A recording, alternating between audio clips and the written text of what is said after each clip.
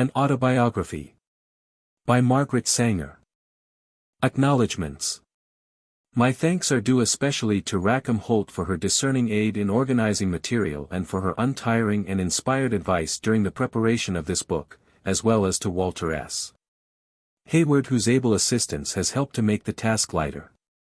In the course of preparing this narrative, many books have been consulted.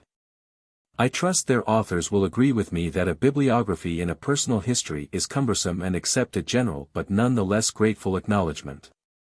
My admiration has always gone out to the person who can put himself in print and set down for historical purposes an exact record of his honest feelings and thoughts, even though they may seem to reflect upon many of his friends and helpers. I have not in this story hurt anyone by intent. Because its thread has, of necessity, followed dramatic highlights, many people who played prominent parts have not been mentioned. These I have not forgotten, nor those numerous others who made smaller offerings. Some have pioneered in their special fields and localities, some have given generously and unfailingly of their financial help. Some have volunteered in full measure their time and efforts as officers and committee members, some have fought and labored by my side throughout the years, some have stepped in for only a brief but significant role. Although on the outskirts of the army, it is to these last as well as to those in the vanguard that the advance has been made. And particularly do I wish to thank those co-workers and members of the various staffs whose contributions can in no way be measured by their duties, and whose indefatigable, loyal devotion has been a bulwark of strength to me at all times. It has been impossible to carry out my sincere desire to give personal and individual recognition and expression of gratitude to all. Neither a history of the birth control movement nor the part one have taken in it could be complete, however, did I not pay tribute to the integrity, valiance, courage, and clarity of vision of the men and women who, year after year, maintained their principles, and never swerved from them in a cause which belongs to all of us. How do you find this book? Any thoughts about the book or the author? Any suggestion for improvement? Please take a moment to share your thoughts in a comment. If you like it, share it with your friends who might enjoy it as well. Subscribe to keep in touch. Visit CompleteAudiobooks.com for more quality content. Chapter 1. From which I spring. Where shall I begin, please your majesty, he asked. Begin at the beginning, the king said, very gravely, and go on till you come to the end, then stop. Lewis Carroll. The streets of Corning, New York, where I was born, climb right up from the Chemung River, which cuts the town in two. The people who live there have floppy knees from going up and down.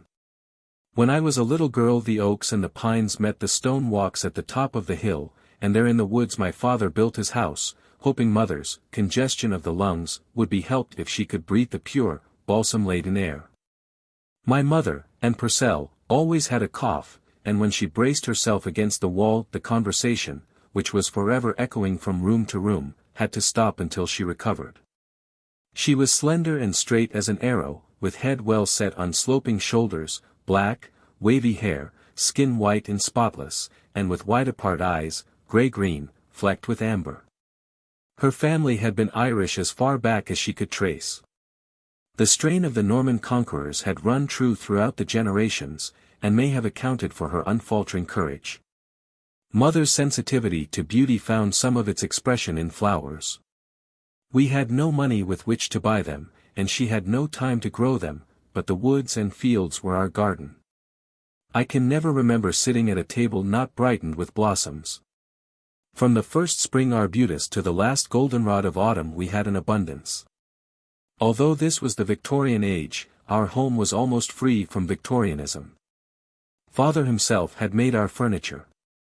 He had even cut and polished the slab of the big, marble-topped table, as it was always called.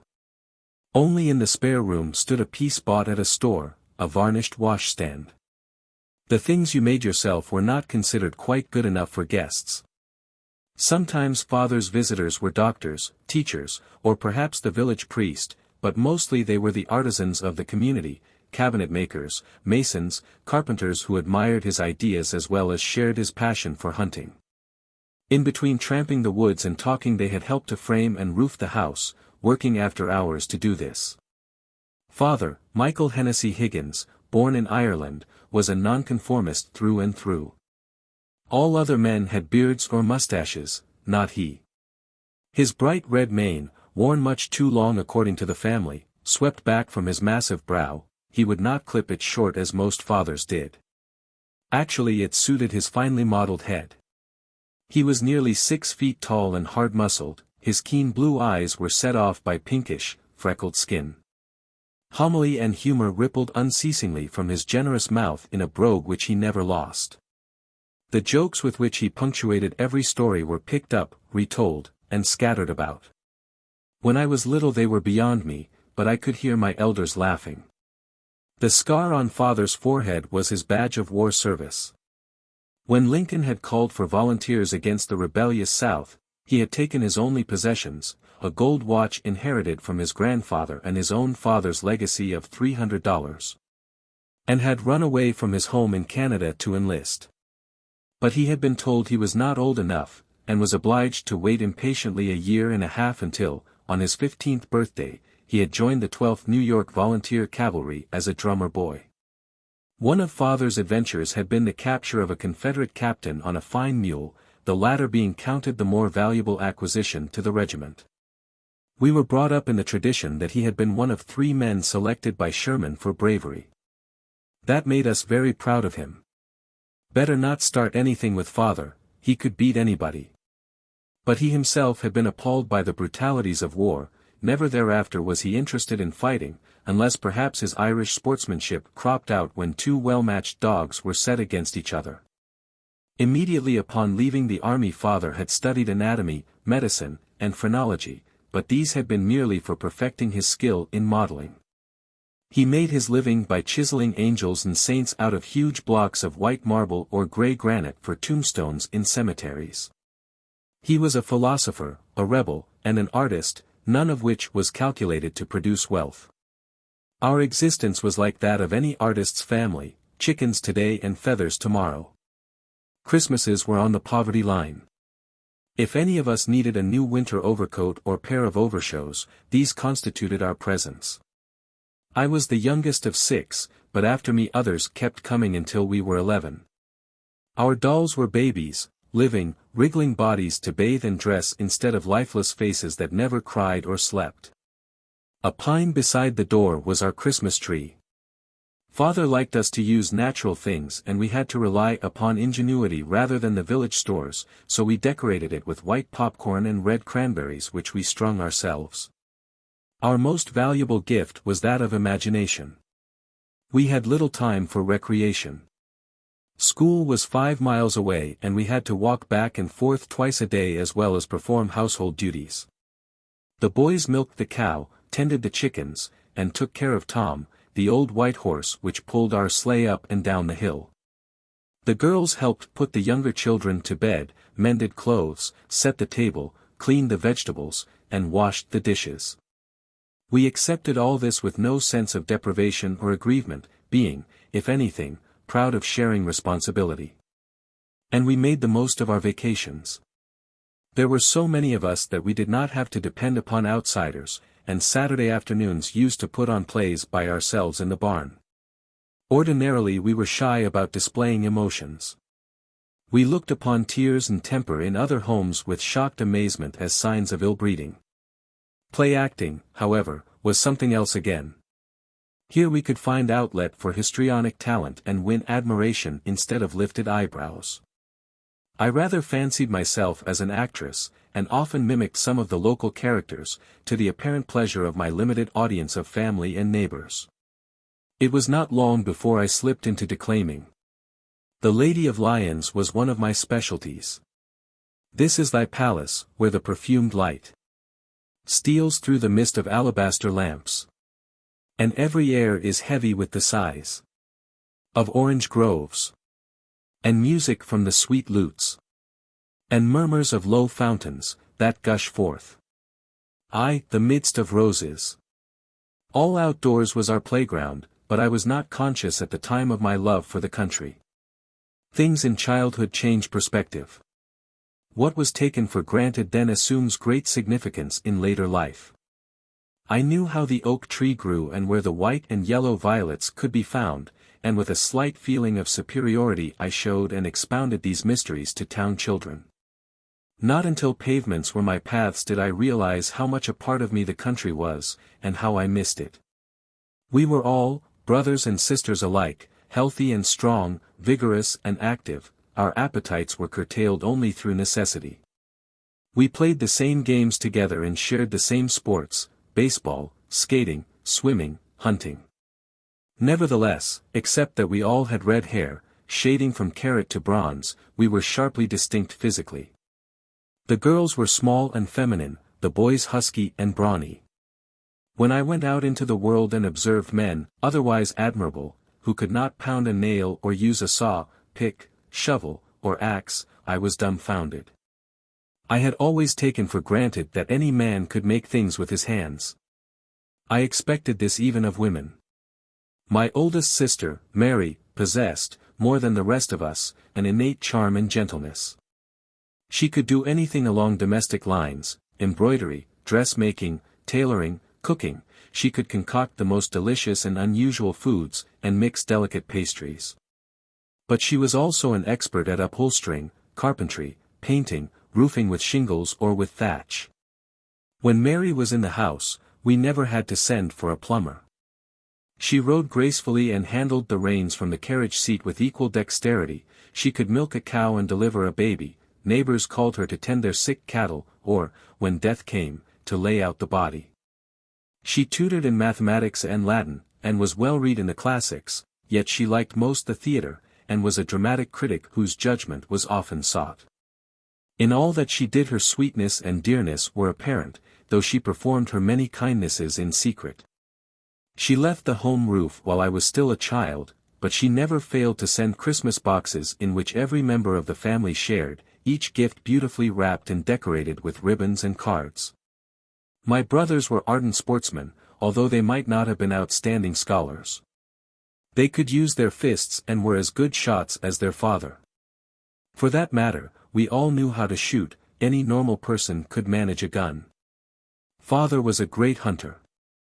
Our best times were when friends of his came to spend the night, talking late, starting early the next morning for the heavy woods which were full of foxes, rabbits, partridge, quail, and pheasant. Someone was always cleaning and oiling a gun in the kitchen or carrying food to the kennels. The boys were devoted to their fox and rabbit hounds, but father lavished his affection on bird dogs. Our favorite came to us unsought, unbought, and I had a prideful part in his joining the family. One afternoon I was sitting alone by the nameless brook which ran by our house, clear and cool, deep enough in some places to take little swims on hot summer days. I was engaged in pinning together with thorns a wreath of leaves to adorn my head when a large, white dog ambled up, sniffed, wagged his tail, and seemed to want to belong. This was no ordinary cur, but a well-bred English setter which had evidently been lost. How father would love him!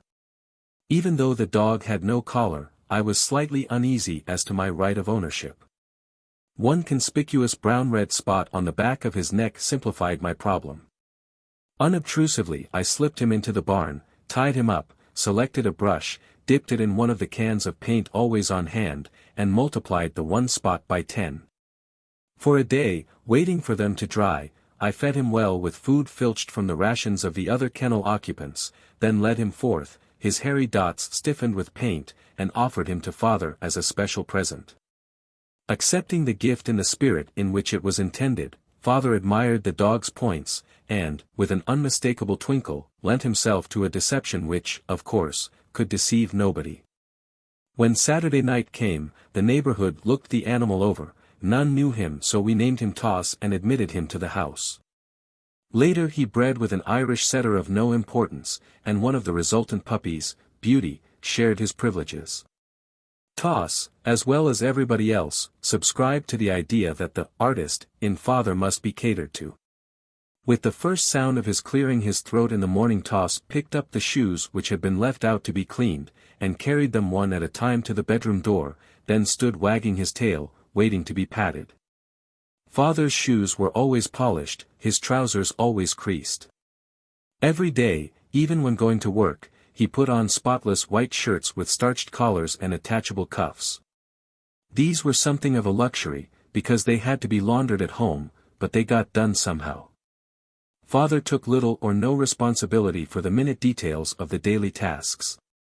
I can see him when he had nothing on hand, laughing and joking or reading poetry. Mother, however, was everlastingly busy sewing, cooking, doing this and that. For so ardent and courageous a woman he must have been trying, and I still wonder at her patience. She loved her children deeply, but no one ever doubted that she idolized her husband, and through the years of her wedded life to her early death never wavered in her constancy. Father's devotion to mother, though equally profound, never evidenced itself in practical ways. The relation existing between our parents was unusual for its day. They had the idea of comradeship and not merely loved but liked and respected each other. There was no quarreling or bickering, none of us had to take sides, saying, "Father is right," or "Mother is right." We knew that if we pleased one we pleased the other, and such an atmosphere leaves its mark. We felt secure from emotional uncertainty, and were ourselves guided toward certainty in our future. We were all friends together, though not in the modern sense of familiarity. A little dignity and formality were always maintained and we were invariably addressed by our full names. The century of the child had not yet been ushered in. In those days young people, unless invited to speak, were seen and not heard.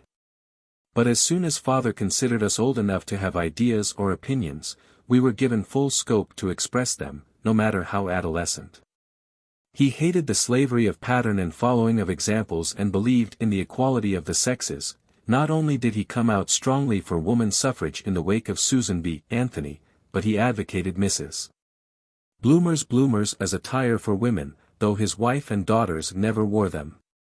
He fought for free libraries, free education, free books in the public schools, and freedom of the mind from dogma and cant.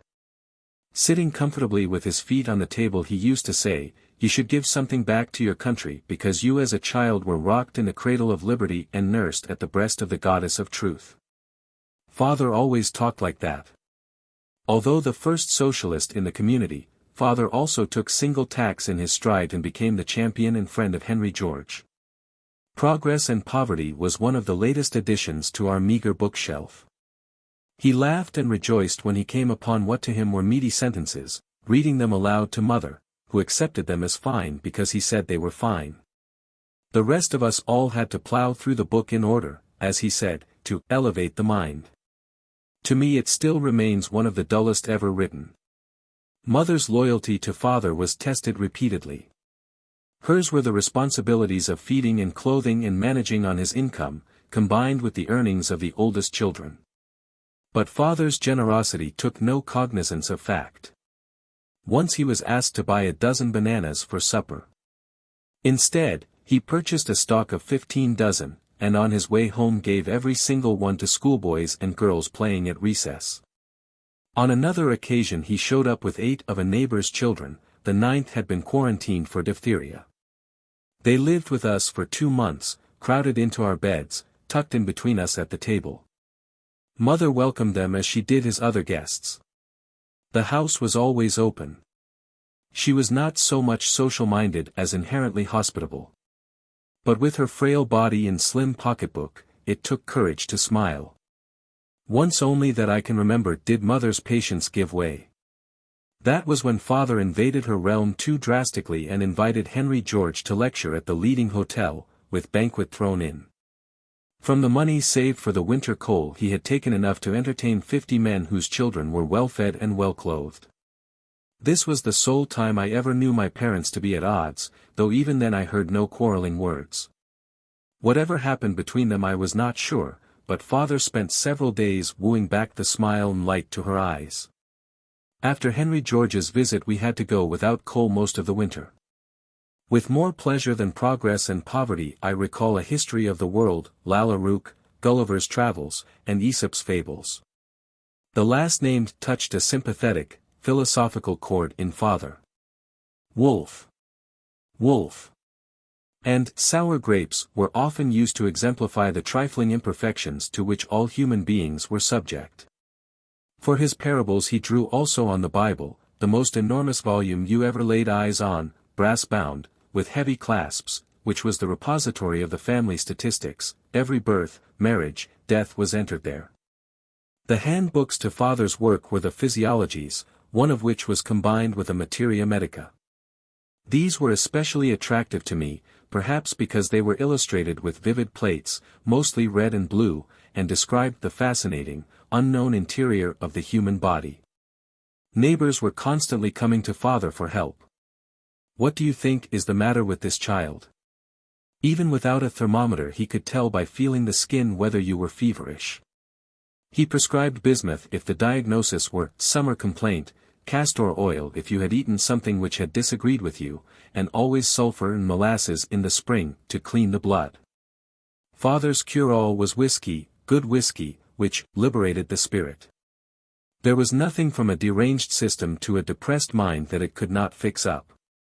He never drank alone, but no masculine guest ever entered the door or sat down to pass the time of day without his producing the bottle. Have a little stimulant. The chief value of whiskey to father, however, was medicinal. If mumps turned into a large, ugly abscess, he put the blade of his jackknife in the fire, lanced the gland, and cleaned the wound with whiskey, good whiskey. When my face was swollen with erysipelas, he painted it morning, afternoon, and evening with tincture of iodine, the doctor had so ordered.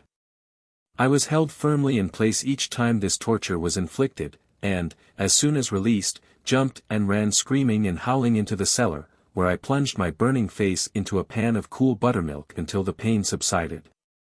This went on for several days, and I was growing exhausted from the dreaded iodine. Finally father decided to abandon the treatment and substitute good whiskey. Then I recovered. As necessary to father as the physiologies was a book by the famous phrenologist, Orson Fuller, under whom he had studied. Father believed implicitly that the head was the sculptured expression of the soul. Straight or slanting eyes, a ridge between them, a turned-up nose, full lips, bulges in front of or behind the ears, all these traits had definite meaning for him. A research worker had to be inquisitive, a seeker with more than normal curiosity bumps, a musician had to have order and time over the eyebrows, a pugilist could not be made but had to have the proper protuberances around the ears. One of father's phrases was, "Nature is the perfect sculptor, she is never wrong. If you seem to have made a mistake in reading, it is because you have not read correctly." He himself seldom made a mistake, and his reputation spread far and wide. Young men in confusion of mind and the customary puzzled, pre-graduation state came from Cornell and other colleges to consult him about their careers. He examined heads and faces, told them where he thought their true vocations lay, and supplemented this advice later with voluminous interested correspondence. I could not help picking up his principles and some of his ardor, though I have never been able to analyze character so well. No amount of front or salesmanship could divert him, whereas I have often been taken in by a person's self-confidence and estimation of himself.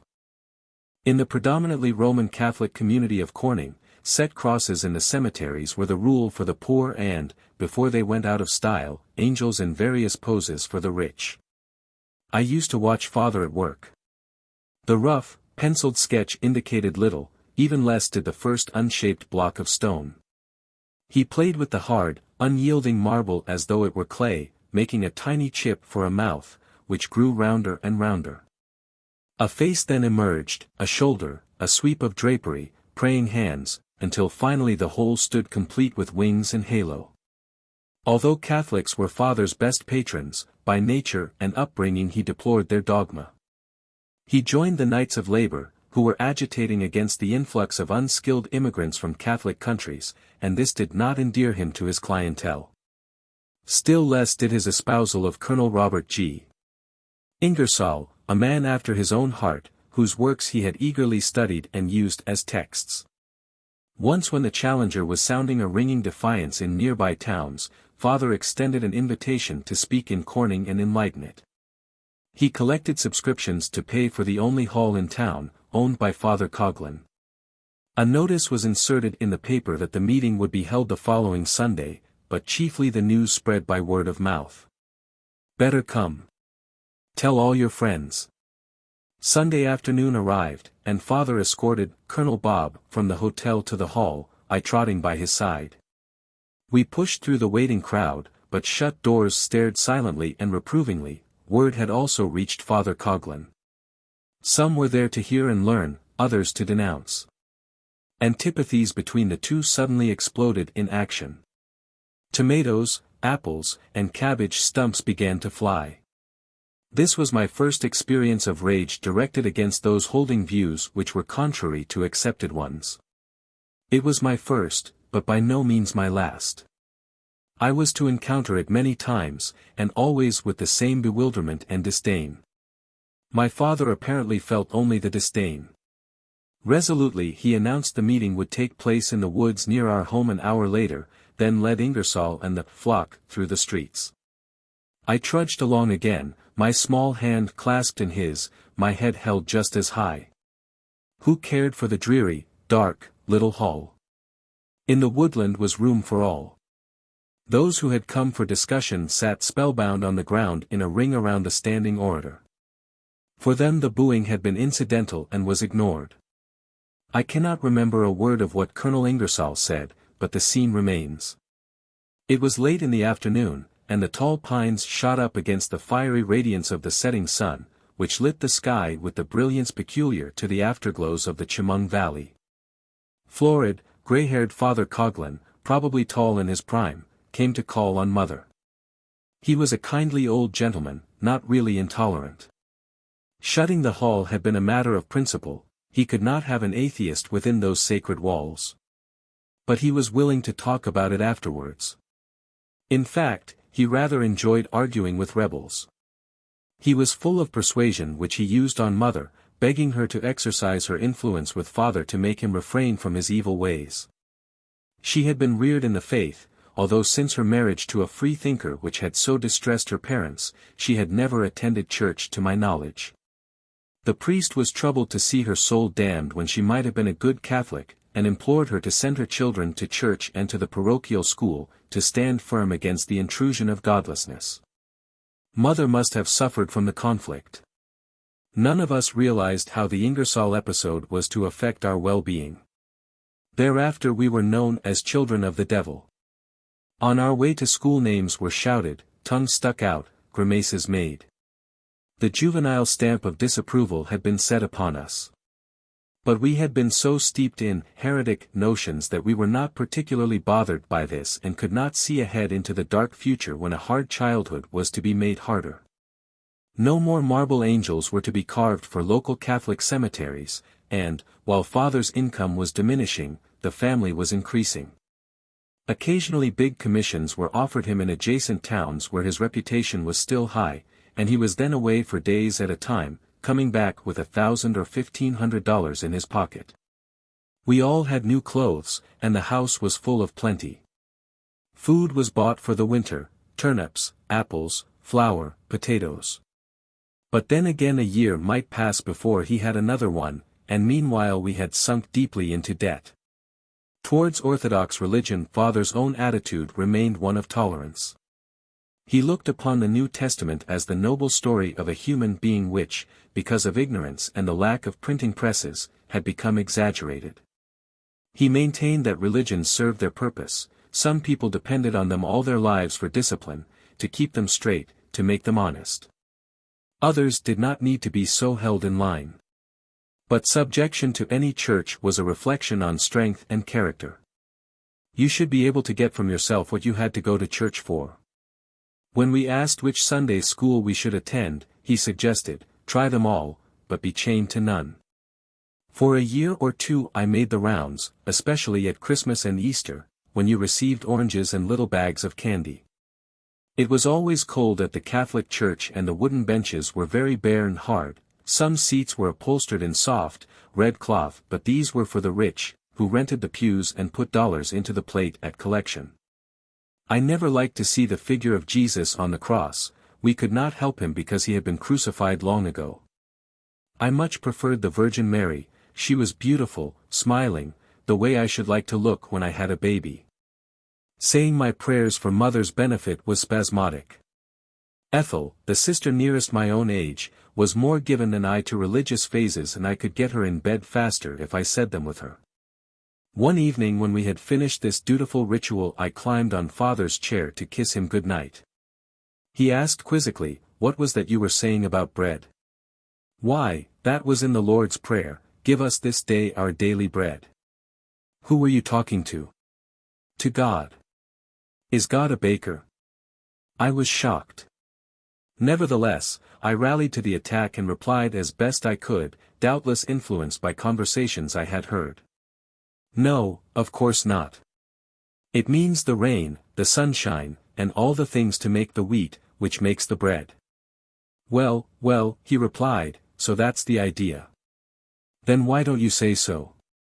Always say what you mean, my daughter, it is much better." Thereafter I began to question what I had previously taken for granted and to reason for myself.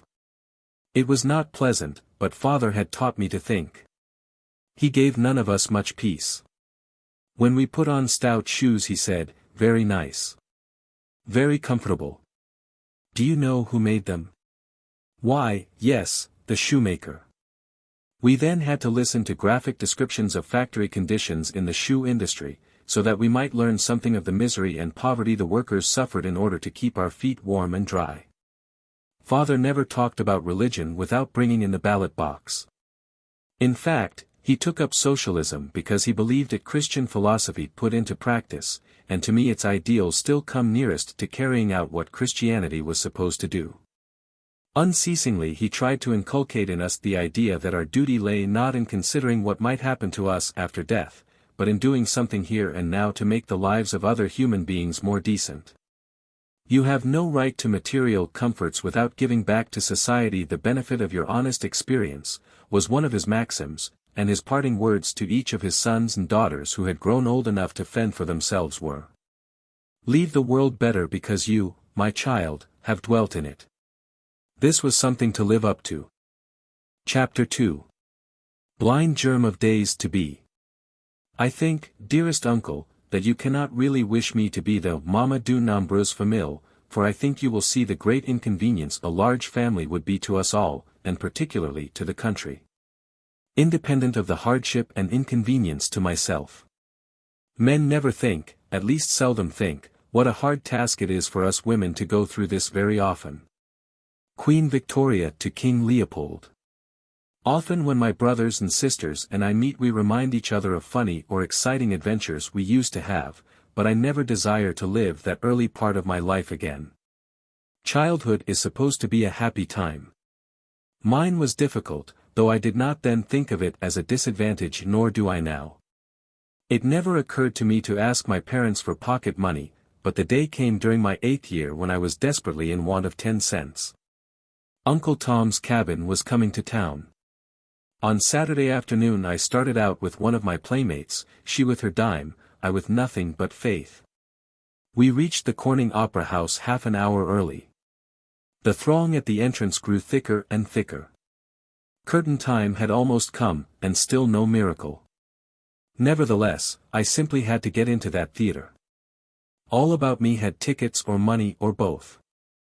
Suddenly I felt something touch my arm, the purse of a woman who was pressed close beside me.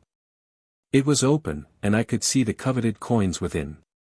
One quick move and I could have my heart's desire. The longing was so deep and hard that it blotted out everything except my imperative need. I had to get into that theater. I was about to put out my hand towards the bag when the doors were thrown wide and the crowd precipitately surged forward. Being small, I was shoved headlong under the ropes and into the safety of the nearest seat. But I could take no joy in the play. As I lay sleepless that night, after a prayer of thanks for my many blessings, the crack of Simon Legree's whip and the offstage hounds baying after Eliza were not occupying my mind.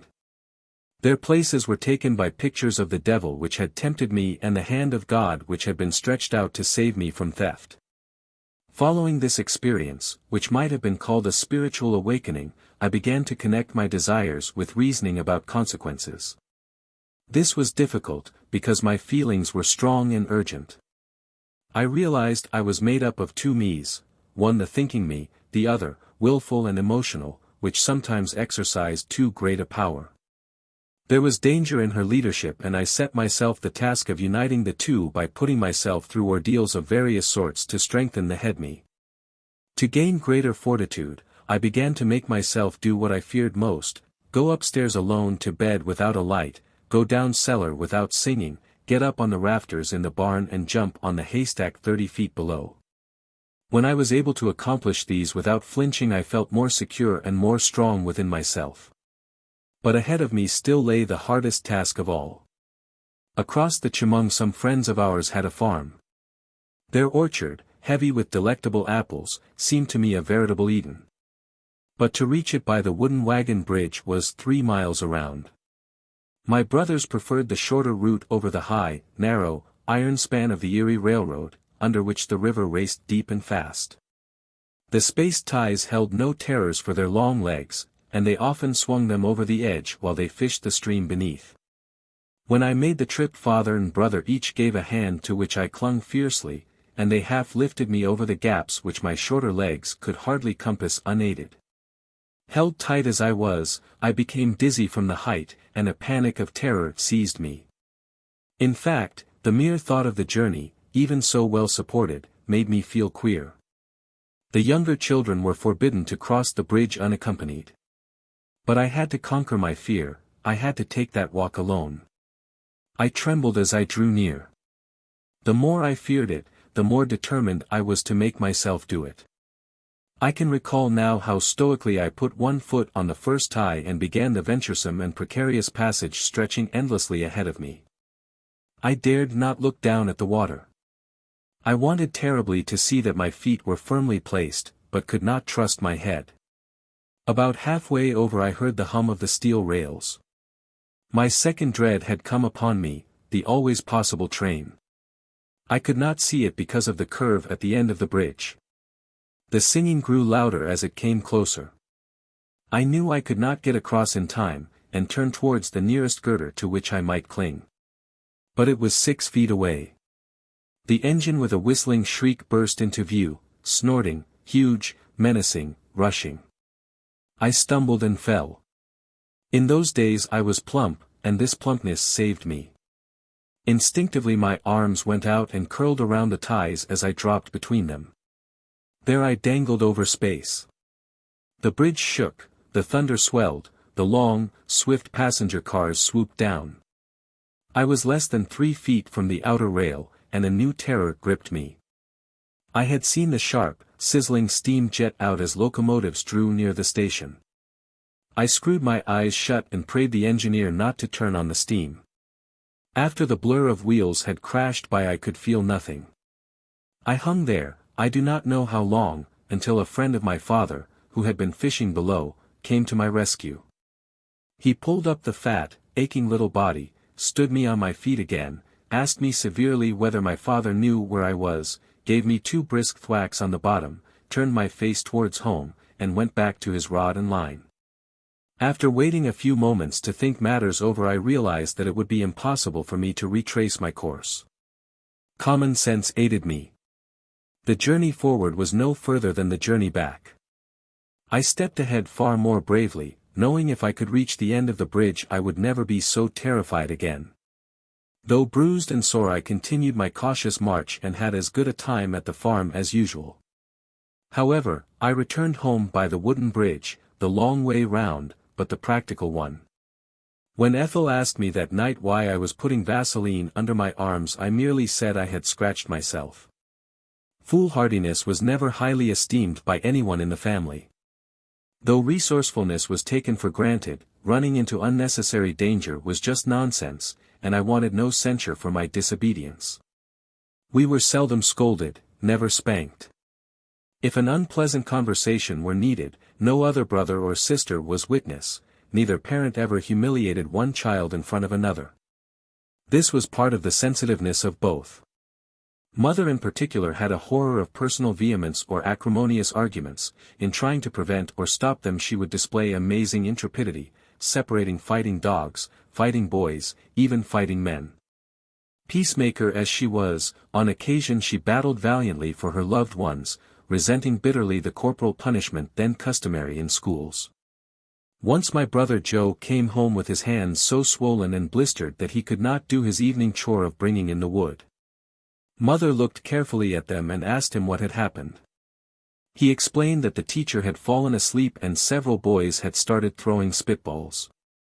When one had hit her on the nose, she had awakened with a little scream. Most children had the trick of burying their faces behind their big geographies and appearing to be studying the page with the most innocent air in the world. But Joe had no such technique. He was doubled up with laughter. The teacher first accused him of throwing the spitball, and, when he denied it, insisted that he name the culprit. She had been embarrassed by her ridiculous situation, and had turned her emotion into what she considered righteous indignation. Joe had paid the penalty of being beaten for his unwillingness to violate the schoolboy code of honor. This was injustice and the surest road to Mother's wrath. She started at once the long trip to the school. When she found no one there, she walked more miles to the teacher's home. Reproof was called for and she administered it. But that was not enough. She then demanded that Father go to the Board of Education and take Joe with him. There would have been no sleeping in the house with her had he not done so. An investigation was promised, which soon afterwards resulted in the teacher's dismissal. The teachers at the Corning school were no worse than others of their day. Many of them were much better. The brick building was quite modern for the time, with a playground around it and good principals to guide it. Its superiority was due in part to the influence of the Houghtons, the big industrialists of the town. For 3 generations they had been making glassware unsurpassed for texture and beauty of design, and hardly a family of means in the country did not have at least one cut-glass centerpiece from Corning. The factories had prospered during the kerosene lamp era, and now, with electricity coming into its own, they were working overtime blowing light bulbs. Corning was not on the whole a pleasant town. Along the river flats lived the factory workers, chiefly Irish. On the heights above the rolling clouds of smoke that belched from the chimneys lived the owners and executives. The tiny yards of the former were asprawl with children. In the gardens on the hills only 2 or 3 played. This contrast made a track in my mind. Large families were associated with poverty, toil, unemployment, drunkenness, cruelty, fighting, jails. The small ones with cleanliness, leisure, freedom, light, space, sunshine. The fathers of the small families owned their homes, the young-looking mothers had time to play croquet with their husbands in the evenings on the smooth lawns. Their clothes had style and charm, and the fragrance of perfume clung about them. They walked hand in hand on shopping expeditions with their children, who seemed positive in their right to live. To me the distinction between happiness and unhappiness in childhood was one of small families and of large families rather than of wealth and poverty. In our home, too, we felt the economic pressure directly ascribable to size. I was always apprehensive that we might someday be like the families on the flats, because we always had another baby coming, another baby coming. A new litter of puppies was interesting but not out of the ordinary. So, likewise, the cry of a new infant never seemed unexpected. Neither excited any more curiosity than breakfast or dinner. No one ever told me how they were born. I just knew. I was little more than 8 when I first helped wash the 14.5-pound baby after one of Mother's deliveries. She had had a terrible hard time, but Father had pulled her through, and, in a few weeks, tired and coughing, she was going about her work, believing as usual that her latest was the prize of perfect babies. Mother's 11 children were all 10-pounders or more, and both she and Father had a eugenic pride of race. I used to hear her say that not one of hers had a mark or blemish, although she had the utmost compassion for those who might have cleft palates, crossed eyes, or be born sick. Late one night a woman rushed into our house, seeking protection, clutching in her shawl a scrawny, naked baby, raw with eczema. When her hysteria was calmed sufficiently we learned that her husband had reeled home drunk and had thrown the wailing infant out into the snow. Father was all for summoning the police, but Mother was too wise for that. She dispatched him to talk to the man while she gave the weeping woman a warm supper and comforted her. Father returned shortly to say it was safe for her to go back to the multitude of other children because her husband had fallen asleep. Ugly and taciturn though he was, I could picture him coming home after a hard day's work to a household racked with the shrieks of the suffering little thing. I could see that he too was pathetic and a victim. I had sympathy for his rage. But mother did lose one of her beautiful babies. Henry George McGlynn Higgins had been named for two of the rebel figures father most admired. The 4-year-old was playing happily in the afternoon. A few hours later he was gasping for breath. Father heated his homemade croup kettle on the stove until it boiled, and then carried it steaming to be put under the blanket which rose like a covered wagon above the bed. As soon as he realized that home remedies were failing, he sent for the doctor. But events moved too swiftly for him. We had gone to bed with no suspicion that by morning we should be one less. I was shocked and surprised that something could come along and pick one of us out of the world in so few hours. I had no time, however, to consider the bewildering verity of death. We all had to turn to consoling mother. Perhaps unconsciously she had subscribed to father's theory that the face was the mirror to the soul. She complained she had no picture of her lovely boy, and kept reminding herself of the fine shape of his head, the wide, well-set eyes, the familiar contours which had been wiped forever from her sight, and might soon be sponged from her memory as well. Mother's grief over her lost child increased father's. Because in part he blamed himself, he was desperate to assuage her sorrow.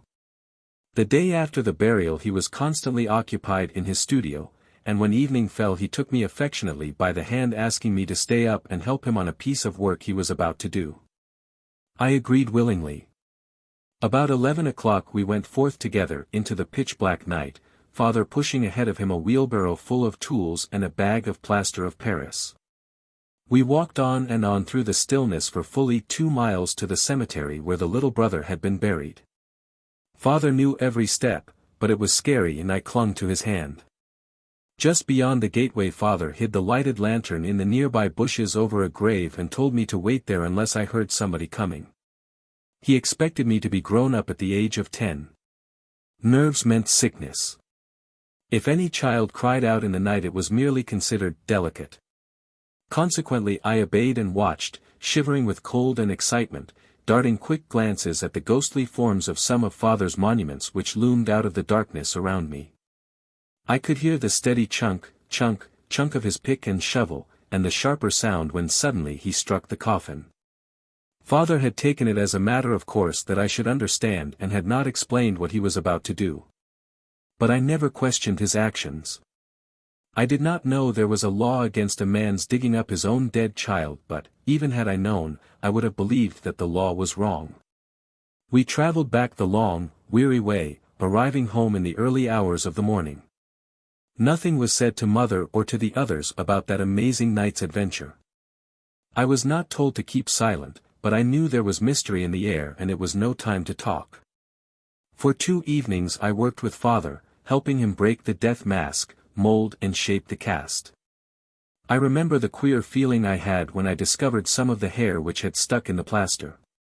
On the 3rd day, just after supper, father said to us all, "Will you come into the studio?" With tender eyes on mother he uncovered and presented to her the bust of the dead little boy.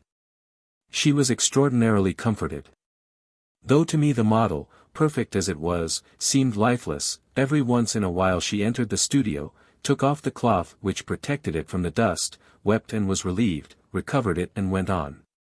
Not one of us dared to utter a word of criticism about mother's adored and adoring husband, nevertheless her soul was harassed at times by his philosophy of live and let live, by his principles against locked doors and private property. She was merely selfless. Often when one of her children was feverish she went to the kitchen pump for water so that it might be cooler and fresher for parched lips. Once, groping her way on such an errand, she stumbled over a tramp who had taken advantage of the unlatched door and lay sprawled on the floor. She rushed back to arouse father, telling him he must put the man out. But he only turned over on his side and muttered, "Oh, let him alone. The poor divil needs sleep like the rest of us." Another night mother was awakened by noises outside. "Father," she called, "there's somebody at the hen coop." What makes you think so? He answered sleepily. I hear the chickens. They wouldn't make a noise unless somebody was in there. Get up. Obediently father put on his trousers and coat. Not even before thieves would he appear in his nightshirt out of his bedroom. He proceeded to the kitchen door, and, holding a lamp on high, addressed the two men, one of whom was handing out chickens to the other. Hey, you, there. What do you mean by coming to a man's house in the middle of the night and stealing his chickens? What kind of citizens are you? This seemed to mother no time for a moral lecture. Why don't you go out? She prodded. It's raining. Give me the lamp, she demanded, exasperated. She started towards our nearest neighbor, splashing through the little brook, getting her feet wet, calling, someone's in our chicken house. Our neighbor armed himself and came running. A man with a gun sent the marauders scurrying up the hill. That was mother's philosophy. I think father fell in her estimation for a few days after this. She expected him to be the guardian of the home, but he was never that. His liberal views were so well known that our house was marked with the tramp's patron of the first degree. Always get something here. Never be turned away. If it happened to be payday they could count on a quarter as well as a meal. One particular evening we were expecting father home, his pockets bulging with the money from his latest commission, but by nightfall he had not yet returned. When mother heard a rap at the door she went eagerly to open it. Two ragged strangers were standing there. Is the boss in? No, but I'm looking for him any minute. We want something to eat. With no more ceremony than was customary among the knights of the open road they pushed through the door and made for the kitchen, plainly knowing their way about. How dare you come into this house, exclaimed mother indignantly. Toss. Beauty. She cried sharply. The fear in her voice brought the dogs lunging downstairs with fangs bared and hackles bristling. They leaped at the backs of the uninvited guests. Father came in a few hours later. The door was swinging wide, the snow was blowing in.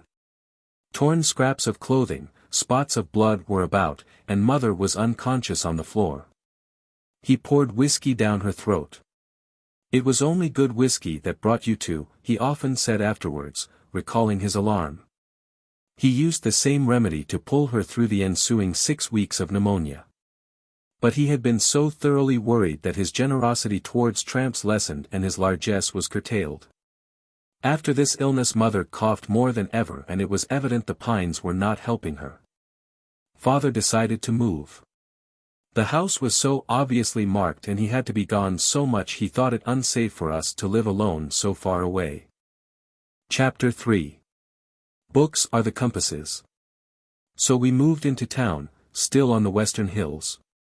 It marked the beginning of my adolescence, and such breaks are always disturbing.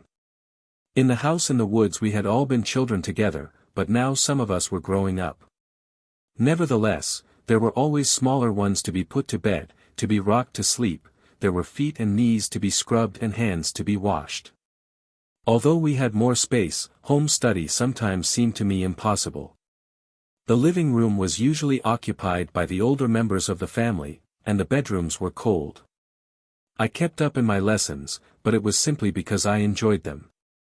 In most schools teachers and pupils then were natural enemies, and the one I had in the 8th grade was particularly adept at arousing antagonism. She apparently disliked her job and the youngsters under her care as much as we hated her. Sarcasm was both her defense and weapon of attack. One day in mid-June I was delayed in getting off for school. Well aware that being tardy was a heinous crime, I hurried, pulling and tugging at my first pair of kid gloves, which Mary had just given me. But the bell had rung 2 minutes before I walked into the room, flushed and out of breath. The teacher had already begun the class. She looked up at the interruption. Well, Miss Higgins, so your ladyship has arrived at last. Ah, a new pair of gloves. I wonder that she even deigns to come to school at all. Giggles rippled around me as I went into the cloakroom and laid down my hat and gloves. I came back, praying the teacher would pay no more attention to me, but as I walked painfully to my seat she continued repeating with variations her mean comments. Even when I sat down she did not stop. I tried to think of something else, tried not to listen, tried to smile with the others. I endured it as long as I could, then took out my books, pyramiding arithmetic, grammar, and speller, strapped them up, rose, and left. Mother was amazed when I burst in on her. "I will never go back to that school again," I exclaimed dramatically. "I have finished forever. I'll go to jail, I'll work, I'll starve, I'll die. But back to that school and teacher I will never go." As older brothers and sisters drifted home in the evening, they were as horrified as Mother. "But you have only 2 weeks more," they expostulated. "I don't care if it's only an hour. I will not go back." When it became obvious that I would stick to my point, Mother seemed glad to have me to help her. I was thorough and strong and could get through a surprising amount of work in no time. But the rest of the family was seriously alarmed. The next few months were filled with questions I could not answer. What can you ever be without an education? Are you equipped to earn a living?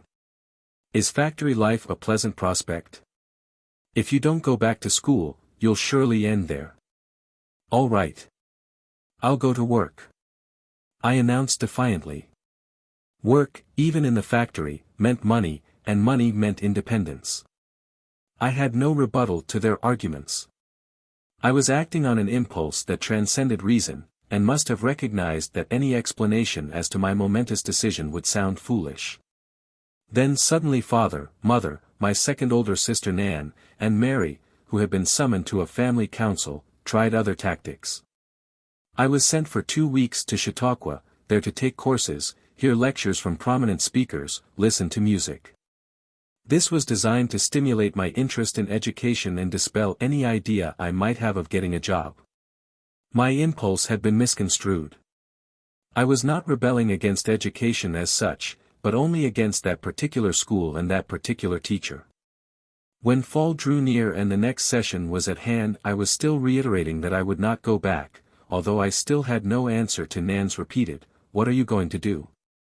Nan was perhaps the most inspiring of all my brothers and sisters. The exact contrary to Father, she wanted us all to conform and was in tears if we did not.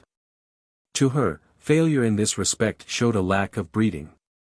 Yet even more important than conformity was knowledge, which was the basis for all true culture. She herself wanted to write, and had received prizes for stories from Street Nicholas and the Youth's Companion. But the family was too dependent upon the earnings of the older girls, and she was obliged to postpone college and her equally ardent desire to study sculpture. She became a translator of French and German until these aspirations could be fulfilled. At the time of my mutiny Nan was especially disturbed. "You won't be able to get anywhere without an education," she stated firmly. She and Mary, joining forces, together looked for a school, reasonable enough for their purses, but good enough academically to prepare me for Cornell. Private education was not so expensive as today, and families of moderate means could afford it. My sisters selected Claverack College and Hudson River Institute, about 3 miles from the town of Hudson in the Catskill Mountains. Here, in one of the oldest coeducational institutions in the country, the Methodist farmers of the Dutch Valley enrolled their sons and daughters. Unfortunately it is now gone, and with it the healthy spirit it typified. One sister paid my tuition and the other bought my books and clothes. For my board and room I was to work. Going away to school was epochal in my life. The self-contained family group was suddenly multiplied to 500 strangers, all living and studying under one roof. The girls' dormitory was at one end, the boys at the other, but we shared the same dining room and sat together in classes. Occasionally a boy could call on a girl in the reception hall if a teacher were present. I liked best the attitude of the teachers. They were not so much policemen as companions and friends, and their instruction was more individual and stimulating than at Corning. I did not have money to do things the other girls did, go off for weekends or house parties, but waiting on table or washing dishes did not set me apart.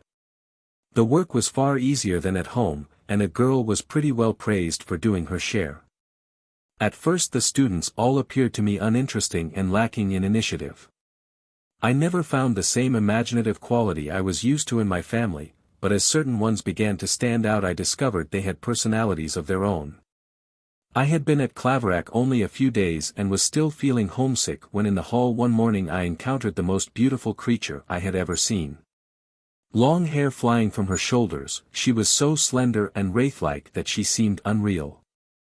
I have never since been so moved by human loveliness as I was by Esther's. I cried at night because I sensed it was something I could not reach.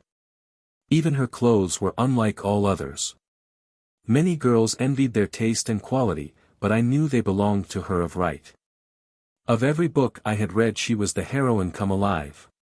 Worlds apart though we were in tradition, looks, behavior, experience, Esther and I had the same romantic outlook.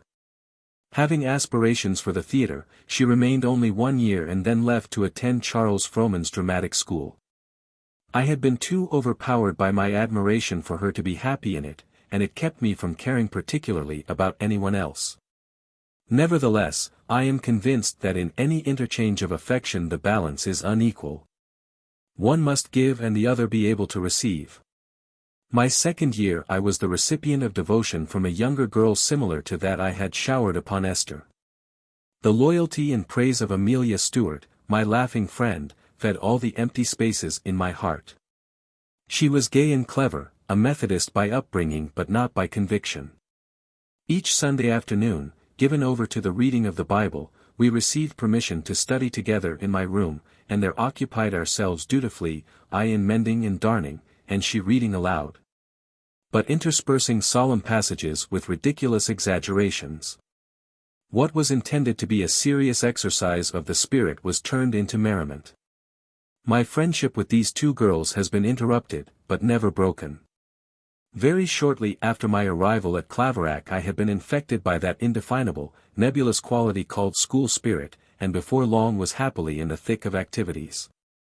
Assembly was held in the chapel every morning, during which we all in turn had to render small speeches and essays, or recite selections of poetry. I had a vivid feeling of how things should be said, putting more dramatic fervor into certain lines than my limited experience of the theatre would seem to explain, and on this account the elocution teacher encouraged me to have faith in my talents. Every girl, I suppose, at some time or other wants to be an actress.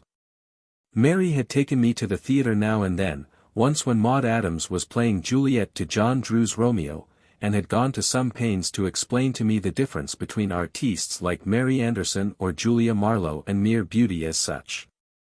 She would not have been pleased at my seeing Lillian Russell, which I did during a Christmas holiday in New York. Lillian Russell was too glamorous and, furthermore, she was said to have accepted jewelry from men. One vacation I announced to my family that I was thinking of a stage career. Disapproval was evident on all sides. Father pooh-poohed, Mary alone held out hope. She said I had ability and should go to dramatic school in New York as soon as I had finished Claverack. She would apply immediately to Charles Frohman to have me understudy Maud Adams, whom I at least was said to resemble physically, small and with the same abundant red-brown hair. Lacking good features I took pride only in my thick, long braids. I used to decorate them with ribbons and admire the effect in the mirror. The application was made, I was photographed in various poses with and without hats. A return letter from the school management came, enclosing a form to be filled in with name, address, age, height, weight, color of hair, eyes, and skin. But additional data were required as to the exact length of the legs, both right and left, as well as measurements of ankle, calf, knee, and thigh. I knew my proportions in a general way. Those were the days when every pack of cigarettes carried a bonus in the shape of a pictured actress, plump and well-formed. In the gymnasium the girls had compared sizes with these beauties. But to see such personal information go coldly down on paper to be sent off to strange men was unthinkable. I had expected to have to account for the quality of my voice, for my ability to sing, to play, for grace, agility, character, and morals. Since I could not see what legs had to do with being a second Maud Adams, I did not fill in the printed form nor send the photographs, but just put them all away, and turn to other fields where something beside legs was to count. Chapel never bored me. I had come to dislike ritual in many of the churches I had visited, kneeling for prayer, sitting for instruction, standing for praise. But in a Methodist chapel anyone could get up and express a conviction. Young sprouts here were thinking and discussing the Bible, religion, and politics.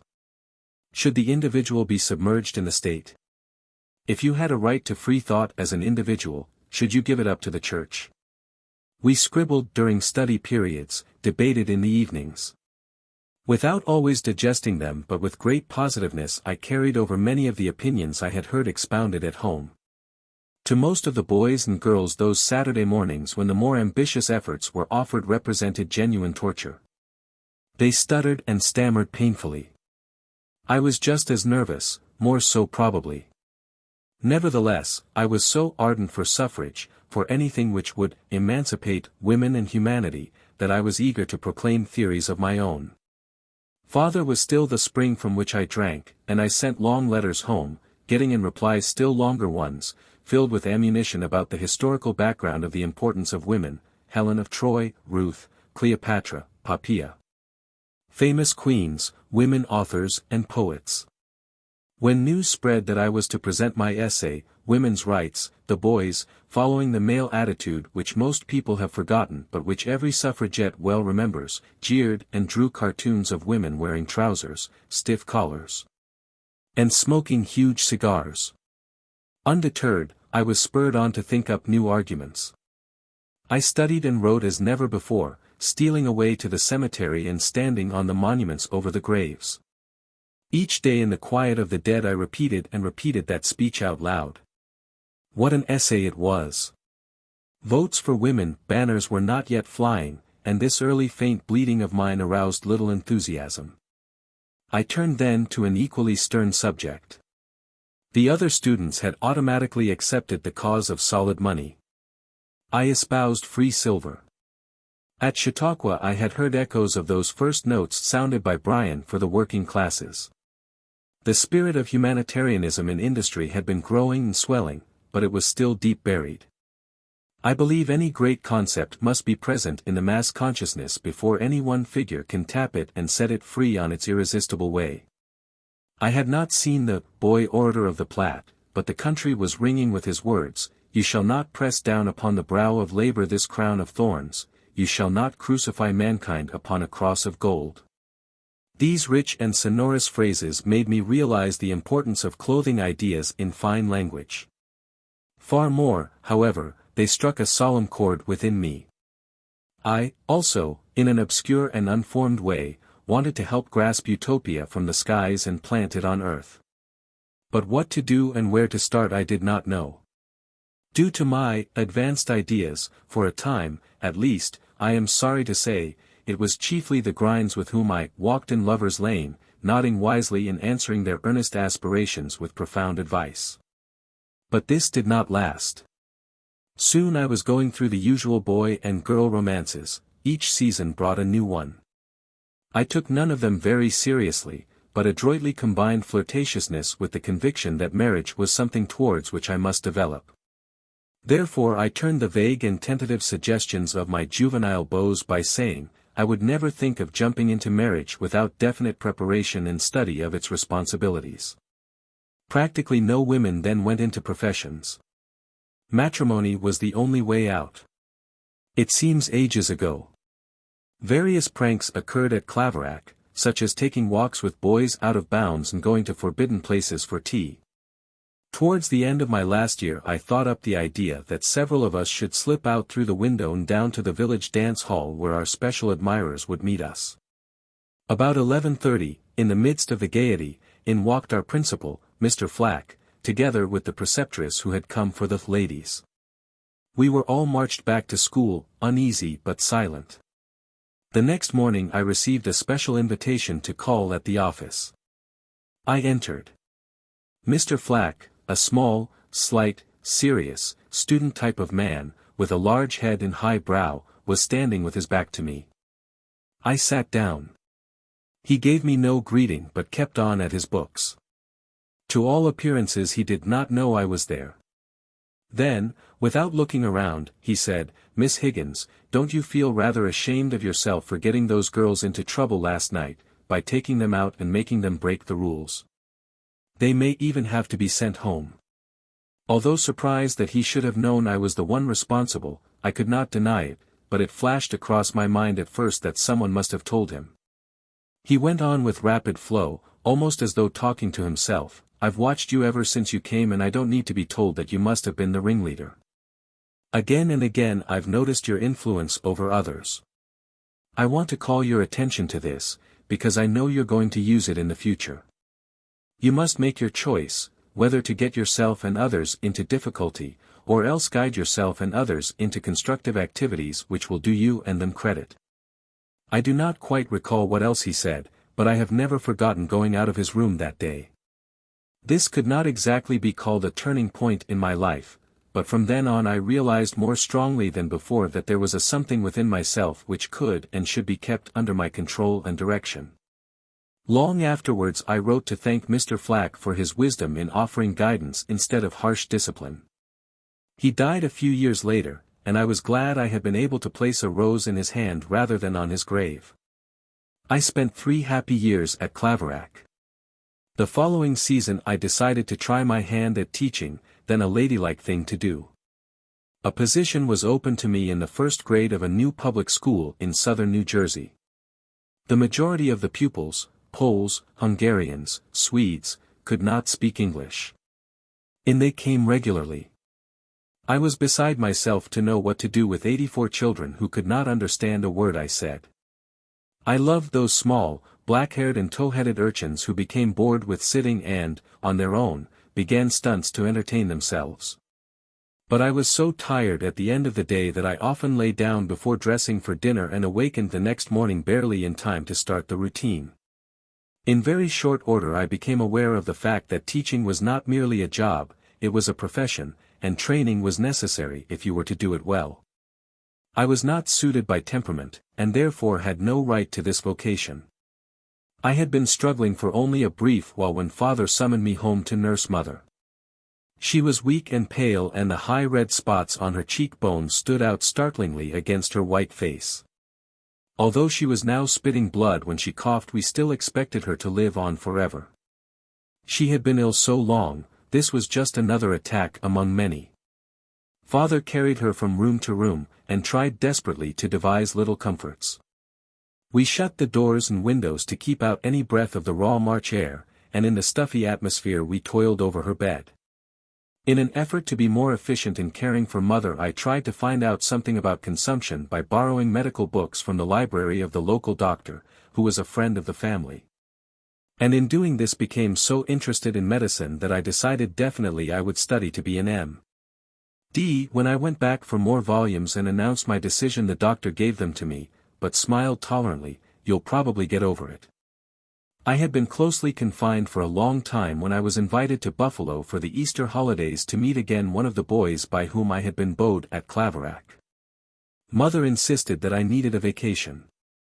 Mary and Nan were both there. I could stay with them, and we planned a pleasant trip to Niagara Falls for the day. With me out of the way, mother sent off the little children one by one on some pretext or another. She had more difficulty with father. The fire bricks in the stove had split and she told him he must go to town and get new ones. Much against his will, because he was vaguely unquiet, he started for the foundry. He had left only because mother seemed to want it so much, but when he had walked a few blocks, he found he could not go on. For some Celtic mystic reason of his own he turned abruptly around and came back to the house. Mother was gasping in death. All the family hated scenes, she most of all.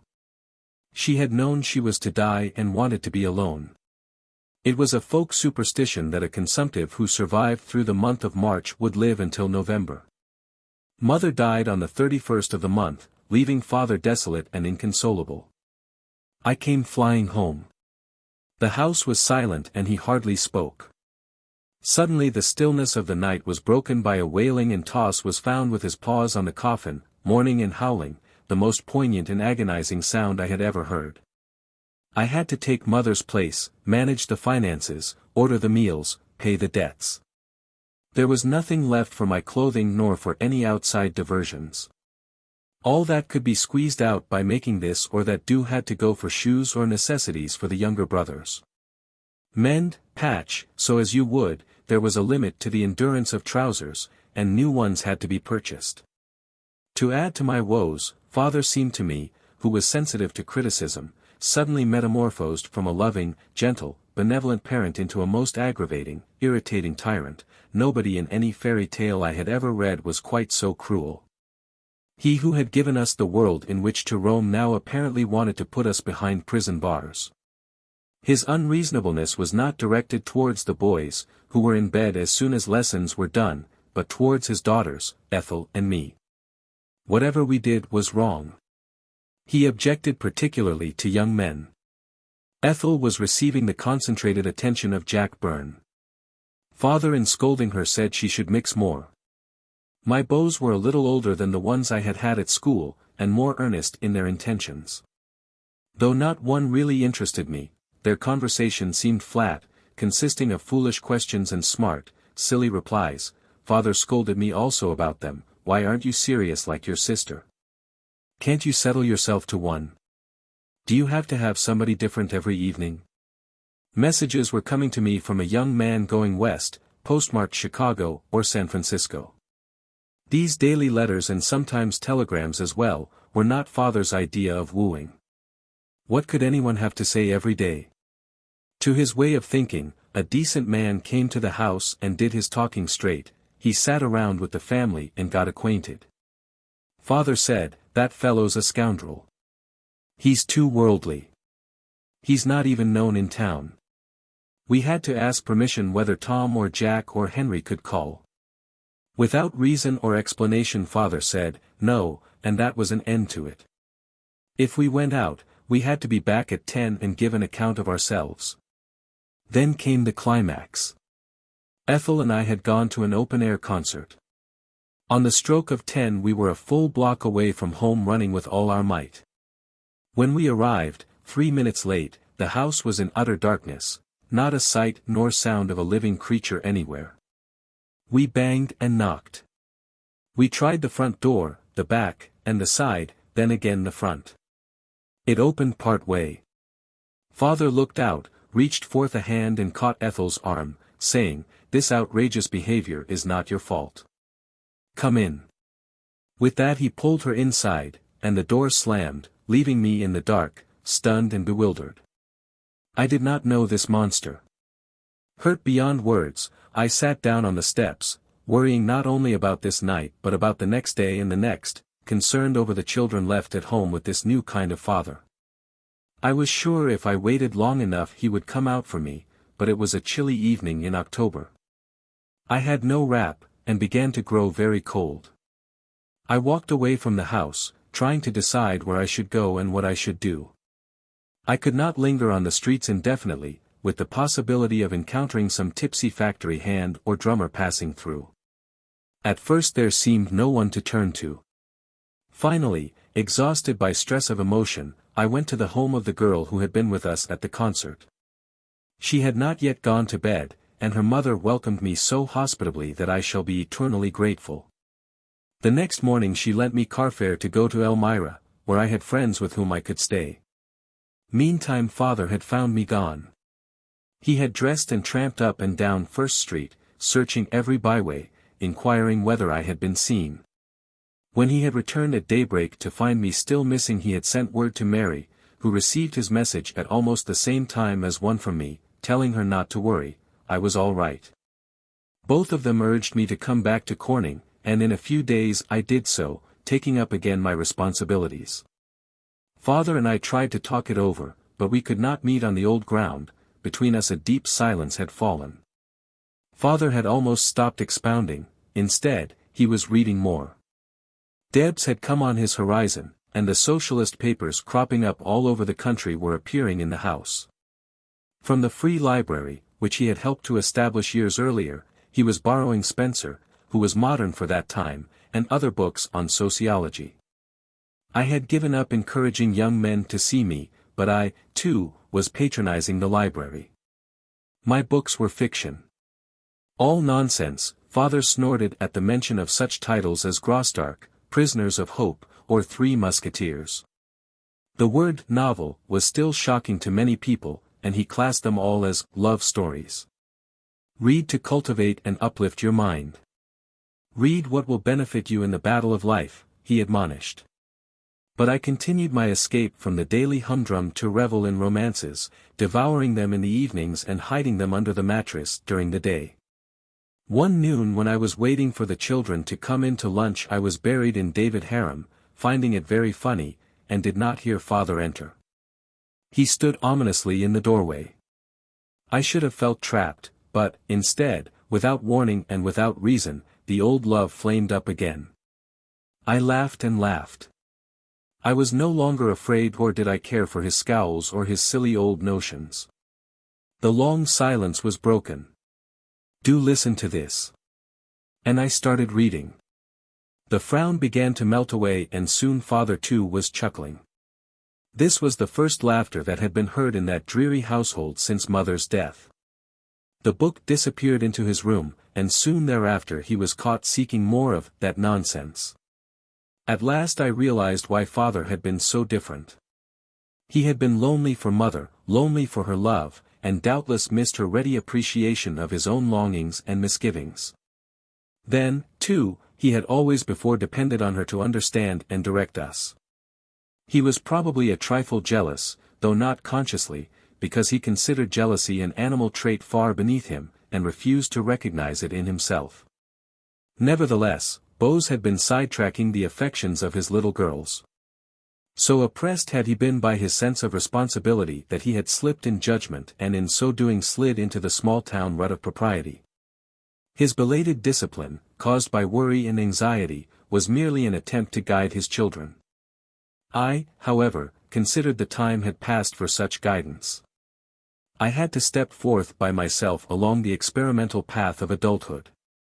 Though the immediate occasion for reading medical books had ceased with mother's death, I had never, during these months, lost my deep conviction that perhaps she might have been saved had I had sufficient knowledge of medicine. This was linked up with my latent desire to be of service in the world. The career of a physician seemed to fulfill all my requirements. I could not at the moment see how the gap in education from Claverack to medical school was to be bridged. Nevertheless, I could at least make a start with nursing. But father, though he proclaimed his belief in perfect independence of thought and mind, could not approve nursing as a profession, even when I told him that some of the nicest girls were going into it. Well, they won't be nice long, he growled. It's no sort of work for girls to be doing. My argument that he himself had taught us to help other people had no effect. Father's notions, however, were not going to divert me from my intention. No matter how peaceful the home atmosphere had become, still I had to get out and try my wings. For 6 months more we jogged along, then, just a year after mother had died, Esther asked me to visit her in New York. I really wanted to train in the city, but her mother knew someone on the board of the White Plains Hospital, which was just initiating a school. There I was accepted as a probationer. Chapter 4. Darkness there and nothing more. The old White Plains Hospital, not at all like a modern institution, had been a 3-storied manor house. Long deserted because 2 people had once been found mysteriously dead in it, and thereafter nobody would rent or buy. The hospital board, scoffing at superstition, had gladly purchased it at the low price to which it had been reduced. However, in spite of rearrangements and redecorating, many people in White Plains went all the way to the Tarrytown Hospital rather than enter the haunted portals. Once set in spacious grounds, the building was still far back from the road. A high wall immediately behind it shut off the view of the next street, and nothing could be seen beyond except the roof of what had been the stable. The surrounding tall trees made it shadowy even in the daytime. To reach the office you had to cross a broad pillared veranda. Parlor and sitting room had been thrown together for the male ward, and an operating room had been tacked on to the rear. The great wide stairway of fumed oak, lighted at night by low-turned gas jets, swept up through the lofty ceiling. On the second floor were the female ward and a few private rooms. The dozen or so nurses slept in the made-over servants' quarters under the gambrel roof. Student nurses in large modern hospitals have little idea what our life was like in a small one 35 years ago.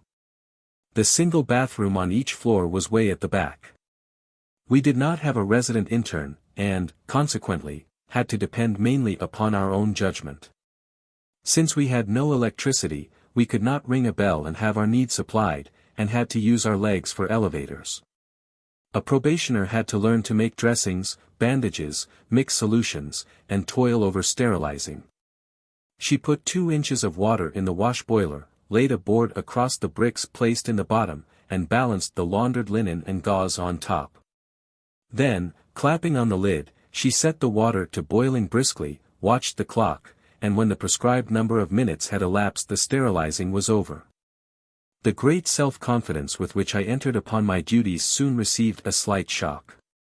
One of our cases was an old man from the county home.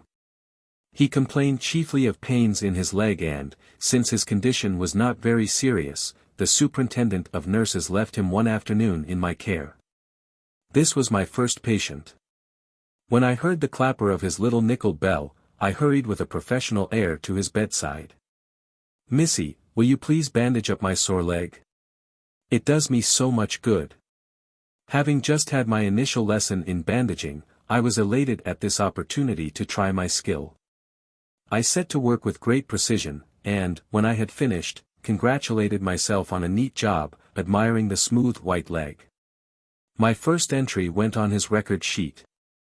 A little later the superintendent, in making her rounds, regarded the old man perplexedly. "Why have you got your leg bandaged?" I asked the nurse to do it for me. "Why that leg?" "It's the other one that hurts." Oh, she was so kind I didn't want to stop her. I bowed my head in embarrassment, but I was young and eager, and it did not stay bowed long. Within a short period I considered myself thoroughly inured to what many look upon as the unpleasant aspects of nursing. The sight of blood never made me squeamish, and I had watched operations, even on the brain, with none of the usual sick giddiness. Then one day the driver of a Macy delivery wagon, who had fallen off the seat, was brought in with a split nose. I was holding the basin for the young doctor who was stitching it up, when one of the other nurses said something to tease him. He dropped his work, leaving the needle and catgut thread sticking across the patient's nose, and chased her out of the room and down the hall. The patient, painless under a local anesthetic, gazed mildly after them. But the idea that doctor and nurse could be so callous as to play jokes horrified me. When pursuer and pursued returned they found me in a heap on the floor, the basin tipped over beside me, instruments and sponges scattered everywhere. The patient was still sitting quietly waiting for all the foolishness to stop. I am glad to say this was the one and only time I ever fainted on duty. The training, rigid though it was, would have been far less difficult had it not been for the truly diabolical head nurse. In the morning she was all smiles, so saintly that you could almost glimpse the halo around her head. But as the day wore on the demon in her appeared.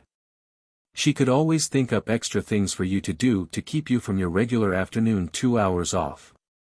This was particularly hard on me because I had developed tubercular glands and was running a temperature.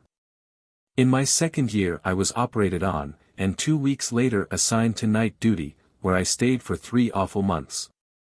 My worst tribulation came during this period. People then seldom went to hospitals with minor ailments, our patients were commonly the very sick, requiring a maximum of attention. There was no orderly and I could use only my left hand because my right shoulder was still bandaged. I took care of admissions, entered case histories, and, when sharp bells punctuated the waiting stillness, sometimes one coming before I had time to answer the first, I pattered hurriedly up and down the 3 flights.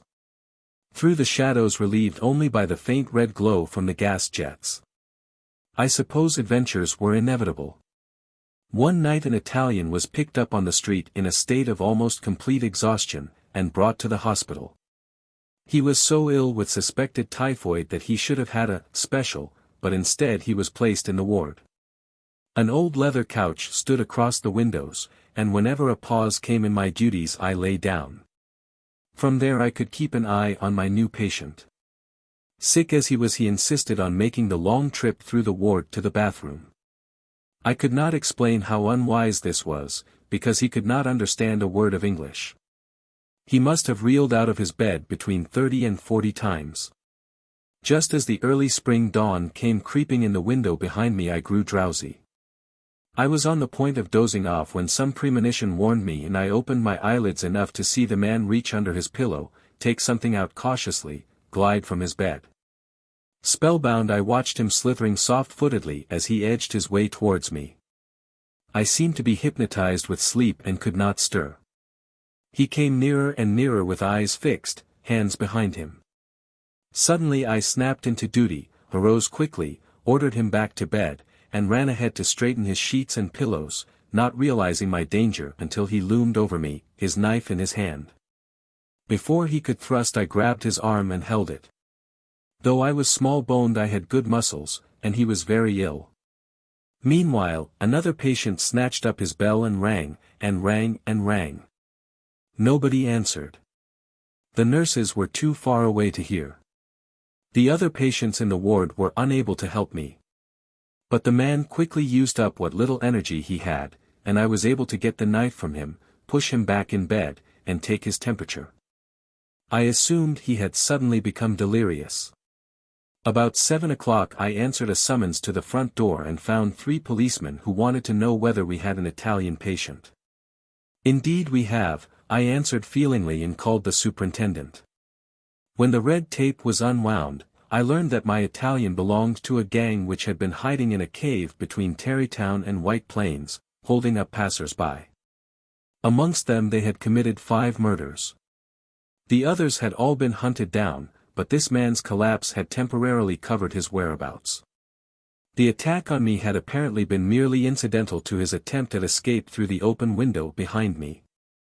He was carried off to the county hospital jail, and I was not sorry to see him go. After this incident an orderly was employed and, though he was allowed to sleep at night, it was reassuring to know he could be called in an emergency. The emergency soon arose. A young man of about 25, of well-to-do parents, was admitted as an alcoholic. I remember that I was impressed by the softness of his handshake when I greeted him. He had the first symptoms of delirium tremens, but he was now perfectly conscious and needed no more than routine attention. Sometime in the night the new arrival asked me to get him a drink of water. When I came back into the room and offered it to him, he knocked me into the corner 10 feet away. As my head banged against the wall, he leaped out of bed after me and reached down for my throat. Though half-stunned and off my feet, I yet had more strength than the man whose flabby muscles refused to obey his will. The patient in the adjoining bed rang, and in a few moments the orderly came to my assistance. Between us we got the poor crazed youth into a straitjacket. The doctor who was summoned could do nothing, and in the morning the young man mercifully died. To differentiate between things real and things imaginary was not always easy at nighttime. One morning about 2 o'clock I was writing my case histories in the reception office on the ground floor just off the veranda. Both window and curtain behind my back were up about 10 inches to let in the cool, moist air. Abruptly I had a feeling that eyes were staring at me. I could not have explained why. I had heard no sound, but I was certain some human being was somewhere about. Anybody who had come on legitimate business would have spoken. Perhaps it was another patient with a knife. Should I sit still? Should I look behind me? I turned my head to the window, and there an ugly, grinning face with a spreading, black mustache was peering in at me. It might have been disembodied. All I could see was this extraordinary face, white against the inky background. It was not a patient, not anyone in my charge. Relief was immediate and action automatic. I seized the long window pole, twice as tall as I, dashed to the outer door, and shooed him off the veranda. He ran for the outer gate while I brandished my weapon after him. Such instantaneous responses must have been the result of having in childhood sent fears about their business before they could gather momentum. Now I could usually act without having to think very much about them or be troubled in retrospect. They were all in the day's work of the night nurse. Probably the fact that I was low in vitality made me more susceptible to mental than physical influences. Realistic doctors and stern head nurses tried to keep tales of the old house from the probationers, but not very successfully. When the colored patients could not sleep, they used to tell us weird stories, and with rolling eyes solemnly affirmed they were true. One old darky woman, hearing the hoot owls begin their mournful too-hoo, would sit straight up in her bed and whisper, "Suppose dat Callan me? Hit's Callan, someone in dis hospital." Again and again after the owls hooting, either somebody in the hospital died, or was brought in to die from an accident.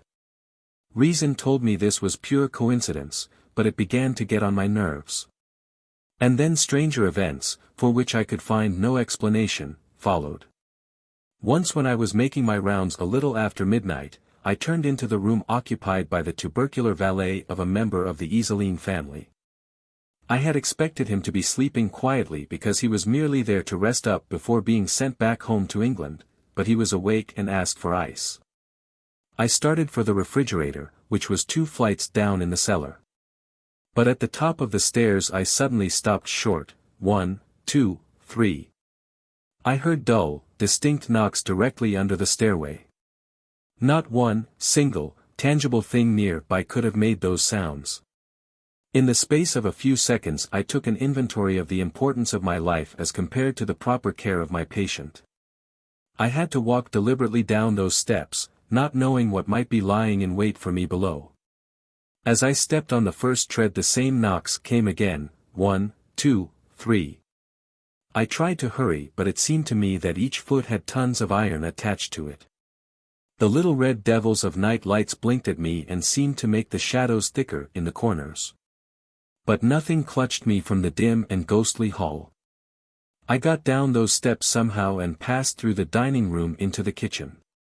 There I paused again. Should I take a butcher knife with me? No, I won't do that, I answered myself resolutely, and started for the cellar stairs. For the third time came the knocking. Glancing to right and left, my back against the dark, I crept down, reached the refrigerator, broke off some chunks of ice with trembling hands, put them in a bowl, steeled myself while I chopped them into still finer pieces, and set out on the return, my feet much lighter going up than down. I had been away only a brief while altogether, but the patient, for no apparent cause, had had a hemorrhage, and died in a few minutes. Many times after that I heard these nocturnal sounds, usually overhead. They began to seem more like footsteps, tap, tap, tap, tap, very quick and a bit muffled. Soon I was not sleeping well in the daytime. One morning I asked at breakfast table, who was walking around last night? I wasn't. Not I. Certainly not me, came a chorus. What makes you think someone was up? I distinctly heard footsteps the full length of the 3rd floor. What time? Around 4 o'clock. But nobody admitted to having been up. Then one of you must have been walking in your sleep, I insisted. The nurse who had preceded me on night duty timidly contributed, I always heard somebody. I didn't want to say anything about it for fear you'd think I was queer. Towards morning of the very next night, when I was in the 2nd floor ward, I heard the patter again above my head. I ran upstairs to the nurse's quarters as fast as I could and looked down the corridor. Every door was tight shut. I tore down 2 flights to the 1st floor. The noise came once more above me. Back to the 2nd floor. All patients were in their beds. I asked the only wakeful one, "Did you get up just now?" No. Did anybody else get up? No. Some nights went by quietly. But I heard the noises often enough to become truly concerned for fear I might be imagining things. I said to one of the older nurses, "I'm going to wake you up and see whether you hear them too." "I'll sit up with you," she offered. "No, I'll call you." They never come until almost morning. The next time, at the first tap, I hurried to her room, shook her awake, led her to the floor below. "There, do you hear it?" Her expression was confirmation enough. Leaving her, I raced down another flight, and waited. In a moment the tap, tap, tap, tap, came again from overhead.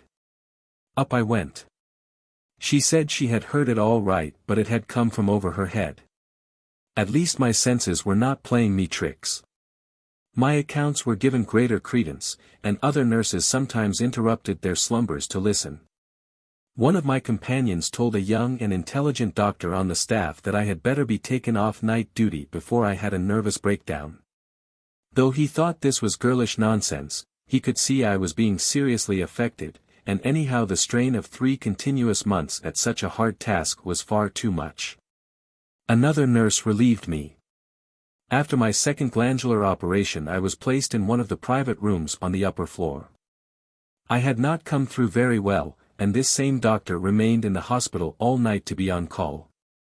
Being restless, I woke up, only to hear the identical noises which had haunted me for so long.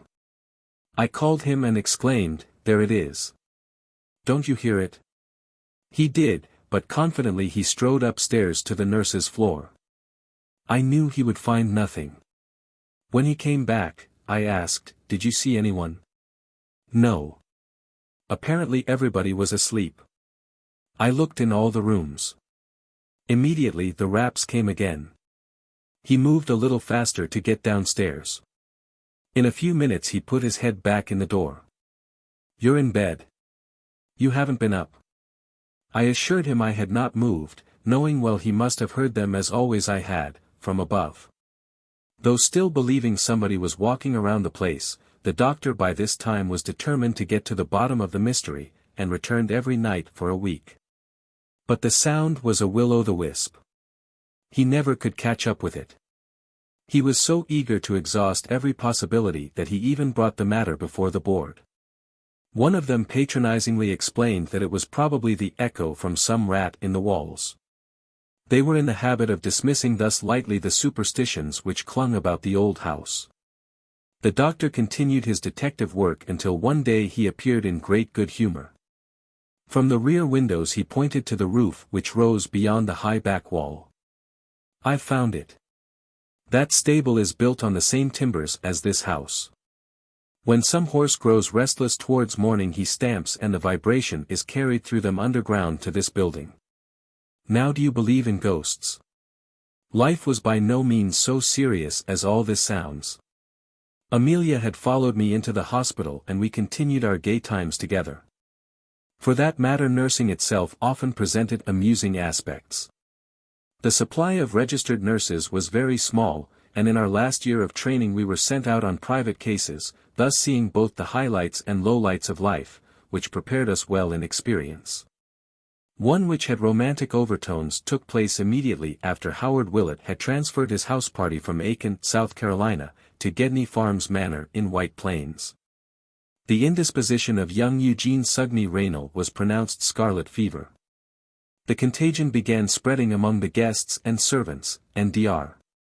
Julius Schmid, old and honored, a noteworthy figure in the community and also our chief of staff, detailed 3 of us nurses for service there, practically turning the place into a hospital for 5 weeks.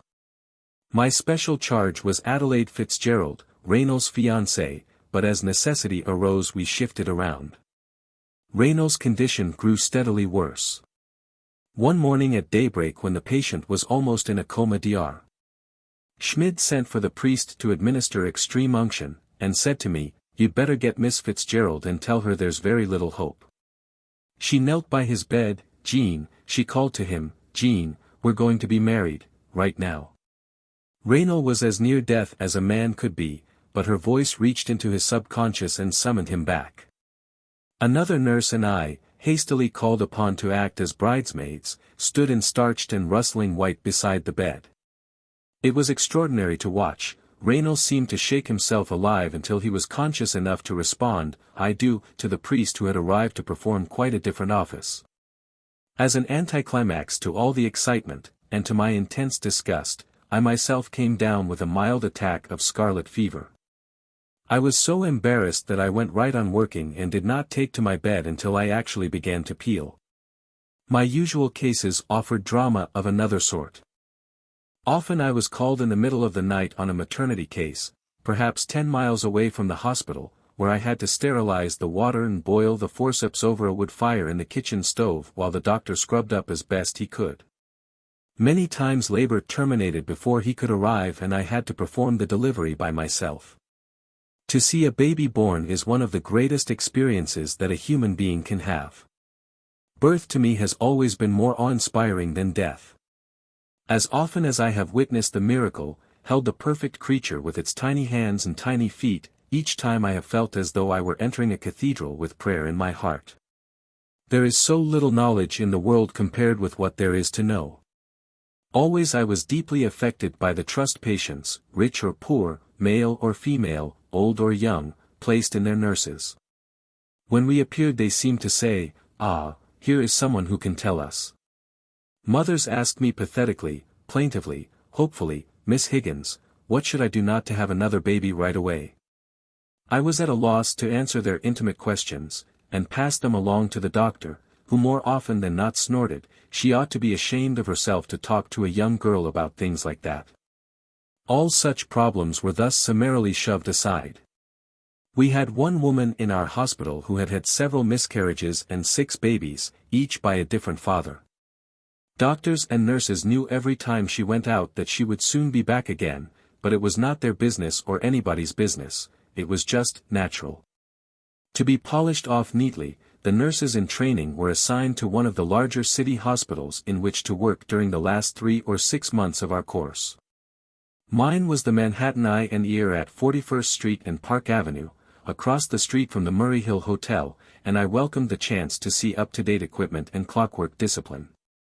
My new environment was considerably less harsh and intense, more comfortable and leisurely.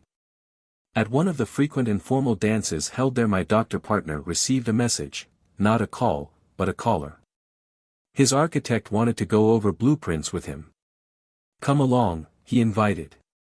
"See whether you think my new house is going to be as fine as I do." The architect was introduced. "This is William Sanger." The 3 of us bent over the plans. The doctor was the only one unaware of the sudden electric quality of the atmosphere. At 7:30 the next morning when I went out for my usual, constitutional, Bill Sanger was on the doorstep. He had that type of romantic nature which appealed to me, and had been waiting there all night. We took our walk together that day and regularly for many days thereafter, learning about each other, exploring each other's minds, and discovering a community of ideas and ideals. His fineness fitted in with my whole destiny, if I can call it such, just as definitely as my hospital training. I found Bill's mother a lovely person, artistic, musical, and highly cultured. His father had been a wealthy sheep rancher in Australia. When you travel anywhere from there, you practically have to go round the world, and on his way to San Francisco he had passed through Central Europe. In a German town he had fallen in love with the mayor's youngest daughter, then only 14. When she was of marriageable age he had returned for her, and it was from this talented mother that Bill had derived his fondness for music and desire to paint. Bill was an architect only by profession, he was pure artist by temperament. Although his heart was not in mechanical drawing, he did it well. Stanford White once told me he was one of the 6 best draftsmen in New York. He confided to me his dream of eventually being able to leave architecture behind and devote himself to painting, particularly murals. I had instilled in me a feeling for the natural relationship between color and symmetry of line, and sympathized not merely with his aspirations but was intensely proud of his work. Some day we were going to be married, and as soon as we had saved enough we would go to Paris, whither the inspiration of the great French painters was summoning artists from all over the world. These plans were nebulous and had nothing to do with my abrupt departure from New York. One afternoon, about 4 o'clock, I was standing under a skylight putting drops in the eyes of a convalescent patient. Unexpectedly, inexplicably, the glass began to fall apart. Almost by instinct I pulled my patient under the lintel of the door. A great blast followed and pandemonium was let loose. The ruined skylight went crashing down the stairs, plaster and radiators tumbled from the walls, doors fell out, windows cracked. I rushed to the bed of the man who needed my first attention. He had been operated on for a cataract only a few hours previously, and my orders had been not to let him move too soon lest the fluid in his eye run out and damage his sight permanently. But he with the other terrified patients was already on his feet. Rounding up all those under my care and checking their names took several minutes, and while I was still trying to quiet them, ambulances from other hospitals came clanging up. By the time I had ushered my charges down to the ground floor, a way had been cleared through the debris of fallen brick and wood. Since mine were not stretcher cases, I was able to crowd 10 of them into one ambulance, and we were taken to the New York hospital. Not until I had them all safely installed did I learn what had happened to our building. A tremendous explosion in the new Park Avenue subway had practically demolished it, and it had to be evacuated. I returned to White Plains, where Bill came up frequently to see me. On one of our rambles he idly pulled at some vines on a stone wall, and then, with his hands, tilted my face for a kiss. The next morning, to my mortification, for telltale finger marks were outlined on my cheek by poison ivy blisters. The day after that, my face was swollen so that my eyes were tight shut, and I was sick for 2 months. Since my training was finished, I was sent home to convalesce. Chapter 5. Corals to cut life upon. For a while I stayed at Corning, and then went back to New York to start nursing in earnest. On one of my free afternoons in August, Bill and I went for a drive, and he suggested we stop in at the house of a friend of his who was a minister. All had been prepared. License and rice were waiting. And so we were married. The first year is half taken up with love and half with planning a future together which is to endure forever. These dreams feed youthful ambitions, but they seldom can come true in their entirety. In our case the obstacles arose with undue speed. I was not well. I was paying the cost of long hours in Mother's closely confined room and of continuous overwork in the hospital. Medical advice was to go west to live, but I would not go without Bill, and he had a commission which kept him in New York. Accordingly, I was packed off to a small semi-sanitarium near Saranac where the great Dr. Trudeau, specialist in pulmonary tuberculosis, was consulted. Existence there was depressing. A man might be talking to me one day, full of life and spirit and hope, and the next morning not appear. The dead were ordinarily removed in the quiet of the night, and the doctors made no comment. In this gloomy environment I rested, preparing myself for motherhood. The flood of treatises on child psychology had not yet started, and even the books on the care and feeding of infants were few. But I read whatever I could. Just before it was time for the baby to be born I returned to the little apartment on St. Nicholas Avenue at 149th Street, then practically suburban. Taking every precaution, we had engaged 4 doctors in a row. Dr. Schmid had said he would perform the ceremony unless it came at night, in which case his assistant would have to take charge. The assistant had provided that, if he were not available, his assistant would be on call, and this assistant had another assistant to assist him. When towards 3 o'clock one morning I felt the first thin, fine pains of warning, Bill tried one after the other of our obstetricians. Not one could be located. He had to run around the corner to the nearest general practitioner. Due almost as much to this young doctor's inexperience as to my physical state, the ordeal was unusually hard, but the baby Stuart, given Amelia's family name, was perfectly healthy, strong, and sturdy. I looked upon this as a victory, although it was only partial, because I had to go right back to the mountains. It was a wrench to leave again so soon and at such a time, but I could not believe it would be for long. With Stuart and a nurse I took rooms in a friendly farmhouse near a small Adirondack village. I did not want the baby in the midst of sick people, and, moreover, I was not welcome at Saranac itself, since Dr. Trudeau did not like to have in residence patients whose illness had progressed beyond a certain stage. One of the most important parts of the treatment was stuffing with food.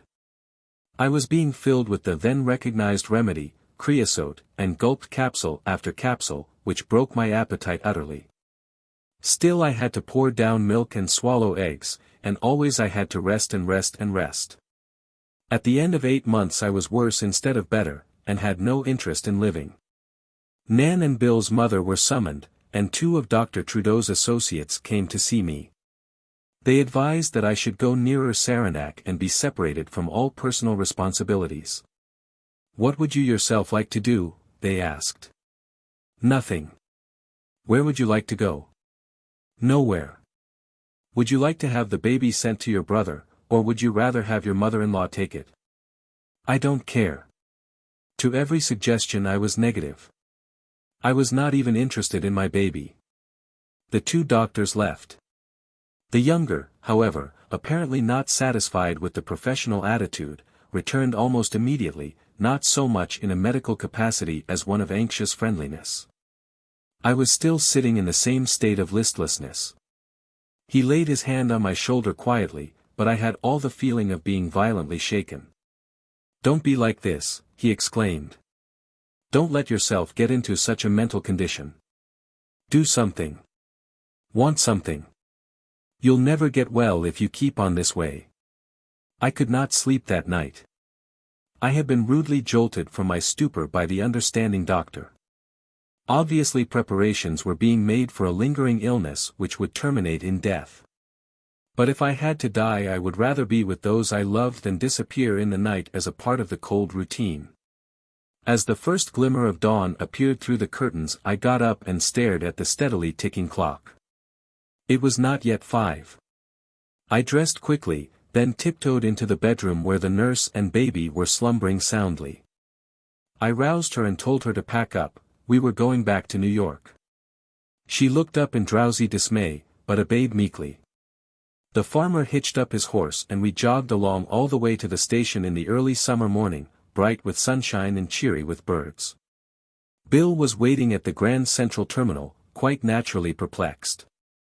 He had that morning received 2 telegrams, one saying I was to be removed to Saranac at once, pending his approval as to the care of the baby by relatives, and the other from me asking him to meet me because I was coming home.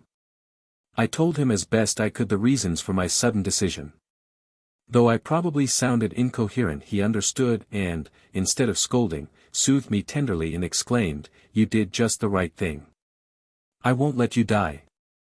And don't make me eat. Don't even mention food to me." He promised to let me have my own way.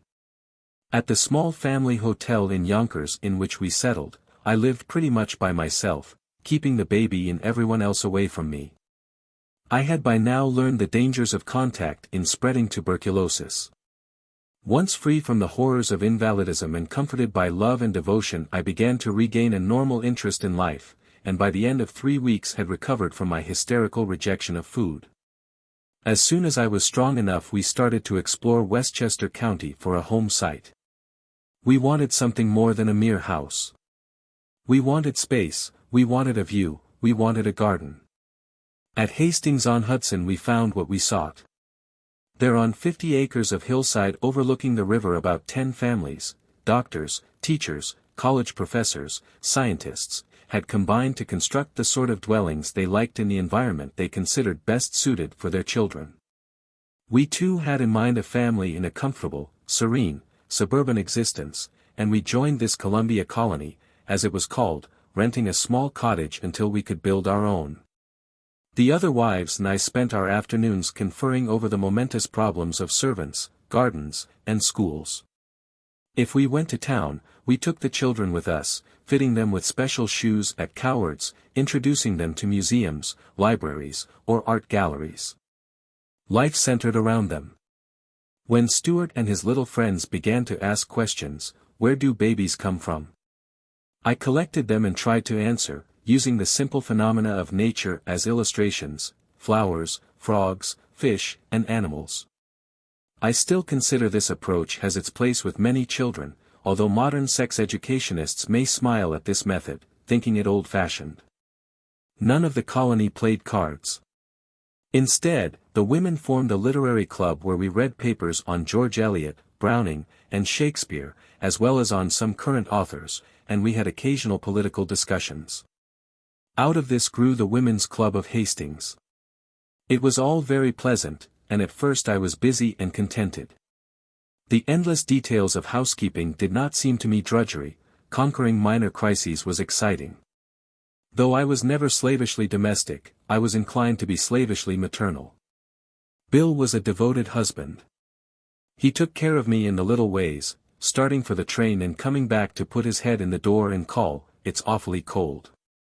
Don't go out without your wrap," or, if it were hot, he offered, "Give me your list and I'll send up the groceries." I was again leading the life of an artist's family. Bill was a hard worker. I can rarely remember one evening of just reading together. I did the reading and he drew or painted. But I was never quite sure whether we were rich or poor. He possessed the finest qualities of creative genius, and with them some of its limitations and liabilities. When he was paid for a big commission he brought me orchids and embroidered Japanese robes which I had no occasion to wear, and filled the house with luxuries. This did not go with my practical sense. If the grocery account were long unpaid, I protested, "They're beautiful." "Thank you, but can we afford them?" "Certainly," and out of his pocket came tickets for the opera or theater, his chief pleasures. "But we shouldn't," I remonstrated as I ruffled a sheaf of bills before him. Nevertheless, we used the tickets. Every architect wants to embody his ideas at least once in his own home. Ours was modern, in its square simplicity and unadorned surfaces of stuccoed hollow tile, even being called a show house, people came from afar to study it. It was designed to have a large nursery opening on a veranda overlooking the Hudson, a studio, a bath with each bedroom, fireplaces everywhere, and one especially capacious in the big library. From this room the open stairway, forking at the lower landing with a few steps leading down into the kitchen, reached up the wall to the second story. The house took long to complete, but it was fun. The moment Bill finished his work in New York he was back at it. Theoretically he supervised at night and the builder built by day. But when an arch did not turn out to be a perfect arch, seizing an axe, he chopped out part of it, usually pounding his fingers in the process.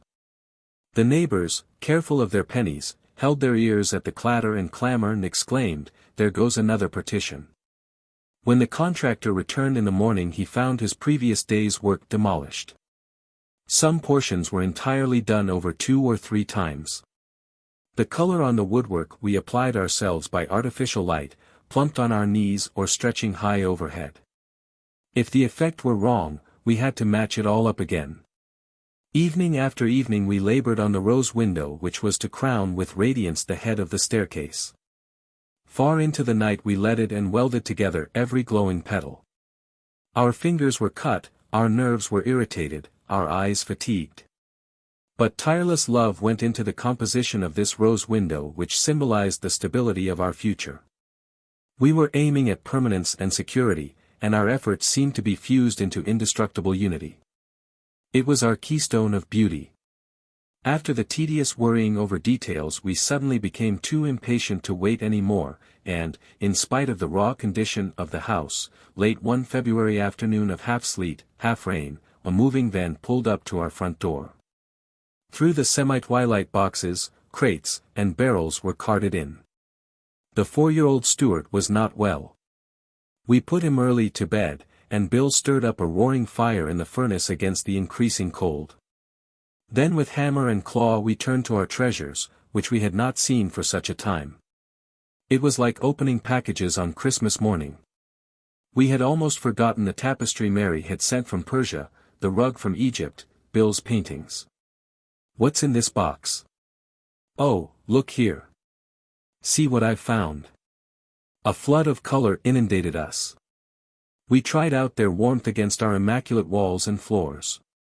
I was carrying my second baby and was tired hours before I wanted to stop.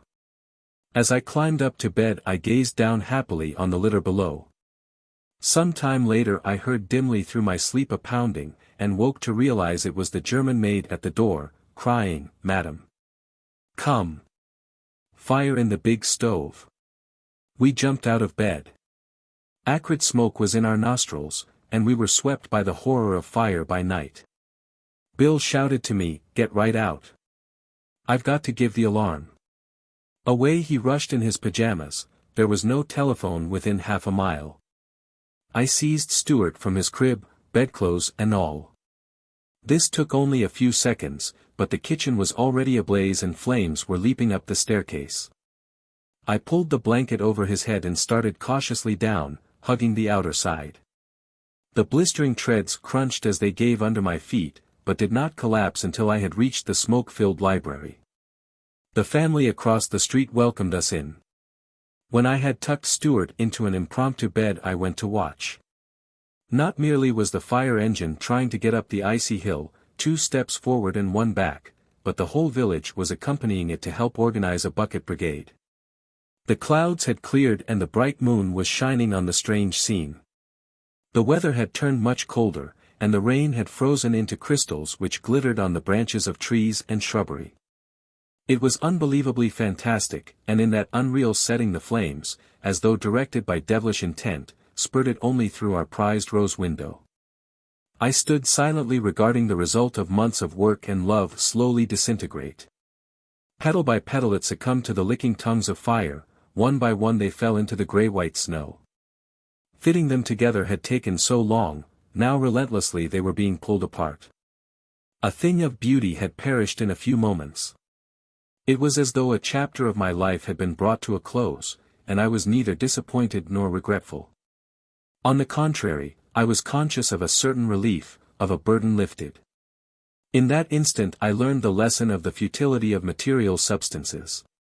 Of what great importance were they spiritually if they could go so quickly? Pains, thirsts, heartaches could be put into the creation of something external which in one sweep could be taken from you. With the destruction of the window, my scale of suburban values was consumed.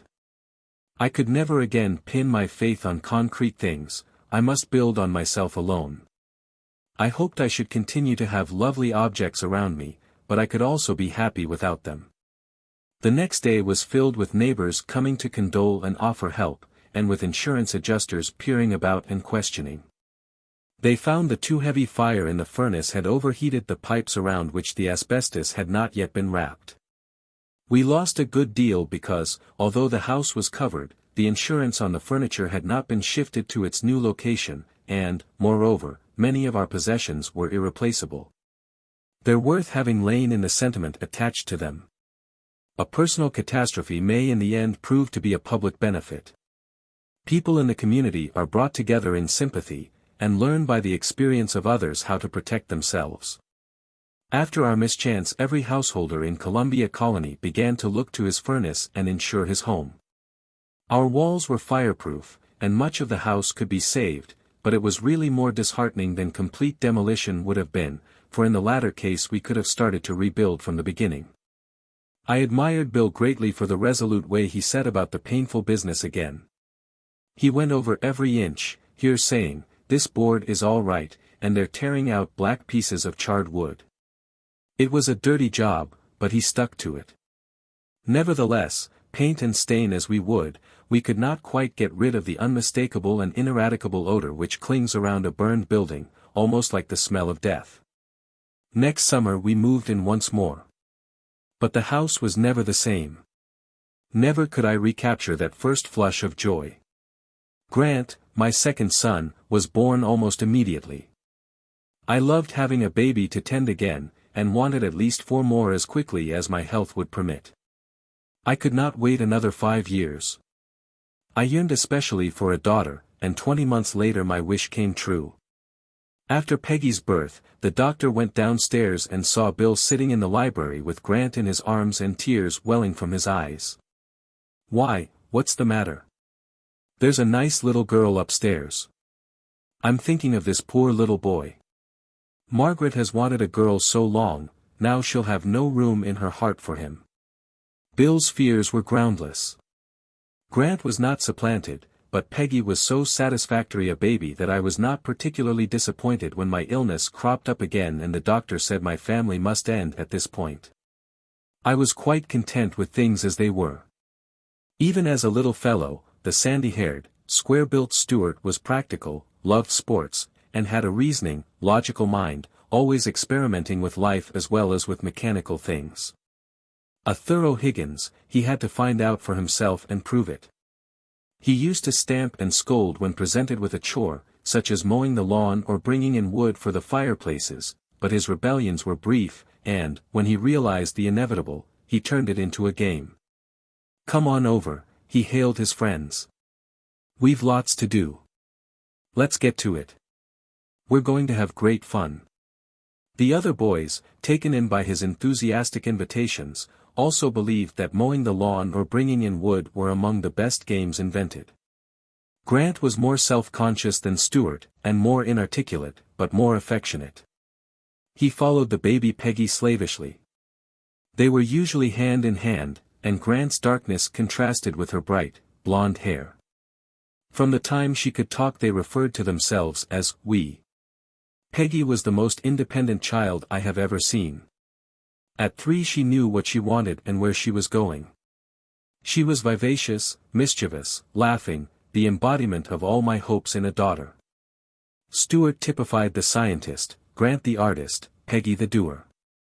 It was maternally gratifying to wonder whether they would carry out these propensities in their later lives.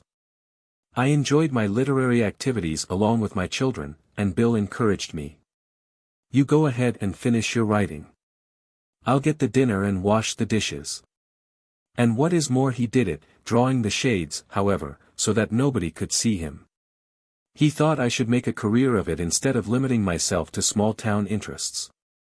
Both Bill and I were feeling what amounted to a world hunger, the pull and haul towards wider horizons. For him Paris was still over the next hill. I was not able to express my discontent with the futility of my present course. But after my experience as a nurse with fundamentals, this quiet withdrawal into the tame domesticity of the pretty riverside settlement seemed to be bordering on stagnation. I felt as though we had drifted into a swamp, but we would not wait for the tide to set us free. It was hopeless to emphasize the importance of practical necessities to an artist, and consequently I decided to resume nursing in order to earn my share. We had spent years building our home and used it only for a brief while. I was glad to leave when, in one of our financial doldrums, we plunged back into the rushing stream of New York life. Chapter 6. Fanatics of their pure ideals. We took an apartment way uptown. It was the old-fashioned railroad type, big, high-ceilinged, with plenty of room, air, and light. The children's grandmother came to live with us, and her presence gave me ease of mind when I was called on a case. My children were utterly safe in her care. Headlong we dived into one of the most interesting phases of life the United States has ever seen. Radicalism in manners, art, industry, morals, politics was effervescing, and the lid was about to blow off in the Great War. John Spargo, an authority on Karl Marx, had translated Das Kapital into English, thus giving impetus to socialism. Lincoln Steffens had published The Shame of the Cities, George Fitzpatrick had produced War, What For? A strange and wonderful arraignment of capitalism, which sold thousands of copies. The names of Cézanne, Matisse, and Picasso first became familiar sounds on this side of the Atlantic at the time of the notable Armory exhibition, when outstanding examples of Impressionist and Cubist painting were imported from Europe. But there was so much of eccentricity, a leg on top of a head, a hat on a foot, the nude descending a staircase, all in the name of art, that you had to close one eye to look at it. The Armory vibrated, it shook New York. Although Bill had studied according to the old school, he could see the point of view of the radical in art, and in politics as well. His attitude towards the underdog was much like father's. He had always been a socialist, although not active, and held his friend Eugene V. Debs in high esteem. A religion without a name was spreading over the country. The converts were liberals, socialists, anarchists, revolutionists of all shades. They were as fixed in their faith in the coming revolution as ever any primitive Christian in the immediate establishment of the kingdom of God. Some could even predict the exact date of its advent. At one end of the scale of rebels and scoffers were the pink parliamentarian socialists and theorists at whom anarchists hurled the insult bourgeois. At the other were the industrial workers of the world, the wobblies, advocating unionization of the whole industry rather than the craft or trade. This was to be brought about, if need be, by direct action. Almost without knowing it you became a comrade. You could either belong to a group that believed civilization was to be saved by the vote and by protective legislation, or go further to the left and believe with the anarchists in the integrity of the individual. And that it was possible to develop human character to the point where laws and police were unnecessary. The mental stirring was such as to make a near renaissance. Everybody was writing on the nebulous, new liberties. Practically always people could be found to support leaders or magazines, although many of the latter lived for hardly more than a single issue. Upton Sinclair was utilizing his gift for vivid expression and righteous wrath in trying to correct social abuses by the indirect but highly effective method of storytelling. The Jungle was a powerful exposé of the capitalist meat industry responsible for the embalmed beef which had poisoned American soldiers in '98. Courageous as he was yet mistrusted by the socialist old guard as being a silk hat radical who retained his bourgeois philosophy. Furthermore, he had been divorced, and divorce at that time was something of a scandal. Though anarchists minded such details not a whit, socialists were imbued with all the respectabilities. To most of these home-loving Germans, only the form of government needed change. In the United States the party was trying to separate itself from this German influence, and the standard-bearer of the American concept was the magnetic and beloved Debs. Not himself an intellectual, he did not need to be, he was intelligent. Risen as he had from the ranks of the railroad workers, he knew their hardships from experience. Though I am not sure he actually was tall, he gave the illusion of height because of his thinness and stooping shoulders. He was all flame, like a fire spirit. That was probably why the members of his coterie followed him so gladly. Our living room became a gathering place where liberals, anarchists, socialists, and IWWs could meet. These vehement individualists had to have an audience, preferably a small, intimate one. They really came to see Bill. I made the cocoa. I used to listen in, not at all sure my opinions would be accepted by this very superior group. When I did meekly venture something, I was quite likely to find myself on the opposite side, right in a left crowd and vice versa.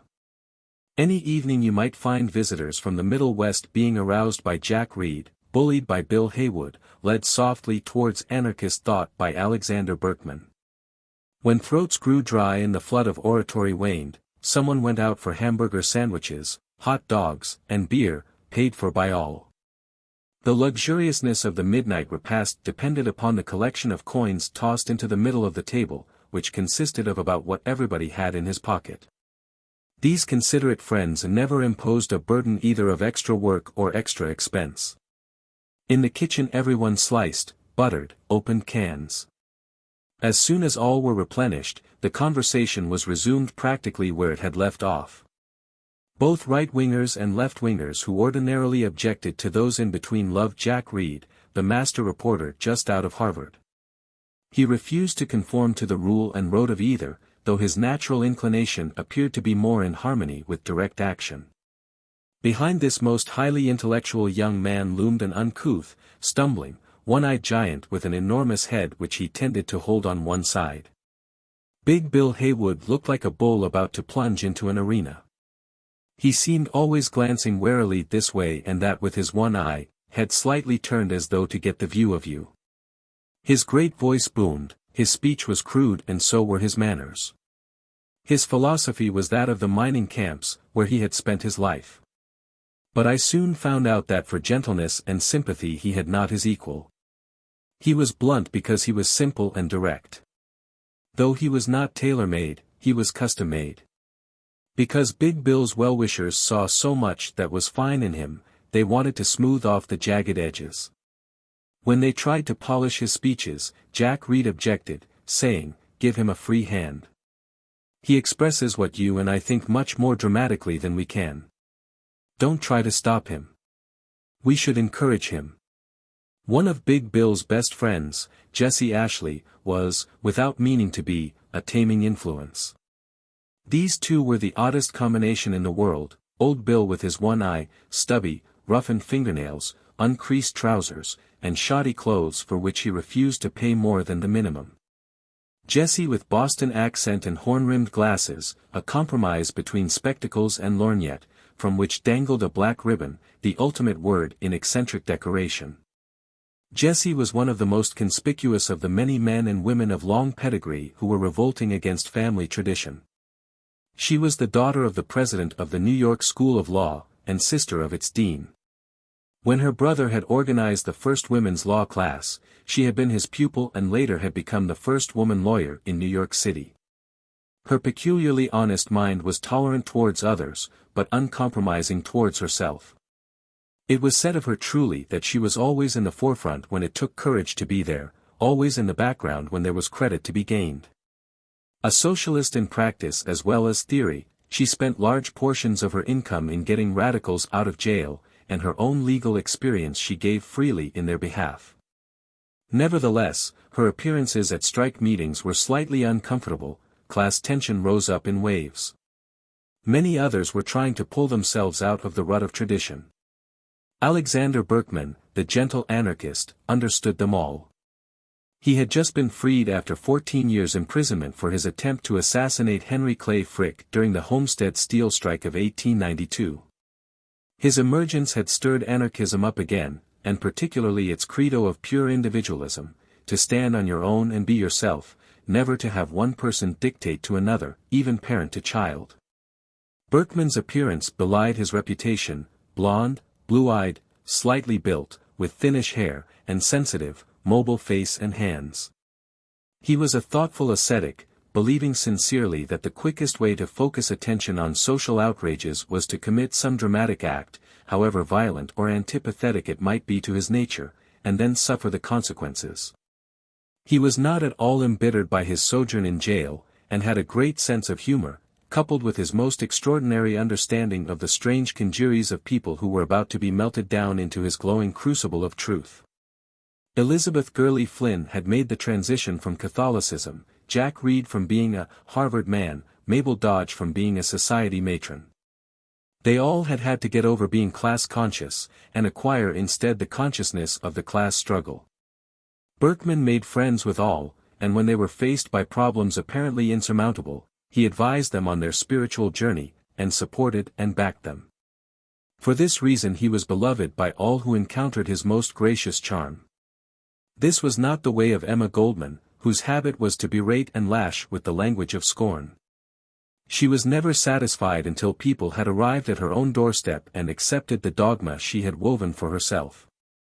Short, stocky, even stout, a true Russian peasant type, her figure indicated strength of body and strength of character, and this impression was enhanced by her firm step and reliant walk.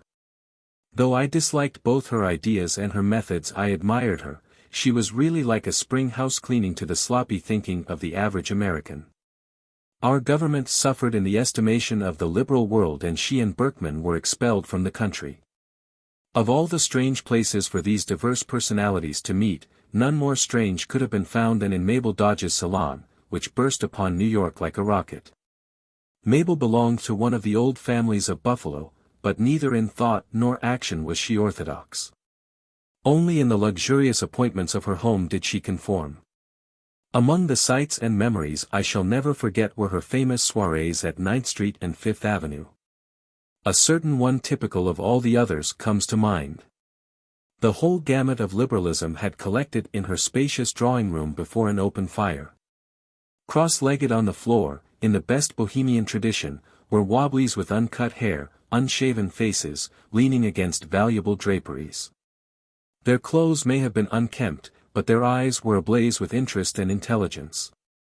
Each knew his own side of the subject as well as any scholar. You had to inform yourself to be in the liberal movement. Ideas were respected, but you had to back them up with facts. Expressions of mere emotion, unleashed from reason, could not be let loose to wander about. Listener more than talker, Mabel sat near the hearth, brown bangs outlining a white face, simply gowned in velvet, beautifully arched foot beating the air. For 2 hours I watched fascinatedly that silken ankle, never ceasing its violent agitation. The topic of conversation turned out to be direct action. Big Bill was the figure of the evening, but everybody was looking for an opportunity to talk. Each believed he had a key to the gates of heaven, each was trying to convert the others. It could not exactly have been called a debate, because a single person held the floor as long as he could. Then, at one of his most effective periods, somebody else half rose and interposed a "but," the speaker hurried on. At his next telling sentence came other "but," until finally he was down by the weight of interruptions.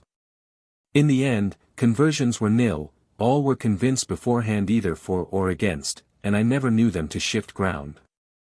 It is not hard to laugh about it now, but nobody could have been more serious and determined than we were in those days.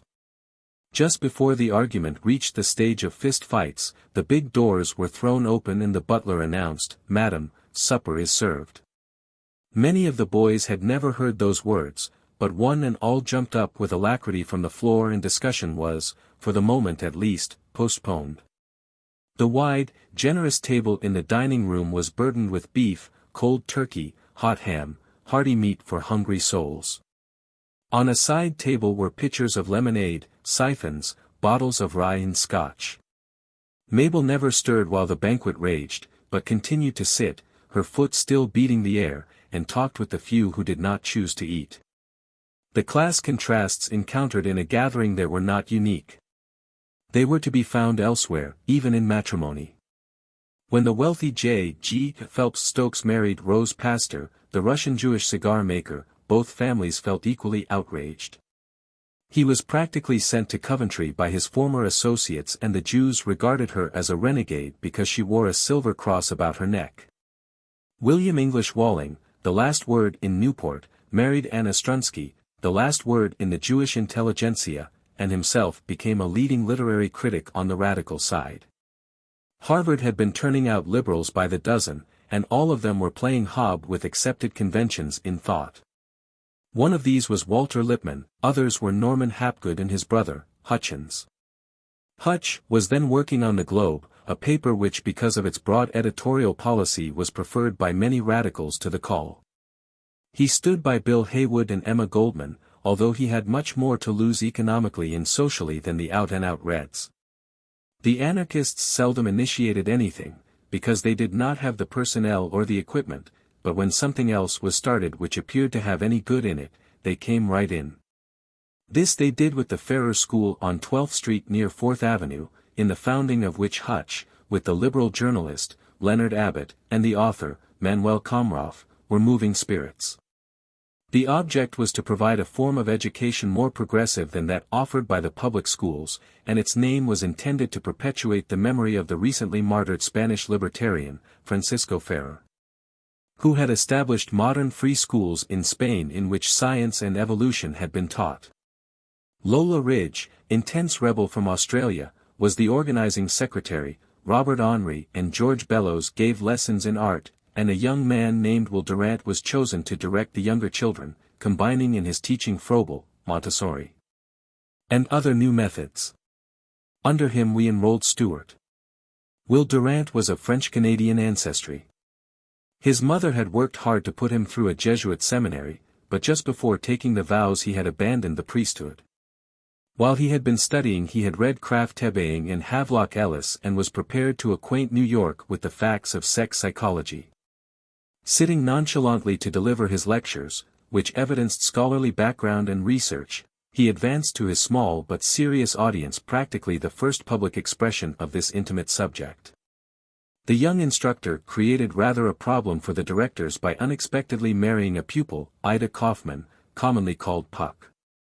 I remember one Saturday when she was romping with Stuart, and my laundress said to her, "Why, you're so young to be married. Do you like it?" Puck replied, "Oh, I don't care, but I'd much rather play marbles." Intellectuals were then flocking to enlist under the flag of humanitarianism, and as soon as anybody evinced human sympathies he was deemed a socialist.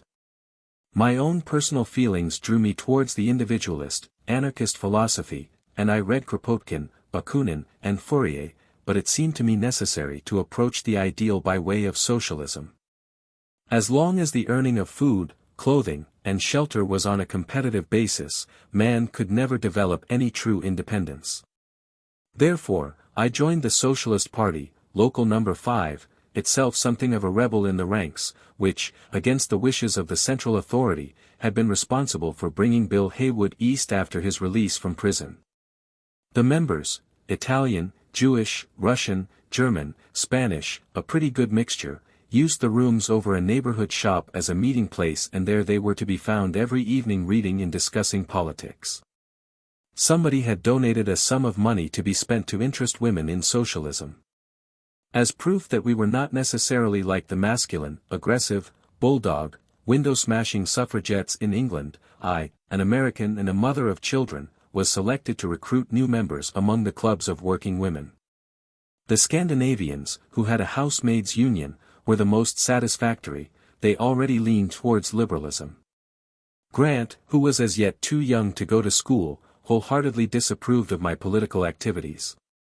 Once when I was about to depart for the evening, he climbed up on my lap and said, "Are you going to a meeting?" "Yes." "A socialist meeting?" "Yes." "Oh, I hate socialism." Everybody else was amused when the Sangers went to a socialist meeting. If I had an idea, I leaned over and whispered it to Bill, who waved his hand and called for attention. "Margaret has something to say on that. Have you heard Margaret?" Many men might have labeled my opinions silly, and, indeed, I was not at all sure of them myself, but Bill thought if I had one, it was worth hearing. John Block and his wife, Anita, were ardent workers for the cause. She was a grand person, a Barnard graduate and editor of the woman's page of the Call. She telephoned me one evening, "Will you help me out?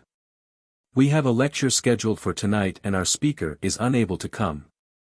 Won't you take her place?" "But I can't speak. I've never made a speech in my life." "You'll simply have to do it. There isn't anybody I can get, and I'm depending on you." "How many will be there?" I asked. "Only about 10. You've nothing to be frightened of." But I was frightened, thoroughly so. I could not eat my supper. Shaking and quaking, I faced the little handful of women who had come after their long working hours for enlightenment.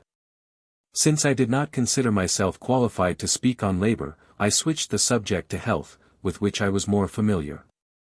This, it appeared, was something new. They were pleased and said to Anita, "Let's have more health talks." The second time we met, the audience had swelled to 75 and arrangements were made to continue the lectures, if such they could be called, which I prepared while my patients slept. The young mothers in the group asked so many questions about their intimate family life that I mentioned it to Anita. "Just the thing," she said. "Write up your answers and we'll try them out in the call."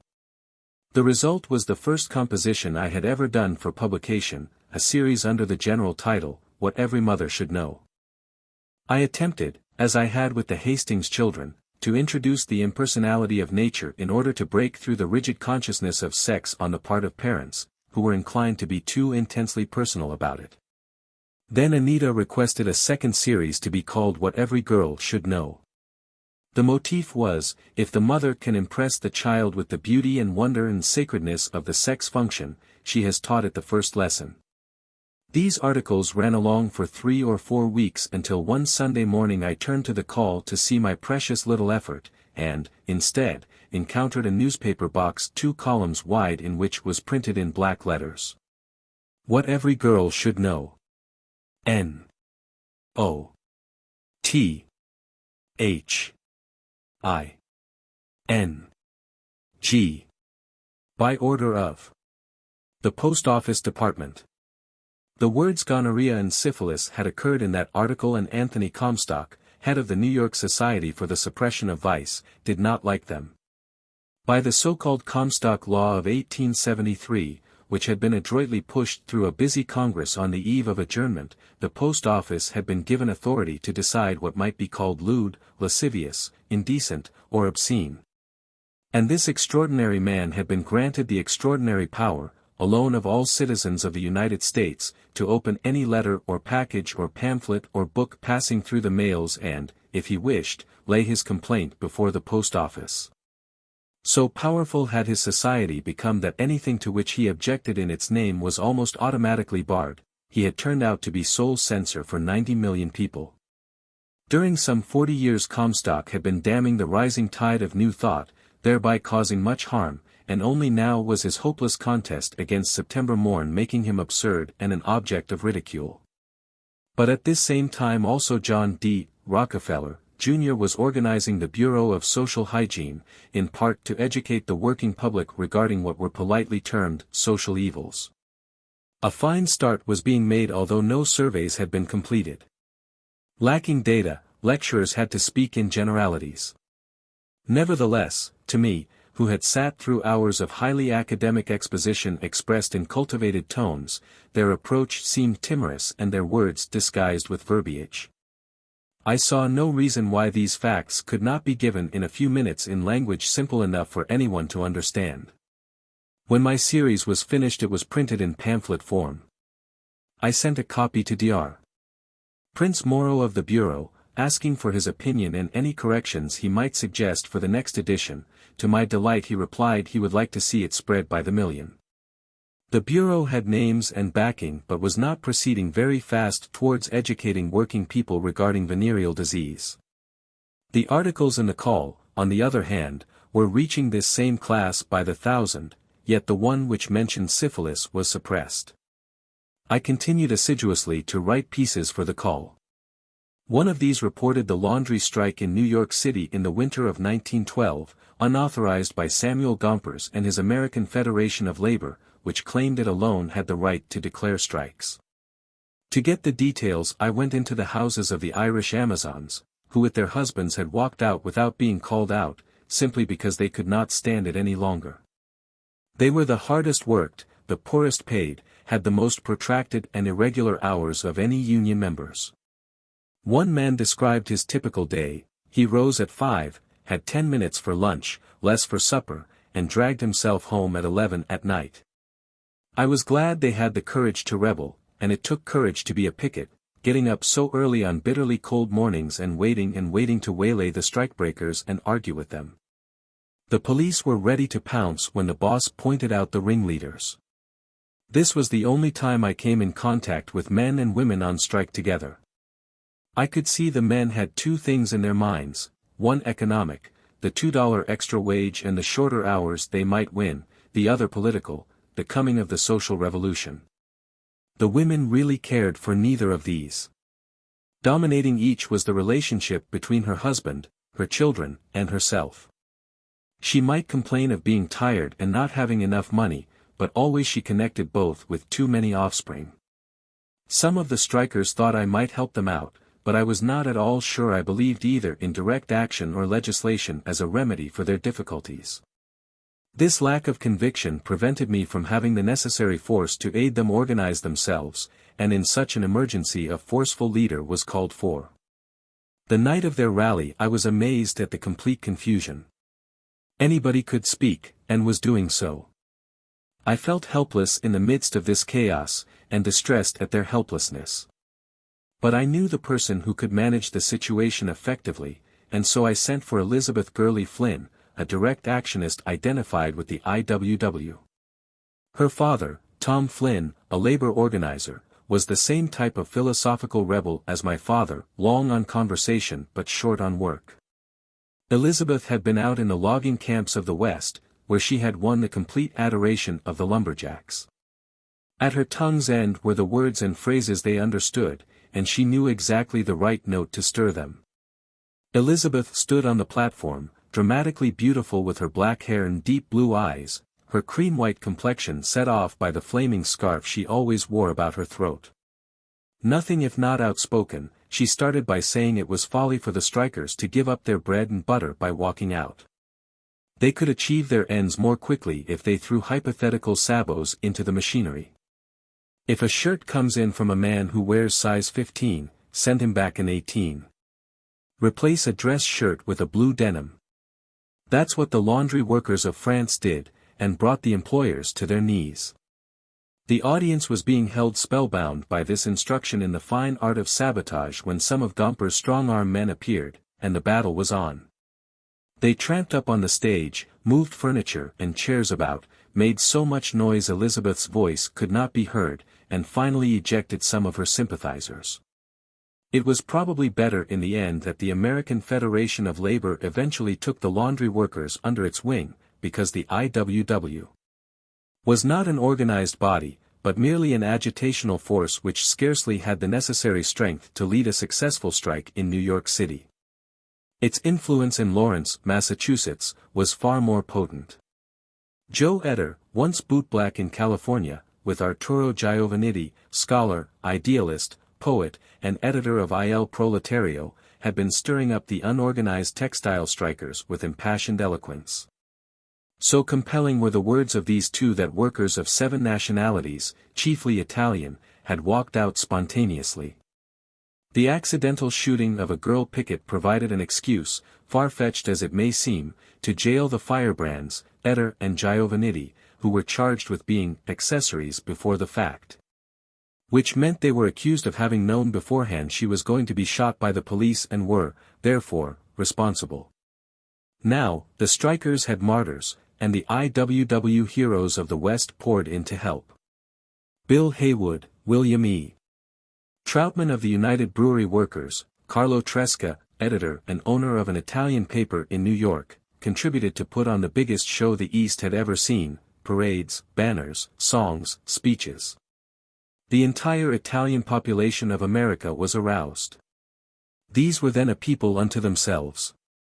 For much longer than the 2 generations customary among other immigrant races, they retained their habits, traditions, and language, ate their own type of food and read their own newspapers.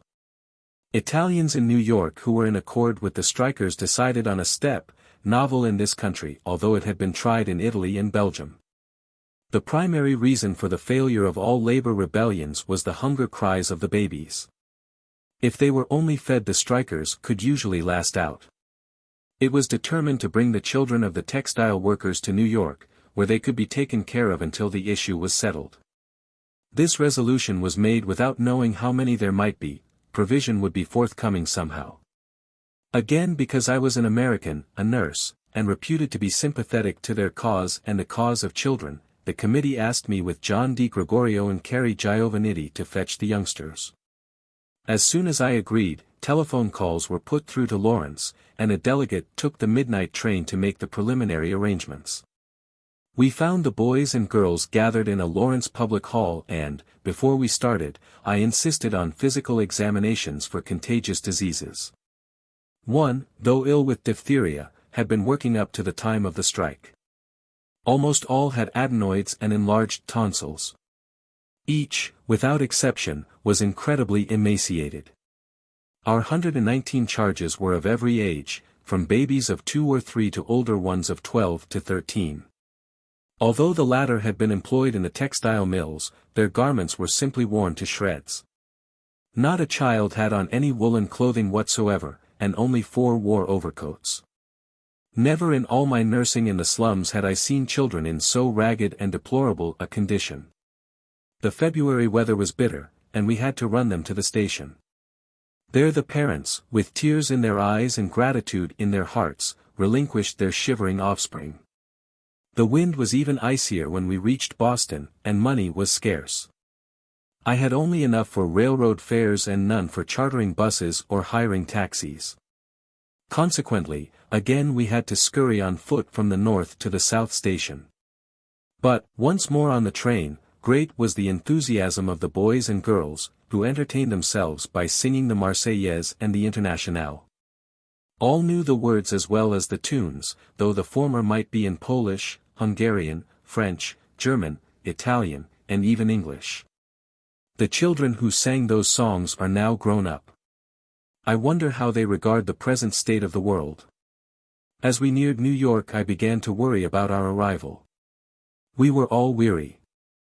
Would preparations have been made to feed this hungry mob and house it for the night? But I should have trusted the deep feeling and the dramatic instinct of the Italians. Thousands of men and women were waiting. As my assistants and I left the train, looking like 3 Pied Pipers followed by our ragged cohorts, the crowd pushed through the police lines, leaped the ropes, caught up the children as they came, and hoisted them to their shoulders. I was seized by both arms and I, too, had the illusion of being swept from the ground. The committee had secured permission to parade to Webster Hall near Union Square. Our tired feet fell into the rhythm of the band. As we swung along singing, laughing, crying, big banners bellying and torches flaring, sidewalk throngs shouted and whistled and applauded. At Webster Hall supper was ready in plentiful quantity. Many of our small guests were so unused to sitting at table that they did not know how to behave. Like shy animals they tried to take cover, carrying their plates to a chair, a box, anything handy.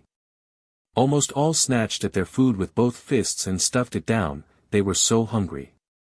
Socialists had not initiated this fight but they were in it. Many had come to offer shelter for the duration of the strike, perhaps 6 weeks, perhaps 6 months, perhaps a year, with visions in their minds of beautiful, starry-eyed, helpless little ones. Instead they were presented with bedraggled urchins, many of whom had never seen a toothbrush. But they rallied round magnificently. I cannot speak too highly of them. It was a responsibility to apportion the children properly, but I had willing and intelligent help. The Poles had sent a Polish delegate, the French had sent a French delegate, and so on, in order that all might be placed in homes where they could be understood. Luckily several families were willing to take more than one child so that we were usually able to keep brother and sister together. Each, before it was handed over, was given a medical examination. The temporary foster parents had to promise to write the real parents, and also to send a weekly report to the committee of how their charges were getting on.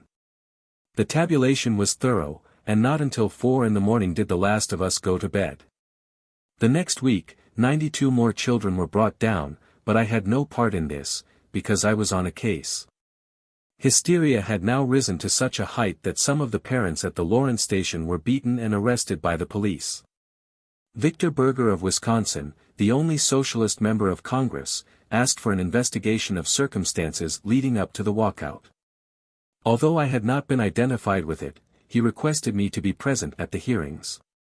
When Gompers testified, he literally shook with rage, and it seemed to me he was about to have apoplexy. The mill owners charged that the whole affair had been staged solely for notoriety and that the Society for the Prevention of Cruelty to Children should step in. Unfortunately, the witnesses for the strikers were not well documented. When it was obvious that the Congressional Committee was not receiving the correct impression, Berger asked me to take the stand and describe the condition of the children as I had seen them. Writing up statistics on hospital reports had given me the habit of classification. I was able from my brief notes to answer every question as to their nationalities, their ages, their weights, the number of those without underclothes and without overcoats. Senator Warren Gamaliel Harding led the inquiry, and I could see he was in sympathy with my vehement replies. The publicity had been so well managed by the Italians and their leaders that popular opinion turned in favor of the strikers, and they eventually won. At the end of March the little refugees, who had endeared themselves to their foster parents, went back to the mill district. It was hard to recognize the same children of 6 weeks before, plumped up and dressed in new clothes. In November Eder and Giovannitti were acquitted. The Patterson silk strike of the next year, in which the workers were again predominantly Italian, may have been as important as the one at Lawrence, but it was by no means so obviously dramatic. Patterson was a gloomy city, and, as a river, the Passaic was sadder than the Merrimack. Though the leadership was far more cohesive, caution was evidenced on every hand. Its chief interest to me lay in Bill Haywood's participation. At Lawrence he had only been one of the committee, whereas at Patterson he was in charge for the first time in the East. Always before he had advised strikers to take it on the chin and not be too gentle in hitting back. But here, before 10,000 crowding up to the rostrum, I heard him warn, "Keep your hands in your pockets, men, and nobody can say you are shooting." An American was apt to be at a disadvantage in handling foreigners, particularly when they felt aggrieved. They objected to his manner of going about things, so different from their own, and he, on the other hand, could not fully understand their psychology, and had the added obstacle of being compelled to work through an intermediary in language. At Patterson the Italian groups were not behind Bill. As soon as he began to temper his language and sound a more wary note of advice, his once faithful adherents repudiated him. His clarion call of "hands in the pockets," which was intended to create favorable popular opinion by proving them good boys, had actually tied their hands, and detectives beat and bullied them just the same. The public was not impressed and they were resentful. They claimed he did not have the old fighting spirit he had shown when directing the miners of the West. He was getting soft, he was a sick man. Although he had actually progressed tactically and left them where they were, from that time on he lost his power of leadership. Following the method which had been so successful at Lawrence, Jack Reed endeavored to dramatize direct action in an enormous pageant at Madison Square Garden. He even had pallbearers carry an actual coffin into the hall to pictorialize the funeral of a worker who had been shot at Paterson. I could feel a tremor go through the audience, but, on the whole, conviction was lacking. The pageant was a fitting conclusion to one period of my life. I believe that we all had our parts to play. Some had important ones, some were there to lend support to a scene, some were merely voices off stage. Each, whatever his role, was essential. I only walked on, but it had its influence in my future. No matter to what degree I might participate in strikes, I always came back to the idea which was beginning to obsess me, that something more was needed to assuage the condition of the very poor. It was both absurd and futile to struggle over pennies when fast-coming babies required dollars to feed them. I was thoroughly despondent after the Paterson debacle, and had a sickening feeling that there was to be no end. It seemed to me the whole question of strikes for higher wages was based on man's economic need of supporting his family, and that this was a shallow principle upon which to found a new civilization. Furthermore, I was enough of a feminist to resent the fact that woman and her requirements were not being taken into account in reconstructing this new world about which all were talking. They were failing to consider the quality of life itself. Chapter 7. The Turbid Ebb and Flow of Misery. Every night and every morn, some to misery are born. Every morn and every night, some are born to sweet delight. Some are born to sweet delight. Some are born to endless night. William Blake. During these years in New York, trained nurses were in great demand. Few people wanted to enter hospitals. They were afraid they might be practiced upon, and consented to go only in desperate emergencies. Sentiment was especially vehement in the matter of having babies. A woman's own bedroom, no matter how inconveniently arranged, was the usual place for her lying in. I was not sufficiently free from domestic duties to be a general nurse, but I could ordinarily manage obstetrical cases because I was notified far enough ahead to plan my schedule. And after serving my 2 weeks I could get home again. Sometimes I was summoned to small apartments occupied by young clerks, insurance salesmen, or lawyers, just starting out, most of them under 30 and whose wives were having their first or second baby. They were always eager to know the best and latest method in infant care and feeding. In particular, Jewish patients, whose lives centered around the family, welcomed advice and followed it implicitly. But more and more my calls began to come from the Lower East Side, as though I were being magnetically drawn there by some force outside my control. I hated the wretchedness and hopelessness of the poor, and never experienced that satisfaction in working among them that so many noble women have found. My concern for my patients was now quite different from my earlier hospital attitude. I could see that much was wrong with them which did not appear in the physiological or medical diagnosis. A woman in childbirth was not merely a woman in childbirth. My expanded outlook included a view of her background, her potentialities as a human being, the kind of children she was bearing, and what was going to happen to them. The wives of small shopkeepers were my most frequent cases, but I had carpenters, truck drivers, dishwashers, and pushcart vendors. I admired intensely the consideration most of these people had for their own. Money to pay doctor and nurse had been carefully saved months in advance, parents-in-law, grandfathers, grandmothers, all contributing. As soon as the neighbors learned that a nurse was in the building they came in a friendly way to visit, often carrying fruit, jellies, or gefilte fish made after a cherished recipe. It was infinitely pathetic to me that they, so poor themselves, should bring me food. Later they drifted in again with the excuse of getting the plate, and sat down for a nice talk. There was no hurry. Always back of the little gift was the question, I am pregnant, or my daughter, or my sister is. Tell me something to keep from having another baby. We cannot afford another yet. I tried to explain the only two methods I had ever heard of among the middle classes, both of which were invariably brushed aside as unacceptable. They were of no certain avail to the wife because they placed the burden of responsibility solely upon the husband, a burden which he seldom assumed. What she was seeking was self-protection she could herself use, and there was none. Below this stratum of society was one in truly desperate circumstances.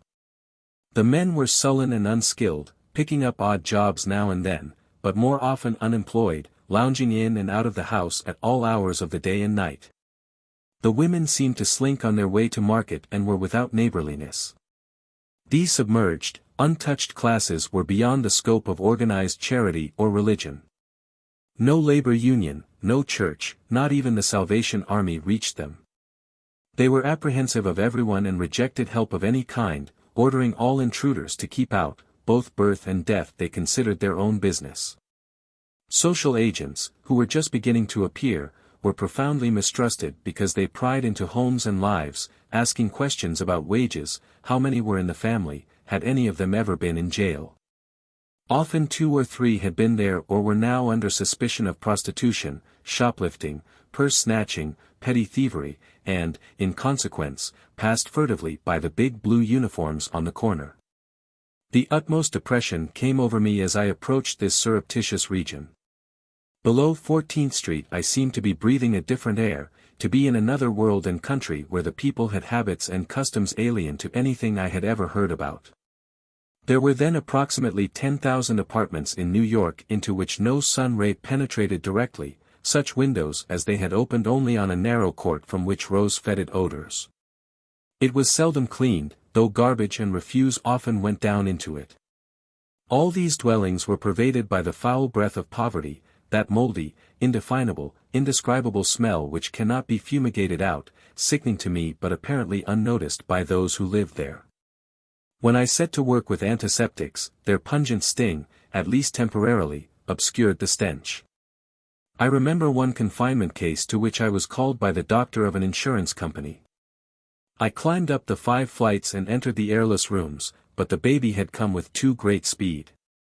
A boy of 10 had been the only assistant. 5 flights was a long way.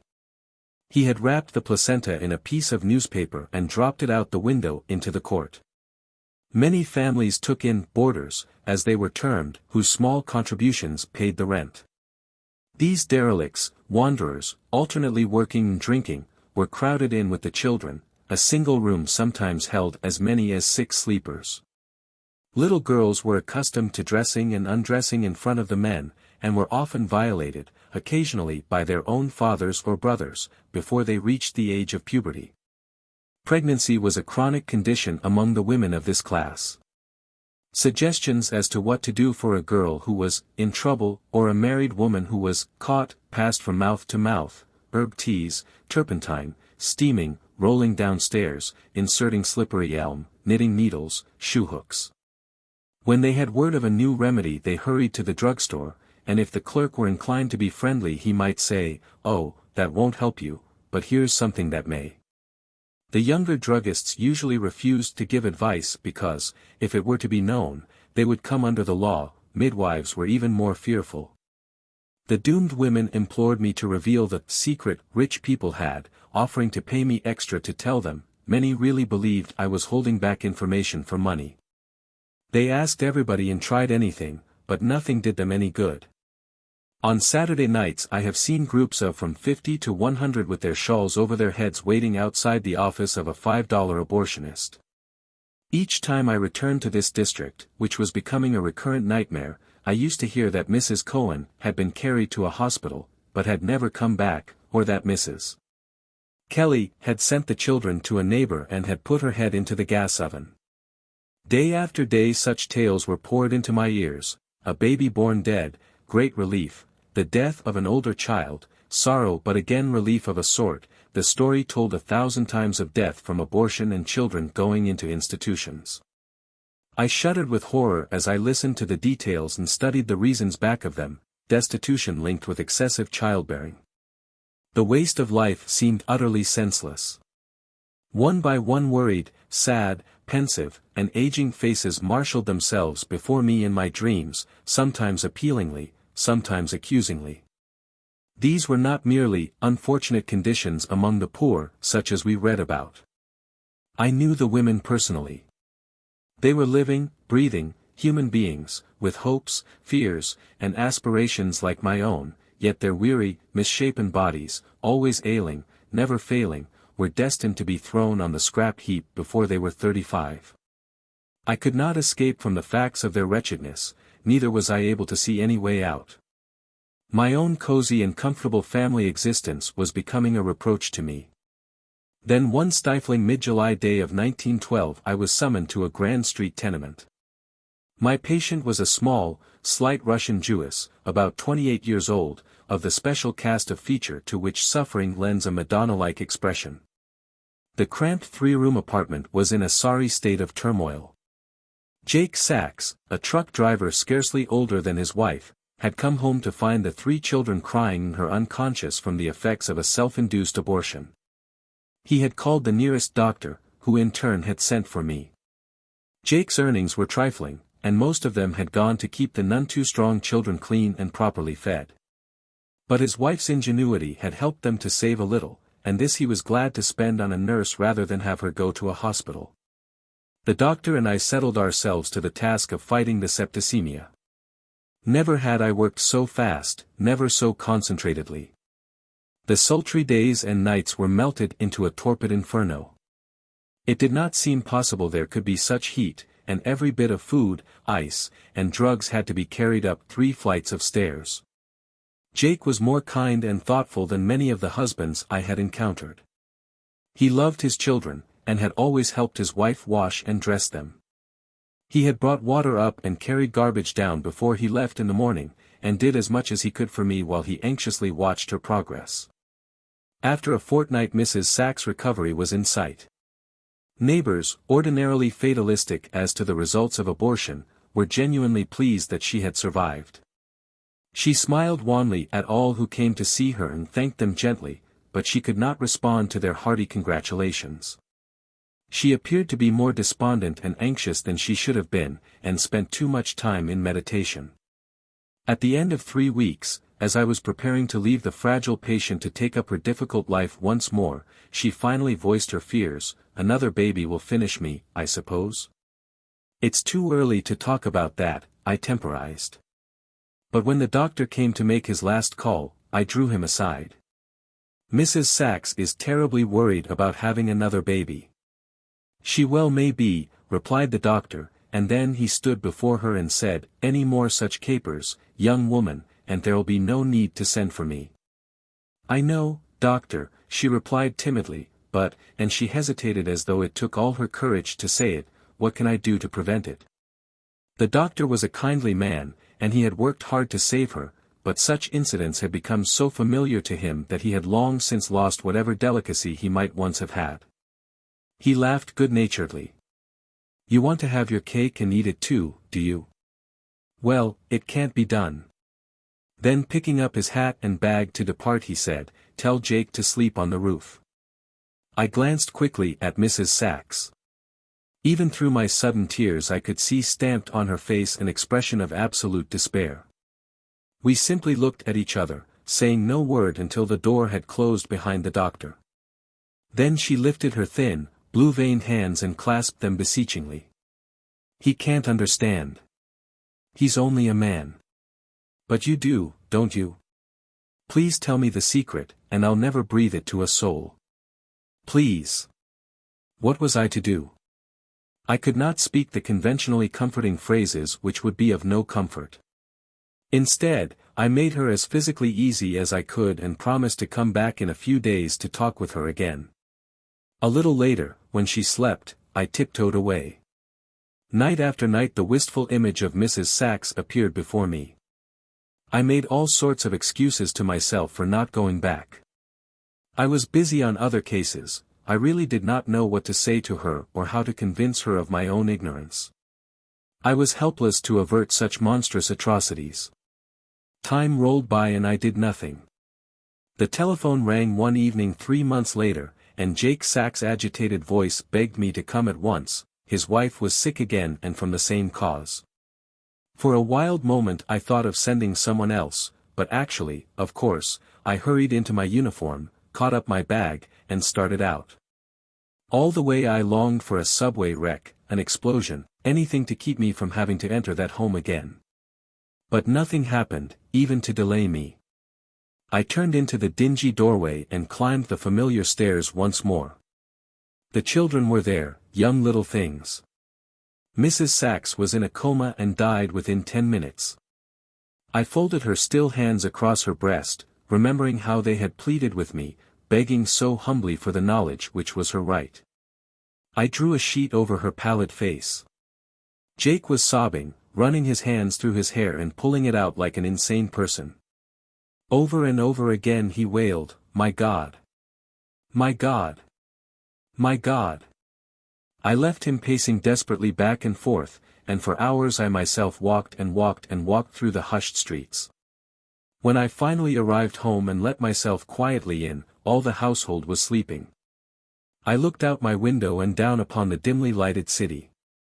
Its pains and griefs crowded in upon me, a moving picture rolled before my eyes with photographic clearness, women writhing in travail to bring forth little babies. The babies themselves naked and hungry, wrapped in newspapers to keep them from the cold.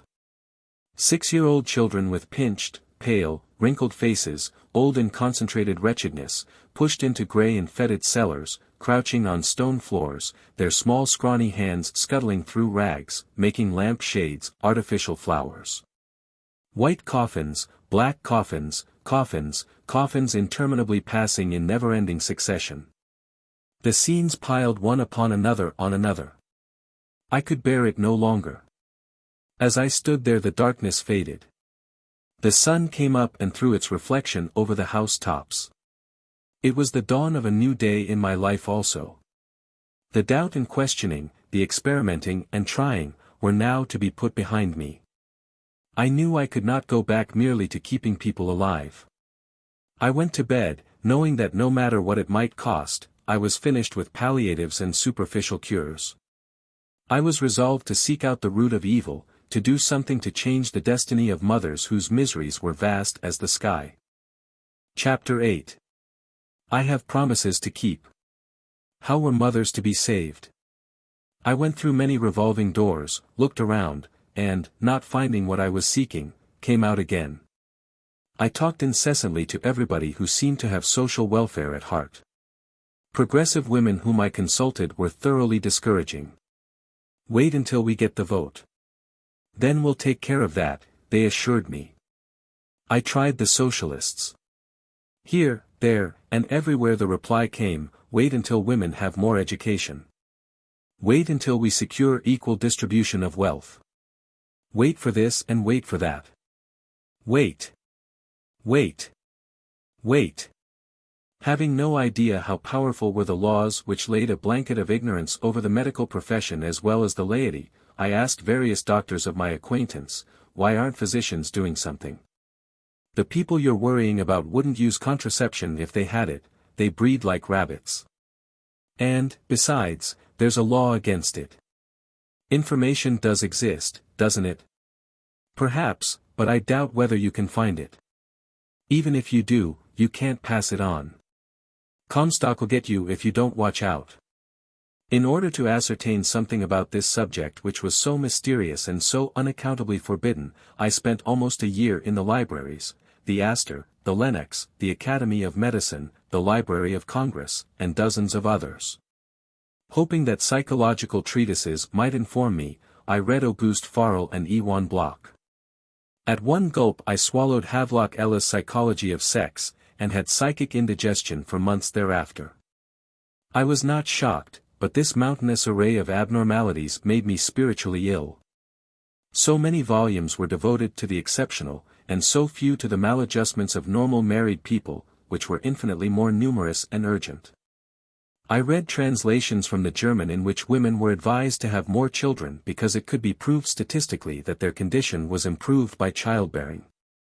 The only article on the question I could discover in American literature was in the Atlantic Monthly by Edward Allsworth Ross of the University of Wisconsin, who brought to the attention of his readers the decline of the birth rate among the upper and educated classes and the increase among the unfit, the consequences of which were sure to be race suicide. The Englishman, Thomas Robert Malthus, remained little more than a name to me, something like Plato or Henry George. Father had talked about him, but he meant mostly agriculture, wheat and food supplies in the national sense. Possibly he had a philosophy but not, to me, a live one. He had been put away on a shelf and, in my mind, had nothing to do with the everyday human problem. I was not looking for theories. What I desired was merely a simple method of contraception for the poor. The pursuit of my quest took me away from home a good deal. The children used to come in after school and at once hunt for me. "Where's mother?" was the usual question.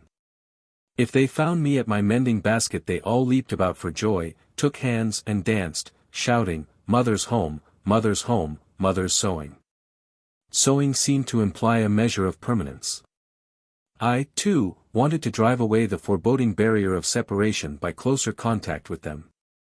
I wanted to have them solely to myself, to feed, to bathe, to clothe them myself. I had heard of the clean, wind-swept Cape Cod dunes, which appeared to be as far from the ugliness of civilization as I could get. Socialism, anarchism, syndicalism, progressivism, I was tired of them all. At the end of the spring, thoroughly depressed and dissatisfied, I tucked the children under my arms, boarded a Fall River boat, and sailed off, a pioneer to Provincetown.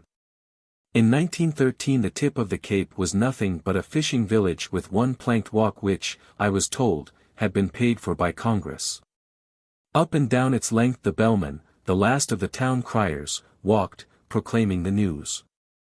At first we lived in the upper story of a fisherman's house right on the water. After he went out in the morning, his wife and her children, and I and mine, were left alone. Then the old women recalled scenes from their early days on the whaling vessels. Their mothers had brought them forth unaided, and their own sons, in turn, had been born on the ships and apprenticed to their husbands. They fitted into life simply, but the younger Portuguese, who were taking over the fishing industry, were asking what they should do about limiting their families. The village was rather messy and smelled of fish. I was still too close to humanity and wanted to be more alone, so we moved to the extreme end of town. Our veranda faced the bay, and when the tide was high the water came up and lapped at the piles on which the cottage was built. Stuart, Grant, and Peggy used to sit on the steps and dabble their toes. At low tide they had 2 miles of beach on which to skip and run. It was a wonderful place to play, and all summer we had sunrise breakfasts, sunset picnics. Ethel, who had married Jack Byrne, was now widowed and had also gone into nursing. She had considerable free time and stayed with me. Consequently, I was able to leave the children in her care when I made my expeditions to Boston's far-famed public library, taking the Dorothy Bradford at noon, and coming back the next day. Even there I found no information more reliable than that exchanged by back-fence gossips in any small town. I spent the entire season at Provincetown, groping for knowledge, classifying all my past activities in their proper categories, weighing the pros and cons of what good there was in them and also what they lacked. It was a period of gestation. Just as you give birth to a child, so you can give birth to an idea. Between interims of brooding and playing with the children I took part in the diversions of the minute colony of congenial people. Charles Hawthorne had a school of painting, and Mary Heaton Vorse with her husband, Joseph O'Brien, were there, so also were Hutch Hapgood and Neath Boyce. Jesse Ashley had lifted Big Bill Haywood out of the slough of the Patterson strike and brought him down to rest and recuperate. Big Bill was one of the few who saw what I was aiming at, although fearful that my future might involve the happiness of my children. Even he did not feel that the small family question was significant enough to be injected into the labor platform. Nevertheless, as we rambled up and down the beach he came to my aid with that cheering encouragement of which I was so sorely in need. He never wasted words in advising me to wait. Instead, he suggested that I go to France and see for myself the conditions resulting from generations of family limitation in that country. This struck me as a splendid idea, because it would also give Bill Sanger a chance to paint instead of continuing to build suburban houses. The trip to Europe seemed so urgent that no matter what sacrifices had to be made, we decided to make them when we came to them. In the fall we sold the house at Hastings, gave away some of our furniture and put the rest in storage. Although we did not realize it at the time, our gestures indicated a clean sweep of the past. Anita Block proposed that we go via Scotland. She wanted me to write 3 or 4 articles on what 25 years of municipal ownership in Glasgow had done for women and children. Socialists were talking about how everything there belonged to the people themselves and had earned their own way: banks, schools, homes, parks, markets, art galleries, museums, laundries, bath houses, hospitals, and tramways. The city was about to pay off the last debt on the transportation system, and this was being hailed as a great victory, a perfect example of what socialism could do. It sounded big and fine, and I, too, was impressed. Certainly in Glasgow, I thought, I should find women walking hand in hand with men, and children free and happy. In October the Sangers sailed from Boston on a cabin boat, little and crowded, and one black night 2 weeks later steamed up the Clyde. The naval program of 1913 was causing every shipyard to run double shifts, and the flare and glare against the somber dark was like fairyland, giant, sparkling starlights reaching from the horizon into the sky, a beautiful introduction to utopia. The very next day I started out upon my investigations. To mind the children, aged 9, 5, and 3, I availed myself of a sort of employment bureau run by the municipal corporation. I had been told that anyone could call here for any imaginable type of service. In response to my summons, there promptly arrived at my door, standing straight and machine-like, a small boy in a buttons uniform, with chin strap holding his cap on the side of his head. Willie McGuire's stipend was to be 12 cents an hour, or 50 cents for the half-day. His function was to take the 3 out, entertain them, and return them faithfully at any time designated. Though he was no bigger than Stuart, his efficient manner reassured me, and I soon learned that he performed his duties diligently. Religiously I made the rounds of all the social institutions, and at first everything appeared as I had been led to expect, except the weather. It had always just rained, and, when the sun did show itself, it was seldom for long enough to dry up the walks. Though the streets were clean, they were invariably wet and damp, and nobody wore rubbers. Everywhere could be seen little girls down on their knees, scrubbing the doorsteps in front of the houses, or, again, carrying huge bundles or baskets of groceries to be delivered at the homes of the buyers. The people themselves seemed cold and rigid, as dismal as their climate. Only the policeman had a sense of humor. As I proceeded, flaws in the vaunted civic enterprises began to display themselves. Glasgow had its show beauty spots, but even the model tenements were not so good as our simplest, lower middle-class apartment buildings. One had been constructed for the accommodation of deserving and respectable widows and widowers belonging to the working class, having 1 or more children with no one to care for them while the parents were away. But the building had been turned over to the exclusive use of widowers. Widows and their children had to shift for themselves. All tenements were planned scientifically on the basis of so many cubic feet of air and so much light per so many human beings, ranging from quarters for 2 to those for 5. No overcrowding was allowed. Well, I asked, what happens when there are 5 or 6 children? Oh, they can't live here, replied the superintendent. They must go elsewhere. But where? Conversation ceased. With particular attention I traced the adventures of one family which had expanded beyond the 3-child limit. The parents had first moved over to the fringes of the city, and thereafter as more children were born had traveled from place to place, progressively more dingy, more decrepit. They now had 9 and were inhabiting a hovel in the shipbuilding slums, unimaginably filthy and too far from the splendid utilities ever to enjoy them. The further I looked, the greater grew the inconsistency. The model markets carried chiefly wholesale produce, and the really poor, who were obliged to huddle on the far side of the city, contented themselves with bread and tea and were thankful to have it. Another disappointment was the wash houses, dating from 1878 when they had been deemed a public necessity because men had protested they were being driven from their homes by washing which, on account of the incessant rain, seemed to hang there forever. A stall cost only twopence an hour, less expensive than heating water at home, and there were always women waiting in line. But the tram system, which was on the point of being liquidated in spite of its low fares, forbade laundry baskets, and, consequently, those who were not within walking distance, and they were the ones who needed it most, were deprived of its use. Throughout the slum section I saw drunken, sodden women whose remaining, snag-like teeth stuck down like fangs and protruded from their sunken mouths. When I asked one of the executive officers of the corporation why they were so much more degraded than the men, he replied, "Oh, the women of Glasgow are all dirty and low. They're hopeless." "But why should this be?" I persisted. His only answer was, "It's their own fault." Bill and I walked about late at night, overwhelmed by the unspeakable poverty. The streets were filled with fighting, shiftless beggars. Hundreds of women were abroad, the big shawls over their heads serving two purposes: one, to keep their shoulders warm, the other, to wrap around the baby which each one carried. It was apparent that their clothing consisted only of a shawl, a petticoat, a wrapper, and shoes. Older children were begging, "A ha'penny for bread, missus, a ha'penny for bread." It was infinitely cold, dreary, and disappointing, so much talk about more wages and better subsistence, and here the workers had it, and what were they getting? A little more light, perhaps, a few more pennies a day, the opportunity to buy food a little more cheaply, a few parks in which they could wander, a bank where their money earned a fraction more interest.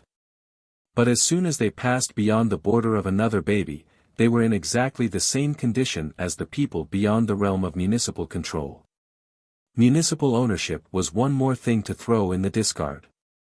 One dull, rainy day, glad to leave behind the shrill, crying voices of the beggars of Glasgow, we boarded a horrid cattle boat bound for Antwerp. The children were all seasick as we bounced and tossed over the North Sea. It was something of a job to handle the three of them with no nurse, especially when the storm threw them out of their beds on to the cabin floor. Fortunately they suffered no fractures, although 26 horses in the hold had to be shot because their legs had been broken. We arrived at the Gare du Nord in Paris at the end of another dismal, bewildering day, toot toot. Steam, luggage, brusque snatching by blue-smocked, black-capped porters, all looking like villains, jam at the ticket gate, rackety taxi to a hotel on the left bank. Paris seemed another Glasgow, more like a provincial village than a great metropolis. The atmosphere of petty penury destroyed my dreams of Parisian gaiety and elegance. Even the French children were dressed in drab, gloomy, black aprons. Within a few days we had sublet an apartment on the Boulevard Saint-Michel across from the Luxembourg Gardens where Grant and Peggy could play. It was 4 flights up, and the cold penetrated to the marrow of our bones. We could put tons of briquettes into the little fireplaces and never get any heat. All the family went into flannel underwear, the first since my early childhood. I presented Stuart to the superintendent of the district lycée. He demanded a birth certificate, and I had none. But without it how can I tell where he was born or how old he is? The officials seemed to imply that Stuart did not exist. But, I protested, here he is. He's alive. No, no, madam. The law says you must have a birth certificate. I had to send him to a private school, which was something of a drain on the budget. Bill found a studio on Montparnasse, just back of the station. Again and again he came home aglow with news of meeting the great Matisse and other revolutionary painters barely emerging from obscurity. I trailed around to studios and exhibits occasionally, but I was trying to become articulate on my own subject, and paid scant attention to those who loomed up later as giants in the artistic world. The companionship of Jesse Ashley and Bill Haywood, who had just come to Paris, was more familiar to me.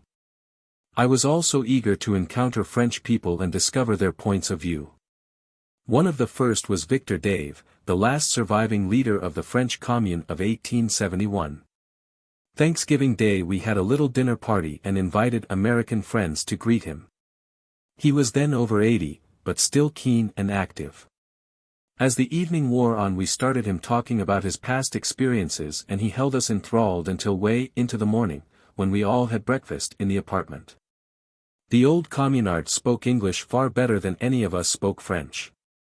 He was now making $3 a week by his linguistic abilities, because he was the sole person the government could call upon not only for the language but the dialects of the Balkans. Just the day before he had been translating a new series of treaties which France was making with the Balkan states in a desperate attempt to tie them to the Triple Entente. Though he was a philosophical person who could be gay over his own hardships, his confidences to us were serious and sad. From the agreements then being drawn up, particularly those with Romania, he could see nothing but war ahead, predicting definitely that within 5 years all nations would be at each other's throats. We newcomers to Europe could not grasp the meaning of his words, and the residents shrugged their shoulders and said, "He is getting old. He cannot see that we are now beyond war, that people are too intelligent ever to resort to it again." As I look back it is apparent that we heard in France the whole rumblings of the World War. Unrest was in the air as it had been in the United States, but with a difference. Theaters were showing anti-German plays, revanche placards decorated Napoleon's tomb in the Invalides, and the rusty black draperies around the shrouded statue of Strasbourg in the Place de la Concorde pointed a macabre note. These were remembered afterwards, at the time they were merely part of the Paris scene. I realized the disadvantage of not being better acquainted with the French language, and started in to practice what I knew and learn more. Good fortune brought me in touch with an Englishwoman, the wife of the editor of Luminite, the organ of the Confédération Générale de Travail, the famous CGT. To her I clung and at her home I met the socialist leader, Jean Jouers. His English was bad and my French worse, we had to have an interpreter. Doubtless we missed a lot, but even so we found we understood each other. I believe that his assassination on the eve of the war which he had done so much to prevent proved an irreparable loss to the cause of peace. In my language difficulties Jessie Ashley's fluency was an ever-present help. Together we used to eat in the restaurants frequented by laborers, who came in groups, keeping their caps on, enjoying the cheap and good food accompanied by wine. Often we were the only women in the place, always excepting the inevitable cashier. Though women were rarely seen at a CGT meeting, Victor Dave took Jessie and me to a particularly impressive one which Bill Haywood was to address. His reputation as a firebrand had preceded him, and the police were making certain that no riot should ensue. They were stopping each person who crossed the bridge and demanding an account of his destination. Our passport was the venerable appearance of our escort, whose long white hair hung low about his head. His top hat, that universal badge of respectability, led us through. The vast auditorium was filled with some 3,000 French syndicalists, similar to the American IWWs, all standing, all wearing the uniform of the proletariat, black-visored caps and loose corduroys. They were being urged not to take up arms against the workers of other nations. I began to wonder whether perhaps the various tokens of disquiet which had impalpably surrounded me since coming to France had some more desperate meaning than we in America had realized. The war, what for? Discussions in New York had seemed only a part of the evening conversations. Here again I was listening to protests against government efforts to arouse national hatred by calling it patriotism. I had heard the word so often, workers of the world, unite, yet at last I was vaguely uneasy because of the difference in spirit. As we emerged into the narrow, alley-like street we found the exits into the boulevard guarded by hundreds of gendarmes, both mounted and afoot. Had any outbreak occurred, the assembled syndicalists would literally have been trapped. My uneasiness was increased as a result of a visit to the Hindu nationalist, Shyamaji Krishnavarma. In England he had been an agitator for Indian Home Rule and, when the London residence of the Viceroy of India had been bombed, with other Indians who might have been implicated, he had fled to France, so long the sanctuary for anyone who, because of political beliefs, got into trouble elsewhere. Krishnavarma was now editing the Indian Sociologist, which was being secretly spirited across the channel. Krishnavarma had asked whether he might be permitted to give a reception in my honor. No Hindu had ever given a reception in my honor. Trying to appear, however, as though this were a frequent occurrence, I set a time and bravely entered his salon, supported, as usual, by Jessie. About 25 men were there, Indian students all, and only one other woman, Mrs. Krishnavarma, barely out of purdah and still in native dress. As a great concession she had been allowed to come in, despite the presence of men. It was evident she could listen but not speak, because, when I asked her something about her children, Krishnavarma answered for her quickly. A little later I was disputing a point with him and, to bolster up his argument, he gave her a curt command in Hindustani. She rose swiftly and soon returned with a well-thumbed and pencil-marked copy of Spencer. I had come to consider Spencer's philosophy old-fogyish. His teachings were so mild that I wondered what in the world he could ever have been hounded for. Though Krishnavarma was working towards the freedom of India, he had gone no further than this pink tea, which was not even pale china, let alone sturdy, black Ceylon. I had been home scarcely more than half an hour and was dressing for dinner when Peggy ran in animatedly. "Mother, there are 3 soldiers at the door." The bright uniforms of the gendarmes had taken her fancy, and she was pleased and excited. When I went out to meet them they demanded to know where we had come from, the object of our visit to France, how long we intended to stay, in what manner we had located the apartment, from whom we had rented it, where I had been that afternoon. The length of time I had known Krishnavarma, and the reason for my being at his home. Finally, they explained their presence by saying the concierge had not sent in the required information to the prefecture. When I described the strange visitation to someone familiar with French customs, I was told that concierges were all ex officio agents of the police and were compelled to make regular reports of the activities, no matter how petty, of their tenants. These were incorporated into the dossiers of all foreigners. Actually, the police, working with the British Secret Service, were checking up on Krishnavarma's callers. Thereafter gendarmes lingered in doorways outside our apartment, and wherever I went I was conscious they were in the vicinity. Because of the predilection of the French for quality rather than quantity, they had not only adopted the sociological definition of proletariat, the prolific ones, a term originally applied by the Romans to the lowest class of society, but had interpreted it literally. The syndicalists in particular had made what they called conscious generation a part of their policy and principles, and had affiliated themselves with the Neo-Malthusian movement, which had its headquarters in London. The parents of France, almost on the same wage scale as those I had seen in Glasgow, had settled the matter to their own satisfaction. Their 1 or 2 children were given all the care and advantages of French culture. I was struck with the motherly attention bestowed by our femme de chambre upon her only child. She came promptly to work, but nothing could persuade her to arrive before Jean had been taken to his school, and nothing could prevent her leaving promptly at noon to fetch him for his luncheon.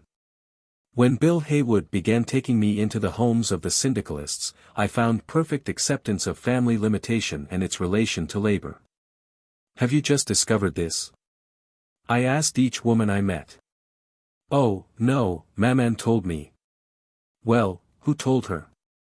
"Grandmere, I suppose." The Code Napoleon had provided that daughters should inherit equally with sons, and this, to the thrifty peasant mind, had indicated the desirability of fewer offspring. Nobody would marry a girl unless she had been instructed how to regulate the numbers of her household as well as the home itself. Some of the contraceptive formulas which had been handed down were almost as good as those of today. Although they had to make simple things, mothers prided themselves on their special recipes for suppositories as much as on those for pot au feu or wine.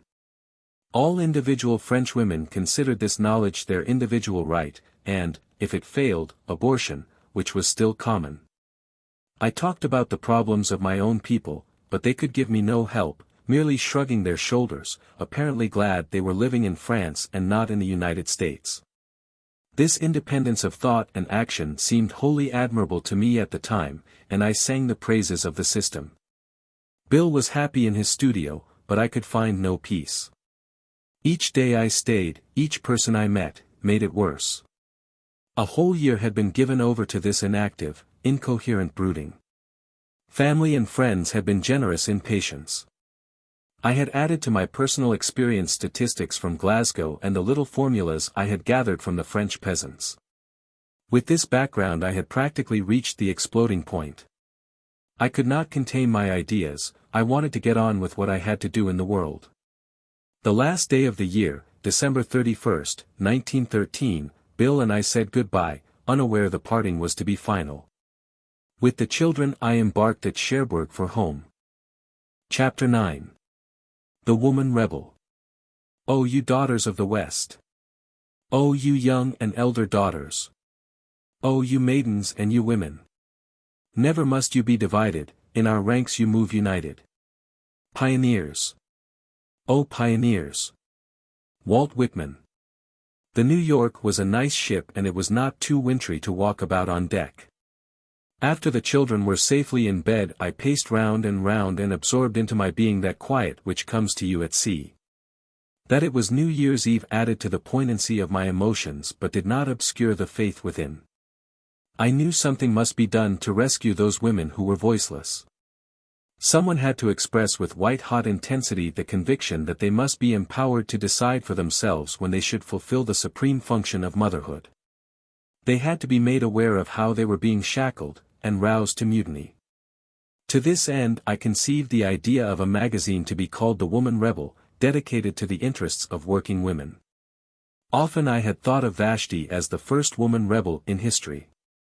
Once when her husband, King Ahasuerus, had been showing off to his people his fine linens, his pillars of marble, his beds of gold and silver, and all his riches, he had commanded that his beautiful Queen Vashti also be put on view. But she had declined to be exhibited as a possession or chattel. Because of her disobedience, which might set a very bad example to other wives, she had been cast aside and Ahasuerus had chosen a new bride, the meek and gentle Esther. I wanted each woman to be a rebellious Vashti, not an Esther. Was she to be merely a washboard with only one song? Surely, she should be allowed to develop all her potentialities. Feminists were trying to free her from the new economic ideology but were doing nothing to free her from her biological subservience to man, which was the true cause of her enslavement. Before gathering friends around me for that help which I must have in stirring women to sedition, before asking them to believe, I had to chart my own course. Should I bring the cause to the attention of the people by headlines and front pages? Should I follow my own compulsion regardless of extreme consequences? I fully recognized I must refrain from acts which I could not carry through. So many movements had been issuing defiances without any ultimate goal, shooting off a popgun here, a popgun there, and finally shooting themselves to death. They had been too greatly resembling froth, too noisy with the screech of tin horns and other cheap instruments instead of the deeper sounds of an outraged, angry, serious people. With as crystal a view as that which had come to me after the death of Mrs. Sachs when I had renounced nursing forever, I saw the path ahead in its civic, national, and even international direction, a panorama of things to be. Fired with this vision, I went into the lounge and wrote page after page until the hours of daylight. Having settled the principles, I left the details to work themselves out. I realized that a price must be paid for honest thinking, a price for everything. Though I did not know exactly how I was to prepare myself, what turn events might take, or what I might be called upon to do, the future in its larger aspects has actually developed as I saw it that night. The same thoughts kept repeating themselves over and over during the remainder of the otherwise uneventful voyage. As soon as possible after reaching New York, I rented an inexpensive little flat on Post Avenue near Dickman Street. So far out on the upper end of Manhattan that even the Broadway subway trains managed to burrow their way into sunlight and fresh air. My dining room was my office, the table my desk. A new movement was starting, and the baby had to have a name. It did not belong to socialism nor was it in the labor field, and it had much more to it than just the prevention of conception. As a few companions were sitting with me one evening we debated in turn voluntary parenthood, voluntary motherhood, the new motherhood, constructive generation, and new generation. The terms already in use, neo-Malthusianism, family limitation, and conscious generation seemed stuffy and lacked popular appeal. The word control was good, but I did not like limitation, that was too limiting. I was not advocating a one-child or two-child system as in France, nor did I wholeheartedly agree with the English neo-Malthusians whose concern was almost entirely with limitation for economic reasons. My idea of control was bigger and freer. I wanted family in it, yet family control did not sound right. We tried population control, race control, and birth rate control. Then someone suggested, drop the rate. Birth control was the answer, we knew we had it. Our work for that day was done and everybody picked up his hat and went home. The baby was named. When I first announced that I was going to publish a magazine, "Where are you going to get the money?" was volleyed at me from all sides. I did not know, but I was certain of its coming somehow. Equally important was moral support. Those same young friends and I founded a little society, grandly titled the National Birth Control League, sought aid from enthusiasts for other causes, turning first to the feminists because they seemed our natural allies. Armed with leaflets we went to Cooper Union to tell them that in the Woman Rebel they would have an opportunity to express their sentiments. Charlotte Perkins Gilman, the feminist leader, was trying to inspire women in this country to have a deeper meaning in their lives, which to her signified more than getting the vote. Nevertheless, at that time I struck no responsive chord from her or from such intelligent co-workers as Crystal Eastman, Marie Howe, or Henrietta Rodman.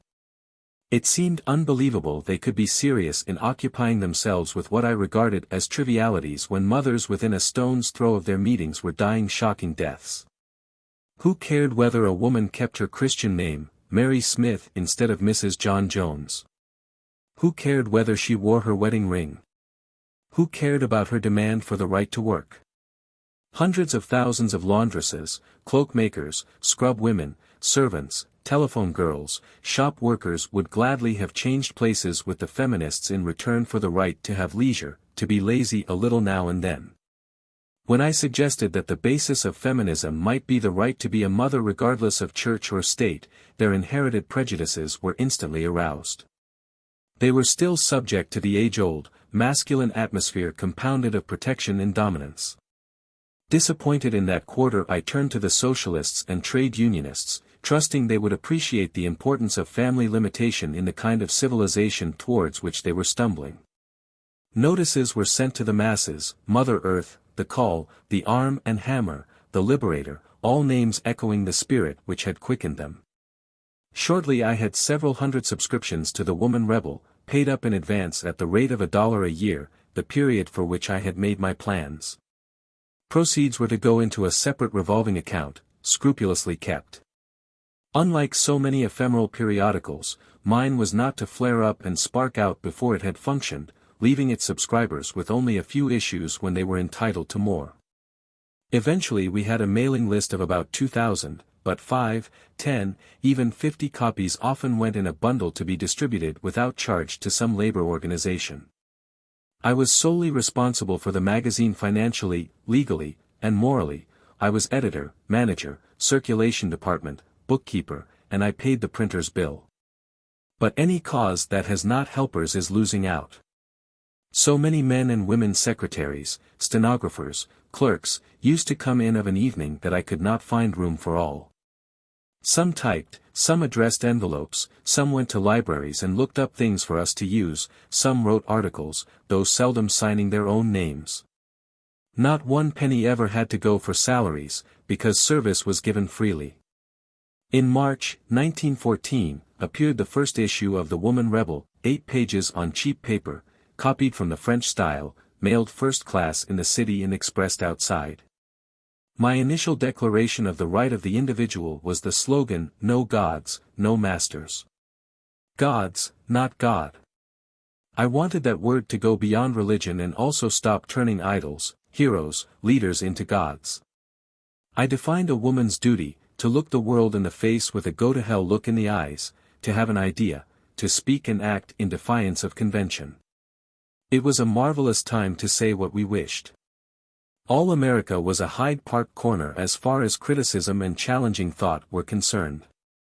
We advocated direct action and took up the burning questions of the day. With a fine sense of irony we put anti-capitalist soapbox oratory in print. I do not know whether the financiers we denounced would have been tolerant or resentful of our onslaughts had they read them, or as full of passion for their cause as we for ours. Perhaps they too will have forgotten that emotion now. My daily routine always started with looking over the pile of mail, and one morning my attention was caught by an unstamped official envelope from the New York post office. I tore it open. Dear Madam, you are hereby notified that the solicitor of the Post Office Department has decided that the Woman Rebel for March, 1914, is unmailable under Section 489, Postal Laws and Regulations. E. M. Morgan, Postmaster. I reread the letter. It was so unexpected that at first the significance did not sink in. I had given no contraceptive information, I had merely announced that I intended to do so. Then I began to realize that no mention was made of any special article or articles. I wrote Mr. Morgan and asked him to state what specifically had offended, thereby assisting me in my future course. His reply simply repeated that the March issue was unmailable. I had anticipated objections from religious bodies, but believed with Father, anything you want can be accomplished by putting a little piece of paper into the ballot box. Therefore, to have our insignificant magazine stopped by the big, strong United States government seemed so ludicrous as almost to make us feel important. To the newspaper world this was news, but not one of the dailies picked it out as an infringement of a free press. The Sun carried a headline, Woman Rebel, barred from mails. And underneath the comment, too bad. The case should be reversed. They should be barred from her and spelled differently. Many times I studied Section 211 of the federal statutes, under which the post office was acting. This penal clause of the Comstock Law had been left hanging in Washington like the dried shell of a tortoise. Its grip had even been tightened on the moral side. In case the word obscene should prove too vague, its definition had been enlarged to include the prevention of conception and the causing of abortion under one and the same heading. To me it was outrageous that information regarding motherhood, which was so generally called sacred, should be classed with pornography. Nevertheless, I had not broken the law, because it did not prohibit discussion of contraception, merely giving advice. I harbored a burning desire to undermine that law. But if I continued publication I was making myself liable to a federal indictment and a possible prison term of 5 years plus a fine of $5,000. I had to choose between abandoning the Woman Rebel, changing its tone, or continuing as I had begun. Though I had no wish to become a martyr, with no hesitation I followed the last-named course. I gathered our little group together. At first we assumed Comstock had stopped the entire issue before delivery, but apparently he had not, because only the A to M's which had been mailed in the local post office had been confiscated. We took a fresh lot downtown, slipped 3 into one chute, 4 in another, walked miles around the city so that no single box contained more than a few copies. The same procedure had to be pursued in succeeding months. Sometimes daylight caught me, with one or more assistants, still tramping from the printers and dropping the copies, piece by piece, into various boxes and chutes. I felt the government was absurd and tyrannical to make us do this for no good purpose. I could not get used to its methods then. I have not yet, and probably never shall. The Woman Rebel produced extraordinary results, striking vibrations that brought contacts, messages, inquiries, pamphlets, books, even some money. I corresponded with the leading feminists of Europe, Ellen Key, then at the height of her fame, Olive Schreiner, Mrs. Pankhurst, Rosa Luxemburg, Adele Schreiber, Clara Zetkin, Rosika Schwimmer, Frau Maria Stritt. But I also heard from sources and groups I had hardly known existed, Theosophist, New Thought, Rosicrucian, Spiritualist, Mental Scientist. It was not alone from New York, but from the highways and byways of North, South, East, and West that inspiration came. After the second number the focus had been birth control. Within 6 months we had received over 10,000 letters, arriving in accelerating volume. Most of them read, "Will your magazine give accurate and reliable information to prevent conception?" This I could not print. Realizing by now it was going to be a fairly big fight, I was careful not to break the law on such a trivial point. It would have been ridiculous to have a single letter reach the wrong destination. Therefore, I sent no contraceptive facts through the mails. However, I had no intention of giving up this primary purpose. I began sorting and arranging the material I had brought back from France, complete with formulas and drawings, to be issued in a pamphlet where I could treat the subject with more delicacy than in a magazine. Writing it for women of extremely circumscribed vocabularies. A few $100s were needed to finance publication of Family Limitation, as I named it, and I approached Theodore Schroeder, a lawyer of standing and an ardent advocate of free speech. He had been left a fund by a certain Dr. Foote who had produced a book on borning better babies, and I thought my pamphlet might qualify as a beneficiary. Dr. Abraham Brill was just then bringing out a translation of Freud, in whom Schroeder was much interested. He asked whether I had been psychoanalyzed. "What is psychoanalysis?" He looked at me critically as from a great height. "You ought to be analyzed as to your motives. If, after 6 weeks, you still wish to publish this pamphlet, I'll pay for 10,000 copies. Well, do you think I won't want to go on? I don't only think so. I'm quite sure of it. Then I won't be analyzed. I took the manuscript to a printer well known for his liberal tendencies and courage. He read the contents page by page and said, "You'll never get this set up in any shop in New York. It's a Sing Sing job." Every one of the 20 printers whom I tried to persuade was afraid to touch it. It was impossible ever, it seemed, to get in to print the contents of that pamphlet. Meanwhile, following the March issue, the May and July numbers of the Woman Rebel had also been banned. In reply to each of the formal notices, I inquired which particular article or articles had incurred disapproval, but could obtain no answer. At that time I visualized the birth control movement as part of the fight for freedom of speech. How much would the postal authorities suppress? What were they really after? I was determined to prod and goad until some definite knowledge was obtained as to what was obscene, lewd, and lascivious. Theodore Schroeder and I used to meet once in a while at the Liberal Club, and he gave much sound advice. I could not go on with the Woman Rebel forever. Eventually the post office would wear me down by stopping the issues as fast as I printed them. He warned, "They won't do so and so unless you do thus and thus. If you do such and such, then you'll have to take the consequences." He was a good lawyer and an authority on the Constitution. When my family learned that I might be getting in deep water, a council was called just as when I had been a child. A verdict of nervous breakdown was openly decreed, but back in the minds of all was the unspoken dread that I must have become mentally unbalanced. They insisted father come to New York, where he had not been for 40 years, to persuade me to go to a sanitarium. For several days father and I talked over the contents of the Woman Rebel. In his fine, flowing language he expressed his hatred of it.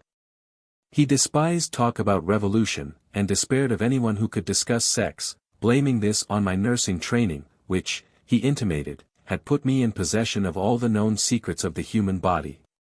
He was not quite sure what birth control was, and my reasoning, which retraced the pattern of our old arguments, made no impression upon him. Father would have nothing to do with the queer people who came to the house, people of whom no one had ever heard, turning up with articles on every possible subject and defying me to publish them in the name of free speech. I printed everything. For the August issue I accepted a philosophical essay on the theory of assassination, largely derived from Richard Carlyle. It was vague, inane, and innocuous, and had no bearing on my policy except to taunt the government to take action, because assassination also was included under Section 211. Only a few weeks earlier, the war which Victor Dave had predicted had started its headlong progress. The very moment when most people were busy with geographies and atlases, trying to find out just where Sarajevo might be, the United States chose to sever diplomatic relations with me. One morning I was startled by the peremptory, imperious, and incessant ringing of my bell. When I opened the door, I was confronted by two gentlemen. "Will you come in?" They followed me into my living room, scrutinized with amazement the velocipede and wagon, the woolly animals and toys stacked in the corner. One of them asked, "Are you the editor and publisher of a magazine entitled The Woman Rebel?" When I confessed to it, he thrust a legal document into my hands. I tried to read it, threading my way slowly through the jungle of legal terminology. Perhaps the words became a bit blurred because of the slight trembling of my hands, but I managed to disentangle the crucial point of the message. I had been indicted on no less than 9 counts, for alleged violation of the federal statutes. If found guilty on all, I might be liable to 45 years in the penitentiary. I looked at the 2 agents of the Department of Justice. They seemed nice and sensible. I invited them to sit down and started in to explain birth control. For 3 hours I presented to their imagination some of the tragic stories of conscript motherhood. I forget now what I said, but at the end they agreed that such a law should not be on the statute books. Yet it was, and there was nothing to do about it but bring my case to court. When the officers had gone, Father came through the door of the adjoining room where he had been reading the paper. He put both arms around me and said, "Your mother would have been alive today if we had known all this then." He had applied my recital directly to his own life. "You will win this case. Everything is with you, logic, common sense, and progress." I never saw the truth until this instant. Old-fashioned phraseology, but Father was at last convinced. He went home quite proud, thinking I was not so crazy after all, and began sending me clippings to help prove the case for birth control, women who had drowned themselves or their children and the brutalities of parents. Because even mother love might turn cruel if too hard pressed. My faith was still childlike. I trusted that, like Father, a judge representing our government would be convinced. All I had to do was explain to those in power what I was doing and everything would come right. August 25 I was arraigned in the old post office way downtown. Judge Hazel, himself a father of 8 or 9 children, was kindly, and I suspected the 2 federal agents who had summoned me had spoken a good word on my behalf. But Assistant District Attorney Harold Content seemed a ferocious young fellow.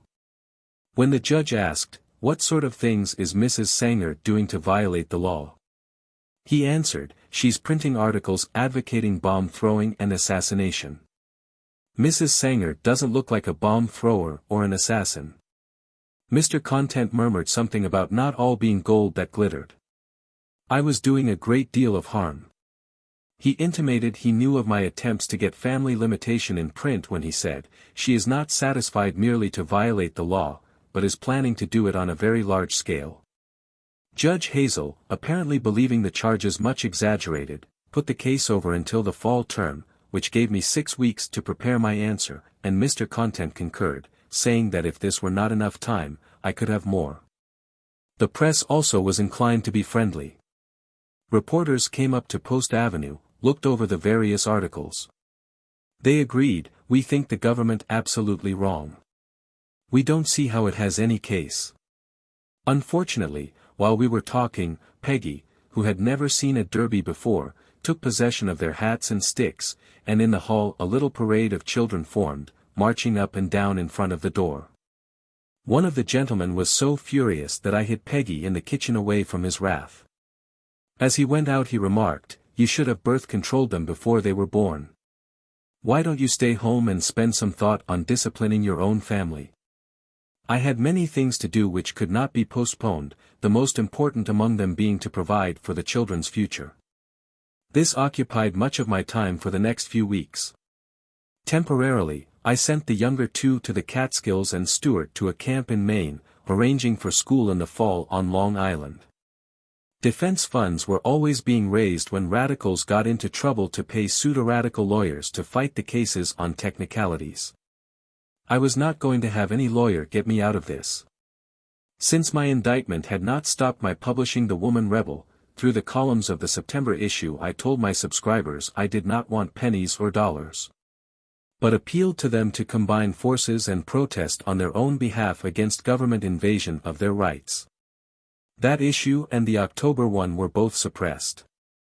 During what might be called my sleepwalking stage, it was as though I were heading towards a precipice and nothing could awaken me.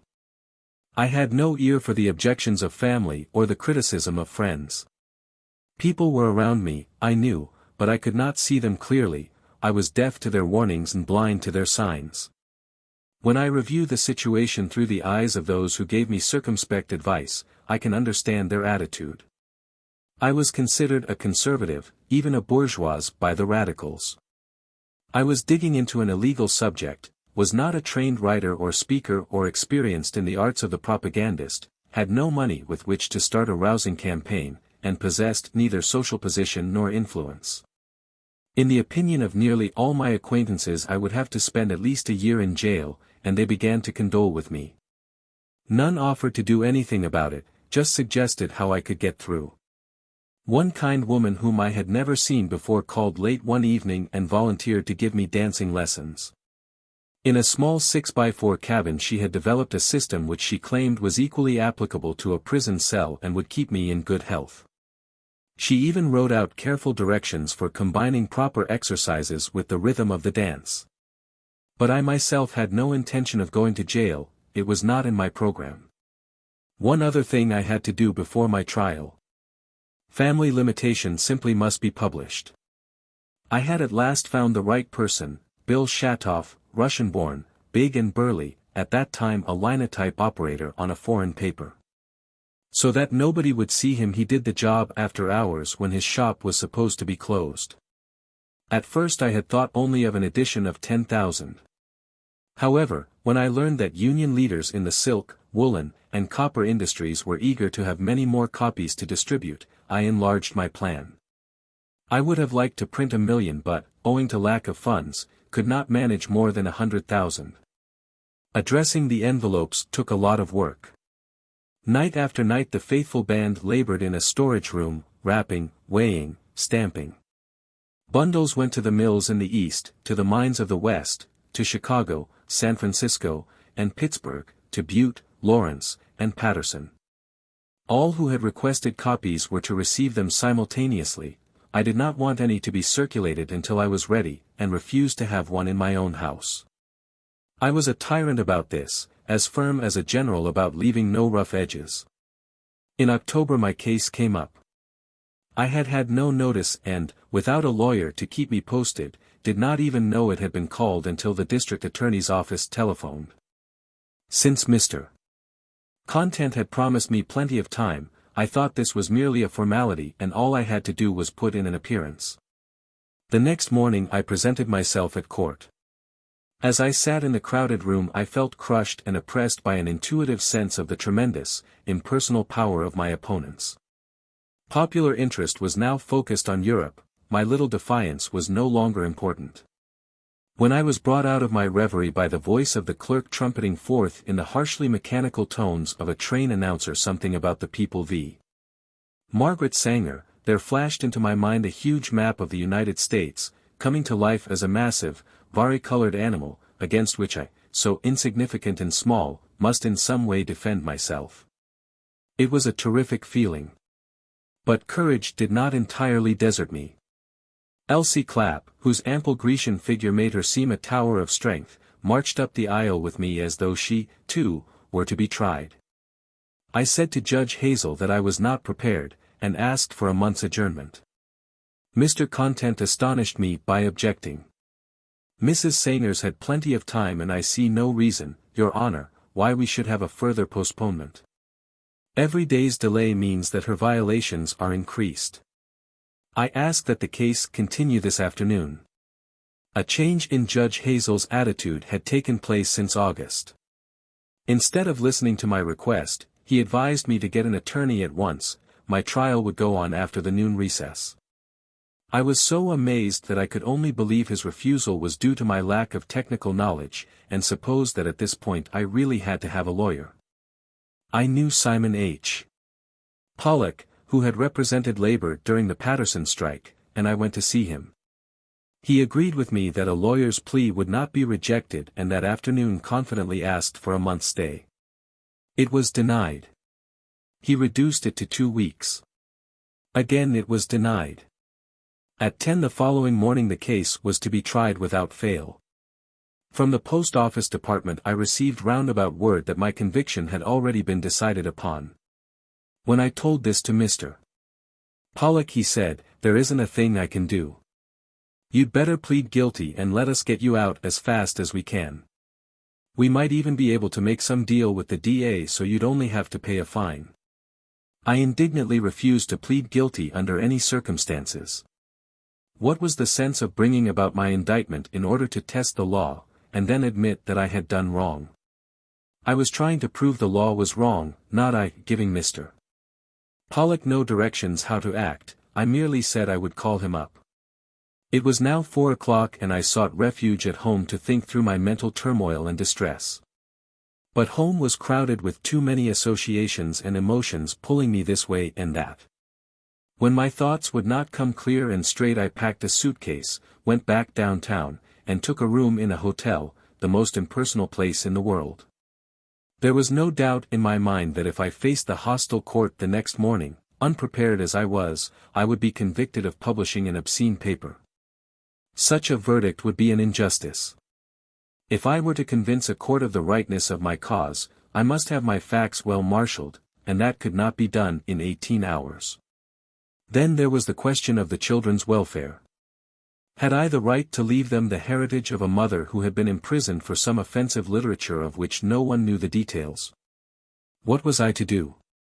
Should I get another lawyer, one with personal influence who could secure a postponement, and should we then go into court together and fight it out? I had no money for such a luxury. Should I follow the inevitable suggestion of the "I told you so's," and take my medicine? Yes, but what medicine? I would not swallow a dosage for the wrong disease. I was not afraid of the penitentiary. I was not afraid of anything except being misunderstood. Nevertheless, in the circumstances, my going there could help nobody. I had seen so many people do foolish things valiantly, such as wave a red flag, shout inflammatory words, lead a parade, just for the excitement of doing what the crowd expected of them. Then they went to jail for 6 months, a year perhaps, and what happened? Something had been killed in them, they were never heard of again. I had seen braver and hardier souls than I vanquished in spirit and body by prison terms, and I was not going to be lost and broken for an issue which was not the real one, such as the entirely unimportant woman rebel articles. Had I been able to print family limitation earlier, and to swing the indictment around that, going to jail might have had some significance. Going away was much more difficult than remaining. But if I were to sail for Europe I could prepare my case adequately and return then to win or lose in the courts. There was a train for Canada within a few hours. Could I take it? Should I take it? Could I ever make those who had advised me against this work and these activities understand? Could I ever make anyone understand? How could I separate myself from the children without seeing them once more? Peggy's leg was swollen from vaccination. This kept worrying me, made me hesitate, anxious. It was so hard to decide what to do. Perfectly still, my watch on the table, I marked the minutes fly. There could be no retreat once I boarded that train. The torture of uncertainty, the agony of making a decision only to reverse it. The hour grew later and later. This was like both birth and death, you had to meet them alone. About 30 minutes before train time I knew that I must go. I wrote 2 letters, one to Judge Hazel, one to Mr. Content, to be received at the desk the next day, informing them of my action. I had asked for a month and it had been refused. This denial of right and freedom compelled me to leave my home and my 3 children until I made ready my case, which dealt with society rather than an individual. I would notify them when I came back. Whether this were in a month or a year depended on what I found it necessary to do. Finally, as though to say, make the most of it, I enclosed to each a copy of Family Limitation. Parting from all that I held dear in life, I left New York at midnight, without a passport, not knowing whether I could ever return. Chapter 10. We speak the same good tongue. At Montreal I found comfort and refuge. In fact, On any road I took, men and women who knew about the woman rebel came to my aid. I shall never forget the generosity of the Baineses who met me at the train and welcomed me to their home. They had been friends of Walt Whitman and still honored his memory. I sat at the table where he had sat, and in his chair. Among their many kindnesses they gave me an introduction to Edward Carpenter, also mentioned in Odd Tones, leader of the Whitman group in England and author of Love's Coming of Age, which was then on every modern bookshelf. Since I was charged with felony I could be extradited. I was obliged, therefore, in buying my passage, to choose a new name. No sooner had I selected the atrociously ugly Bertha Watson, which seemed to rob me of femininity, than I wanted to be rid of it. But once having adopted it I could not escape. I boarded the RMS Virginian, laden with munitions, food, Englishmen returning home for war duty, and Canadians going over. Even before the printing of Family Limitation had begun in August, I had arranged a key message which would release all the pamphlets simultaneously whenever it should be received by any of 4 trusted lieutenants. In case one should be arrested, another ill, or a third die, still everything would go forward as provided for. 3 days out of Montreal I sent a cable and shortly had one in reply that the program was being executed as planned. My soul was sick and my heart empty for those I loved. The one gleam in this dreadful night of despair was the faint hope that my efforts might, perhaps, make Peggy's future easier. The government official examining credentials at Liverpool said sternly, "England is at war, madam. You can't expect us to let you through. We're sending back people without passports every day, and I can't make an exception in your case." But I had good luck as an ally, she comes so often to help in emergencies. A shipboard acquaintance telephoned and pulled wires, a procedure not so common in England as in the United States. On his guarantee that I would get a passport from the American embassy immediately on reaching London I was allowed to enter.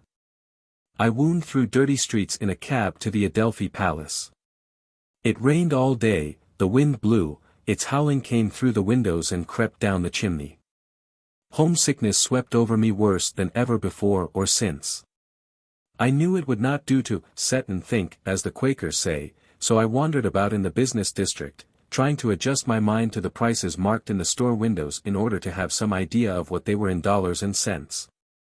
I viewed church architecture and the cathedral, which was not expected to be finished for 50 years.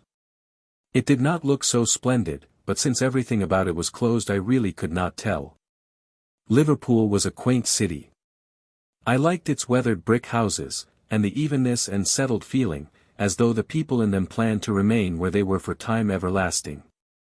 The women of the poor were unconcernedly wearing on the streets dresses originally made for bustles, hats with feathers, caricatures which should have been stuffed away in attics 40 years before. Bertha Watson had a letter to the local Fabian Society, and at 6 I went to the Clarion Café, where it foregathered each Friday.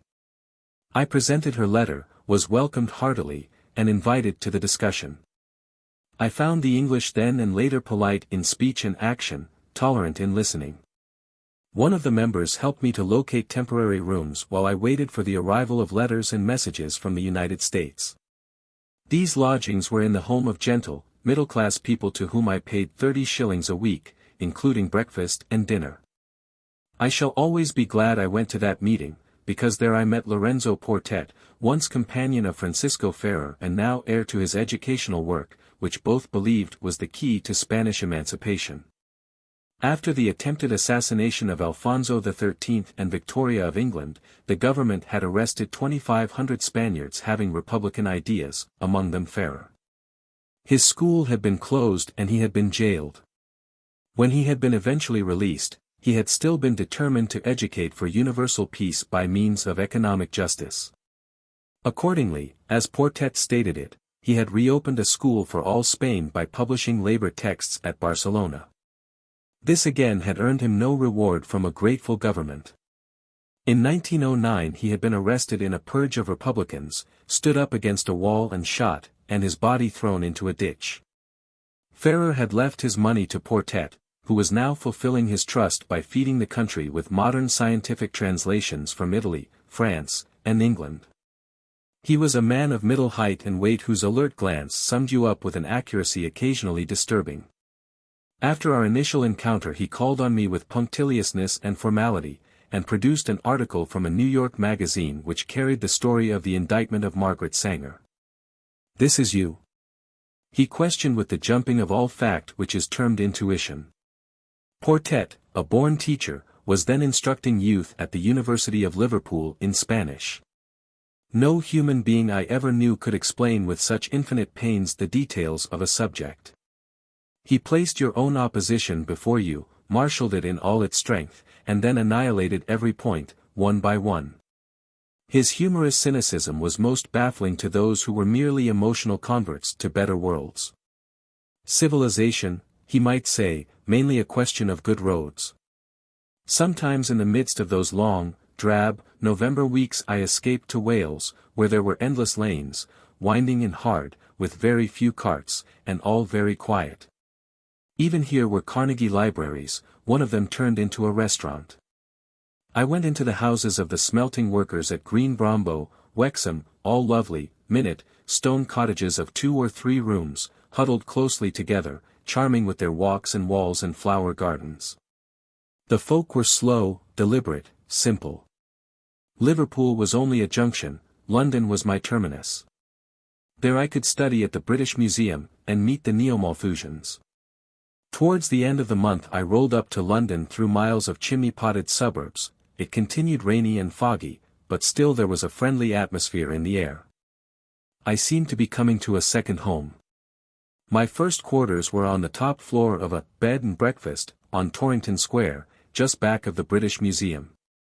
I looked out on little rows of trees, iron fences, steps going up to all the houses. There was but one bathroom and to use it cost extra. Every morning about 7 came a knock, and when I opened the door I discovered a midget jug of hot water outside. I was supposed to break the ice on my large pitcher, mix the two, and pour all into my tin tub, the back of which rose behind me like a throne. After this winter I realized how the British had acquired their well-known moral courage. I had no fireplace, but 2 floors below was an empty room with a grate. Occasionally I indulged myself in the luxury of renting it for the evening, and of buying wood to keep myself warm while I worked. I made up for it by not having the slatternly Cockney maid bring up tea, and also went each morning to the basement dining room for my breakfast, thereby saving a shilling a week. It was not long before I was stricken by the first digestive upset I had ever had, and was obliged to call in an American doctor. He looked me over casually and then, without further examination, asked, "Have you been drinking English coffee?" "Why, yes." "Well, give it up. The English can't make coffee, they only know how to make tea. Take up English tea." I followed his advice and from that time on, instead of carrying my own eating habits with me, have tried to adjust myself to the food of the country where I happen to be. In this way I get along much better. Sundays I attended concerts or visited art galleries, though since it was wartime disappointingly few pictures were being shown. Each weekday, however, found me at the British Museum, going in with the opening of the gates in the morning. In order to secure permission to work, you had to have a card, but once you obtained it, you could take a special seat and books were reserved for you. My aim was to present my case from all angles, to make the trial soundly historical so that birth control would be seriously discussed in America. Therefore, I read avidly and voluminously many weighty tomes, and turned carefully the yellowed, brittle pages of pamphlets and broadsides, finding much that was dull, much that was irrelevant, but also much that was amusing. If only for the ponderous manner of its expression. In the end I had a picture of what had gone before. The father of family limitation was Thomas Robert Malthus, born in 1766 at the Rookery, near Dorking, Surrey. In 1798 this curate of Albury published his Principle of Population and in the initial chapter laid down his famous postulates: first, that food is necessary to the existence of man. Second, that the passion between the sexes is necessary, and will remain nearly in its present state.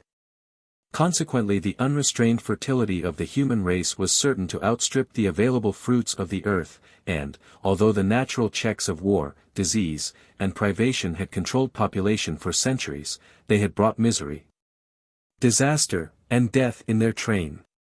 His solution was voluntary and intelligent control of the birth rate by means of late marriage, which left few years for childbearing. However, human nature is such that Malthus might preach forever without anyone's heeding his advice. Not until the profound economic depression which followed the Napoleonic Wars were people worried into concern over surplus population.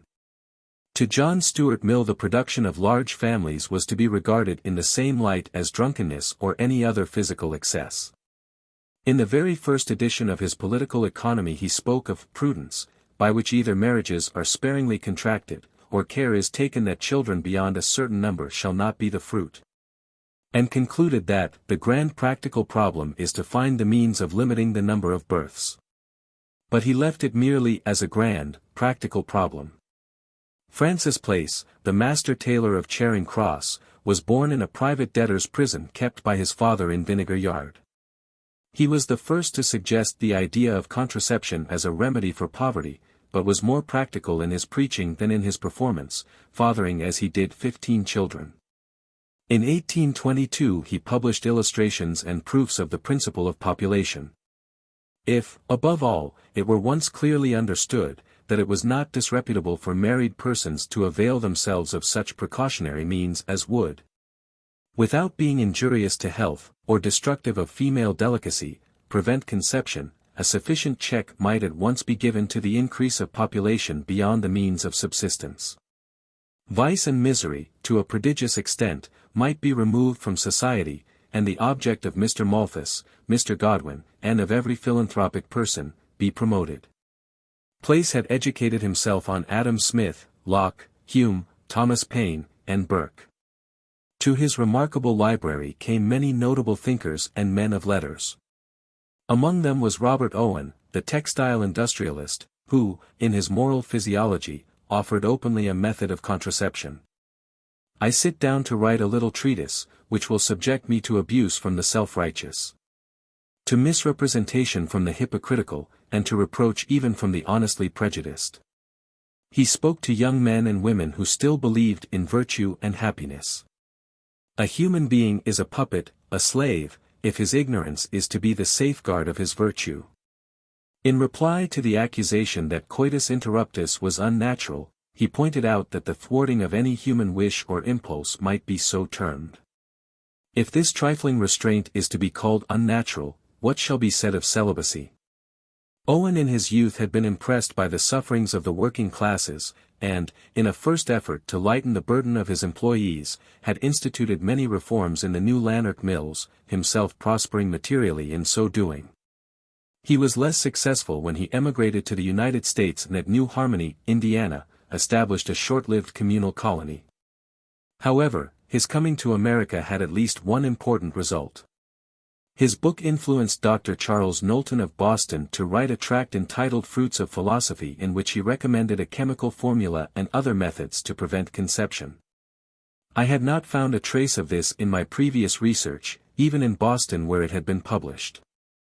Knowlton's reaffirmation of the desirability both from a political and social point of view for mankind to be able to limit at will the number of offspring without sacrificing the attendant gratification of the reproductive instinct, would have been little noticed had it not been for the repercussion in England 40 years later. During the early Victorian uprush of industrialism, a man's children had been breadwinners, and family limitation had naturally lapsed. But when humanitarian legislation had begun to rescue children from factories, the population spectre had shown itself once more. In 1861 was formed the Malthusian League, designed to influence public opinion and overcome the prevailing misconception of Malthusianism, and in 1876 a Bristol bookseller brought out an English edition of Fruits of Philosophy. He was promptly arrested on the charge of publishing an obscene book, and sentence was suspended on his plea of guilty. The brilliant rationalist and free thinker, Charles Bradlaugh, a redoubtable personality, together with Annie Besant, later the renowned theosophist but then a young rebel, started a printing partnership and sold the pamphlet. Although not approving it in all its details, they determined to contest the right to publish it and to prove that prevention of conception was not obscene. Extraordinary interest was aroused in their trial before Lord Chief Justice Cockburn and a special jury. The Solicitor General himself appeared as chief counsel for the prosecution.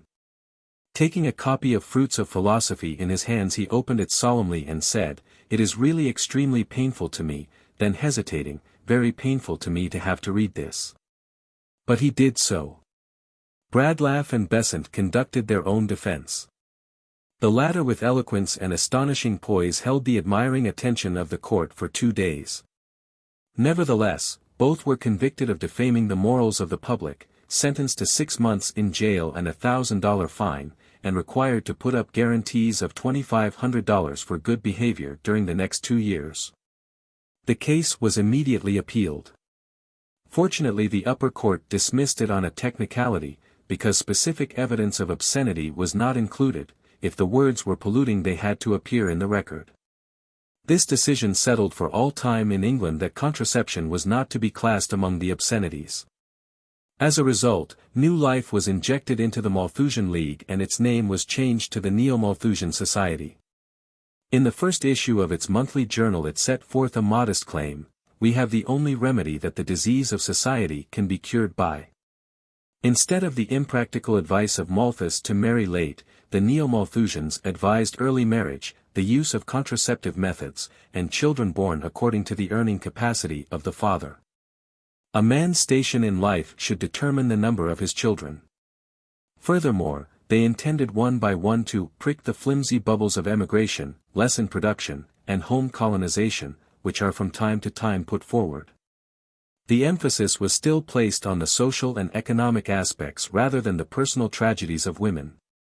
That was in 1876, now in 1914 the Drysdales, Dr. C. V. and his wife, Bessie, were the guiding spirits of the society.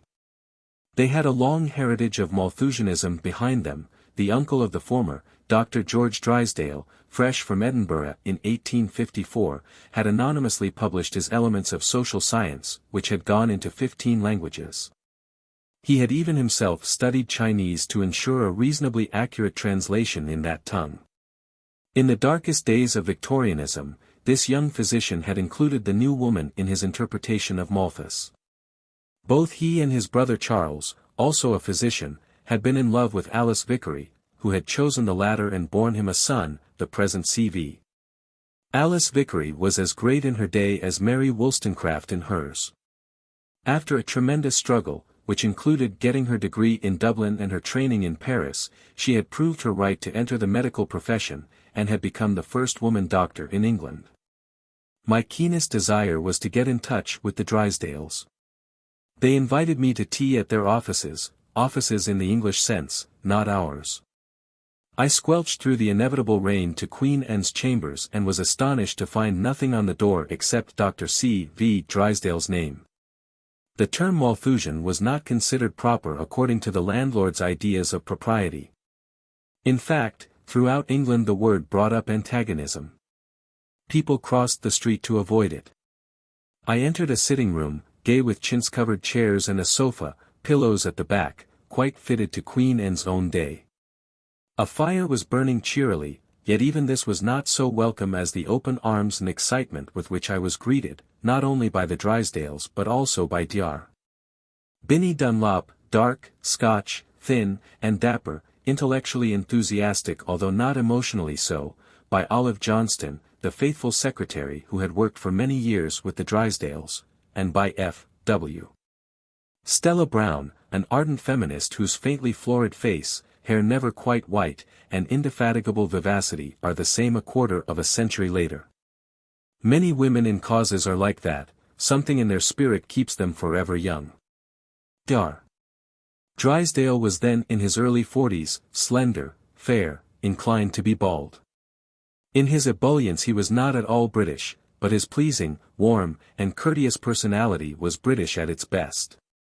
Bessie Drysdale, about her husband's age, was the practical member, dispensing charming hospitality.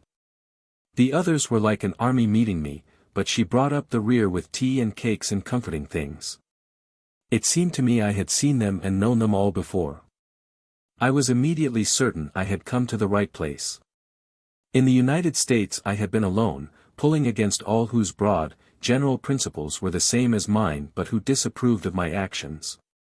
But these new friends saw eye to eye with me. Instead of heaping criticism and fears upon me, they offered all the force of an international organization as well as their encyclopedic minds to back me up. The policy of the Neo-Malthusians had been to educate the educators. They believed that once the practice of family limitation had been established among the well-to-do and socially prominent, it would be taken up by the lower strata. They were not discouraged, although after almost 40 years success seemed as far away as ever.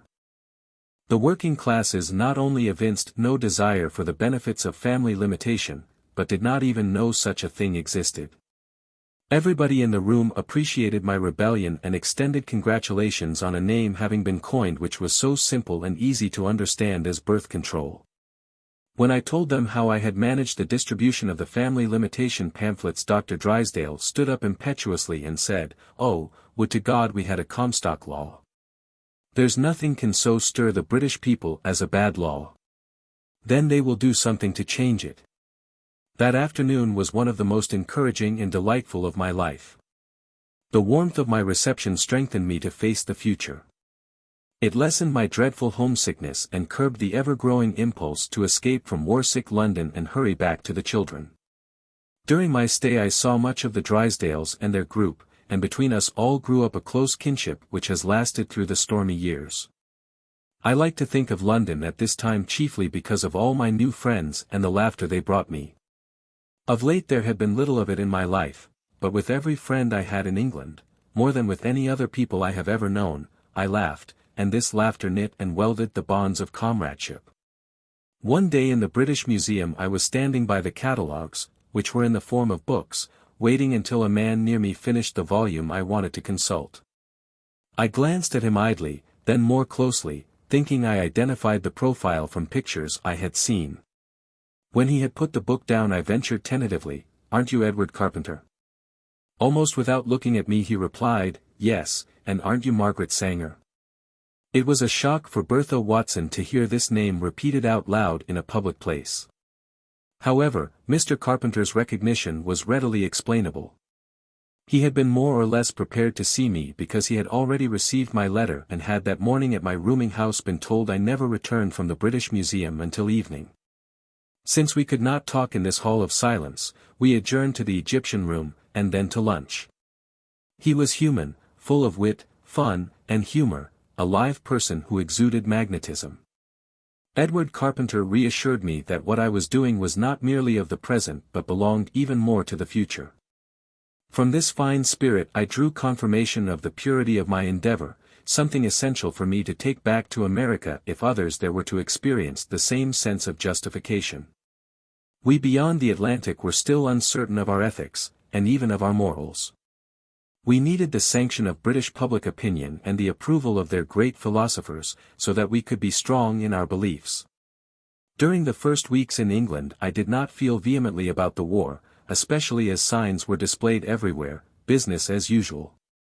I supposed it would be a little flurry, soon over. War talk, of course, was universal. The German espionage system was much discussed.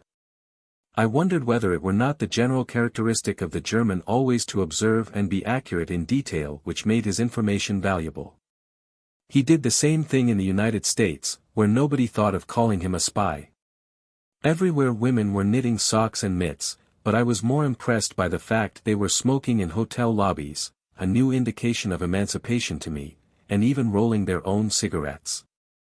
If a woman came in for tea, without a word being said, a bellhop produced her own box of tobacco.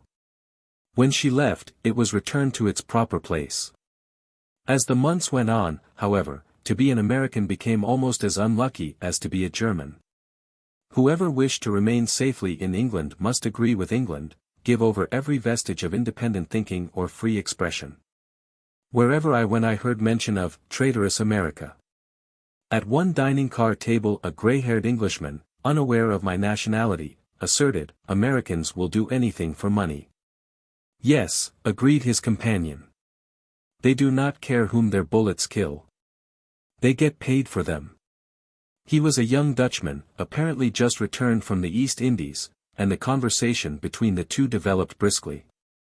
Americans were a mixed breed without souls. They had none of the qualities which make a nation great, no traditions, history, art, music, absolutely nothing but their money. They had to come to Europe for everything, to England for laws, customs, and morals, to France for fashions and arts. They were human leeches fastened on Europe without incentive, originality, or creative ability. I interrupted, what do you want America to do? Why should she get into this? Does she owe loyalty to England or France or Russia? Oh, no, but for Belgium. America signed the Hague Treaty with the rest of us, and she has not stood by it. To this I advanced the argument, we Americans are not like Europeans. We are a heterogeneous mixture of all the fighting forces and nations of the world. We include the Irish who hate England, and Jews who hardly can be said to love Russia. A large part of our population, industrious, civil, reliable, and prosperous, are Germans, with whom our Scandinavians are sympathetic. Who then have we to ally against Germany? And why? A very small far-back mention of gratitude to France for her help in our revolution against British rule, and the Statue of Liberty. On the whole, I came more nearly being a nationalist when I left England than when I went there.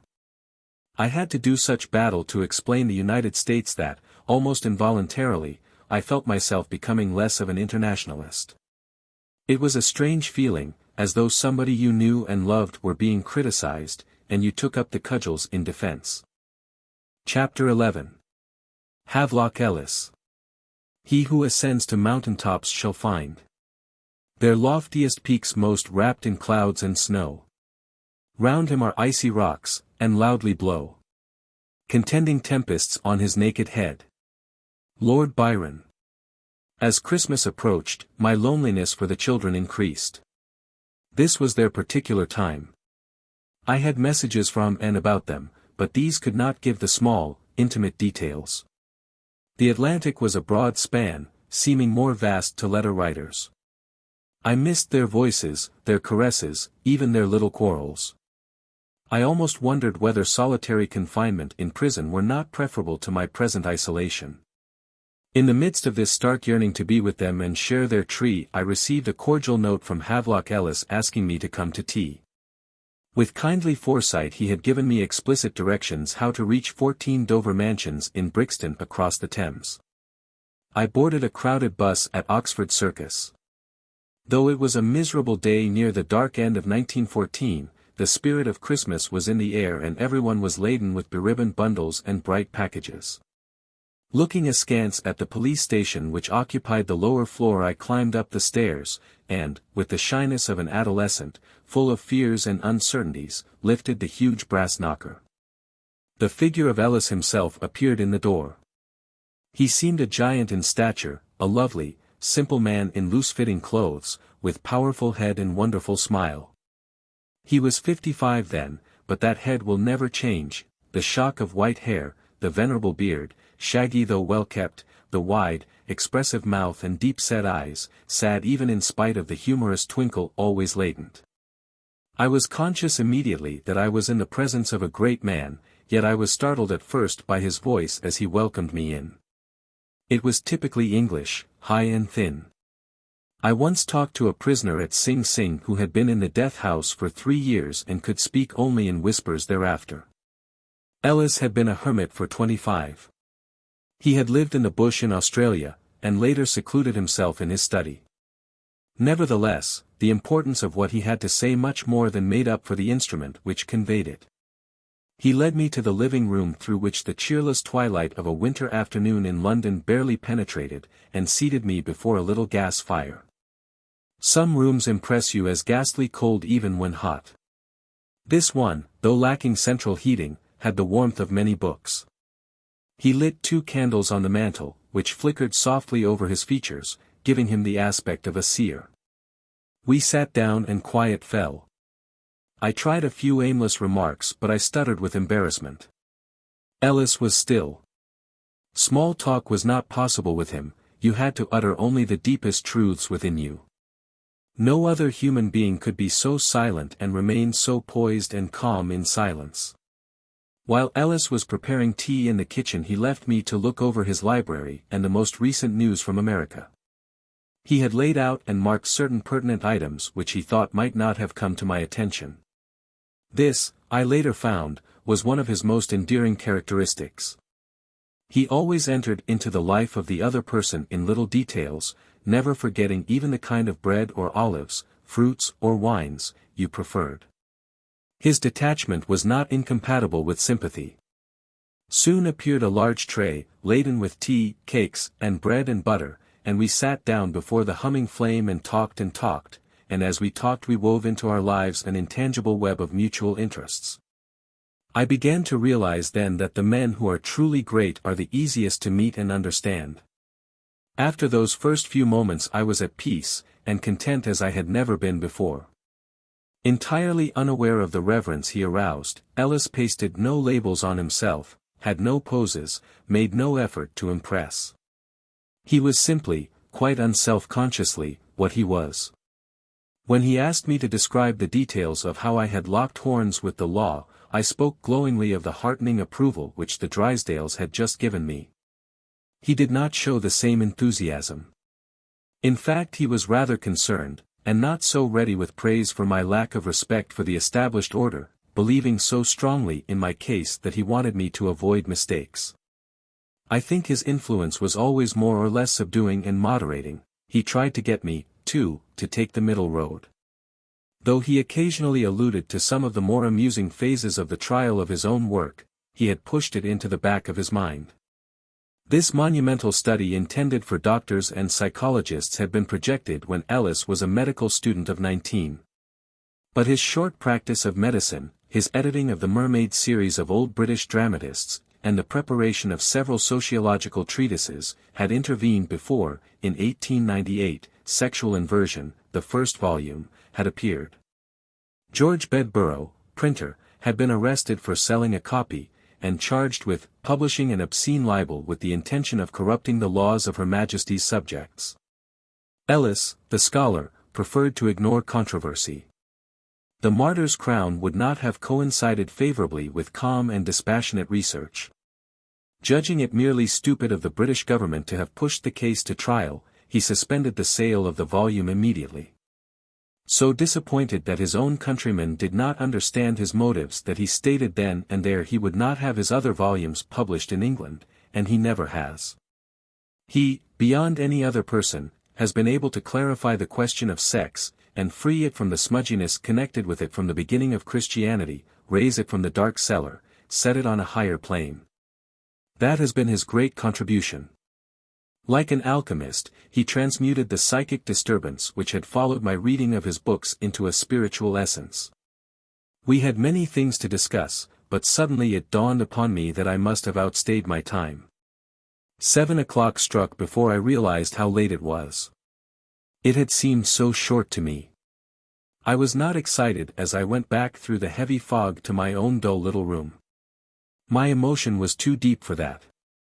I felt as though I had been exalted into a hitherto undreamed-of world.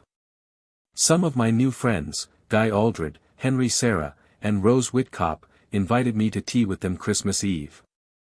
Rose was deliberate in her movements, tall and dark, with straight black hair falling low over her forehead and caught at the nape of the neck. She and Guy were both ardent pacifists. A few days earlier I had overheard them reproving their son, aged 6, for suggesting that Santa Claus bring him some lead soldiers. He had seen uniforms in every street and toy replicas in every shop window, all little boys were having them. I had not been able to send many presents to my children, and before leaving the house slipped into his room. He was sound asleep and his clothes were stretched out neatly at the foot of his bed. Outraging my own principles, I tucked a box of soldiers under the blanket so that he might see this martial array the first thing in the morning. Rose and Guy were thoroughly disgusted with me. Much that evening combined to stir me. Carol singers paraded Torrington Square, group after group lifting plaintive voices in Good King Wenceslas and We Three Kings of Orient are. I was headachy, but I went out and strolled about the streets to see Merry England at Yuletide. I had on so much clothing that I could scarcely walk, and still I was icy cold. It was just about a year since I had left France with the children, never to be reunited with Bill. Since I am slow in my decisions and cannot separate myself from past emotions quickly, all breaches must come gradually. A measure of frustration is an inevitable accompaniment to endeavor. My marriage had not been unhappy, I had not let it be. It had not failed because of lack of love, romance, wealth, respect, or any of those qualities which were supposed to cause marital rifts, but because the interests of each had widened beyond those of the other. Development had proceeded so fast that our lives had diverged, due to that very growth which we had sought for each other. I could not live with a human being conscious that my necessities were thwarting or dwarfing his progress. It had been a crowded year, encompassing the heights and depths of feeling. Christmas Eve was too much for me. I went back again and sat, wondering whether the children were well and contented. The next morning came a cable from them, flowers from Bill, and a nice note from Havelock Ellis. Thereafter Havelock aided me immensely in my studies by guiding my reading. Tuesdays and Fridays were his days at the British Museum, and he often left little messages at my seat, listing helpful articles or offering suggestions as to books which might assist me in the particular aspect I was then engaged upon. If when traveling about with him on the tram, going to a concert, shopping for coffee and cigarettes outside the museum, a thought came to him, he would pull out a bit of paper and jot down notes. That was how he compiled his material for books, gathering it piecemeal and storing it away in envelopes. Anything on the dance went into the dance envelope, music into music, and so on. As soon as anyone became full enough to attract his attention, he took it out and started to make something of it. Sometimes we dined together at a Soho restaurant, occasionally I had tea at his flat. In his combined kitchen and dining room, warmed by a coal stove, he did his work, and there also he cooked meals for which he marketed himself. He was proud of being able to lay a fire with fewer sticks and less paper than an expert charwoman, and once said he would rather win praise for the creation of a salad than of an essay. One of the 4 rooms was set aside for the use of his wife, Edith. She preferred the country and lived on her farm in Cornwall, whereas Havelock loved to be in the city, though he was not a part of it, he liked to hear it going on about him. Whenever she came to town she found all her books and possessions inviolate, whenever he went to Cornwall he found everything ready for him. Either of them could, on impulse, board a train without baggage and in a few hours be at home. Edith was short and stocky, high-colored, curly-haired, with mystical blue eyes but accompanying them a strain of practicality. She could run the farm, look after the livestock, and dispose of her products. Her vitality was so great that it sought other outlets in writing fiction. Bernard Shaw was once trying to find his way to the Ellis farm and stopped at a cottage to inquire whether he was on the right road. The goodwife could not tell him. "But I know Mr. and Mrs. Ellis live near here." She kept protesting nobody of that name was in the neighborhood until Shaw pointed to a house which appeared as though it might be the one. "Who lives there?" "2 strangers." "What do they do?" "Oh, the man he writes out of other folks' books, but she writes out of her head." The person who saw most of Havelock was Olive Schreiner, a long-standing friend of his and of Edith. I was delighted at the chance of meeting the author of Woman and Labor and of another favorite, The Story of an African Farm. She had just come to England for the first time in 25 years and been caught in the war. Knowing Havelock to be a philosopher, I had expected him to be an elderly man, but, despite his white hair, had found him young, physically and mentally. Olive Schreiner's writings were so alive that I had visualized a young woman. Instead, although her hair was black, her square and stout Dutch body was old and spread. She had, perhaps, been partly aged by the frightful asthma from which she had suffered for so many years. The effect was enhanced by the dark surroundings of the shabby hotel in which I first saw her. Certainly another contributing factor was her despondence over the war. Although her mother was English, her father Dutch, and she a British subject, her Germanic name was causing her the most harrowing complications. Fellow hotel guests of her own sex, when they spied her name on the register or heard her paged, insisted to the manager that either she should be removed or they were going to seek quarters elsewhere. She was literally being hounded from place to place. Possibly Olive felt the tragedy of the war more than any other person I met in London at this time. She had never believed that the boys would be out of the trenches by Christmas, or that business as usual could continue much longer. Already she had seen the horrors of armed conflict in South Africa. It seemed to begin lightly, but it did not end that way. She feared the whole world might be trapped in this one, that internationalism and the peace movement were practically finished, and that a whole new generation had to be born before we could recover what we had lost. She appeared to me then unduly disheartened. It was only later when her words came true that I comprehended how accurate were her prophecies. Better than any living being Olive understood Havelock. I realized this during a conversation between herself and Edith.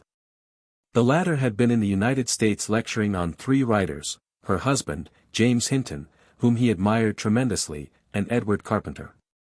Her reception had convinced her the name of Ellis had gone beyond the borders of England, and she wanted him to return with her the following year to reap some of the reward of the respect thousands of Americans had for him.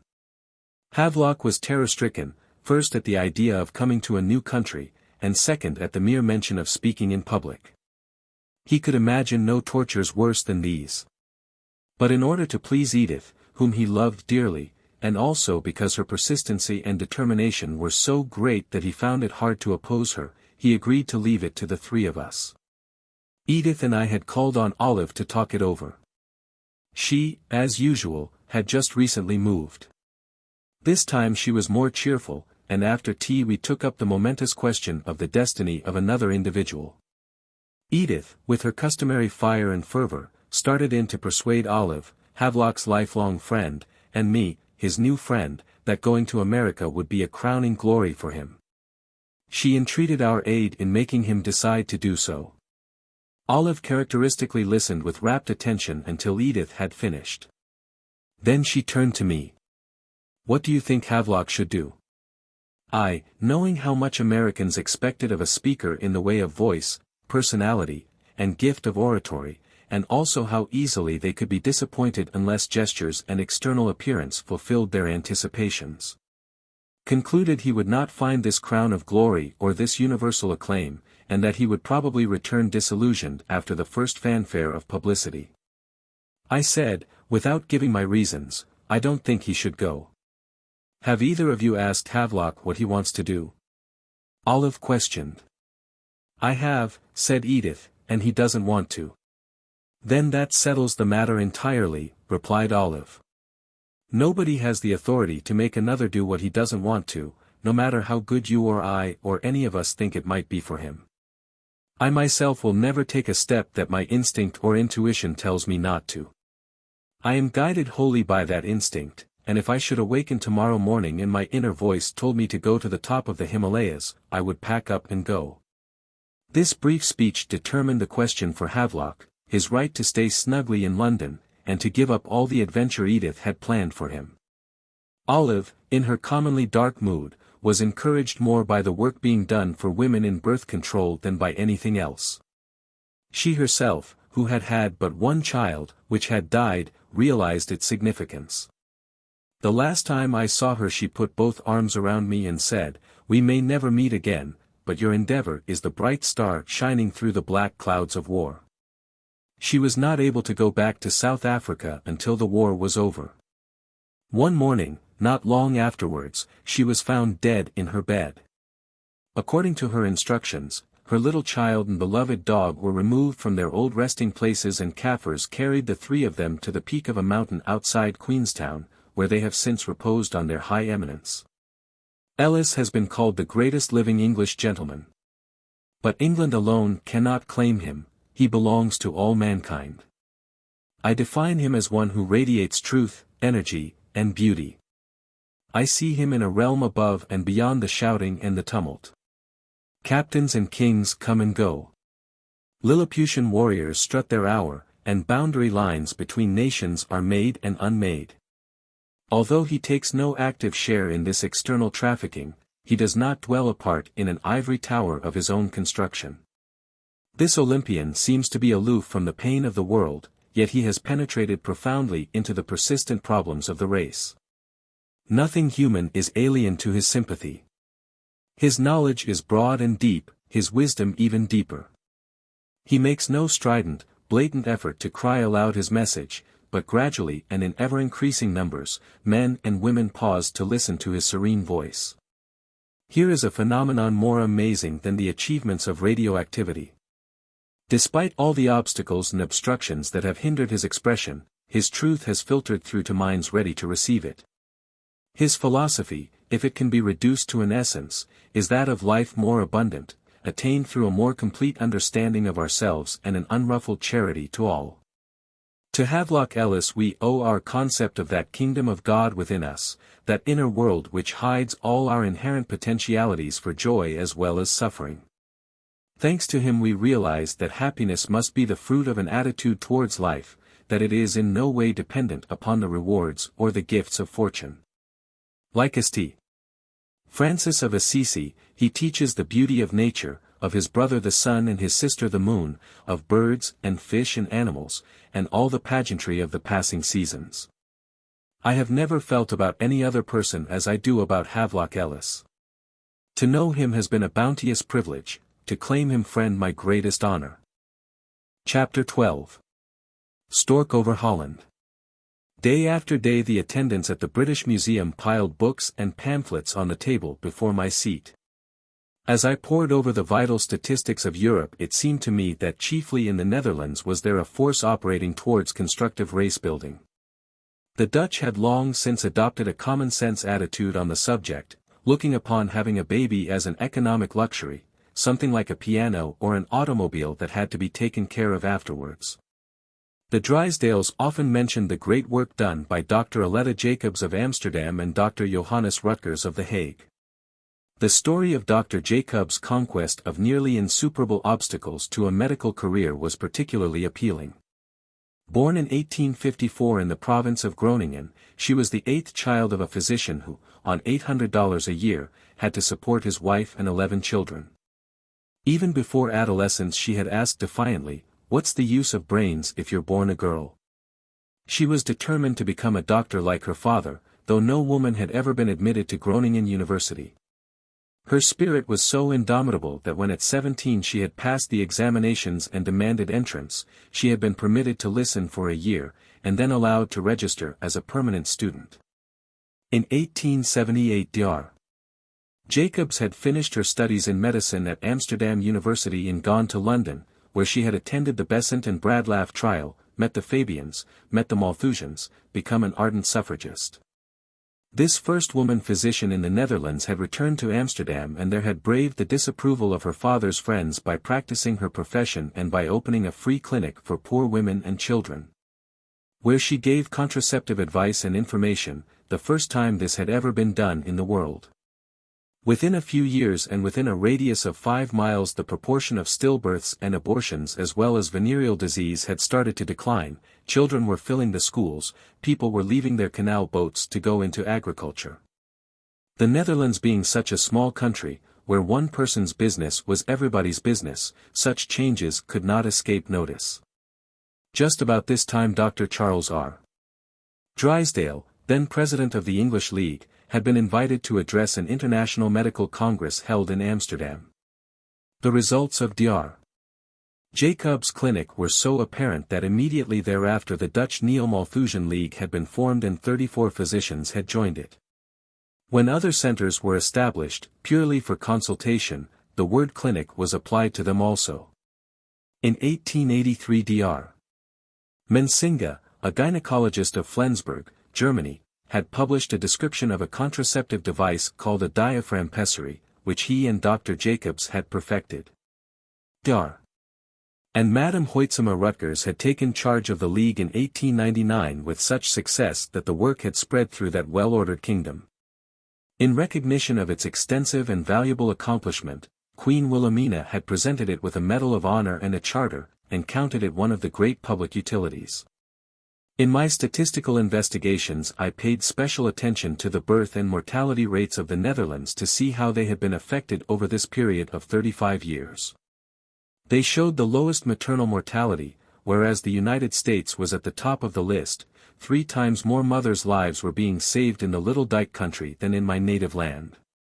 Furthermore, the infant death rate of Rotterdam, Amsterdam, and The Hague, the 3 cities in which the League was most active, were the lowest of all those in the world. During the same period the death rate had been cut in half, but, surprisingly, I found that the birth rate had been reduced only a third. In other words, the death rate had fallen faster than the birth rate, which meant that the population of the Netherlands was increasing more rapidly than that of any other country in Europe. I had much difficulty in reconciling these figures with my preconceived idea that birth control would automatically bring about a decrease in population. Since it was increasing, then perhaps birth control was not, after all, the answer to the economic international problem. If this were true, all my calculations were going to be upset. Impatient to go to the Netherlands and dig out the real facts, not only from Dutch records but from personal observation, I decided quietly, most of my decisions in those days were quiet ones, to cross the channel. This implied possible unwelcome encounters with inquisitive officials, floating bombs, submarines, and every type of inconvenience and delay, but my eagerness made me discount the hindrances. I applied to the Dutch consul for a visa to Bertha Watson's passport. 80 cents, please, and no questions asked. So that I should not have to return to London before going on to Paris, I presented myself at the French consulate also. I waited 2 hours. $2, please, and still no queries. I attached myself to the end of the long line waiting at Victoria Station to have passports inspected, and was soon safely on the train for Folkestone. We were late when we reached the Channel. Again we lined up for inspection. Many Belgian women with 4 or 5 children were going back to their people. The sleepy little ones and the tired women settled on the platform to rest until some had gone through. 2 detectives glanced casually at my passport, and then allowed me to enter the official chamber. Inspections had been growing steadily more strict. This was the ultimate test. There sat in a row 3 officers in mufti, well-fed and brusque with authority. I handed my passport to the first, who looked me up and down as though I were a treacherous enemy, then pushed it over to the next. This man too viewed me with suspicion and mistrust, and pulled out a notebook, scanning the names to see whether mine were on the proscribed list. The last of the 3, who was to make the final decision, crisp, trim, and hard as nails in voice and manner, demanded, "What are you going to the continent for, madam? Another joy ride? You Americans must think that's all this war amounts to. Can you produce any good reason for letting you through?" Fortunately I was prepared for such a contingency.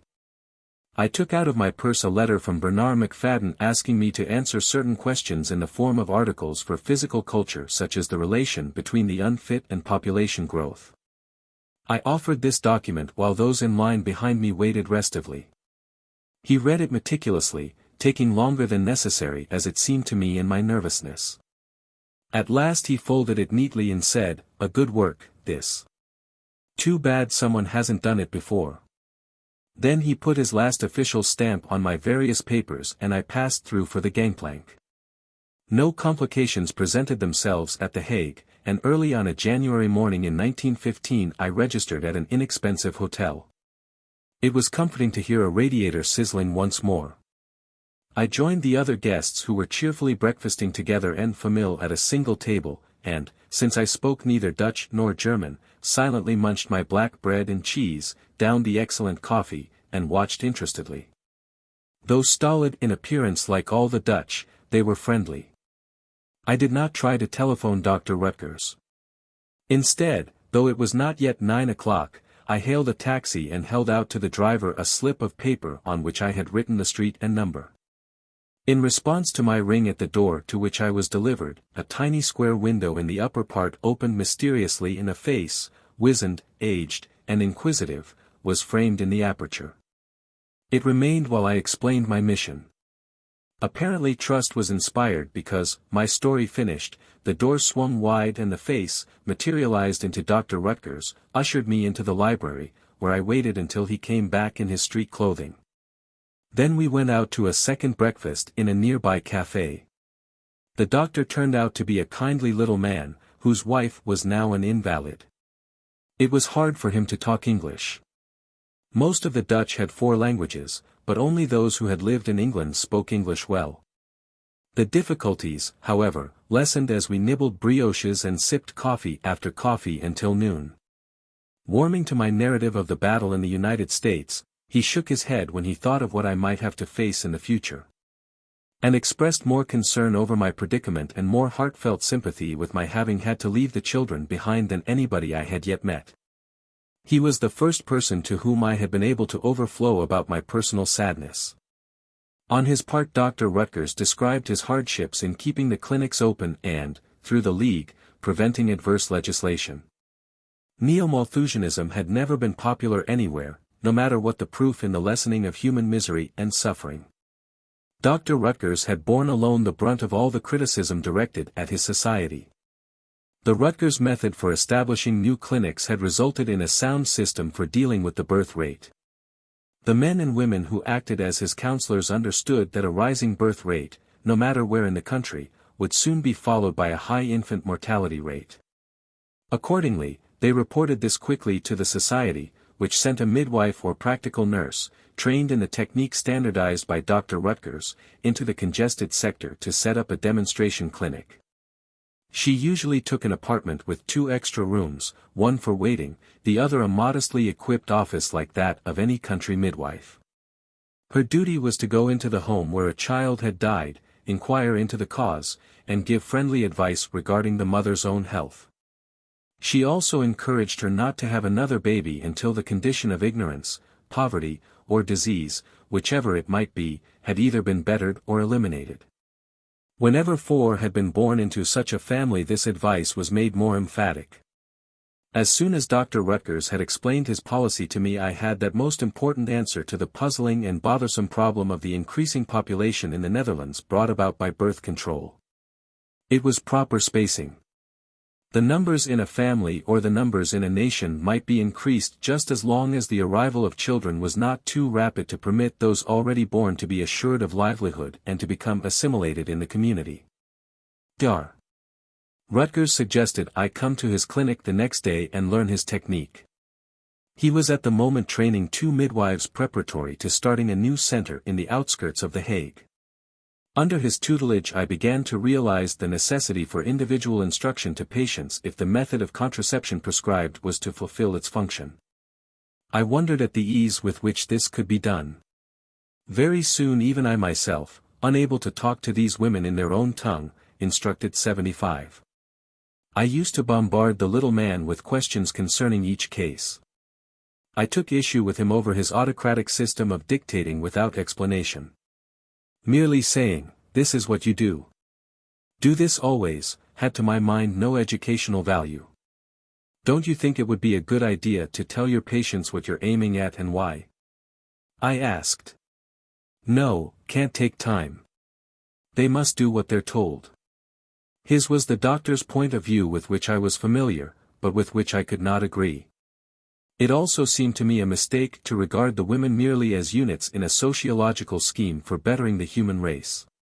On the file cards were inscribed only names and addresses, no case histories. I wanted to know so much more about them. How many children had they already had? How many had they lost? What were their husbands' wages?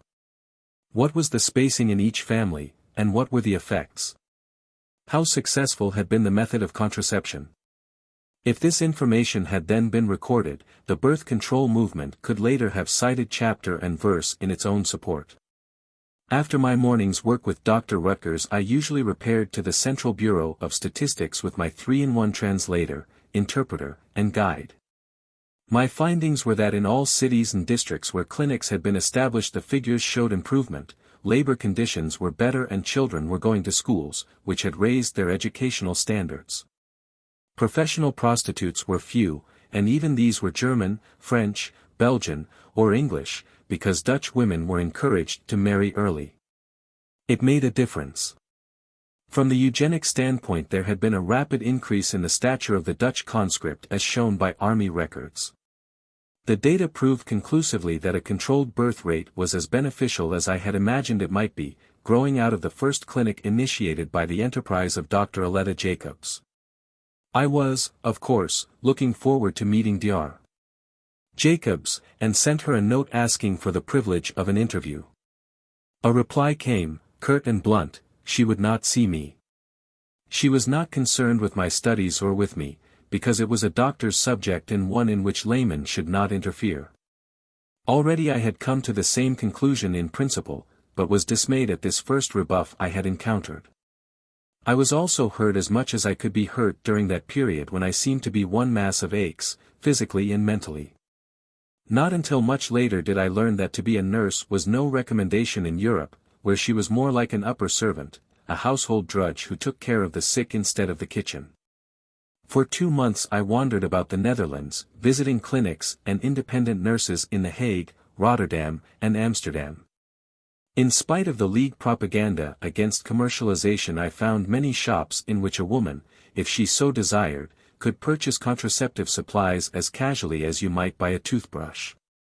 Unfortunately, in some of them she could be examined and fitted by saleswomen who had but little training in technique and scant knowledge of anatomy.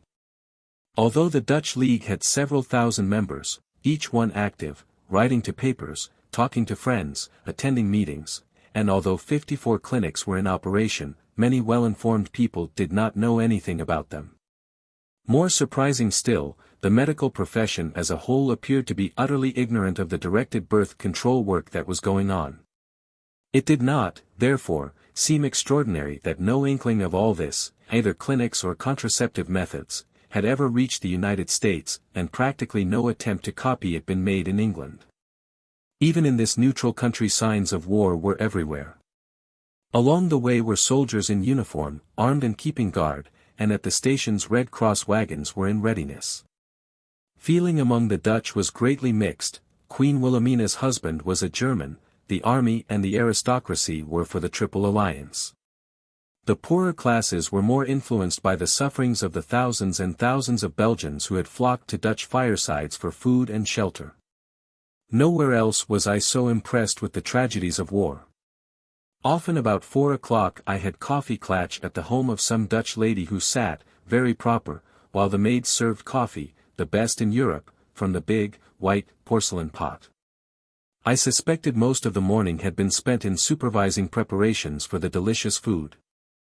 At one of these afternoons I was introduced to 5 German delegates who had come to attend the Women's Peace Conference. They found it difficult to forgive the stories of German atrocities which England had allowed to circulate. I ventured to inquire how they could disprove them, especially in view of the report of the Bryce Commission. Was not war cruel and savage, and might not these things have happened? Yes, yes, one said, but hundreds of our German boys are brought back to us, dead and alive, whose noses and ears have been cut off, put in packages, and taken to headquarters for reward. However, we would not dream of accusing the French or the English soldiers of such barbarisms. We know that because their code forbids them to do these things themselves, they have called in the Moors and the Gurkhas and the savages from Africa.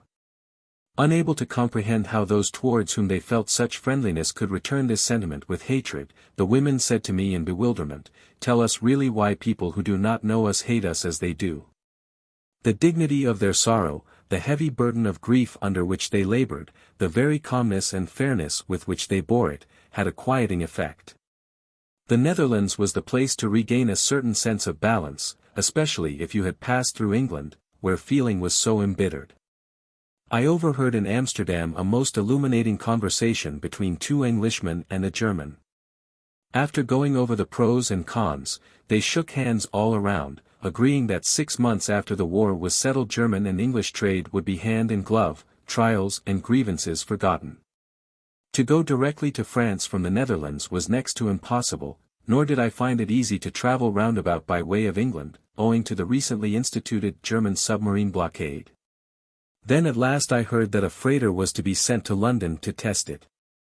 Day after day I went to the docks for news, and employed the interval with pleasant social contacts. Rather than have a cocktail before lunch or dinner, the Dutch assembled at their favorite restaurants for aperitif. The glass, with winged rim spreading out about half an inch from the top, was filled to overflowing with bowls. You were not supposed to touch it at first, instead you leaned over and sort of scooped a little with your mouth before picking it up and enjoying it. The French aperitif were pleasant and mild, but Holland gin was so strong and raw that I marveled at the way they could take it with a smile.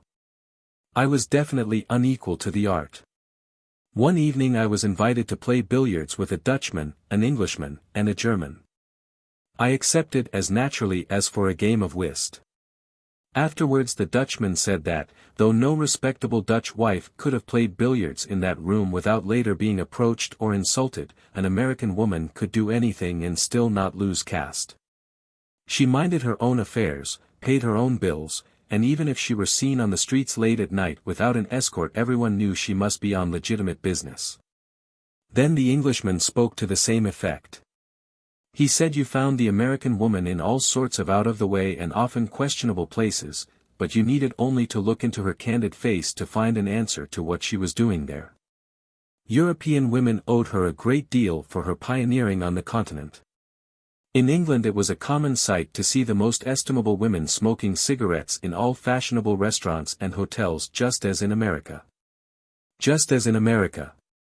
I gasped, remembering my astonishment at having seen women smoke publicly in London. I'm sure there must be some mistake. Ladies are not supposed to smoke in America. As an example to Europe, they're a failure, because they haven't even won that liberty for themselves. This was a surprise to them all. But the Dutchman rallied to the defense, shifting the subject. Nevertheless, she is the best-dressed woman in the world. What about the Parisian? I exclaimed. I accept none. I have been over half the globe.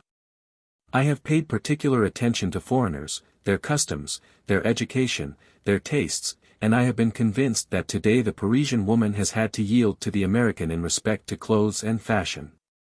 Paris designs are intended for the United States, not for France or England. The French woman may be trim and neat and jaunty, but it takes a woman of wealth in France to be in the fashion, while in New York, every shopgirl wears cheap editions of the latest styles. The German was deep in thought during these speeches, resting his chin in his hand. Aroused by the striking of the clock, he suddenly interpolated, "Why, you can always tell an American couple in Europe. The woman is too bossy, she leads the way, she does all the talking and ordering, while the man trails on behind her and silently pays the bills." Well, you must have seen him when he was on his good behavior, I suggested, for at home he is not so silent about paying the bills. Unabashed, the German continued, "My brother who has long lived in America says the woman there is the head of the house, that she manages all, her word is law. Is this true?" He seemed greatly disturbed, and I was about to reply, but the Briton rose to speak. "Of course she is, because she's far superior. Why, American men have nothing in common with the women. They are coarse, blunt, crude, while the women are finely sensitive, exquisite, and courteous. The man has nothing to give his wife but money. He comes home at night and talks business, introduces into his home only friends who will help him out financially, and when his wife discusses music, art, or literature, he falls asleep and snores. That's why she brings her fortune into Europe for a husband. She finds her equal in the Frenchman, the Italian, the Spaniard, but particularly in the Englishman. For every Englishman is a gentleman, and every American woman is a lady." The German added a final convulsive note to the settlement of the woman problem by adding, "Is it true the American husband not only washes the dishes but pushes the perambulator?" "Why, yes, he often does that." "That is terrible," he answered, the R's rolling out, and his hands clasped tight to his temples. And at that we all departed for our rest. But a few days later one or another of the quartet was demonstrated right. News came that my boat was about to leave at once, and I sought out the captain. At the first intimation of my errand, he waved his hands and said, "No. No. No women. I kept on talking until I made him admit he was interested in America, in diet, and in population. When I found he was a reader of physical culture, I produced my open sesame letter, and again it was more potent than a passport. I stood reasoning with him on the pier, until finally he said, "There's a rule to take no women. But you Americans are not like others. I think I can put you in." I was allowed to embark. During the voyage we were most careful, anchoring at dusk, and when it was light keeping sharp watch for floating mines which might have broken loose from their moorings. It took us 2 nights and a day to make a crossing that ordinarily occupied only 9 or 10 hours. I had plenty of time to sort out my impressions and conclusions regarding the birth control movement. They had been revolutionized. I could no longer look upon it as a struggle for free speech, because I now realized that it involved much more than talks, books, or pamphlets. These were not enough. Personal instruction had been proved to be the best method, and I concluded clinics were the proper places from which to disseminate information, but also, admirable as they were in the Netherlands, they ought not to be placed in the hands of unskilled midwives, social workers, or even nurses. These could, of course, instruct after a fashion, but only doctors had the requisite knowledge of anatomy and physiology and training in gynecology to examine properly and prescribe accurately. I had a new goal, but how difficult and how distant its attainment was to be I never dreamed. Chapter 13. The Peasants Are Kings. I stayed but a few days in London and then went on to Paris, a gloomy, gloomy city because so many people were garbed in black. Jowers had been shot. The capital had already been moved to Bordeaux, and suspicion and hysteria were in the air. When I went within easy driving distance of Paris for lunch or dinner, I could see the barbed wire entanglements and gaps where the trees had been taken down for better visibility. I renewed what contacts I could. But everybody was too busy now with the war to think of such a subject as family limitation, which to the French had never been anything to get excited about because they were too used to it. Furthermore, the other side of the question was now presenting itself. They were beginning to ask, if we had a larger population, could we not have held the Germans back? Again I saw Victor Dave. He was literally starving to death, supported only by friendly gifts of a few francs here or there which he always accepted with laughter. What difference did it make to him whether he lived a few days longer? I never saw greater gallantry than was manifested by his smile and the shrug of his shoulders as he sauntered to work with 2 pieces of dry bread in his pocket. The libraries were shut. Paris was no place for me, but I could see something of Spain, and poor Tete was waiting for me there. After the customary passport argument and some surprise at the cost of the sleeping car arrangements, I left for the south. It was 4 o'clock in the morning as the express pulled into Cerbère, the station on the border, where the French viewed all passengers with caution and mistrust. "Cerbère," shouted the guard, and "passports," shouted an inspector following on his heels. Mine was not quite right. The train moved out, leaving me and my baggage desolate on the platform. In the course of several interviews with various officials I made out that my passport lacked a particular signature, and Perpignan was the nearest town where it could be secured. I paced up and down the tiny station watching for the train back. As usual, peasants were asleep in the waiting room, some on the floor, others sitting on bags and parcels. We were so close under the shadow of the Pyrenees that they almost seemed to be toppling over us. From the train window I looked out on the beauty of dawn and the rising sun, a scene of such magnificence that it repaid me in pleasure for all the trouble. To one side was the far stretch of the Mediterranean, as magic a blue as I had ever imagined it. To the other were the majestic, rugged mountains with snow-capped peaks and bases covered with pink, flowering apricots. Little villages of white houses and red tile roofs nestled in the valleys, and serpentine roads coiled up the hillsides, where thousands of acres of grapevines, trim and well cared for, bespoke the wine country. From Perpignan I telegraphed poor Tete, live or die, sink or swim, survive or perish, I'll be in Barcelona tomorrow, and boarded the train once more with a light heart and my papers, 3 of them. Already in the minute's second-class compartment were a large, middle-aged woman whose sweet face was framed in a black mantilla, a small gray-haired man, evidently her husband, and a younger one of about 25. It would have been crowded enough as it was, but they had brought with them packages and bundles that filled the space to the roof. However, they squeezed out enough room for me to curl myself up and go to sleep. I awakened with a start, hearing again the fateful word, passports, and found the agent examining those of my fellow passengers. I opened the bag where I had always carried my credentials, but they were not there. The officer stood waiting. "I have my papers all signed," I said, "but I cannot find them."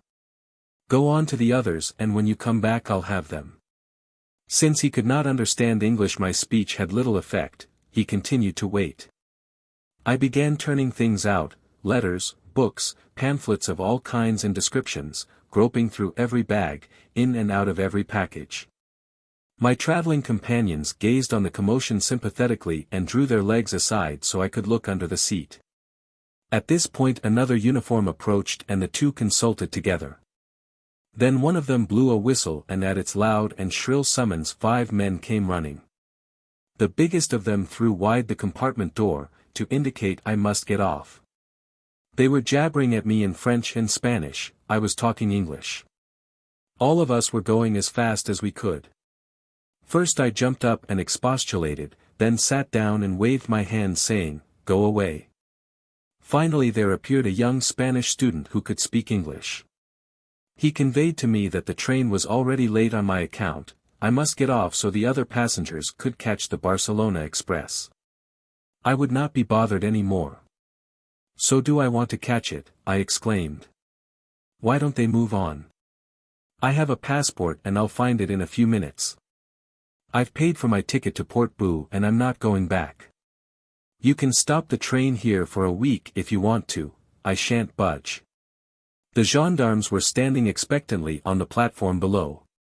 The interpreter shrugged his shoulders. "She'll do as she says. She's an American woman and she'll never come down. You might as well move on." Nevertheless, the big fellow with the long black cape resolutely seized one bag after another and handed them out. Underneath the last one were disclosed the missing papers. Straightway everybody was wreathed in smiles. The bags were restored and the agents apologized, thanked me profusely, and departed. The passengers shook hands with me all around. Just before we reached Portbou one of them peered out the window, rippled off some words to the others in Catalan. The whole compartment was as though electrified. In a few seconds parcels were being torn apart and boxes ripped open.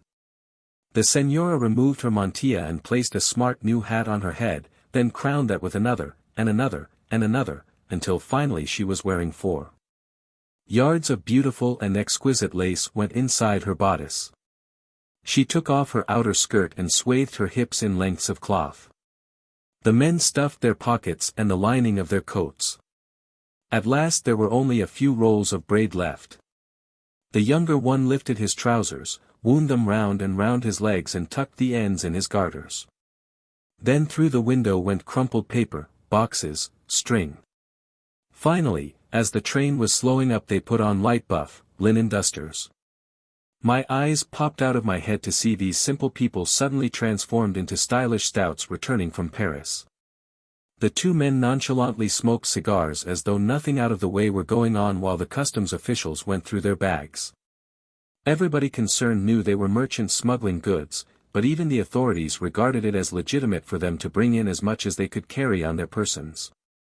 As they left the shed where my belongings were still being scrambled over, they glanced commiseratingly at me and glowered indignation at the officials that a lady should be so served. I had expected to find in Barcelona street corner Carmens with hibiscus blossoms in their hair, wandering guitarists and singers. But the only music that passed my window oozed out mechanically from 2-wheeled, highly ornamented hurdy-gurdies.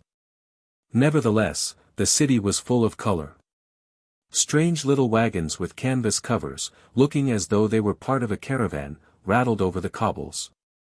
There was something gorgeously elegant about the members of the Guardia Civil, grandly mounted on Arabian horses, their mustachios fiercely bristling, their uniforms ablaze with scarlet and yellow topped off with black patent leather hats. The red Phrygian caps of the porters seemed almost too realistic a reminder of revolution. The workers still wore their crimson-fringed sashes, their blue French blouses, and white rope-soled shoes. The men, as a rule, were of slight frame, but conveyed an impression of strength like steel rods. The women, invariably black-clad except for the very young, were fat and waddling. Numberless bells were constantly ringing in numberless churches. Everywhere, like crows, were priests in long swinging robes, shovel hats, and dirty bare toes sticking through their sandals. On the corners of the central streets I saw them occupying the booths of the professional correspondents who for 10 cents read and answered letters for the illiterate. Although Barcelona, capital of the separatist province of Catalonia, was the progressive, industrial center of Spain, it was not darkened by a melee of belching chimneys. The hundreds of factories were kept out of sight, each one isolated in the fields, leaving the city free from traffic, smoke, and the whir of machinery. The palms in the squares and parks were lovely, but set side by side with the new was the startling antiquity of the old town, congested and melancholy. Overlooking the sea at the end of the Rambla, decorated along its length with flower stalls and trees, loud with birds, stood a tall column bearing the statue of Columbus. Around the base were scenes portraying various incidents of the voyage to America, each represented by small images cast in bronze, all beautiful to the last detail. But the effect was greatly spoiled because nearly every one remaining had a leg, arm, foot, or even head gone. After looking at this for some time and pondering over the wherefore, I concluded that figures so strongly made and set had not easily been removed, and decided it must have something to do with the Spanish-American War. When I asked my Spanish friends whether I had guessed correctly, their only explanation was that ruffians had doubtless done it for sport. However, after I had left the country I received verification of my supposition. The monument had been stoned in '98, but no Spaniard would ever have admitted this fact to any American. It might hurt the feelings of the visitor even to mention the unpleasantness. I began to study Spanish with a teacher, but I was not nearly far enough advanced to be able to get anywhere in my investigations. Unfortunately also, although men thronged the cafés in droves, they kept their wives in semi-oriental seclusion and even mentally imposed their deep-rooted ideas of the isolation of women on foreigners. I could not violate this custom by going about alone, because I was a guest. As a result Portet, who was a busy man himself, provided me with a succession of male escorts. Towards the end of a certain afternoon, tired and footsore, I was sitting with one of these accommodating gentlemen at a sidewalk table sipping an apéritif, a delicious French vermouth supplemented by olives stuffed with anchovies. Bootblacks were making their customary rounds of the patrons, and the men were having their shoes cleaned. Since I had been walking about a great deal, mine were appearing rather scuffed, and I stretched my feet out. My companion looked at me appealingly. "I beg of you, Senora, not here." "Why not?" But the boy had already brought his little shoe rest, begun spitting on my Oxford and rubbing with energy and enthusiasm. Embarrassed, my escort rose and moved away, but, interested in the boy's novel methods, I kept my eyes on my shoes and was unaware of anything out of the ordinary. As soon as he had finished I glanced up. There must have been 25 men gathered in front of the café, all looking fixedly and intently at this unusual spectacle. When I opened my purse to pay the boy, he doffed his cap with the most gracious gesture. "Senora, this is my pleasure." The crowd outside applauded loudly and I felt my face growing hot. Not until they had drifted off did my protector return, wan and pale and extremely agitated. "You see what you've done, you see. It will be the joke of Spain. You are the friend of Professor Portet. It is a reflection on him and on his family. You cannot do these things." I realized then that I had to be more circumspect. Portet, who after all was Ferrer's successor, was watched wherever he went by the Secret Service, and soon pointed out that I too had a shadow, the man who sat constantly at the little, round, marble-topped table across from my hotel. He said I should always have this individual or one of his mates with me, They were on 8-hour duty, and if I were to go in for any night life I would have 3 separate ones over the 24 hours. These government agents were to give a regular report of whom I was with and where I went, and, in a sense, they also looked after me, although poor Tet was never without a revolver in his pocket. In Spain a breath of dampness, and pop, open went the umbrellas all over the place. Once on the way to a benefit for the Belgians, poor Tet and I were waiting for the tram when a spatter of rain came up. His spy rushed to hold an umbrella over him while mine ran after my hat which the wind had saucily blown off my head. Or, if I were taking a train alone, my daytime attendant, having already been in conference with the hotel proprietor, would appear at the ticket office and explain to the clerk where I wanted to go. Had he spoken English I would have doubtless enjoyed his conversation, but poor Tet warned me it was beneath my dignity even to nod good morning to such a creature. The frequent friendly attentions of our spies could not draw a word of approval from poor Tet, though on one occasion they performed a real service. Stopping en route at the American Express Company to get some money, we set out to see a part of the old city new to me. Only a few blocks from the banks and modern shops were center pumps from which women were carrying the water to their homes in tall earthen jugs, in just the same primitive manner as centuries ago. The houses in the red light district were approached by outside stairways along which were niches enclosing receptacles for holy water, and into these the patrons dipped their fingers religiously, crossed themselves, and entered. While we were walking through one of the narrow streets, high-walled on either side, suddenly and without reason I felt alarmed, and at the same moment poor Tet put his hand in his pocket. I glanced behind to find our 2 familiar guarding shadows gone. I sensed danger ahead, but I, too, tried to act as though everything were all right, as though there were nothing to worry about. We strolled in the same leisurely way to the corner. There in a flash down another street we caught a quick glimpse of struggling figures in the distance. In a moment they disappeared. We proceeded to our destination, a little café fronting the Mediterranean. As we sat admiring it, I was startled by the sight of our 2 spies approaching, one of them holding a long, jagged-edged knife.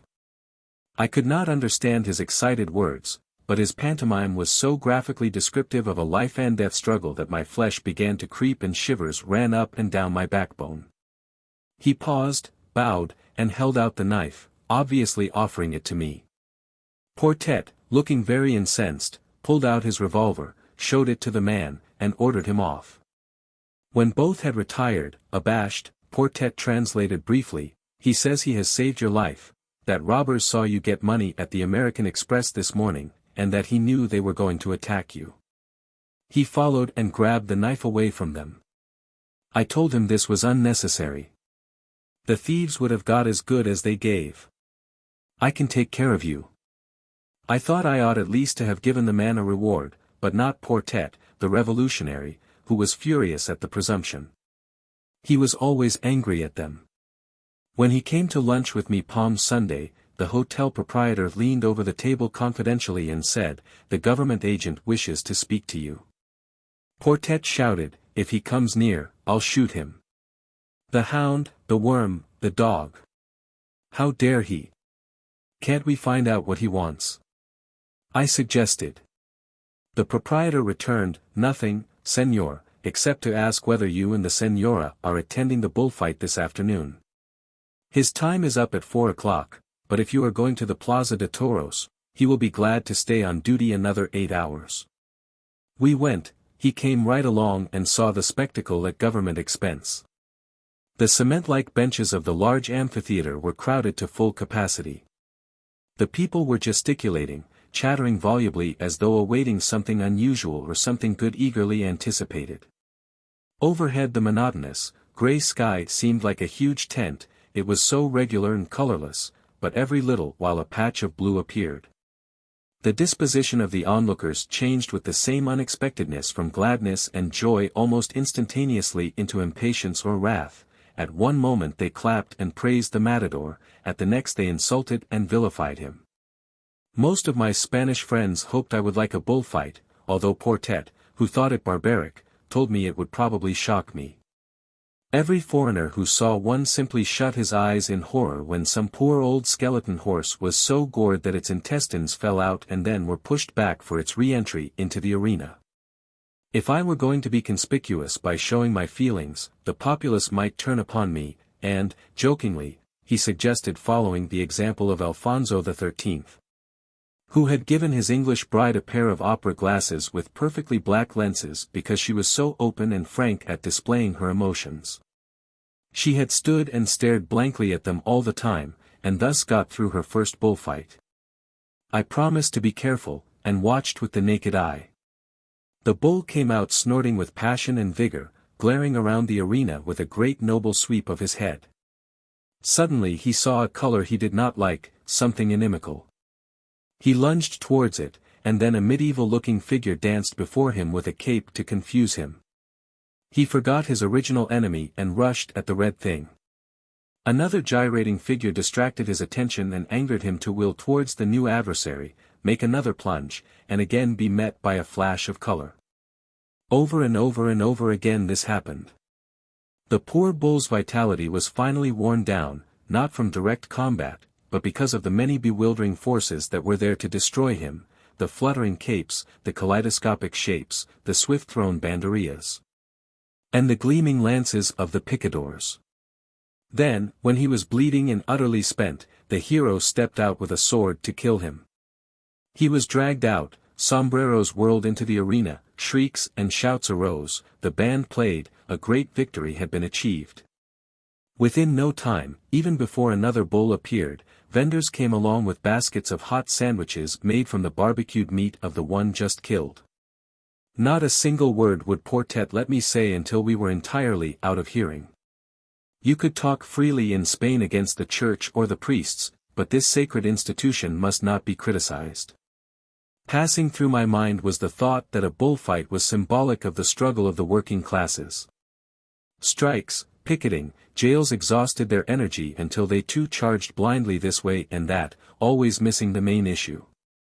Many of my holidays were spent more happily than this.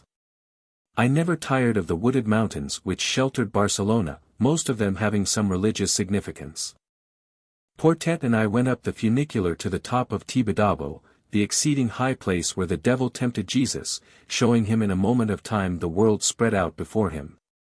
Another glorious spring day we twisted up the 30 miles of road to Montserrat, the mountain riven in two at the crucifixion. It was the quaintest sight to one coming from a land of subways and elevators to watch the donkeys laden with packs on their backs of vegetables, eggs, and butter, and to see their owners straggling beside up and down the hills. Masters of at least themselves if not of their donkeys.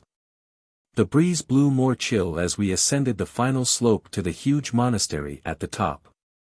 Afterwards night fell, and the moon shone over the huge boulders of towering rocks, and the whispering wind swung from mass to mass and echoed back again whence it came. It was an evening of enchantment.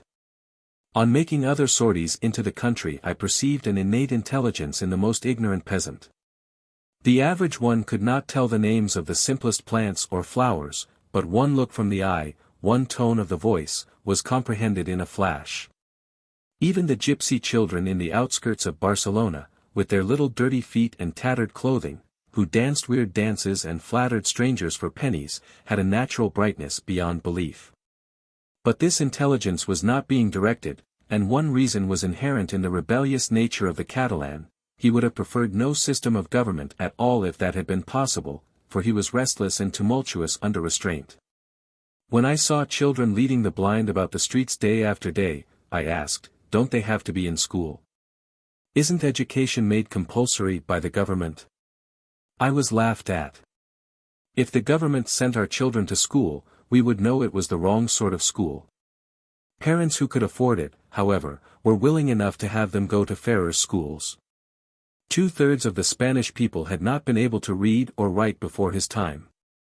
The teacher, who worked constantly all the year round, averaged about $16 a month. He is hungrier than a schoolmaster, was a household axiom. Since Ferrer's first school had opened 14 years previously, some 46 had begun to operate, and, in addition, most towns of any size had at least one rationalist school which was maintained by the workers and also used Ferrer's texts. The groundwork was then being laid for the children of yesterday to become the leaders in today's fight. The pupils I saw at nearby Sabadell, at Granada, and at Seville, were being taught the processes of life from the cell up, and their instructors were really trying to give them a scientific instead of a theological attitude. Because of the long mental and physical isolation imposed upon them by the Church, which controlled all education, 5,000 towns and villages could be reached only by trails and tracks.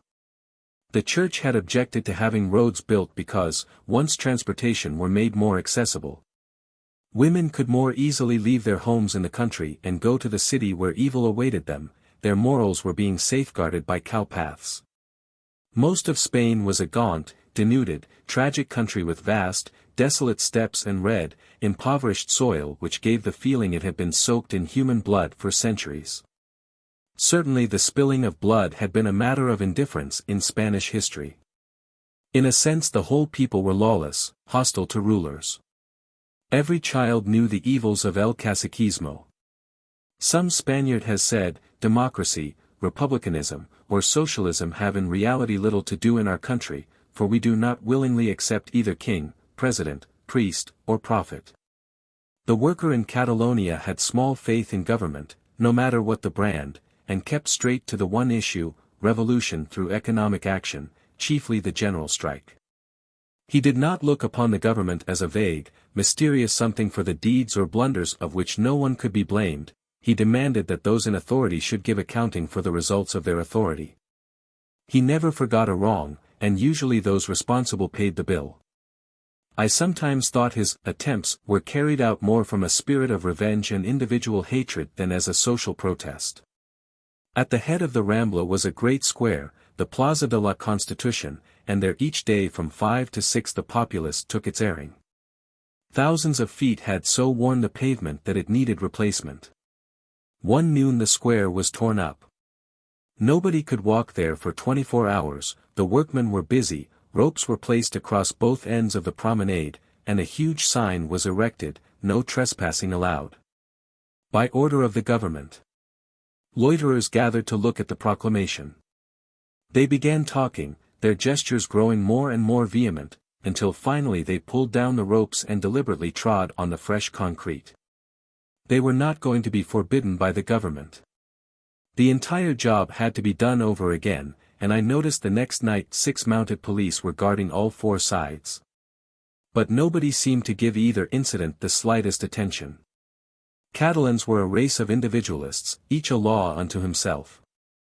Their most marked characteristics were independence and personal dignity. Even Pepet, the waiter at my hotel, knew how to use his freedom. Sometimes he calmly left the dining room and went down the street for a shave while we were having our soup. He eventually returned for the following course, happy and clean, his absence unreproved.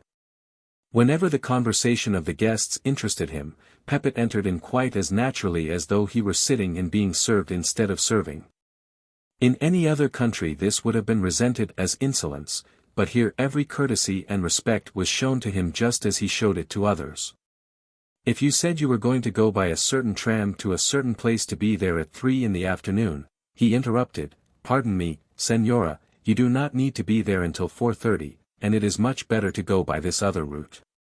Like the rest I said, "Right, Pepet, we shall take your advice."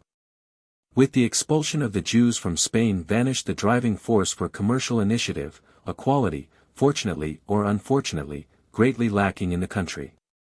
Pérez Galdós said, "The capital defect of the Spaniards of your time is that you live exclusively the life of words, and the language is so beautiful that the delight in the sweet sound of it woos you to sleep. You speak too much. You lavish without stint a wealth of phrases to conceal the poverty of your actions." I did not believe this entirely true, but without doubt the Spanish had a maddening habit of procrastination. It was, si, senora, assuredly, certainly, all gracious promising, and then nothing happening. To an American this was especially aggravating, because he was always in a constant hurry, he expected to see and know the whole of Spain in a month. But the Spaniard was not to be rushed. When asked what time it was, he might reply, perhaps 4 hours more of the sun. This defiance of clocks and the absence of strain and bustle pleased me personally. A story was told of a Spaniard going to seek his fortune in South America. After finding a position to his satisfaction, he worked 3 hours and then suddenly asked for his pay. When his employer requested the cause of his abrupt leave-taking, he exclaimed angrily, "Do you think I'm going to spend all my life working for you?" Don Quixote truly represented the Spanish temperament. The strong enthusiasm which was shown for a project and the still stronger imagination which not only saw the matter begun but also finished, was Spanish to the last degree. The Knight of La Mancha thought nothing of invading cities and fighting giants, but it ended in thinking about it. I consider all that already done. Spanish character, so paradoxical, so attractive, and often so difficult to understand, fascinated me. I could exhaust myself in adjectives: fickle, impetuous, rich-souled, ascetic, passionate, realistic, individualistic. Courtesy and ceremony were second nature to the Catalans of Barcelona, supposed to be the most dangerous and lawless city in Europe, where thousands of anarchists gathered and plotted and where bombs were thrown wrapped up in flowers. I remember how on the suburban trams going high into the mountains, sellers of hot and cold omelets ran up and down the station platforms. Anybody who bought one, before eating it himself, offered it to all the passengers in the car, even though they might be carrying their own lunches. To accept, however, was a shocking breach of good form. The offer protested that you must take it, and you had to think fast for a plausible excuse. "My friends are waiting for me to dine with them," or "I've just had something at the last station." You must never, never, never accept. Havelock used to tell of a grave error he had once made when traveling in Spain. When he had admired a piece of jewelry, the lady to whom it belonged had removed it promptly and thrust it upon him, saying, "I am honored to give it to you." She had been so insistent that, though thoroughly uncomfortable, he had taken it, the very worst thing he could have done. Soon it disappeared from his effects, but what was his surprise on his next encounter with the lady to find her wearing it again with no sign of discomposure. Her servants had been so indignant that one of them had immediately stolen it back. Spanish men were not only courteous to women but also to each other, having no hesitancy at showing their regard and affection. Even the beggars addressed each other in the most high-flown phrases, "Your Highness," or "Your Grace." One might ask, "Where is your Excellency to sleep tonight?" "Under the bridge, my lord." They lacked that poverty in the soul look that existed in the same class in other countries. Assuming the condition of one tattered and ragged specimen to be temporary, I questioned him, "What do you do ordinarily?" "I saunter, I idle, I loaf." "But what work do you do?" He drew himself up with the utmost hauteur, and said proudly, "I do not work. I am a beggar." Doing business with the Spaniards required a knowledge of finesse quite foreign to the average American. I, for example, saw a basket in a shop window which I felt I really must have. My escort and I went into the store. Since the proprietor did not speak English, all I could do was gaze longingly, take it in my hand, and ask my companion, "How much do you suppose this is?" He made no answer, but pointed to something else on the wall, and we left without learning the price. I thought he was a terribly stupid person. The next day I passed the same place with Portet, and I begged, "Oh, do come in and ask how much that basket is. I want to buy it." He smiled at me indulgently. "You know, in our country we cannot just go into places and find out prices. This man is a craftsman. We will talk to him." The proprietor and his wife shook hands with us and brought the best wine from the cellar. Then the former said, "The Señora was here yesterday. Tell us about her." "She comes from North America," answered Portet. "Tell us about North America." After 40 minutes of this, during which I kept one eye on the wicker container but was unable to divert the conversation to it, we said, "Hasta la vista," and bowed our way out.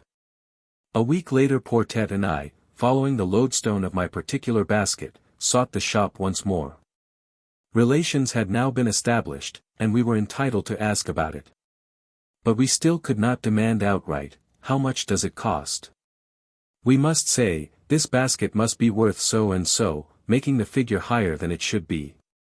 Oh, no, no, no, no, the proprietor protested. It is not worth that. My humble hands fashioned it. It is hardly worth anything. He endeavored to make me accept it for nothing. I had to refuse and once more try to make him take more than its value. Never was there such a juggling before we finally arrived at the exact amount of pesetas. On my departure from the country I had to break through a similar punctilio.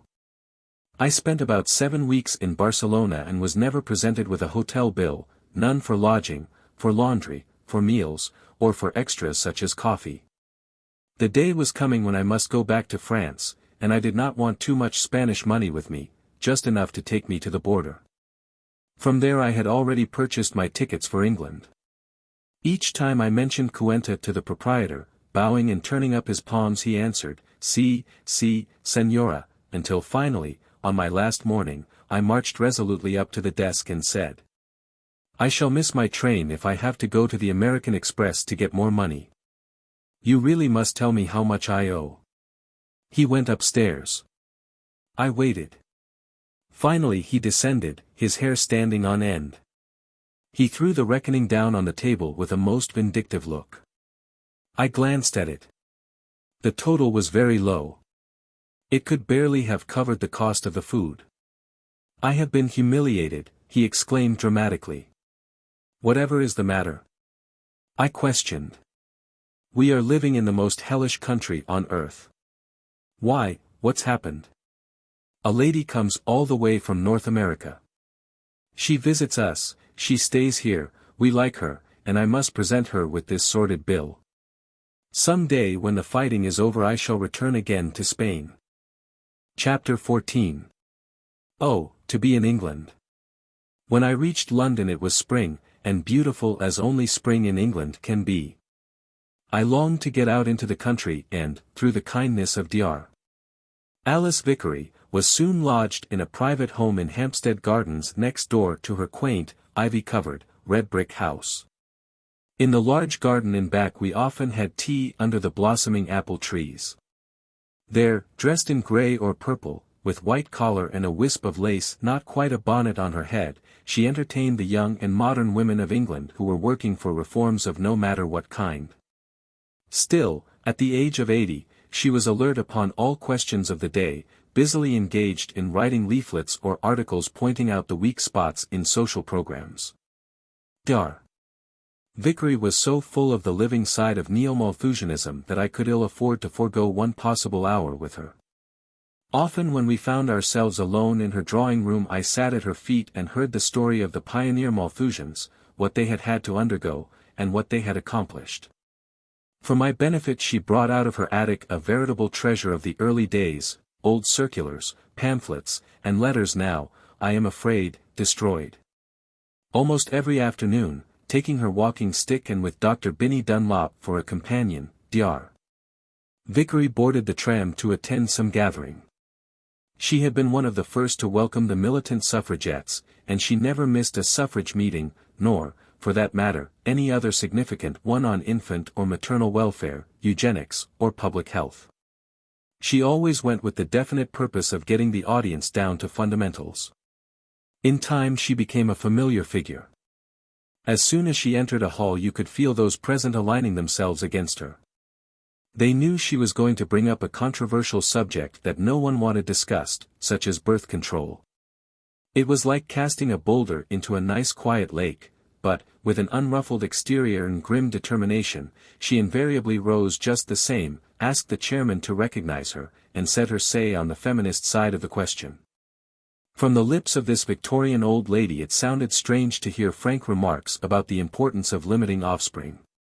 Dr. Dunlop, with Scotch determination, was also bent on setting people straight. He followed her and expounded the medical aspects of population.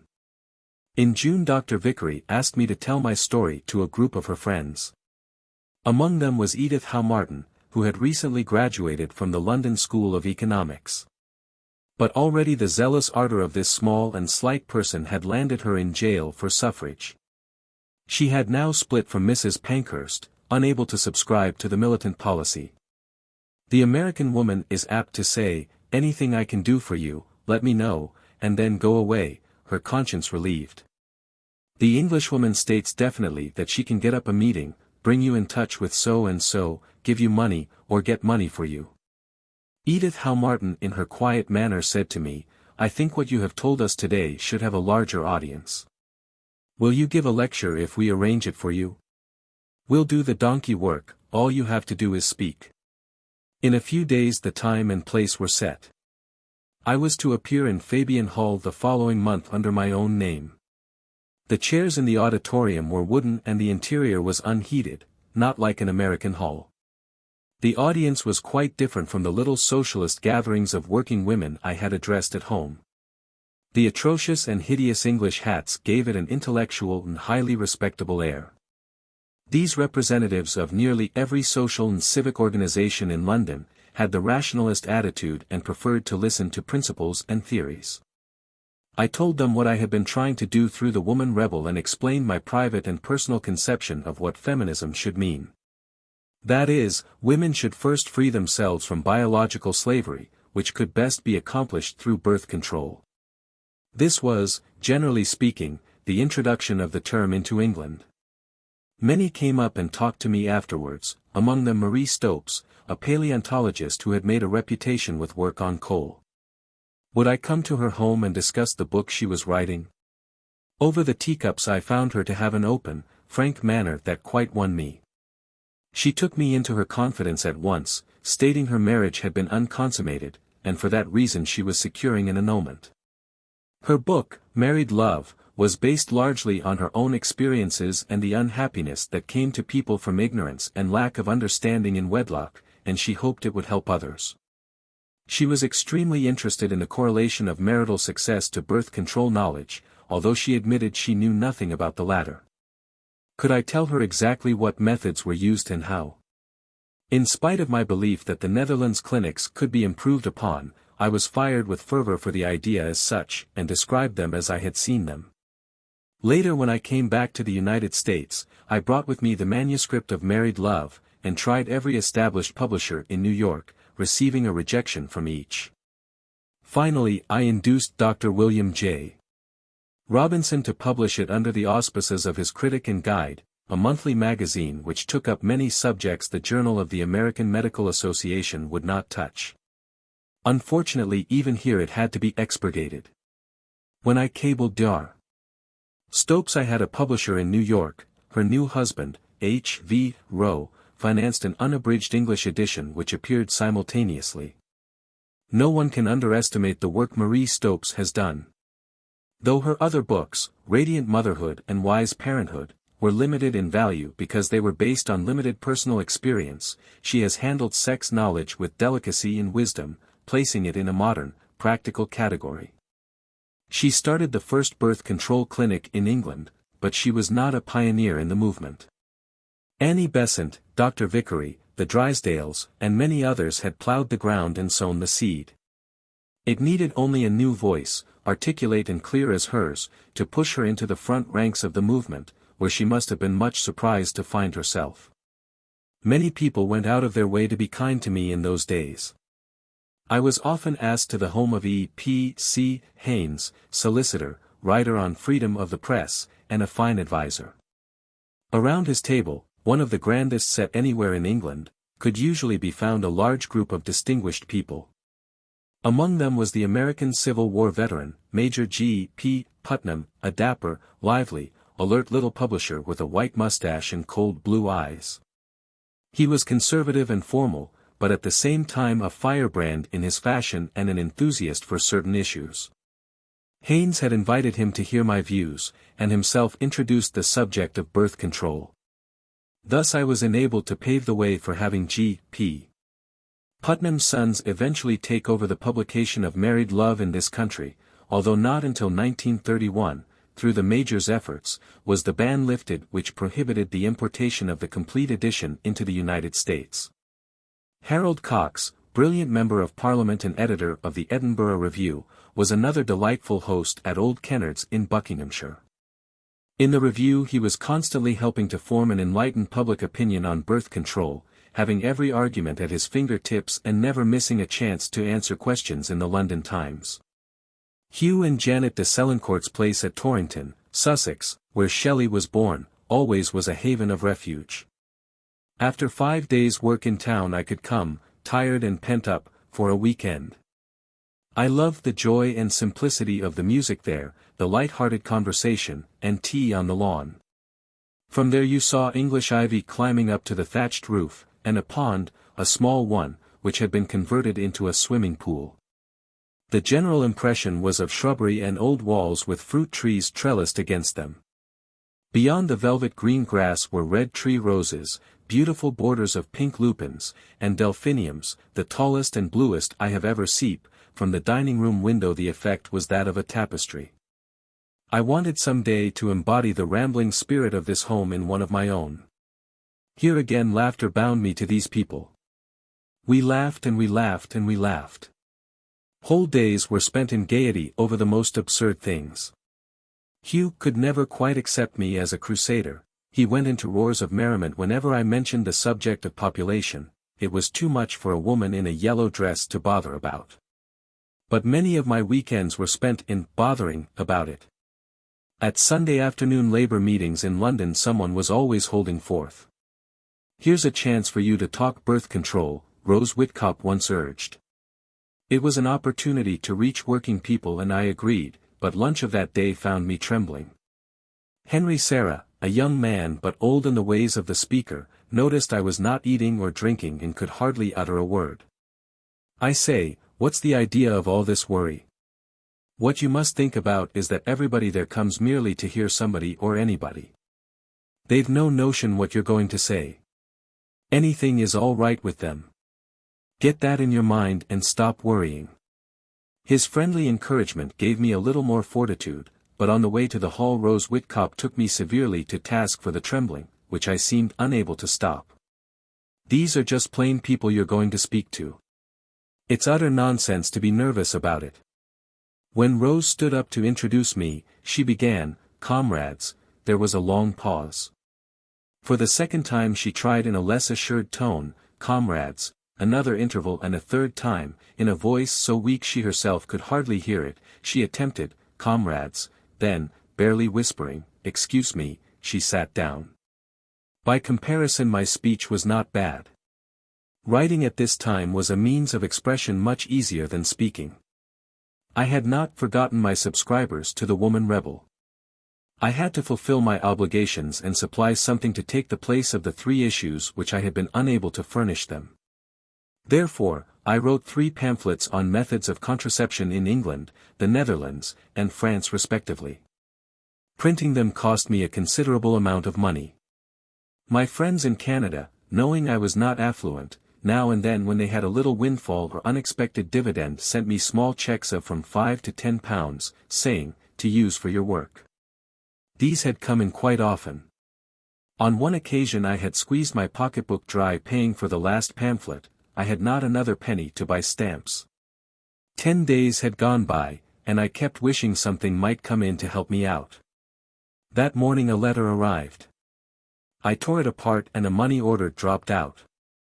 Hurrying as fast as I could to the post office I received the cash, spent it all on stamps, and hastened back in the hope of getting the whole edition off on the Arabic. In wartime sailings had to be considered.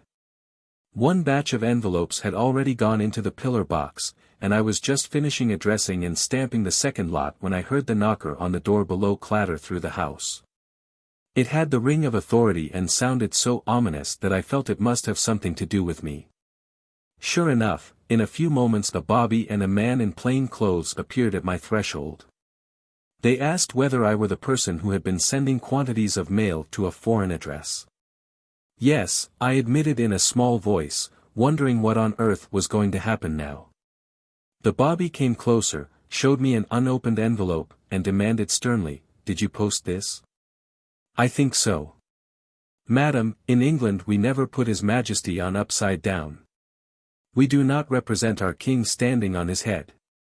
Will you please, in affixing your stamps, pay attention to the customs of our country? The care with which I stuck on the remainder right side up delayed me so that I barely made the Arabic. Only then did I have time to read the letter. I took it out of my bag, thinking how wonderful it was of my friends to send me the money and how much good I had been able to do with it. To my consternation and amazement, it was not for my use, but to buy gifts, certain books to be sent back as soon as possible. The money was gone and the presents could not be purchased.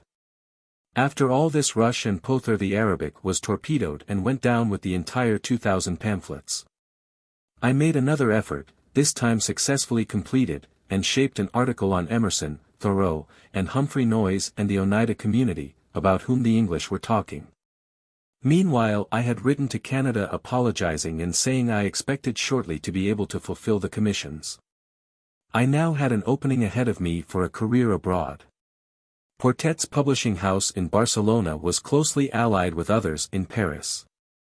Through him I was offered the job of choosing appropriate books in English, which could be published in both French and Spanish, especially works that would be of help to women and labor.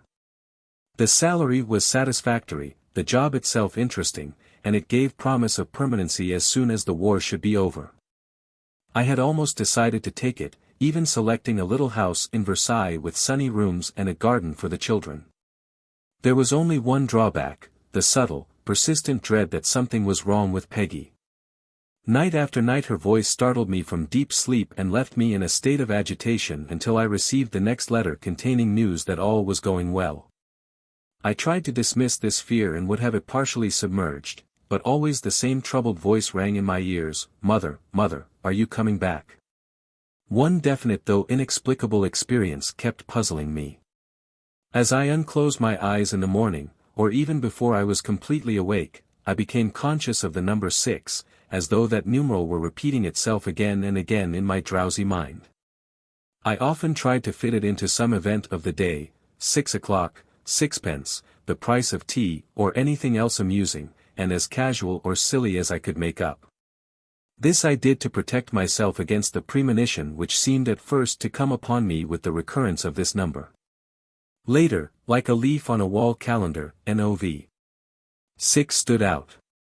When the publisher asked me to commit myself by signing a 3-year contract to stay in Paris, I said, "Yes, I will if you'll guarantee to lock me up or send me to Africa or the North Pole until after November 6th. Why November 6th? I don't know, but I'm certain that something important is to occur on that day, something different, and something which will affect my entire future."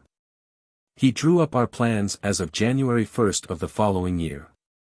Edith Ellis was lecturing in America, and by letter we arranged for her to bring back Peggy and Grant, because it appeared I might be staying for some time. Then, since only Peggy seemed lonely and in need of her mother and Grant was happy in school, it was determined he should be left there. Edith was to sail with Peggy on the Lusitania. When word was flashed that the liner had been torpedoed, I stood in the middle of the night in front of the Cunard office, scanning with horror the mounting ranks of missing and dead. Not until 2 in the morning was the list complete and could I breathe once more, neither Peggy's nor Edith's name was on it. Edith had received one of those slips warning prospective passengers that the ship might be blown up, and was one of the few who had heeded the admonition and transferred to another boat. Even so, the thought of being responsible for Peggy had been too alarming and she had decided not to bring her. The war had sent many Americans back from Europe and Bill had returned to New York. I had had a detailed letter from him describing the stirring events of the previous December. A man introducing himself as A. Heller had called upon him at his studio and requested a copy of Family Limitation, pleading that he was poor, had too large a family, and was a friend of mine. Bill said he was sorry but we had agreed that I was to carry on my work independently of him, and he did not even think he had any of the pamphlets. However, the man's story was so pathetic that he rummaged around and by chance found one in the library drawer. A few days later Bill opened the door to a gray-haired, side-whiskered 6-footer who lost no time in announcing, "I am Mr. Comstock. I have a warrant for your arrest on the grounds of circulating obscene literature." Accompanying him was the so-called Heller, who turned out to be Charles J. Bamberger, an agent of the New York Society for the Suppression of Vice. The three departed, but Bill soon found himself in a restaurant instead of the police station. When he protested that he wished to consult a lawyer without delay, Comstock, between mouthfuls of lunch, offered advice. "Young man, I want to act as a brother to you. Lawyers are expensive and will only aggravate your case." Here he patted Bill on the shoulder. "Plead guilty to this charge, and I'll ask for a suspended sentence."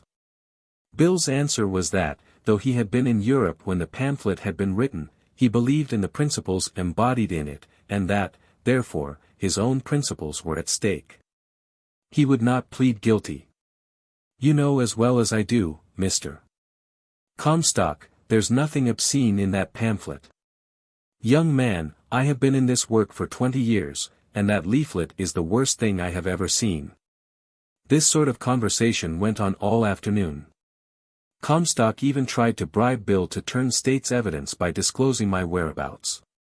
It was his custom to arrive at the police station so late that his prisoner could not communicate with a lawyer or bonding office and had to spend the night in jail. He could then make a statement to the papers that his captive had been unable to secure bail. When Comstock and Bill at last reached the Yorkville police court and the clerk had asked the latter how he wished to plead, Comstock spoke for him. "He pleads guilty." "I do not," expostulated Bill. "I plead not guilty." He was arraigned and bail fixed at $500, but he was obliged to spend 36 hours in jail before it could be procured. In September I had word that, after several postponements, his trial had finally come up before Justices McInerney, Herbert, and Salmon. He started to read his typewritten statement. "I admit that I broke the law, and yet I claim that in every real sense it is the law and not I that is on trial here today." Justice McInerney interrupted him. "You admit you are guilty, and all this statement of yours is just opinions. I'm not going to have a lot of rigmarole on the record. We've no time to bother. This book is not only indecent but immoral. Its circulation is a menace to society. Too many women are going around advocating woman suffrage. If they would go around advocating bearing children, we should be better off. The statute gives you the privilege of being fined for this offense, but I do not believe this should be so. A man, guilty as you are, ought to have no alternative from a prison sentence. $150 or 30 days in jail." "Then I want to say to the court," shouted Bill, leaning forward and raising his hand for greater emphasis, "that I would rather be in jail with my self-respect than in your place without it." Although he was convinced of the justice of my cause, this was the first and only copy of the pamphlet he had ever given out. It was one of life's sharpest ironies that, despite our separation, he should have been drawn into my battle, and go to prison for it. When I received Bill's letter bearing this news, I tore across the lawn to Dr. Vickery's. Dr. Drysdale happened to be there, and in his indignation his face became red and his hands were clenched. He tramped up and down the floor in a frenzy of rage that such a thing could be done to any human being. I am still touched when I think of this mild, gentle person being moved to depths of anger over an injustice which did not affect him personally. The question before me was, should I go back? As had gone Bill's trial, so would probably go my own. I did not want to sacrifice myself in a lost cause. I was young, and knew I should be used for something. Temporarily postponing my final answer to the publishing house, I decided to return to the United States, but only long enough to survey the situation, to gather up my children. I intended, if possible, to come back to that little house in Versailles. Chapter 15. High hangs the gauntlet. Let God and man decree laws for themselves and not for me. Their deeds I judge and much condemn. Yet when did I make laws for them? A. E. Houseman. The end of September, 1915, I set sail from Bordeaux. I remember how interminable that voyage was across the dangerous, foggy Atlantic. The shadow of the Lusitania hung over us. The ship was absolutely dark, and tension crackled in the very air. My own thoughts were black as the night, and the old nervousness, the nervousness that came with a queer gripping at the pit of the stomach, was upon me. A dread presentiment and a foreboding were with me almost incessantly. When I succeeded in snatching a few hours' sleep, I was startled out of unpleasant dreams. One of them was of attempting to struggle through a crowded street against traffic. I was pushed to the curb and had to make my way cautiously. The mechanical, automaton-like crowds were walking, always in the opposite direction. Then suddenly in my dream the people turned into mice, thousands and thousands of them, they even smelled like mice. I awakened and had to open the porthole to rid the room of that musty smell of mice. At last the lights of Staten Island, winking like specters in the dim dawn, signaled our safe arrival at quarantine. As the ship sidled along the wharf at West 14th Street on that gray October morning, a new exhilaration, a new hope arose in my heart. To see American faces again after the unutterable despair of Europe, to sense the rough democracy of the porters and of the good-hearted, hard-boiled taxi drivers. To breathe in the crisp, electric autumn air of home, all these brought with them an irresistible gladness. Because I wanted the feeling to linger, I refused a taxi, picked up my small bag, and walked away from the pier, looking about. At the first news stand I passed I caught sight of the words, "What shall we do about birth control?" on the cover of the Pictorial Review. It seemed strange to be greeted, not by friends or relatives, but by a phrase of your own carried on a magazine. I purchased it and, singing to myself, went on to a hotel where the children were brought to me. I cannot describe the joy of being reunited with them. That evening I sat down at my desk and wrote several letters. I notified Judge Hazel and Assistant District Attorney Content that I was now back and ready for trial, and inquired whether the indictments of the previous year were still pending. I was politely informed that they were. A note more difficult to compose went to the National Birth Control League, which had been reorganized in my absence under the leadership of Mary Ware Dennett, Clara Stillman, and Anita Block. To it had been turned over all my files, including the list of subscribers to the Woman Rebel. I asked them what moral support I could expect from the League, saying this would help to determine the length of my stay. Mrs. Stillman, the secretary, invited me to call a few days later at her home, where an executive meeting was to convene. I went with keen anticipation, totally unprepared for the actual answer. The committee had met. Mrs. Dennett, Mrs. Stillman, and Anita were all there. Mrs. Dennett spoke for the group. The National Birth Control League disagreed with my methods, my tactics, with everything I had done. Such an organization as theirs, the function of which was primarily to change the laws in an orderly and proper manner, could not logically sanction anyone who had broken those laws. After delivering this ultimatum, Mrs. Dennett walked to the door with me. Would I mind giving her the names and addresses of those socially prominent and distinguished persons I had found on my European trip to be interested? Heartsick as I was over my reception, I was also amused at her shrewdness. Mrs. Dennett was a good promoter and experienced campaigner, a capable office executive, an indefatigable worker for suffrage and peace, with a background that might have been invaluable. I often regretted that we could not have combined our efforts. Had we been able to do so, the movement might have been pushed many years ahead. My fourth communication was to Dr. William J. Robinson, an émigré from the land of orthodox medicine, who was possessed of a sensitivity to current moods. When he had realized that Will Durant's lectures had aroused interest in sex psychology, he had stepped in to speak to larger audiences, using a more popular approach, although, as far as I know, he had never publicly discussed the prevention of conception.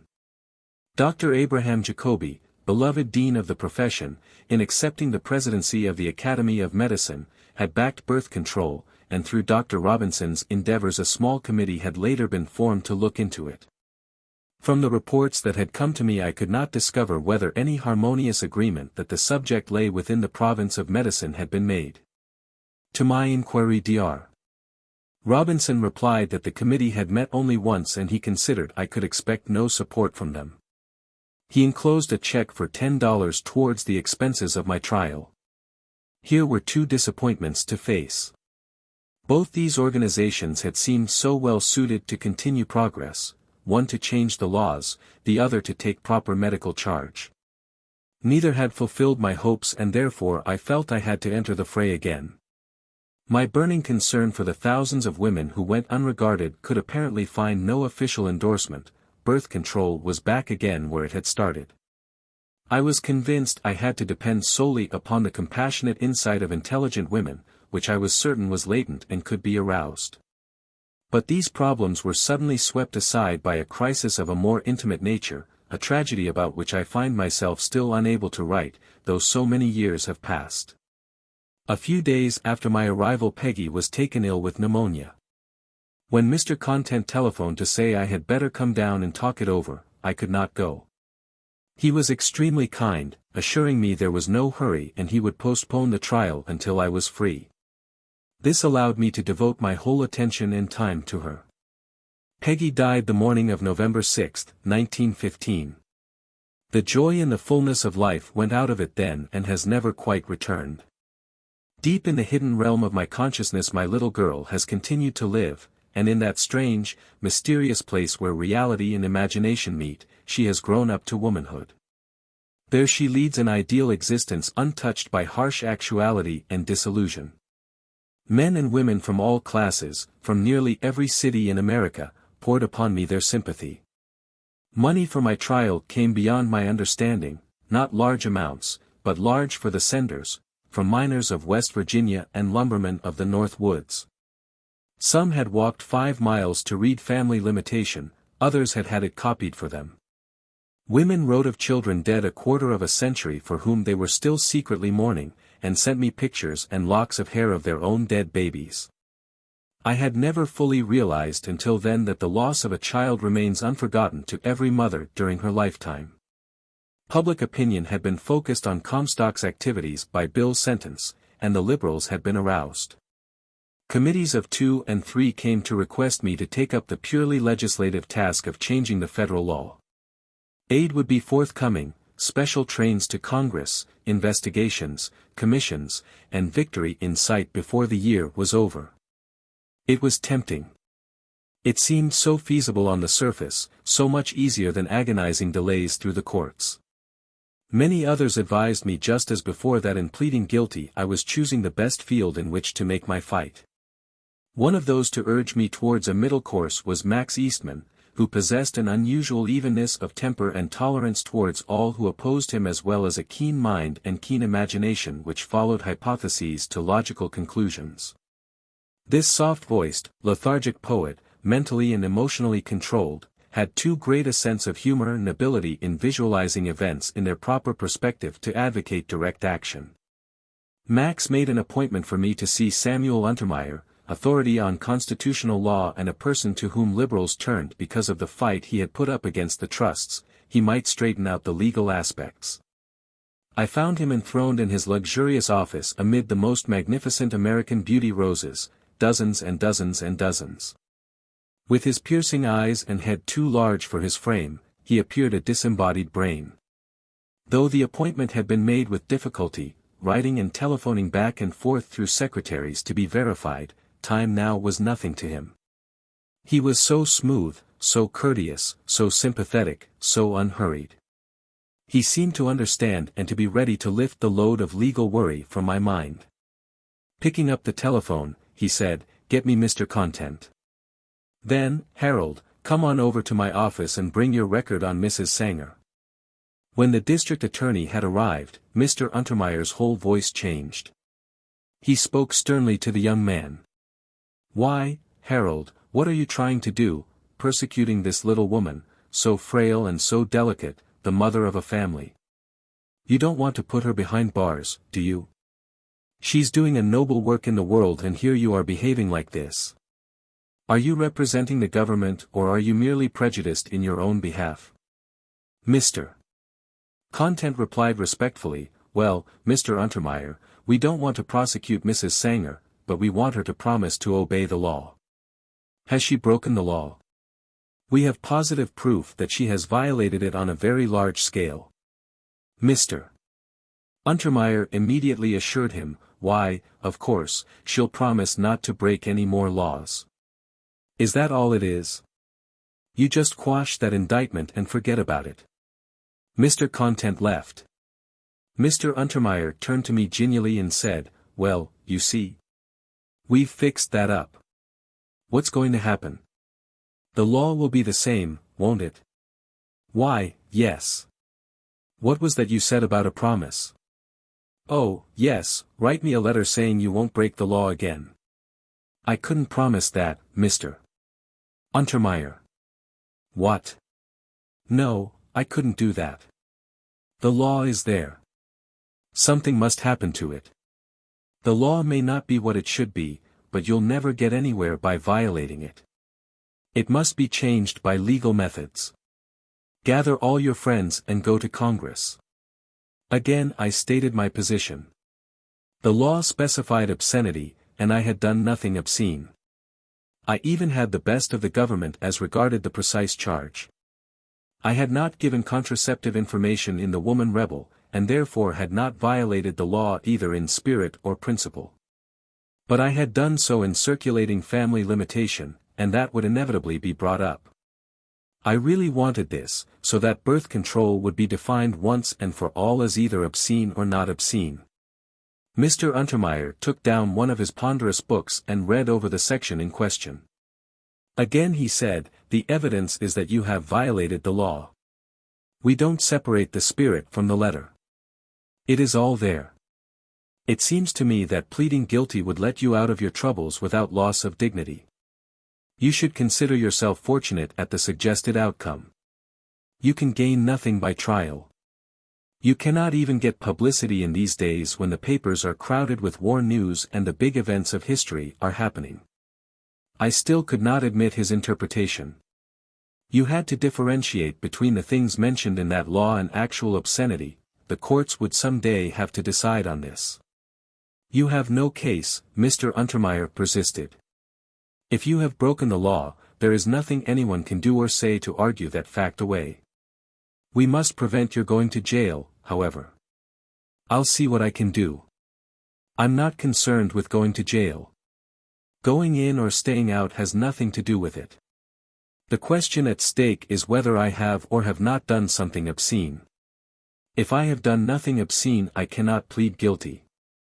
Mr. Untermeyer was upset. Instead of his former warmth, I was aware of a curt and cold politeness. I went from his office feeling I had had an opportunity to make a powerful friend and had lost it by refusing to accept the legal point of view. Max also was decidedly angry. His attitude was, we tried to help you, and you declined help. He wrote formally. You could accompany your plea of guilty with a statement, both before the court and for the press. Which would make it a far more signal attack upon the law to whose violation you would be pleading guilty than a plea of not guilty. It would do 1,000 times more good. At the same time it would satisfy your pride, or your feeling that you ought to be brave enough to stand up for what you think, or whatever it is that is making you refuse the advice of counsel. I would not plead guilty on any count. They could not make me. I felt deep within me that I was right and they were wrong. I still had that naive trust that when the facts were known, the government would not willfully condemn millions of women to death, misery, or abortion which left them physically damaged and spiritually crippled. Clarence Darrow and other liberal lawyers from various cities generously offered to come to New York to present the case free of charge. But after my Untermeyer interview I was convinced that the quibbles of lawyers inevitably beclouded the fundamental issues. I had to move people and persuade them emotionally. I had no practice in public speaking, mine was the valor of faith. However, I was certain that speaking from the fullness of my heart I would be guided by the greatness and profundity of my conviction. In spite of the old adage that, he who has himself for a lawyer has a fool for a client, I was confident that any jury of honest men would acquit me. I asked Mr. Content to put my case on the calendar as soon as possible. It was called for the end of November, then set for January 18th, then January 24th. I used to go almost weekly to demand that it take place, always stressing the fact that I wanted a trial by jury. One of the judges that I came before in these various courts had previously asked me in a personal letter to send him family limitation, and I had mailed it to him with my compliments. The twinkle in his eyes was reflected in mine. We both knew that he as well as I had been technically breaking the law. As the New York Sun commented, the Sanger case presents the anomaly of a prosecutor loath to prosecute and a defendant anxious to be tried. The newspapers were taking ever-increasing notice. A photograph of myself and my 2 young sons circulated widely and seemed to alter the attitude of a heretofore cynical public. At that time I thought the papers were against me, but looking over these old clippings today I realized this was merely the impersonality of the news columns. Their editorial hesitancy made them appear, like all other conservative and reactionary forces, my opponents. But the rank and file of American newspaperdom, though they must always have their little jokes, have always been sympathetic. They printed the letter to Woodrow Wilson, initiated by Marie Stopes. It begged to call the attention of the President to the fact that I was in danger of criminal prosecution for circulating a pamphlet on birth control, which was allowed in every civilized country except the United States. That England had passed through the phase of prohibiting this subject a generation before, and that to suppress serious and disinterested opinion on anything so important was detrimental to human progress. It respectfully urged the President to exert his powerful influence in behalf of free speech and the betterment of the race. This letter was invaluable by reason of its signatories, Lena Ashwell, William Archer, Percy Ames, Aylmer Maude, M.C. Stopes, Arnold Bennett, Edward Carpenter, Gilbert Murray, and H.G. Wells, whose name was news. If a group of such eminence in England could afford to stand by me, then the same kind of people here might be less timorous. As public sentiment grew, telegrams and letters showered upon Judge Clayton demanding the dismissal of the charges against me. He piled them in wastebaskets and remarked in a bored tone to Mr. Content, "Take these Sanger letters away." That I was preparing to go to court undefended by counsel was making the matter harder for them. My radical allies were, according to their habit, collecting money for my defense, but this had no effect on my private financial status. My sister, Ethel, who was living with me, thought I ought to be considering the matter. One day she said, "I've a good case for you. Wouldn't you like to take it?" "What kind?" "Maternity. She expects to be delivered in a day or 2, probably a cesarean. She asked for me, but I'd rather you had it." "I'm not interested, thank you. I've given up nursing." "Well, Mrs. Sanger," she remarked ironically, "would you mind telling me what you're going to do to earn your living?" "I'm not interested in earning my living. I've cast myself upon the universe and it will take care of me." She looked at me sadly and with worried apprehension. 3 days later Ethel received the anticipated summons. On her way out she picked up the mail at the door. In it was a letter from a California acquaintance of hers who did not know where I was but had her address.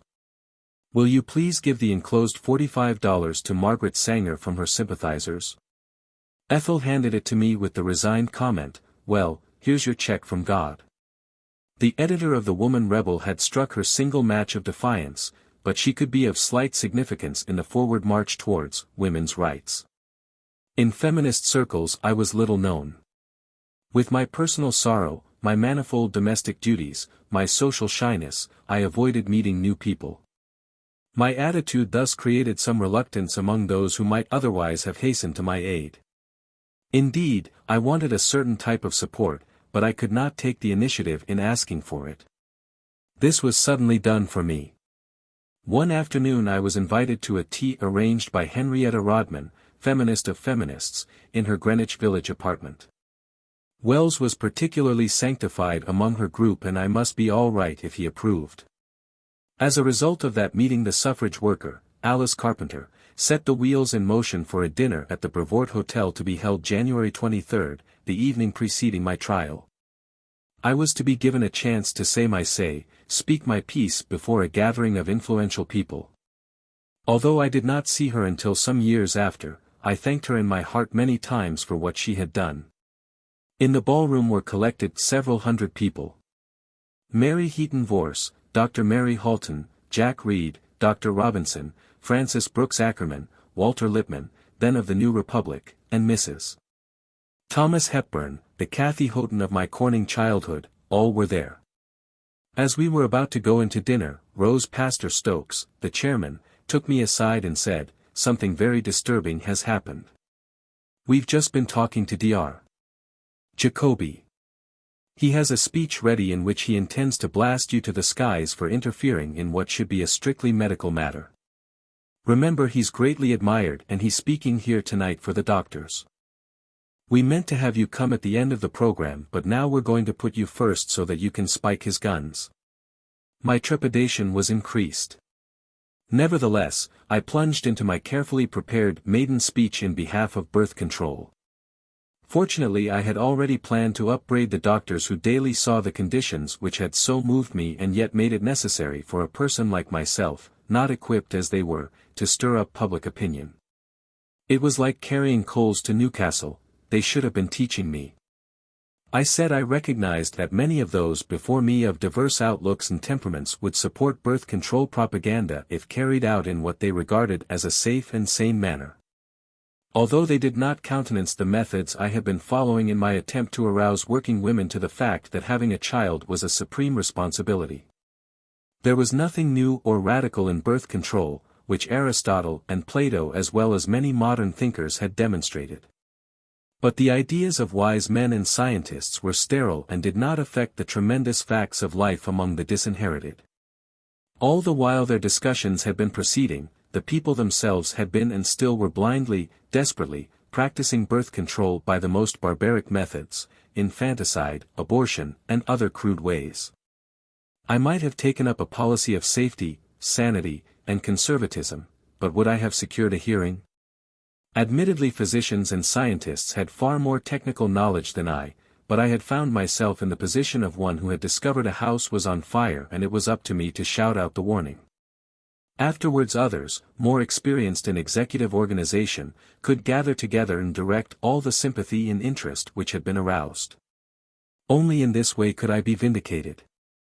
Since my charge had forestalled his, the venerable Dr. Jacoby either had to answer me or shift his ground. He chose the latter course and talked on the question of quality in population, which might perhaps have been construed as in my favor.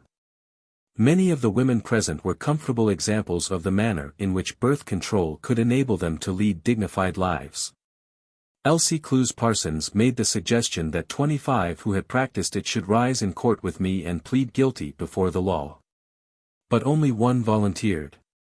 What surprised me most was the voice of Mary Ware Dennett announcing that she represented the National Birth Control League and that body was going to stand behind Margaret Sanger in her ordeal. Subscriptions were urgently needed for the league. The next morning when I arrived at 9 o'clock at the federal court building, more than 200 partisans were already in the corridors. A great corps of reporters and photographers was on hand. The stage had been set for an exciting drama. Judge Henry D. Clayton and Assistant District Attorneys Knox and Content arrived at 10:30, apparently feeling the effects of the publicity of the night before. The moment Knox moved to adjourn for a week, I was on my feet asking immediate trial, but Judge Clayton postponed the case. Everybody went home disappointed. February 18, the government finally entered a null proska. Content explained there had been many assertions that the defendant was the victim of persecution, and that had never been the intent of the federal authorities. The case had been laid before the grand jurors as impartially as possible, and since they had voted an indictment there was nothing that the district attorney could do but prosecute. Now, however, as it was realized that the indictment was 2 years old, and that Mrs. Sanger was not a disorderly person and did not make a practice of publishing such articles, the government had considered there was reason for considerable doubt. Well, when an army marches up the hill and then marches down again, some good excuse must always be given. All my friends regarded the quashing of the federal indictment a great achievement. There was much rejoicing and congratulation, but they acted as though they were saying, "Now settle down in your domestic corner, take your husband back, care for your children, behave yourself, and no more of this nonsense. Your duty is to do the thing you are able to do, which is mind your home and not attempt something others can do better than you." But I was not content to have a Liberty dinner and jubilati. I could not consider anything more than a moral victory had been attained. The law had not been tested. I agreed with the loyal Globe, which staunchly maintained, if the matter misses. Sanger sent through the mails was obscene 2 years ago, it is still obscene. I knew and felt instinctively the danger of having a privilege under a law rather than a right. I could not yet afford to breathe a sigh of relief. The federal law concerned only printed literature. My own pamphlet had given the impression that the printed word was the best way to inform women. But the practical course of contraceptive technique I had taken in the Netherlands had shown me that one woman was so different from another in structure that each needed particular information applied to herself as an individual. Books and leaflets, therefore, should be of secondary importance. The public health way was through personal instruction in clinics. A light had been kindled. So many invitations to address meetings in various cities and towns were sent me that I was not able to accept them all but agreed to as many as I could. It was no longer to be only a free speech movement, and I wanted also if possible to present this new idea of clinics to the country. If I could start them, other organizations and even hospitals might do the same. I had a vision of a chain, thousands of them in every center of America, staffed with specialists putting the subject on a modern scientific basis through research. Many states in the West had already granted woman suffrage. Having achieved this type of freedom, I was sure they would receive clinics more readily, especially California, which had no law against birth control. The same thing would follow in the East. As I told the Tribune, I have the word of 4 prominent physicians that they will support me in the work. There will be nurses in attendance at the clinic, and doctors who will instruct women in the things they need to know. All married women or women about to be married will be assisted free and without question. A splendid promise, but difficult to fulfill, as events were to prove. Chapter 16. Hear me for my cause. Speak clearly if you speak at all. Carve every word before you let it fall. Oliver Wendell Holmes. Once Amos Pinchot asked me how long it had taken me to prepare that first lecture I delivered on my 3-month trip across the country in 1916. About 14 years, I answered. I was thinking of all the time that had passed during which experiences, tragic and stirring, had come to me and were embodied therein. So much depended on this speech. The women of leisure must be made to listen, the women of wealth to give, the women of influence to protest. Before starting April 1st, I tried to put myself in their places and to see how their interests and imaginations could most effectively be excited, how the pictures which had so unceasingly beset me could best be brought to their minds. I felt certain that if I could do this, they would do the rest. But the anxiety that went into the composition of the speech was as nothing to the agonies with which I contemplated its utterance. My mother used to say a decent woman only had her name in the papers 3 times during her life, when she was born, when she married, and when she died. Although by nature I shrank from publicity, the kind of work I had undertaken did not allow me to shirk it, but I was frightened to death. Hoping that practice would give me greater confidence, I used to climb to the roof of the Lexington Avenue Hotel where I was staying and recite, my voice going out over the house tops and echoing timidly among the chimney pots. I repeated the lecture over and over to myself before I tried it on a small audience in New Rochelle. I did not dare cut myself adrift from my notes, I had to read it, and when I had finished, did not feel it had been very successful. By the time I reached Pittsburgh, my first large city, I had memorized every period and comma, but I was still scared that if I lost one word I would not know what the next was. I closed my eyes and spoke in fear and trembling. The laborers and social workers who crowded the big theater responded so enthusiastically that I was at least sure their attention had been held by its content. It was interesting to watch the pencils come out at the announcement that there were specifically 7 circumstances under which birth control should be practiced. First, when either husband or wife had a transmissible disease, such as epilepsy, insanity, or syphilis. Second, when the wife suffered from a temporary affection of the lungs, heart, or kidneys, the cure of which might be retarded through pregnancy. Third, when parents, though normal, had subnormal children. Fourth, when husband or wife were adolescent. Early marriage, yes, but parenthood should be postponed until after the 23rd year of the boy and the 22nd of the girl. Fifth, when the earning capacity of the father was inadequate. No man had the right to have 10 children if he could not provide for more than 2. The standards of living desirable had to be considered. It was one thing if the parents were planning college educations for their offspring, and another if they wanted them simply for industrial exploitation. Sixth, births should be spaced between 2 and 3 years, according to the mother's health. All the foregoing were self-evident from the physiological and economic points of view. But I wish to introduce a final reason which seemed equally important to me, though it had not been taken into account statistically. Seventh, every young couple should practice birth control for at least 1 year after marriage and 2 as a rule, because this period should be one of physical, mental, financial, and spiritual adjustment in which they could grow together, cement the bonds of attraction, and plan for their children. Like other professions, motherhood should serve its apprenticeship. It was not good sense to expect fruit from buds, yet if womanhood flowered from girlhood too soon it did not have a chance to be a thing in itself. I offered a hypothetical case. Suppose 2 young people started out in marriage, ignorant of its implications and possibilities. The bride, utterly unprepared, returned pregnant from the honeymoon, headaches, nausea, backache, general fatigue, and depression. The romantic lover never knew that girl as a woman, she forever after appeared to him only as a mother. Under such circumstances marriage seldom had an opportunity to become as fine an instrument for development as it might have been. I wanted the world made safe for babies. From a government survey significant conclusions had emerged as to how many babies lived to celebrate their first birthday.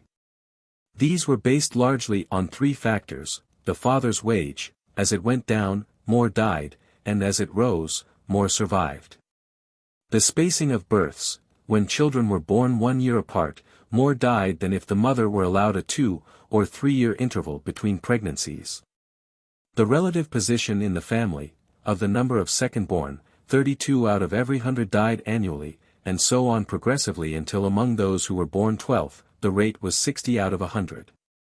I claimed that sympathy and charity extended towards babies were not enough, that milk stations were not enough, that maternity centers were not enough, and that protective legislation in the form of child labor laws was not enough.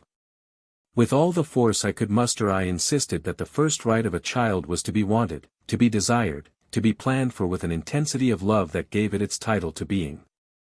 It should be wanted by both parents, but especially by the mother who was to carry it, nourish it, and perhaps influence its life by her thoughts, her passions, her rebellions, her yearnings. So that all babies born could be assured sound bodies and sound minds, I suggested in lighter vein that the government issue passports for them. Calling the attention of the audience to the fact that adults in this country would never think of going abroad without a government guarantee to ensure them safe passage and preservation against harm or ill treatment. If this were necessary for grown persons journeying into a foreign land, how much more important it was to protect children who were to enter into this strange and insecure new world. I reminded them also that no one would consider embarking in the medical or legal profession without due preparation. Even cooks or laundresses scarcely applied for positions without experience proving they were qualified to undertake their tasks. But anyone, no matter how ignorant, how diseased mentally or physically, how lacking in all knowledge of children, seemed to consider he or she had the right to become a parent. In the same tone I proposed a bureau of application for the unborn. I pictured a married couple coming here for a baby as though for a chambermaid, chauffeur, or gardener. The unborn child took a look at his prospective parents and propounded a few questions such as any employee has the right to ask of his employer. To his father the unborn child said, "Do you happen to have a health certificate?" And to the mother, "How are your nerves? What do you know about babies? What kind of a table do you set?" And to both of them, "What are your plans for bringing me up? Am I to spend my childhood days in factories or mills, or am I to have the opportunities offered by an intelligent, healthy, family life? I am unusually gifted, the baby might add. Do you know how to develop my talents? What sort of society have you made for the fullest expression of my genius? All babies came back to the practical question, how many children have you already? 8. How much are you earning? $10 a week. And living in 2 rooms, you say? No, thank you. Next, please. I was trying to make people think in order that they might act. My part was to give them the facts and then, when they asked what they should do about them, suggest concrete programs for leagues and clinics. Many women had far more executive and administrative experience than I, and I still expected them to carry on where I left off so that I might be free to return to Europe. My hope seemed well-founded and many of the Pittsburgh audience waited afterward to request help in organizing themselves. Thus the first state birth control league was formed. This and all subsequent ones I referred to Mrs. Dennett's National Birth Control League to be under its future direction. That meeting had been held under the sponsorship of Mrs. Enoch Raff, a philanthropist of great courage. In the early days almost everywhere I went the subject of birth control was one likely to make conspicuous those who identified themselves with it. Average well-to-do persons hesitated except for the Jewish leaders in civic affairs, who, as soon as they were personally convinced, showed no reluctance in aligning themselves publicly. Not so did Chicago respond. Some members of the powerful Women's City Club had privately asked me to speak, but when the matter was brought up before their board, the unofficial invitation was officially cancelled. Here again were conservatives enjoying the benefits of birth control for themselves but unwilling to endorse it for the less fortunate of their sex. When they did not listen, I tried to reach the women of the stockyards directly. So many hundreds of letters had come to me, not only in English, but also in Hungarian, Bohemian, Polish, and Yiddish, clamoring for information, that I had every reason to suppose what I had to say was going to be welcome on Halsted Street.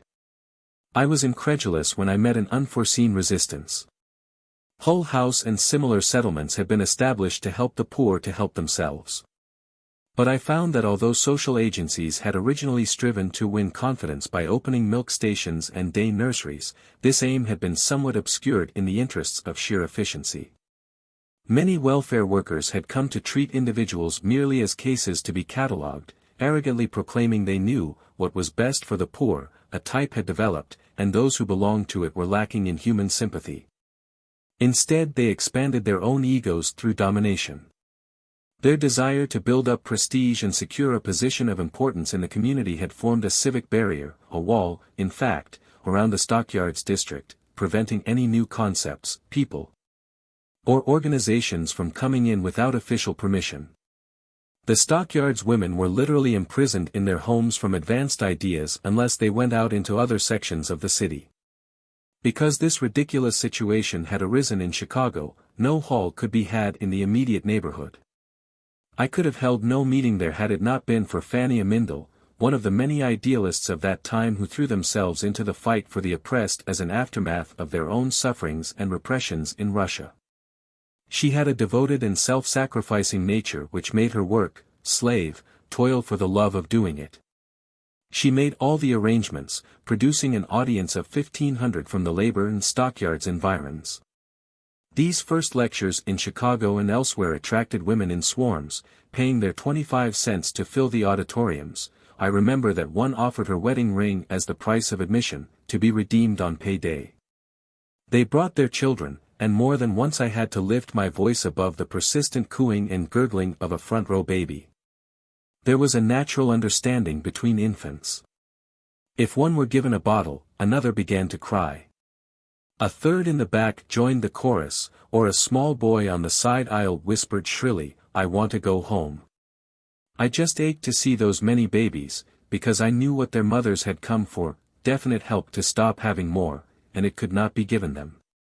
Often at these meetings I saw some woman sitting down near the platform holding a bunch of wild flowers, daisies, Queen Anne's lace, or butter and eggs, waiting to present me with the little bouquet.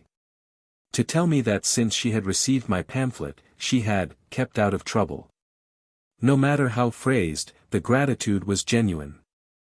Over and over again someone popped up in front of me, and extended a hand. I used to subscribe to the Woman Rebel. I got all your pamphlets from England. When I asked, what's your name? With the answer, like a flash, came the number of children and the locality, and the story sent me years earlier. And, didn't you live in Des Moines? I continued. Seldom was it the wrong place. In this way I came across dozens of friends who had been among the original 2,000.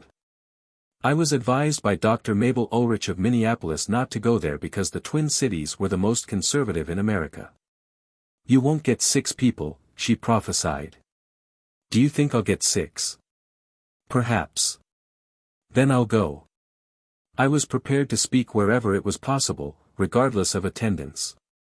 6 people, properly convinced, usually made 60 people think before very long. In spite of Dr. Ulrich's warning, hundreds of chairs had to be brought into the Minneapolis Public Library to take care of the overflow. People were frequently surprised at the size of my audiences. I should have been surprised had it been the other way about, although I did not like too many present because the subject was too intimate for great numbers in large halls. All came because birth control touched their lives deeply and vitally. They listened so earnestly, so intently that the very atmosphere was hushed and unnaturally quiet. Here in Minneapolis arrived a telegram from Frederick A. Blossom, Ph.D., manager of the Associated Charities of Cleveland, whom I had met there. Would I speak at the National Social Workers Conference then being held in Indianapolis? He could not get me placed on the program, but the 2 subjects that were currently arousing considerable interest were the prison reforms instituted by Thomas Mott Osborne at Sing Sing, and birth control. He believed it was worth my while to come. Since I had nearly a week before my scheduled meeting in St. Louis, the time fitted in very nicely and I seized the occasion. I did not expect definite action, but I did yearn to arouse dissatisfaction over smoothing off the top, to say to these social workers plodding along in their organizations that I thought their accomplishments were temporary. And that charity was only a feather duster flicking from the surface particles which merely settled somewhere else. They could never attain their ideal of eliminating the problems of the masses until the breeding of the unending stream of unwanted babies was stopped. Blossom, polished, educated, and clever, had a charming and disarming personality, and an ability far above the average. Part of his work had been to cultivate the rich, and in this he had been eminently successful because he was so suave, never waving a red flag in front of anybody's nose as I did. My flaming feminism speeches had scared some of my supporters out of their wits. This master manager knew exactly what to do and how to go about it. Notices were posted throughout the hotel and left in every delegate's mailbox, announcing the meeting for 4 in the afternoon, the only hour when we could have the big amphitheater. Although roundtable discussions were going on at the same time, it was jammed to the doors, people were sitting on the platform and on window sills and radiators. I was almost startled that so many of those from whom I hoped for cooperation should turn out in such numbers. Walter Lippmann said, "This will kick the football of birth control straight across to the Pacific." And, indeed, the social agents, like the plumed darts of a seeded dandelion puffed into the air, scattered to every quarter of the country. Thereafter, to the west and back again, I heard echoes of the meeting. During the previous weeks in various cities it had been hard to be alone a minute.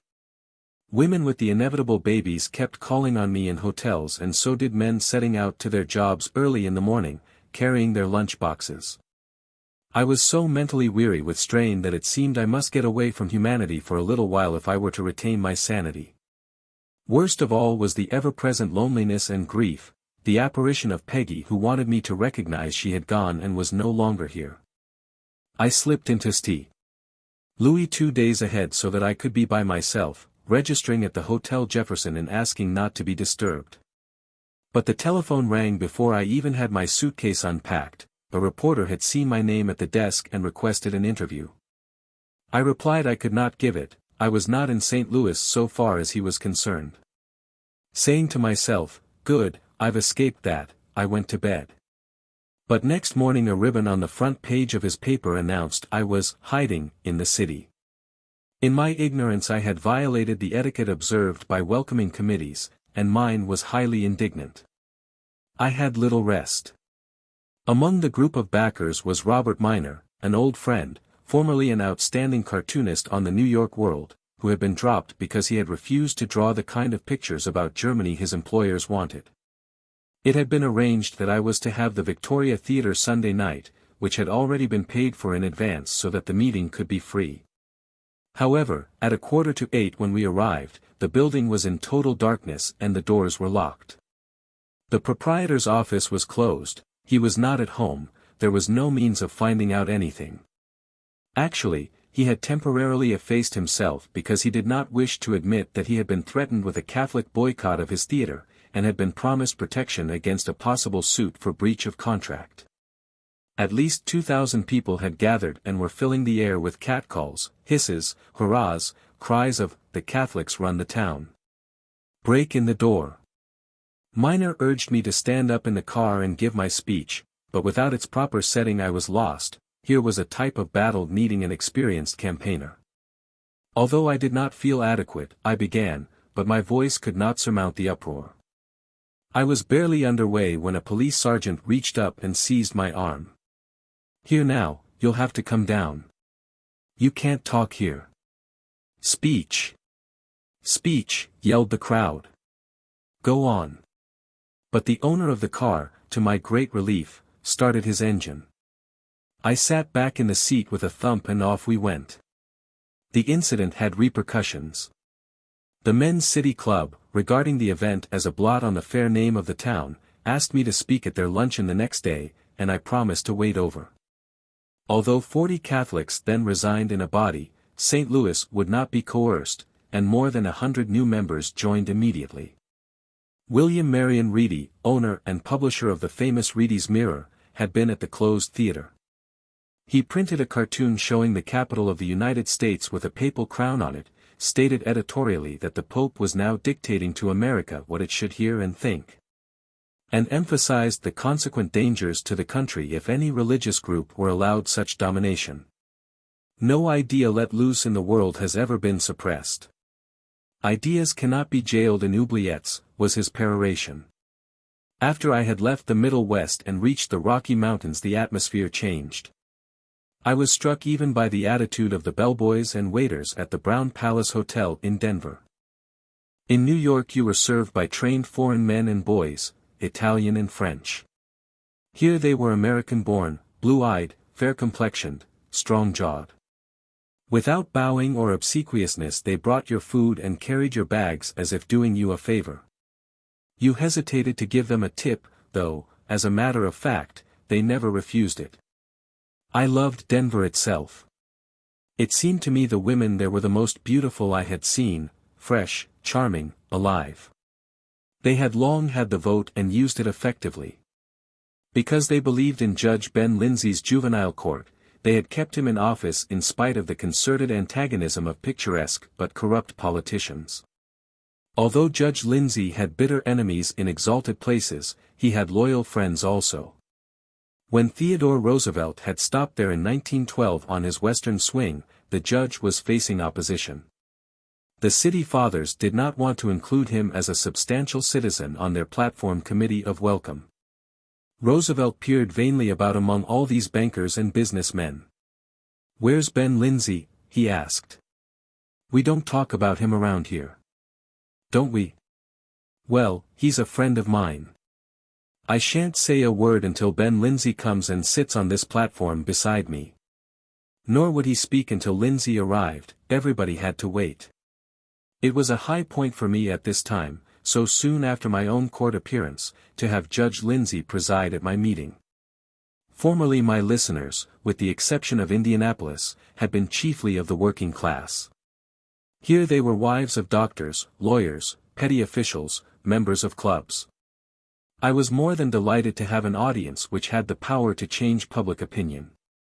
The submerged tenth had no need of theories nor the proof of the advantages of family limitation, they were the proof, the living example of the need. It was vitally important to have reflective hearers who not only themselves used contraceptives, but who advanced thought through literature, discussions, and papers. To them I was telling the story of those millions who could not come, and trying to relate it as I knew it to be true. Stimulating them offered the best possibility of getting something done. Judge Lindsay invited me to sit on the bench with him the next morning, and I watched enthralled the way he handled his cases. The familiar court method was punishment, and the more punishment the better. But he operated on the new psychology. For instance, he attempted to inculcate a sense of responsibility in one boy who had disobeyed his mother and run away from school, by showing him his indebtedness to her, how he should be helping rather than causing her grief. The same tactics were employed in the case of Joseph, charged with assault on his wife, Nellie, who stood silently in the background, shawl over her head. Lindsay read the evidence, then said, "Joseph, come over here." Joseph stepped nearer, appearing somewhat guilty, as men of his status usually did when they came into court. "What's this I hear about you? Why did you strike Nellie?" "She made me mad," Joseph mumbled. "Joseph, turn your head and look at your wife. Look at her. Look, thin, pale, weak, and you a big strong man striking that delicate little woman. Aren't you ashamed of yourself to beat Nellie? You who promised to love, honor, and protect her." The reprimanding lasted fully 2 minutes.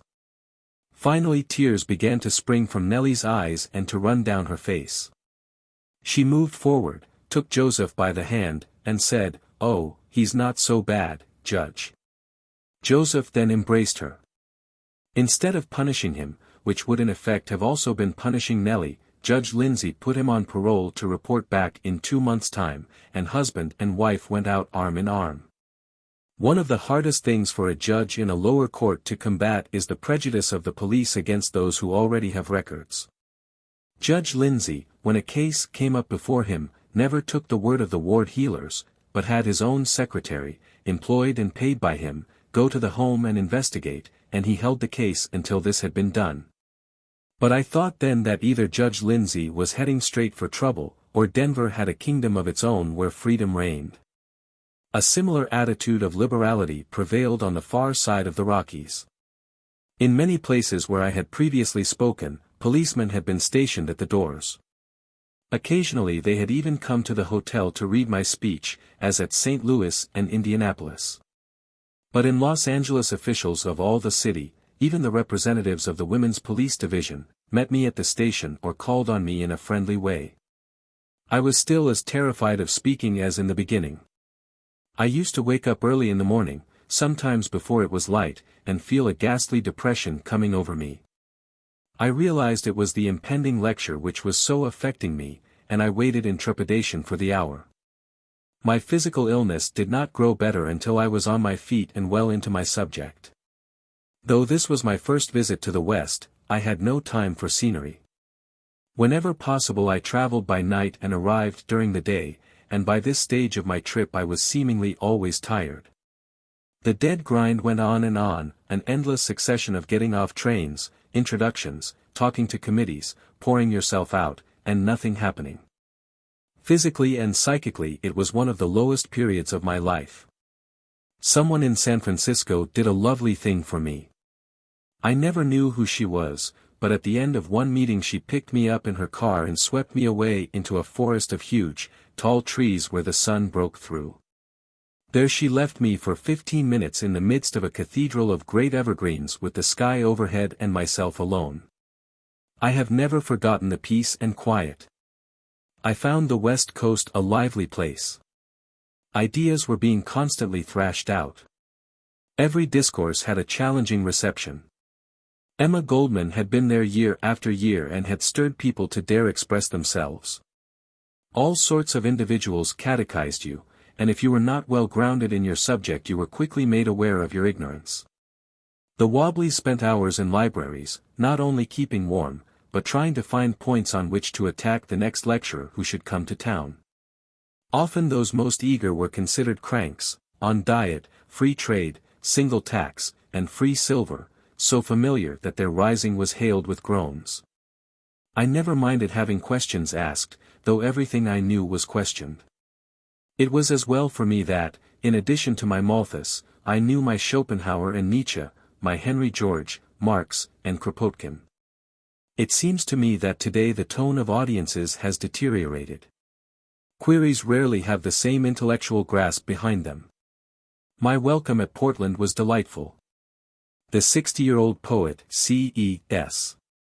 Wood, dapper and gracious, made a practice of greeting personally women speakers, dedicating poems to them on their arrival, and sending bowers of flowers to their hotel rooms.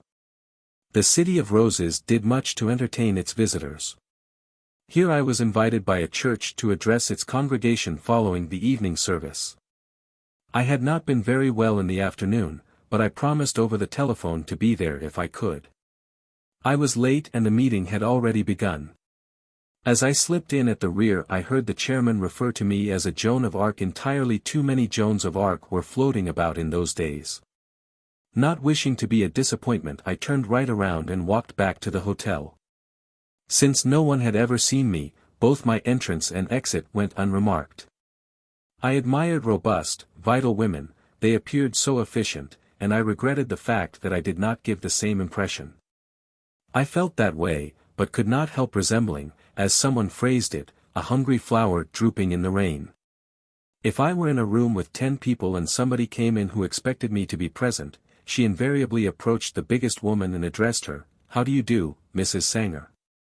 For a brief while I tried to make myself seem more competent looking by wearing severe suits, but this phase did not last. For one thing, effective simplicity cost money and I did not have enough to be really well tailored.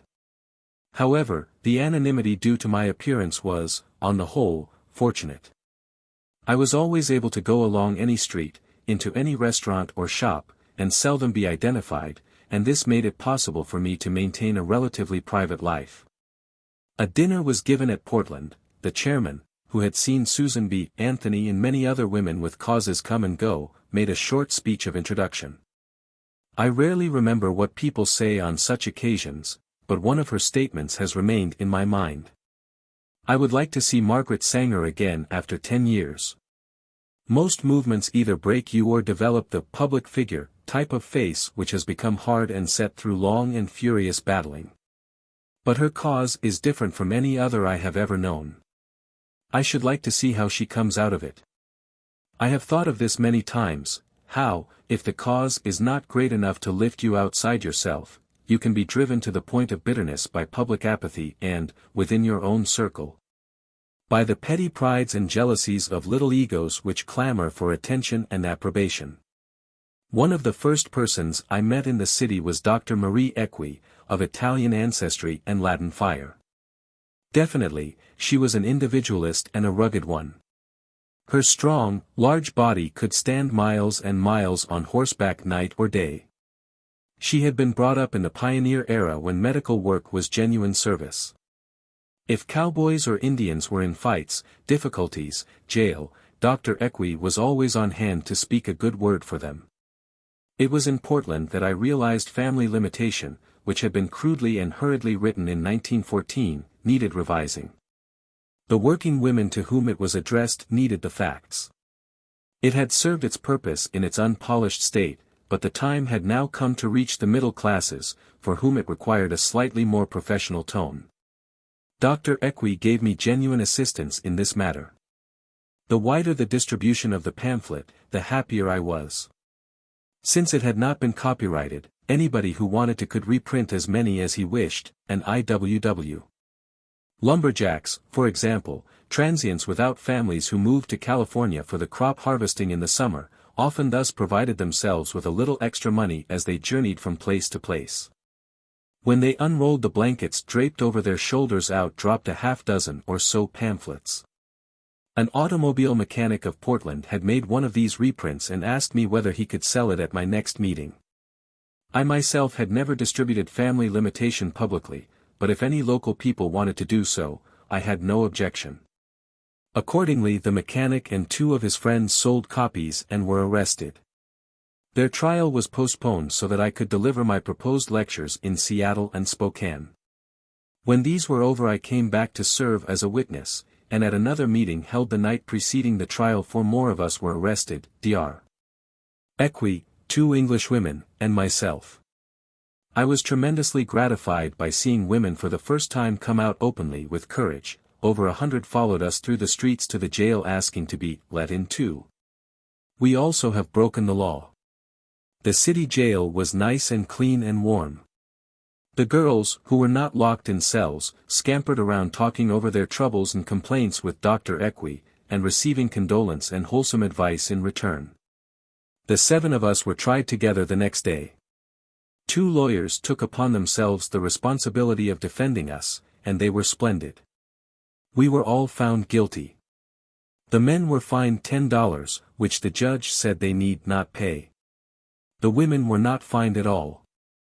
The papers made a great to-do about the affair, but it was not a type of publicity of my choosing and did little to bring the goal nearer. The year 1916 was filled with such turmoil, some of it useful, some not. The ferment was working violently. Everybody began starting things here and there. Many radicals, some of whom I did not even know, were distributing leaflets, getting themselves arrested and jailed. Meetings were being held in New York on street corners, at Union Square, Madison Square. You had to keep a steady head, to be about your business, to make careful decisions, to waste the least possible time on trivialities. It was always a problem to prevent emotional scatterbrains from disturbing the clear flow of the stream.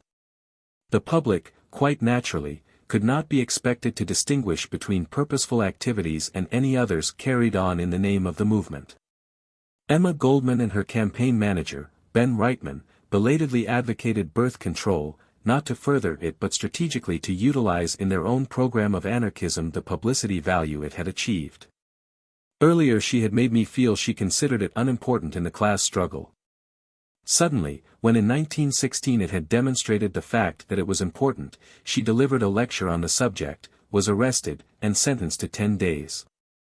Ben Reitman, who used to go up and down the aisles at meetings shouting out Emma Goldman's Mother Earth in a voice that never needed a megaphone, was also arrested when the police found on the table of her lecture hall in Rochester several books on birth control.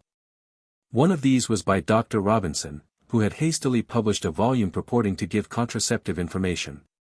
The unwary purchaser discovered when he came to the section supposed to give him the facts for which he had paid his money that the pages were blank and empty.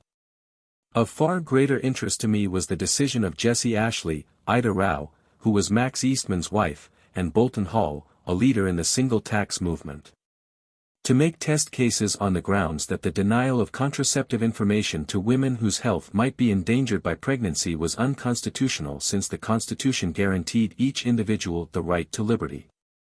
These 3 had themselves arrested on birth control charges. They were all 3 convicted and given a choice of fines or terms in prison. They paid the former, announcing that they would appeal, but, most unfortunately, as it turned out later, they did not carry through their intentions. A sympathetic thing if not a wise one was being done by a young man in Boston named Van Cleek Allison, who started handing out leaflets to workers as they emerged from factories. Early in the summer he gave one to a police decoy, was arrested and sentenced to 3 years. Dear old Boston, the home of the Puritan, rose in all its strength and held a huge meeting of protest on his behalf. This was the occasion of my first heckling. A Jewish convert to Catholicism, named Goldstein, began belligerently to fling questions at me. It was not in the sense of trying to find out the answers, but as though he had them wrapped up in his own pocket and were merely trying to trap me, and he, in turn, had his answers ready for mine. But after my Western experiences I was not unprepared and was aided, furthermore, by other members of the audience who spoke in my defense when he became almost insulting. I never made light of questioners and never judged any question too trivial or unworthy of an honest response.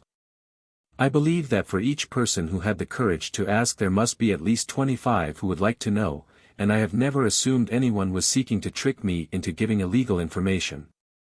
Even though his inquiry might appear as intended to confuse me or be vindicatively thrust at me, I usually replied, "That's an interesting point. I'm glad you raised it," and then proceeded to discuss it as best I could. Another heckling in Albany resulted in a joyous reunion. Somebody in the audience insisted my work was unnecessary. I would ordinarily have paid no attention, not considering the statement at all personal. But there arose a lady, wearing a high lace collar propped up with whalebones, and a hat that sat flat on her head, a ghost out of my schoolgirl days. I am acquainted with Margaret Sanger, she stated. I have slept with her, I have lived with her, I have worked with her, I have delivered her, and I have named my baby for her. Here was dear old Amelia come to champion me. Her type of dress had remained the same as 15 years before, but so had her loyalty and wit. The lecture over, we went back together to her home in Schenectady. She hauled out from the attic scrapbooks and photographs and snapshots taken at Claverack, and we sat on the floor and rocked with laughter until 3 in the morning. When I returned to New York after my long trip, I took a studio apartment in what seemed like a bit of old Chelsea on 14th Street way over between 7th and 8th Avenues. Gertrude Boyle, the sculptress, had the one below me, and my sister Ethel moved in above. Occasionally father came down from Cape Cod to spend some time with us. Although it was never quite warm enough, because it lacked central heating, it hardened me physically, and the open fireplaces, stoked incessantly by expansive and voluble Vito Silecchia, the Italian coal vendor, kept the air fresh and clean. The lovely high ceilings, the tall windows, and the broad doors flung wide between the rooms, gave an atmosphere of space, and the marvelous carved woodwork was a joy. The windows in the rear were draped with light yellow curtains, reflecting an illusory glow of sunshine. Above one of these grew a Japanese wisteria vine. Whenever I looked up I saw this little bit of spring. Chapter 17. Faith, I have been a truant in the law. If a woman grows weary and at last dies from childbearing, it matters not. Let her only die from bearing, she is there to do it. Martin Luther. In the fall of 1916, whoever walked along the corridor of the top floor of 104, Fifth Avenue could have seen the words, birth control, printed on the door leading to an office equipped in businesslike, efficient manner with files and card catalogs. Presiding over it was Fred Blossom, the perfect representative. He had told me at Cleveland he was tired of ameliorative charity and, wanting to do something more significant, had offered 6 months for this work. Now indefatigably he wrote, spoke, made friends, and, most important, raised money. His meals were limited to an apple for luncheon and a sandwich for dinner. He seldom left the office until midnight. Like a vacuum cleaner, Blossom sucked in volunteers from near and far to help with the boxes and trunks of letters which had come to me from all over the country, 1,000 from St. Louis alone. As long as I had had no stenographic aid, I had been able only to open and read them and put them sadly away. At last, with 15 or 20 assistants, the task began of sorting these out and answering them. The contents almost invariably fell into certain definite categories, and I instituted a system so that such and such a paragraph could be sent in response to such and such an appeal.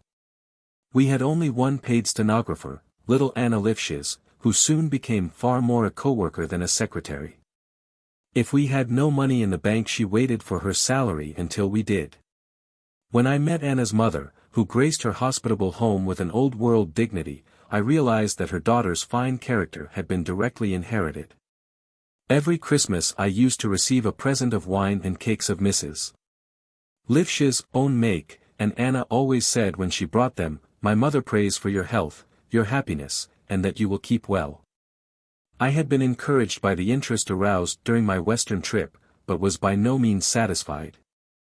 The practical idea of giving contraceptive information in clinics set up for that purpose had seemed to meet general approval everywhere. Boston at this time appeared a possible place to begin. Though Allison had to serve 60 days in the House of Correction at Deer Island, the sum total of his sensational trial had been good.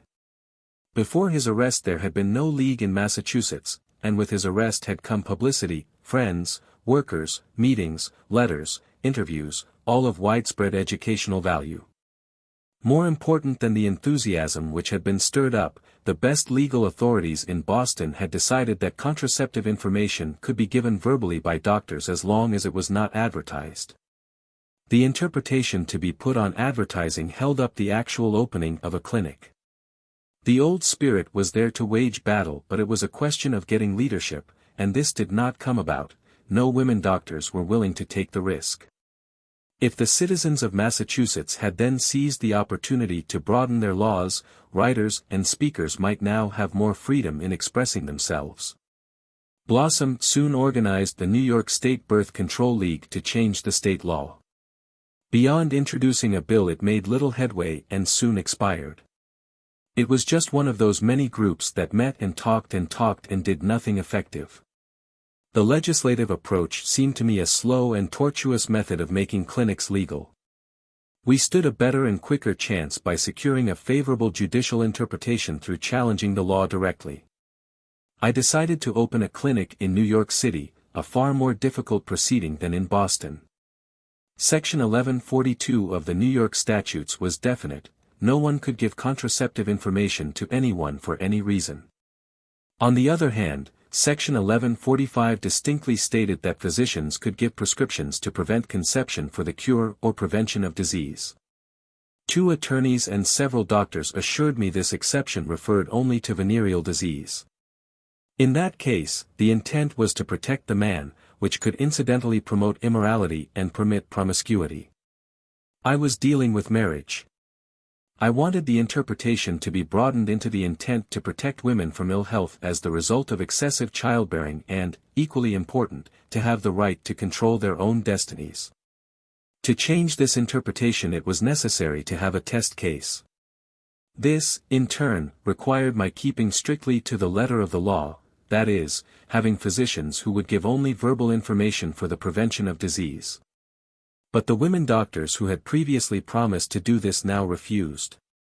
I wrote, telephoned, asked friends to ask other friends to help find someone.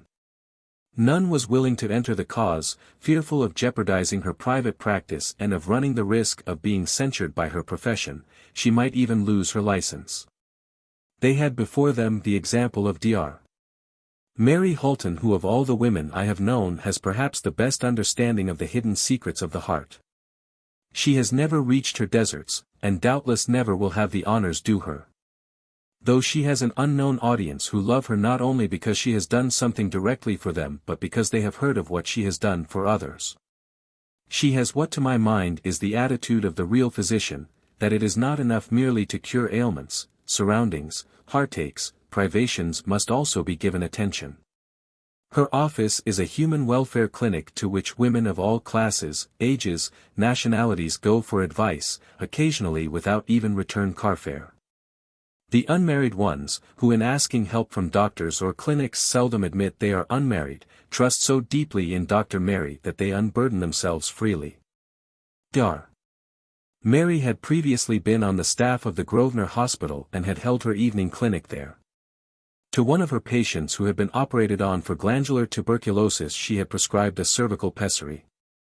When a few evenings later the woman had come back to be refitted, Dr. Mary had been out and her substitute, horrified and shocked, had presented the matter to the board.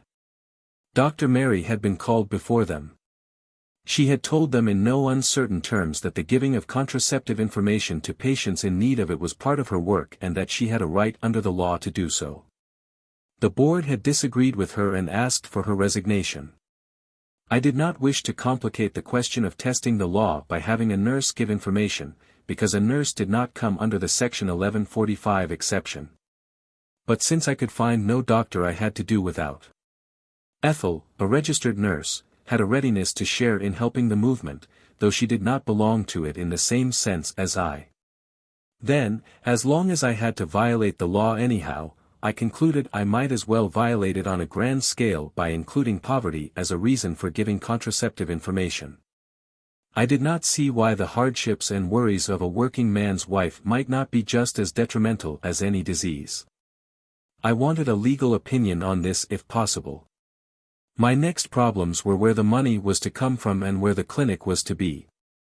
Ever since I had announced that I was going to open one within a few months I had been buried under an avalanche of queries as to the place, which for a time I could not answer. The selection of a suitable locality was of the greatest importance. I tramped through the streets of the Bronx, Brooklyn, the lower sides of Manhattan, East and West. I scrutinized the Board of Health vital statistics of all the boroughs, births and infant and maternal mortality in relation to low wages, and also the number of philanthropic institutions in the vicinity. The two questions, where and how, were settled on one and the same day. That afternoon 5 women from the Brownsville section of Brooklyn crowded into my room seeking the secret of birth control. Each had 4 children or more, who had been left with neighbors. One had just recovered from an abortion which had nearly killed her. Another will take me off. Then what will become of my family? They rocked back and forth as they related their afflictions, told so simply, each scarcely able to let her friend finish before she took up the narration of her own sufferings, the high cost of food. Her husband's meager income when he worked at all, her helplessness in the struggle to make ends meet, whining, sickly children, the constant worry of another baby, and always hanging over her night and day, year after year, was fear. All cried what a blessing and godsend a clinic would be in their neighborhood. They talked an hour, and when they had finished, it seemed as though I myself had been through their tragedies. I was reminded of the story of a Spaniard who had become so desperate over the injustice meted out to innocent prisoners that he had taken a revolver into the street and fired it at the first person he met. Killing was his only way of expressing indignation. I felt like doing the same thing. I decided then and there that the clinic should open at Brownsville, and I would look for a site the next day. How to finance it I did not know, but that did not matter. Then suddenly the telephone rang and I heard a feminine voice saying she had just come from the West Coast bringing from Kate Crane Gartz, whom I had met in Los Angeles, a check for $50 to do with as I wished. I knew what I should do with it, pay the first month's rent. I visualized 2 rooms on the ground floor, one for waiting and one for consultation, and a place outside to leave the baby carriages. Fanny Amindle had left Chicago to assist me in New York. It was a terribly rainy day in early October that we plodded through the dreary streets of Brownsville to find the most suitable spot at the cheapest possible terms. We stopped in one of the milk stations to inquire about vacant stores. "Don't come over here," was the reply. Many social organizations were being established to meet the demands of poverty and sickness, and we asked of them all, only to receive the same response: "We don't want any trouble. Keep out of this district." The mildest comment was, "It's a good idea, but we can't help you." Although they agreed the mothers of the community should limit their families, they seemed terrified at the prospect of a birth control clinic. It sounded also as if they were afraid we would do away with social problems and they would lose their jobs. Brownsville was not unique. Brooklyn was and still is dotted with such dismal villages, and even Queens with its pretensions to a higher standard has its share. But Brownsville was particularly dingy and squalid. Block after block, street after street, as far as we could see in every direction stretched the same endless lines of cramped, unpainted houses that crouched together as though for warmth, bursting with excess of wretched humanity. The inhabitants were mostly Jews and Italians, some who had come to this country as children, some of the second generation. I preferred a Jewish landlord, and Mr. Rabinowitz was the answer. He was willing to let us have number 46, Amboy Street at $50 a month, a reduction from the regular rent because he realized what we were trying to do. Here in this Jewish community I need have no misgivings over breaking of windows or hurling of epithets, but I was scarcely prepared for the friendliness offered from that day on. I sent a letter to the district attorney of Brooklyn, saying I expected to dispense contraceptive information from this address. Without waiting for the reply, which never came, we began the fun of fixing up our little clinic. We had to keep furnishing expenses inside the budget, but Fanny knew Yiddish and also how to bargain. We bought chairs, desks, floor coverings, curtains, a stove. If I were to leave no loophole in testing the law, we could only give the principles of contraception, show a cervical pessary to the women, explain that if they had had 2 children they should have one size and if more a larger one. This was not at all ideal, but I had no other recourse at the time. However, we might be able to get a doctor any day and, consequently, we added an examination table to our equipment. Mr. Rabinowitz spent hours adding touches here and there to make the 2 shiny and spotless rooms even more snow-white. "More hospital-looking," he said. Meanwhile we had printed about 5,000 notices in English, Italian, and Yiddish. Mothers. Can you afford to have a large family? Do you want any more children? If not, why do you have them? Do not kill, do not take life, but prevent. Safe, harmless information can be obtained of trained nurses at 46, Amboy Street. Near Pitkin Ave. Brooklyn. Tell your friends and neighbors. All mothers welcome. A registration fee of 10 cents entitles any mother to this information. These we poked into letter boxes, house after house, day after day, upstairs, downstairs, all over the place.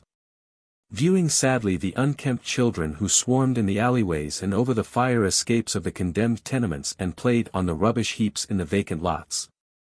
Seldom did we see a woman who was not carrying or wheeling a baby. We stopped to talk to each and gave her a supply of leaflets to hand on to her neighbors. When we passed by a drugstore we arranged with the proprietor to prepare himself for supplying the pessaries we were going to recommend.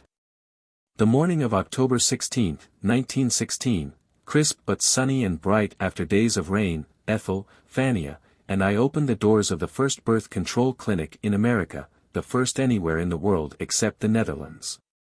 I still believe this was an event of social significance. Would the women come? Did they come? Nothing, not even the ghost of Anthony Comstock, could have kept them away. We had arrived early, but before we could get the place dusted and ourselves ready for the official reception, Fania called, "Do come outside and look." Halfway to the corner they were standing in line, at least 150, some shawled, some hatless, their red hands clasping the cold, chapped, smaller ones of their children. Fania began taking names, addresses, object in coming to the clinic, histories, married or single, any miscarriages or abortions, how many children, where born, what ages. Remembering how the Netherlands clinics in recording nothing had made it almost hopeless to measure what they had accomplished from the human point of view, I had resolved that our files should be as complete as it was possible to make them.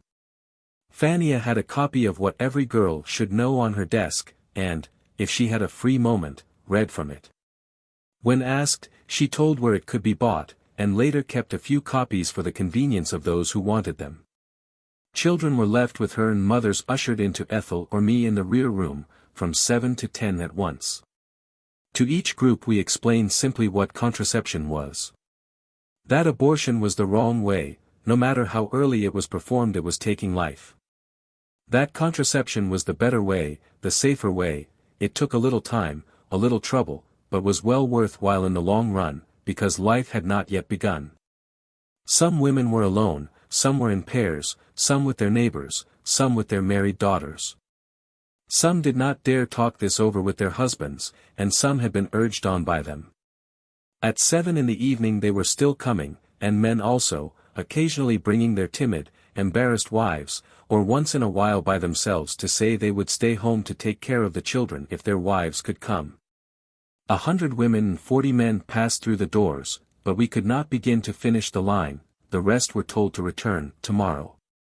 In the course of the next few days women appeared clutching minute scraps of paper, seldom more than an inch wide, which had crept into print. The Yiddish and Italian papers had picked up the story from the handbills which bore the clinic address, and the husbands had read them on their way from work and clipped them out for their wives. Women who had seen the brief, inconspicuous newspaper accounts came even from Massachusetts, Pennsylvania, New Jersey, and the far end of Long Island.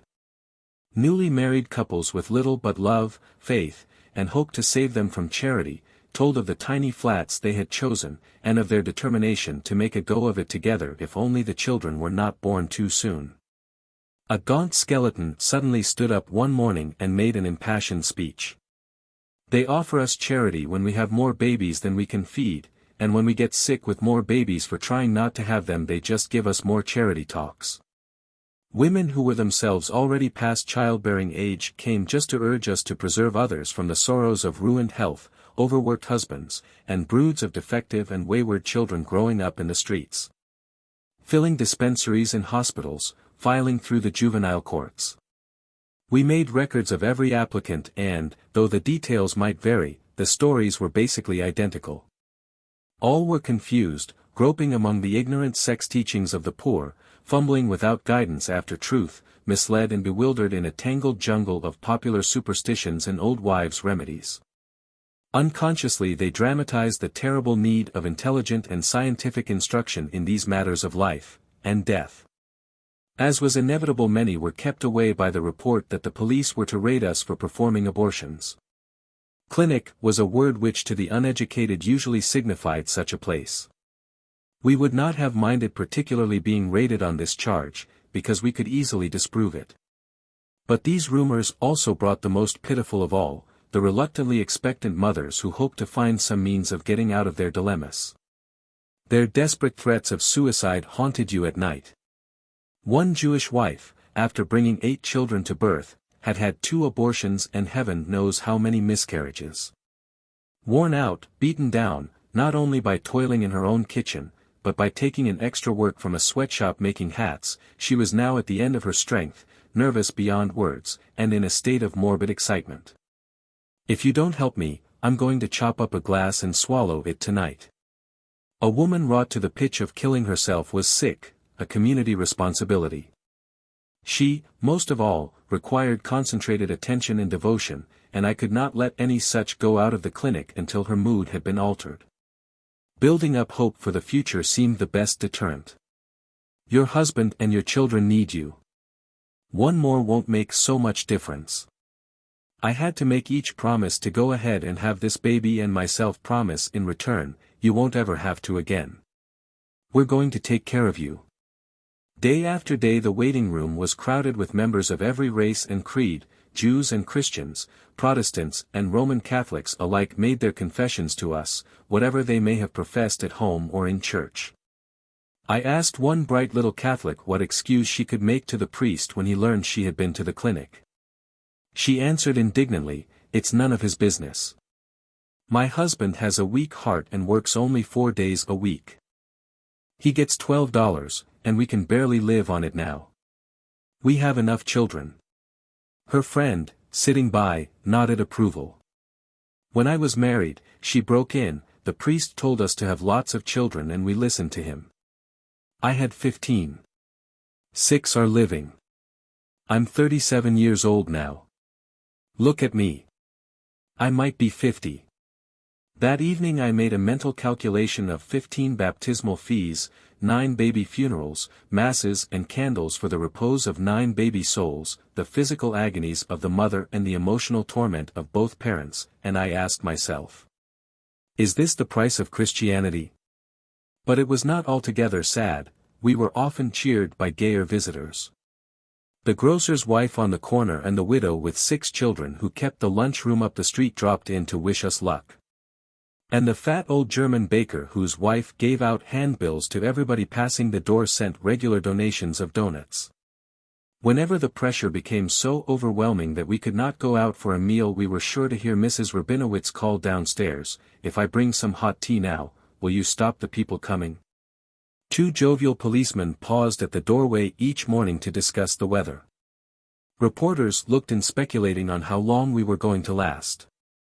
The postman delivering his customary 50 to 100 letters had his little pleasantry, "Farewell, ladies, hope I find you here tomorrow." Although the line outside was enough to arouse police attention, 9 days went by without interference. Then one afternoon when I, still undiscouraged, was out interviewing a doctor, a woman, large of build and hard of countenance, entered and said to Fania she was the mother of 2 children and that she had no money to support more. She did not appear overburdened or anxious and, because she was so well fed as to body and prosperous as to clothes, did not seem to belong to the community.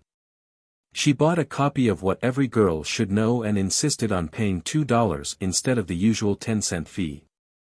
Fania, who had an intuition about such matters, called Ethel aside and said warningly she was certain this must be a policewoman. But Ethel, who was not of the cautious type, replied, "We have nothing to hide. Bring her in anyhow." She talked with the woman in private, gave her our literature and, when asked about our future plans, related them frankly. The skeptical Fania pinned a $2 bill on the wall and wrote underneath, "Received from Mrs., of the police department, as her contribution. Hourly after that we expected trouble. We had known it must occur sooner or later, but would have preferred it to come about in a different way. The next day Ethel and Fania were both absent from the clinic. The waiting room was filled almost to suffocation when the door opened and the woman who had been described to me came in. "Are you Mrs. Sanger?" "Yes. I'm a police officer." "You're under arrest." The doors were locked and this Mrs. Margaret Whitehurst and other plainclothes members of the vice squad, used to raiding gambling dens and houses of assignation, began to demand names and addresses of the women, seeing them with babies, broken, old, worried, harrowed. Yet treating them as though they were inmates of a brothel. Always fearful in the presence of the police, some began to cry aloud and the children on their laps screamed too. For a few moments it was like a panic, until I was able to assure them that only I was under arrest. Nothing was going to happen to them, and they could return home if they were quiet. After half an hour I finally persuaded the policeman to let these frightened women go. All of our 464 case histories were confiscated, and the table and demonstration supplies were carried off through the patient line outside. The more timid had left, but many had stayed. This was a region where a crowd could be collected by no more urgent gesture than a tilt of the head skyward. Newspaper men with their cameras had joined the throng and the street was packed. Masses of people spilled out over the sidewalk onto the pavement, milling excitedly. The patrol wagon came rattling up to our door. I had a certain respect for uniformed policemen, you knew what they were about, but none whatsoever for the vice squad. I was white-hot with indignation over their unspeakable attitude towards the clinic mothers and stated I preferred to walk the mile to the court rather than sit with them. Their feelings were quite hurt. "Why, we didn't do anything to you, Mrs. Sanger," they protested. Nevertheless I marched ahead, they following behind. A reporter from the Brooklyn Eagle fell into step beside me and before we had gone far suggested, "Now I'll fix it up with the police that you make a getaway, and when we reach that corner you run. I'll stop and talk to them while you skip around the block and get to the station first." It was fantastic for anyone so to misconstrue what I was doing as to imagine I would run around the block for a publicity stunt. I stayed overnight at the Raymond Street Jail, and I shall never forget it. The mattresses were spotted and smelly, the blankets stiff with dirt and grime. The stench nauseated me. It was not a comforting thought to go without bed clothing when it was so cold, but, having in mind the diseased occupants who might have preceded me, I could not bring myself to creep under the covers. Instead I lay down on top and wrapped my coat around me. The only clean object was my towel, and this I draped over my face and head. For endless hours I struggled with roaches and horrible-looking bugs that came crawling out of the walls and across the floor. When a rat jumped up on the bed I cried out involuntarily and sent it scuttling out. My cell was at the end of a center row, all opening front and back upon 2 corridors. The prisoners gathered in one of the aisles the next morning and I joined them. Most had been accused of minor offenses such as shoplifting and petty thievery. Many had weather-beaten faces, were a class by themselves, laughing and unconcerned. But I heard no coarse language. Underneath the chatter I sensed a deep and bitter resentment. Some of them had been there for 3 or 4 months without having been brought to trial. The more fortunate had a little money to engage lawyers, others had to wait for the court to assign them legal defenders. While I was talking to the girls, the matron bustled up with, "The ladies are coming," and shoot us into our cells. The ladies, a committee from a society for prison reform, peered at us as though we were animals in cages. A gentle voice cooed at me, "Did you come in during the night?" "Yes," I returned, overlooking the assumption that I was a street walker. "Can we do anything for you?" The other inmates were sitting in their corners looking as innocent and sweet as they could, but I startled her by saying, "Yes, you can. Come in and clean up this place. It's filthy and verminous." The committee departed hurriedly down the corridor. One more alert member, however, came back to ask, "Is it really very dirty?" Although I told her in some detail about the blankets, the odors, the roaches, she obviously could not picture the situation. "I'm terribly sorry, but we can't change it." I was still exasperated over this reply when I was called to the reception room to give an interview to reporters. In addition to answering questions about the raid, I said I had a message to the taxpayers of Brooklyn. They were paying money to keep their prisons run in an orderly fashion as in any civilized community and should know it was being wasted, because the conditions at Raymond Street were intolerable. My bail was arranged by afternoon, and when I emerged I saw waiting in front the woman who was going to swallow the glass. She had been there all that time. I went straight back to the clinic, reopened it, and more mothers came in. I had hoped a court decision might allow us to continue, but now Mr. Rabinowitz came downstairs apologetically. He said he was sorry, and he really was, but the police had made him sign ejection papers, on the ground that I was maintaining a public nuisance. In the Netherlands a clinic had been cited as a public benefaction. In the United States it was classed as a public nuisance. 2 uniformed policemen came for me, and with them I was willing to ride in the patrol wagon to the station. As we started I heard a scream from a woman who had just come around the corner on her way to the clinic. She abandoned her baby carriage, rushed through the crowd, and cried, "Come back! Come back and save me!" For a dozen yards she ran after the van before someone caught her and led her to the sidewalk. But the last thing I heard was this poor distracted mother, shrieking and calling, "Come back! Come back!" Chapter 18. Lean Hunger and Green Thirst. All that we know who lie in jail is that the wall is strong, and that each day is like a year whose days are long. Oscar Wilde. Looking back upon this period fraught with emotional distress, I have no regrets. But, looking ahead, I am grateful that there looms no necessity for repeating those passionate, dangerous, and menacing days. Out of the raid 4 separate cases resulted. Ethel was charged with violating Section 1142 of the Penal Code, designed to prevent dissemination of contraceptive information. Fania with having sold an allegedly indecent book entitled What Every Girl Should Know. I, first, with having conducted a clinic in violation of the same Section 1142, second, with violating Section 1530 by maintaining a public nuisance. I claimed that Section 1142, which forbade contraceptive information to, for, and by anyone, was unconstitutional, because no state was permitted to interfere with a citizen's right to life or liberty, and such denial was certainly interference. Experience had shown it did the case no good merely to defend such a stand in a lower court. It must be carried to a higher tribunal, and only a lawyer versed in whereas and whatsoevers and inasmuchases could accomplish this. But I was still hopeful of finding one who was able to see that the importance of birth control could not be properly emphasized if we bowed too deeply before the slow and ponderous majesty of the law. The attorney who offered himself, J. Goldstein, had a background which made him more sympathetic than other lawyers, even the most liberal. He was one of those young Jewish men of promise who had been guided through adolescence by Mary Simkovich, founder of Greenwich House, and Lillian Wald, founder of the Henry Street Settlement. The seeds of social service had been planted in him. His legal training only temporarily slowed down their growth. J.J. had placed himself in a difficult position for a youthful Tammany Democrat. Some day to be a magistrate. He might have been forgiven more easily had he received a larger fee. Though he had to be convinced that we declined to have anything to do with political wire-pulling, he fought for us valiantly. November 20th we pleaded not guilty and trial was set for November 27th. J.J. endeavored to have the 3 of us tried simultaneously, but the Court of Special Sessions would have none of it.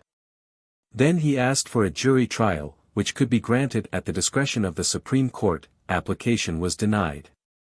An appeal to the appellate division was dismissed. Writs of habeas corpus were dismissed. Another appeal to the appellate division was dismissed. Adjournments pending appeal were urged but not granted. Indeed, I was being swiftly educated in the technicalities of criminal law. I felt like a victim who passed into the courtroom, was made to bow before the judge, and did not know what it was all about. Every gesture had its special significance, which must not be left out if appeals were to be possible. We had to make many more appearances than would otherwise have been necessary. Everything had to be correctly on the record. Evening after evening J.J. rehearsed the arguments he was going to present and directed me to respond to questioning. I did not understand the technicalities and begged to be allowed to tell the story in my own way, fearful lest the heartaches of the mothers be lost in the labyrinthine maze of judicial verbiage. But he maintained if the case were to be appealed to a higher court, it had to be conducted according to certain formalities. Why should it have to be in legal language? I demanded. I'm a simple citizen, born in a democratic country. A court should also listen to my plea expressed in plain language for the common people. I'm sure I can make them understand and arouse their compassion. He reiterated that I could not address a court as though I were trying to instill my views in an individual. You can't talk to them that way. You'll have to let me talk. But that's the way I talk and I'm the accused. I fully expected that if I were permitted to set forth my human version of the Brownsville tragedies, no appeal would be required. But J.J. knew the courts and had no such hopes. He was still doubtful of any success before the lower tribunal, and was still unable to see my point, counting chiefly on technicalities to win the case. J.J. had formally objected to having our trial set during the November session because Justice McInerney was due to preside that month, and at previous trials he had expressed biased opinions. This objection was overruled. The strictly legal method having failed, I resorted to my own and wrote Justice McInerney an open letter. As an American pledge to the principles and spirit in which this republic was founded. As a judge obligated by oath to fair and impartial judgment, do you in your deepest conscience consider yourself qualified to try my case? In those birth control cases at which you have presided, you have shown to all thinking men and women an unfailing prejudice and exposed a mind steeped in the bigotry and intolerance of the Inquisition. To come before you implies conviction. Judge McInerney made application to the district attorney to be taken off this case. Trial was marked for January 4, 1917, but the first case, that of Ethel, was reached so late in the afternoon it had to be postponed. For days afterwards, in spite of our attempts to be tried together, she appeared alone. She freely admitted she had described birth control methods but denied the district attorney's accusation that our 10-cent registration fee made it a money-making affair. This and other sensational charges, such as the clinic was intended to do away with the Jews, were often inserted in the records for reporters to pick up, make good stories of them, and in consequence influence newspaper readers against us. They were great stumbling blocks. Our most important witness, Dr. Morris H. Kahn, physician in Bloomingdale's department store who also maintained a private clinic where he gave out birth control information, was ready to testify, but his evidence was ruled out as irrelevant, incompetent, and immaterial. To be sure the charge against Ethel was as a lay person, nevertheless, it was extraordinary that we could get no hearing for a doctor. J.J. was allowed only 15 minutes to present his argument on the unconstitutionality of Section 1142, and the presiding judge decided that the court was bound to hold it constitutional on precedent, regardless of argument. Ethel was found guilty. In the 2 weeks before sentence was to be pronounced we debated what she and I should do. Perhaps it could be stayed, which would settle everything, but we each had to be prepared for either a short term of imprisonment or a long one. In case of the former, submission was the wiser course, because the public would not consider it of sufficient moment to bestir itself. In the latter event, a hunger strike seemed indicated, but, again, only if sufficient attention could be called to it. The New York World had the most liberal policy of all the leading morning dailies, and therefore appeared to offer the best likelihood of being favorably disposed. I approached one of its editors and asked whether he would print our entire story if I were to give him a scoop and guarantee accuracy. He agreed, and assigned us a special reporter. Ethel was sentenced January 22 to 30 days in the workhouse on Blackwell's Island in the East River. In spite of our discussion over this possibility, she was utterly shocked, and exclaimed, "I'm going to go on that hunger strike." After spending the night in the Tombs, she was returned the next morning to the Federal District Court of Brooklyn on a writ of habeas corpus as a means of suspending sentence pending appeal. Daylight had brought no change in her determination to continue with the hunger strike. "I haven't had anything to eat yet," she declared, and, remembering the tale that one hunger striker had received nourishment in her cups of water, she added, "And, if they send me back, I shan't drink anything either." Neither J.J. nor I considered such a short sentence worth breaking your life for. Furthermore, the cause did not mean to Ethel what it did to me. "Think this over very carefully," I reminded her. "A hunger strike is not necessary, and if you once start you'll have to keep it up." She insisted that she was ready to die if need be. She had made her will and arranged for the disposition of her 2 children. The hunger strike was to go on. The writ was refused and she was remanded to the workhouse. On her way there she told the women with whom she shared the patrol wagon the salient facts of birth control. When Commissioner of Correction Burdett G. Lewis was asked to comment on Ethel's decision, he scoffed. "Others have threatened hunger strikes. It means nothing." At first no food at all was brought her, but after the publicity began the authorities were in despair to make her eat. This was a case they did not know how to handle. They were mentally unprepared for prisoners who were guilty of performing a legal wrong in order to win a legal right. Ethel had gone 103 hours without eating when Commissioner Lewis established a precedent in American prison annals by ordering her forcibly fed, the first woman to be so treated in this country. He stated optimistically to the press how simple the process was, consisting of merely rolling her in a blanket so she could not struggle, and then having milk, eggs, and a stimulant forced into her stomach through a rubber tube. He stressed how healthy she continued to be, how little opposition she offered, how foolish the whole thing appeared to him anyhow. He was going to charge her for the expense incurred in calling in an expert to feed her. As soon as I heard my sister was passive under the feeding, I became desperately anxious about her. Nothing but complete loss of strength could have lessened her resistance. After one interview Commissioner Lewis had barred all reporters and given out a statement of his own. "I have not much patience with Mrs. Burns' efforts to get advertising for her cause, and I won't help such a campaign along by issuing bulletins." But bulletins were being issued, nevertheless, and printed. From prearranged sources I was receiving messages and notes each evening, and reports on Ethel's pulse and temperature. Thus I learned her vision was becoming affected and her heart was beginning to miss beats, due to lack of liquids. Going without water was pretty bad, she said herself. At night the woman whose duty it was to go up and down the corridors to give the prisoners a drink if they wanted it stopped right by my cell and cried, "Water! Water!" till it seemed as if I could not stand it. And on the other side of me was the sound of the river through the window. Nobody was allowed to visit Ethel but J.J., who, as her lawyer, could not well be refused. But reporters have their own mysterious ways of getting what they want. The World man succeeded in reaching her. It was not on the whole a successful interview, because she did not know who he was, but it did have one important result: it confirmed at first hand our statements as to the seriousness of her condition. In the midst of my anxiety over Ethel, my own trial opened January 29 in the same bare, smoky, upstairs Brooklyn court in which she had appeared. Justices John J. Freshy, Italian, Moses Herman, Jewish, and George J. O'Keefe, Irish, sat on the bench.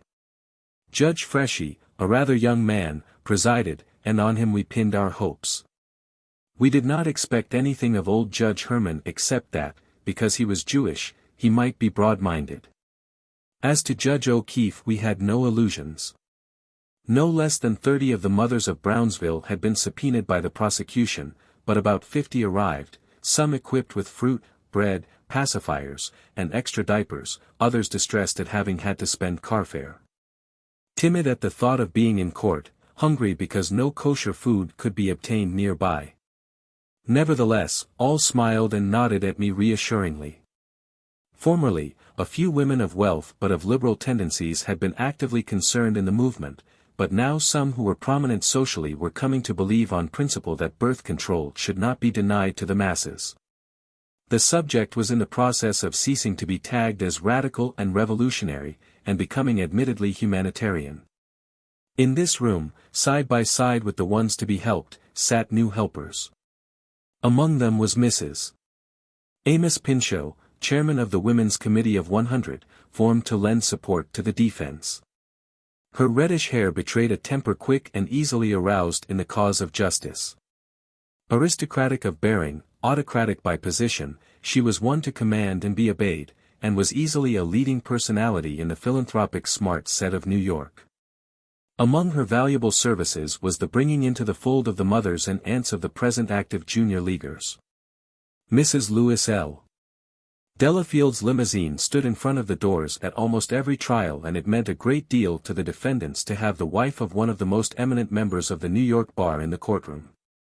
By her very demeanor and looks, white-haired, a fragile countenance, you knew she could touch nothing that was not fine, and that she had the spiritual courage to stand by her ideas and ideals in both her public and private life. Always she opened her home and her heart and her arms to those she loved. Fania was called first.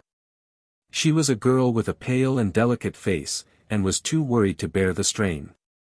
She should not be punished for cooperating, and I told J.J.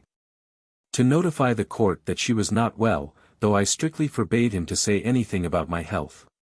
Her trial was brief, narrowing itself down to whether what every girl should know was to be classed as indecent. A few days later she was found guilty and sentenced to $50 fine, a decision which was eventually reversed on appeal. It surprised me that in my trial the prosecution should be carried on so vehemently, because the prosecutor had little to prove. To me there seemed to be no argument at all. The last thing in my mind was to deny having given birth control advice. Certainly I had violated the letter of the law, but that was what I was opposing. I grew more and more puzzled by the stilted language, the circumlocutions, the respect for precedent. These legal battles, fought in a curiously unreal world, intensified my defiance to the breaking point. I longed for a discussion in the open on merit and in simple, honest terms. I thought I might have my wish when Judge Freshy, holding up a cervical cap which the prosecuting attorney had put in evidence, said, "Who can prove this is a violation? The law states that contraception is permitted for the prevention of disease. May it not be used for medical reasons?" This question raised my hopes high. At last the law might be interpreted according to the definition I so desired. Ill health resulting from pregnancy caused by lack of its use might be construed as disease. Then one by one the Brownsville mothers were called to the stand to answer the district attorney. "Have you ever seen Mrs. Sanger before?" "Yes. Yes, I know Mrs. Sanger." "Where did you see her?" "At the clinic." "Why did you go there?" "To have her stop the babies." The witness bowed sweet acknowledgment to me until she was peremptorily commanded to address the court. "Did you get this information?" "Yes. Yes, thank you, I got it. It was got, too." "Enough," the district attorney barked, and called another.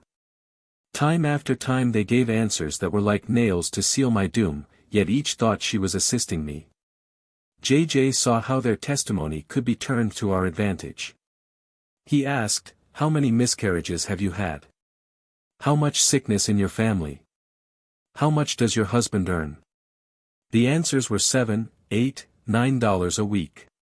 At last one woman more miserable and more poverty-stricken than the rest was summoned.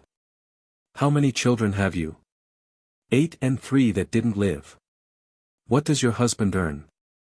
$10 a week, wenn he works." Judge Freshy finally exclaimed, "I can't stand this any longer," and the court adjourned over the weekend. J.J. was jubilant, because he said there was nothing for him to do, the court was arguing his case for him. I myself was feeling a little conscience-smitten. A mass meeting of sympathizers had been organized by the Committee of 100 for that evening in Carnegie Hall, and I went straight there from the courtroom. I had a speech ready in which I said we were being persecuted, not prosecuted, that the judges were no better than witch-burners. It was unfortunate, but copies had already been released to the press and the wording could not be changed. Helen Todd, the chairman, a grand person who had been trained under Jane Addams, had given the mothers of Brownsville places of honor on the platform to let everybody see what kind of women we were fighting for. She asked for 20 volunteers to follow the example of the English suffragettes who had gone on hunger strikes en masse, but no women whose names registered socially in the public mind were willing thus to join in protesting against the law. Only working girls came forward. 3 days later Jessie Ashley and I took the train for Albany with Mrs. Pinchot, who was a close friend of Governor Charles S. Whitman, to ask him to appoint a commission to investigate birth control and make a report to the state legislature. The governor, who was fair and intelligent, quite distinctly representing a class of liberal politicians, received us cordially. Ethel and her hunger strike had been front-page news for 10 days, in the subway, on street corners, everywhere people gathered, she was being discussed. In Washington and Albany congressmen and legislators were sending out for the latest details. Governor Whitman naturally asked about her, and we seized the opportunity to try to impress on him the outrageousness of making her suffer for so just a cause. He said directly her incarceration was a disgrace to the state. He was entirely out of sympathy with the courts and judges, and offered a pardon conditional upon her ceasing to disseminate birth control information. But I had not come to ask that favor. My sister wouldn't take a pardon, I replied, much to the distress of Mrs. Pinchot. However, I accepted gratefully his letter to the warden at Blackwell's Island authorizing me to see her. The next morning I appeared again before the court. During the 3-day interim the effect of the mother's testimony had evidently been effaced from the judges' minds, and they were infuriated by my Carnegie Hall denunciation. But far more detrimental to my hope of a new interpretation was the prosecution's introduction of a federal agent who had once confiscated a copy of Family Limitation in which was the picture of this same cervical cap. He read aloud my advice to women to use it as a means of preventing conception.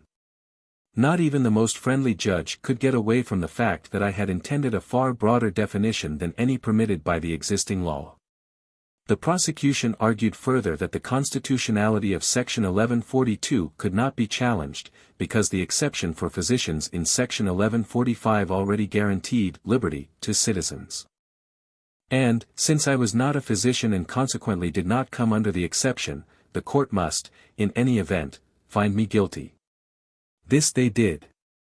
The day had been so full that I was not able to avail myself of Governor Whitman's permit to visit Ethel until evening, when Mr. and Mrs. Pinchot took me in their car to the workhouse. I remember how cold it was. The trip on the ferry seemed to go on forever. But when we finally arrived, at the name of Pinchot, the friend of the governor, doors swung open, officialdom turned polite and courteous and salaamed us on our way. The Pinchots remained below while I was sent up to Ethel's cell, where she was lying on her iron cot, dressed in readiness for her release. Her appearance shocked and horrified me. She had grown thin and emaciated, her eyes were sunken and her tongue swollen, high red spots stood out on her cheeks. She could not see me even across the narrow cell, knowing me only by my voice. Hers was muffled as she whispered me to come nearer, her mind confused. Liberty, she kept repeating, I want my liberty. Her life was all that mattered to me now. I had to eat humble pie, and said to the matron I was going to telegraph Governor Whitman that she was too ill to accept the conditions of the pardon for herself, but I would promise on her behalf. I was told that he had already signed the pardon, was on his way to New York, and to wait downstairs, please. After about half an hour we were informed Mrs. Byrne was coming down. I went along the hallway to meet her. She was being held up by 2 attendants, the matron following with wraps. Her head was rolling from side to side, and I could see from the pallor of her face, especially from the pinched look of her nose and mouth, that she was losing consciousness. I protested to the matron, but orders had been given and were being obeyed. Commissioner Lewis wanted the newspaper pictures to show her coming out on her feet. Running back to the room where the Pinchots were sitting, I exclaimed, she's fainting. Then Mrs. Pinchot clapped her hands imperiously and directed the attendants to lay Ethel down immediately and bring a stretcher. A command from her worked like magic. She wrapped her own fur coat around the pathetic figure and, as soon as Ethel felt the softness and warmth, she knew she was safe. We carried her over to my apartment to begin the protracted period of recuperation. Only after a year's convalescence was she able to take up a normal life again. Being the real instigator, I had every reason to expect a longer term than Ethel. Logically, her hunger strike had served its purpose, that form of strategy was closed. But personally I decided that, if I should receive a year, I should do the same. On the other hand, if I were given 3 months or less, I could study and make use of my time. JJ had heard on reliable authority that if I were to change my plea to guilty, I could have a suspended sentence. To his mind freedom alone meant victory, and he urged me to accept it if it were offered. This, it developed, was the intention of the court when on Monday I was called back for sentence. Having Ethel off the front page had brought a sigh of relief of almost national scope. But all the publicity had had its effect on public opinion, and doubtless influenced the judges also to a certain extent. Since they could not agree to change the interpretation of the law, they had been obliged to find me guilty, but they did not really want to inflict punishment. They were, however, extremely suspicious of our assertion that we were going to carry the case higher. Jesse Ashley, Ida Rao, and Bolton Hall had all been let off with fines on the understanding they proposed to appeal, and then they had not done so. Courts were beginning to assume this was just a trick of birth control advocates, not meant in good faith. I sat listening to what seemed an interminable discussion between J.J. and Judge Freshy over whether the appeal were going to be prosecuted in a quick and orderly fashion, until I was nearly lulled to sleep. Suddenly my attention was caught by hearing J.J. declare that I would promise not to violate the law. My mind clicked. It was not in my program to bargain for freedom. J.J., knowing full well I would make no such promise, had planted himself in front of me so the court could not see my belligerent face. He was trying to act as a buffer and, at the same time, for fear of what I might say, to avoid having me summoned to the stand. I tried to peer around him, but he shifted from side to side, obscuring my view. I tugged on his coat like a badly brought-up child, but he took no notice. Finally one of the judges interposed, "Your client wishes to speak to you, counselor." I could be ignored no longer, and was called. "Margaret Sanger, stand up. History is written in retrospect, but contemporary documents must be consulted, therefore I have gone to the official records for the facts. After all, one courtroom is much like another, and the attitude of one justice not so dissimilar from that of another. I was combating a mass ideology, and the judges who were its spokesmen merged into a single voice, all saying, 'Be good and we'll let you off.' This is what I heard. 'You have been in court during the time that your counsel made the statement that pending the prosecution of appeal neither you nor those affiliated with you in this so-called movement will violate the law. That is the promise your counsel makes for you. Now, the court is considering extreme clemency in your case. Possibly you know what extreme clemency means. Now, do you personally make that promise?' The defendant, pending the appeal. The court, if Mrs. Sanger will state publicly and openly that she will be a law-abiding citizen without any qualifications whatsoever, this court is prepared to exercise the highest degree of leniency. The defendant, I'd like to have it understood by the gentlemen of the court that the offer of leniency is very kind and I appreciate it very much. It is with me not a question of personal imprisonment or personal disadvantage. I am today and always have been more concerned with changing the law regardless of what I have to undergo to have it done. The court, then I take it that you are indifferent about this matter entirely. The defendant, no, I am not indifferent. I am indifferent as to the personal consequences to myself, but I am not indifferent to the cause and the influence which can be attained for the cause. The court, since you are of that mind, am I to infer that you intend to go on in this matter, violating the law, irrespective of the consequences? The defendant, I haven't said that. I said I am perfectly willing not to violate Section 1142, pending the appeal. Justice Herman, the appeal has nothing to do with it. Either you do or you don't. The court, to Mr. Goldstein, what is the use of beating around the bush? You have communicated to me in my chambers the physical condition of your client, and you told me that this woman would respect the law. This law was not made by us. We are simply here to judge the case. We harbor no feeling against Mrs. Sanger. We have nothing to do with her beliefs, except in so far as she carries those beliefs into practice and violates the law. But in view of your statement that you intend to prosecute this appeal and make a test case out of this, and in view of the fact that we are to regard her as a first offender, surely we want to temper justice with mercy, and that's all we are trying to do. And we ask her, openly and above board, will you publicly declare that you will respect the law and not violate it? And then we get an answer with a qualification. Now, what can the prisoner at the bar for sentence expect? I don't know that a prisoner under such circumstances is entitled to very much consideration after all. The court, to the defendant, we don't want you to do impossible things, Mrs. Sanger, only the reasonable thing, and that is to comply with this law as long as it remains the law. It is the law for you, it is the law for me, it is the law for all of us until it is changed. And you know what means and avenues are open to you to have it changed, and they are lawful ways. You may prosecute these methods, and no one can find fault with you. If you succeed in changing the law, well and good. If you fail, then you have to bow in submission to the majority rule.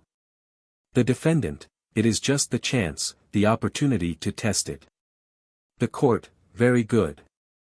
You have had your day in court. You advocated a cause, you were brought to the bar, you wanted to be tried here, you were judged, you didn't go on the stand and commit perjury in any sense, you took the facts and accepted them as true, and you are ready for judgment. Even the worst. Now, we are prepared, however, under all the circumstances of this case, to be extremely lenient with you if you will tell us that you will respect this law and not violate it again. The defendant, I have given you my answer. The court, we don't want any qualifications. We are not concerned with the appeal. Mr. Goldstein, just one other statement, Your Honor, one final statement on my part. Your Honor did well say that you didn't want anything unreasonable. With all due deference to Your Honor, to ask a person what her frame of mind will be with so many exigencies in future, that is, if the Commission did nothing or the legislature did nothing. The court, all we are concerned about is this statute. And as long as it remains the law, will this woman promise here and now unqualifiedly to respect it and obey it? Now, it is yes or no. What is your answer, Mrs. Sanger? Is it yes or no? The defendant, I can't respect the law as it stands today. The court, Margaret Sanger, there is evidence that you established and maintained a birth control clinic where you kept for sale and exhibition to various women articles which purported to be for the prevention of conception. And that there you made a determined effort to disseminate birth control information and advice. You have challenged the constitutionality of the law under consideration and the jurisdiction of this court. When this is done in an orderly way, no one can find fault. It is your right as a citizen. Refusal to obey the law becomes an open defiance of the rule of the majority. While the law is in its present form, defiance provokes anything but reasonable consideration. The judgment of the court is that you be confined to the workhouse for the period of 30 days. A single cry, shame, was followed by a sharp rap of the gavel, and silence fell. Chapter 19. This prison where I live. I sat in the front row while the court routine continued. The room buzzed with conversation. JJ was busy with formalities, reporters were leaning over to ask me questions. Through the nearby doorway I saw several young men awaiting their sentences like actors in the wings listening for their cues. One was propped against the wall smoking a cigarette. At the sound of his name he raised his head, signifying he had heard, and yet kept on smoking. When it was called a second time an attendant shoved him forward roughly. I could almost feel the hardening of his soul under this brutal attitude and the physical handling. He gave still another puff, then deliberately dropped the stub, stepped on it, and sauntered leisurely forward to receive his sentence. I was led into an anteroom where other prisoners were being put through the regular fingerprinting procedure. I refused. There was a definite connection in my mind between admission of guilt and fingerprinting. Both in their different ways placed me in the category of criminals. My refractoriness was reported to the court. But the judges, poor dears, had worn themselves out trying to avoid sending me to jail and were exasperated and cross. One more rebellion was too much for them. Don't bother us with that. It's not our job. Take her away. We were then herded through the rear of the building into an open yard where the van was standing. The careless youth who had answered the court's call with such unconcern was waving farewell to friends who loitered outside. "How long, Alf?" asked one. 5 years, and he laughed as he said it. 2 more boys, their arms fraternally flung across one another's shoulders, shouted, 3, and 4, consecutively. Were they normal? Could liberty be of so little account? The muscles in my throat contracted as I pictured the maternal love once spent on their infancy, and now the reckless disregard for freedom culminating in this ride. 30 days seemed to me the end of the world, but they made light of marking time in life for years, calling this their sleeping time. They paid no attention to me. I was entirely out of their realm. The women huddled beside me were more serious. An hysterical and tearful one-monther had been obliged to leave her small 4-year-old son sitting on the veranda watching for her return. She had not even been allowed to go back to see him and arrange for his care during her absence. Some experiences, though unexpected, are nevertheless partially anticipated in the subconscious. I had believed fully and firmly that some miracle would occur to keep me from going to jail. There had been no miracle. The doors banged shut, 2 blue uniforms stared stolidly at each other, the automobile jerked forward. The trip to Raymond Street was short. We were ushered into a waiting room. A thin-lipped attendant of huge size callously pushed one weeping girl through the door. "Get ready there, you," she tossed over her shoulder at me. "For what?" "For the doctor." I sat still. She repeated, "Do you hear me? Go in and get your examination." I resented this attitude with every fiber of my being and replied, "I'm not being examined." "Ho, you're not. You're one of the fighting kind, are you? Well, we'll soon fix you, young lady." She swung her heavy, massive frame out the door, leaving me wondering, but quivering with excited determination. I was not sure what would happen to me. Within 5 minutes, however, she came back with an entirely different manner and tone. "Oh, you're Mrs. Sanger. It's all right. Come this way, please." The next morning I was given a cup of bitter, turbid, lukewarm coffee, and then placed inside the van, which set off for the workhouse. There all my possessions were taken from me. A long wait. The men were sent somewhere and the women somewhere else, I did not know where. I just sat. After what seemed hours my belongings were returned and a woman in coat and hat told me to follow her. I did. A man added himself to our party, and the 3 of us climbed into another van. We were driven some distance down the island, then put into a boat and ferried over to New York. I had no idea where we were going. I asked but could elicit no answer. We took a street car and after various transfers I caught sight of a Loosewiles biscuit sign. But it did not help me because I had not seen it before, the section was unfamiliar to me. In early afternoon we reached the Queens County Penitentiary, Long Island City. Evidently the workhouse authorities had had enough of the Higgins family and wanted no more responsibility of this nature. Warden Joseph McCann, who met me, was a jovial young Irishman who had risen from the police ranks. "Have you had any lunch?" he asked. The cause of his solicitude emerged when he inquired anxiously whether I intended to go on a hunger strike. Remembering my morning cup of coffee, I replied, "Not unless your food is too bad." He introduced Mrs. Sullivan, the motherly matron. I answered the usual interrogatory about where I was born, how old I was, etc., etc. When the clerk came to, "What religion?" I replied, "Humanity." He had never heard of this form of belief, and rephrased the question. "Well, what church do you go to?" "None." He looked at me in sharp surprise. All inmates of the penitentiary went to church, 98% in my corridor had been reared as Catholics. The prison clothing which I was handed was much like a nurse's uniform and did not disturb me. But when I was recalled to the warden's office to be fingerprinted, I said flatly I would not submit. He sent me back to my cell. The floor was arranged rather on the order of a hospital ward, with little alcoves of 10 or 15 cells running off the gallery. Mine, number 210, was small but clean. I had a bed, toilet, and washstand. There was no chair, I sat on my bunk. All the prisoners were at work except Josephine, a German Catholic who had lost her husband and 3 children within a short period. She was eager to tell me her story. A few days after they had died, she had gone to their graves and covered those of the children with blankets to keep them warm. Someone saw her, decided she was insane, and had her committed to jail. It was a spring day when she was let out on parole. She was pleased and happy.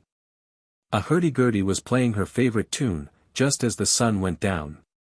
She paid the man a nickel to play it over, then another, and another, and another. The policeman at the corner, hearing it, looked her over and arrested her again.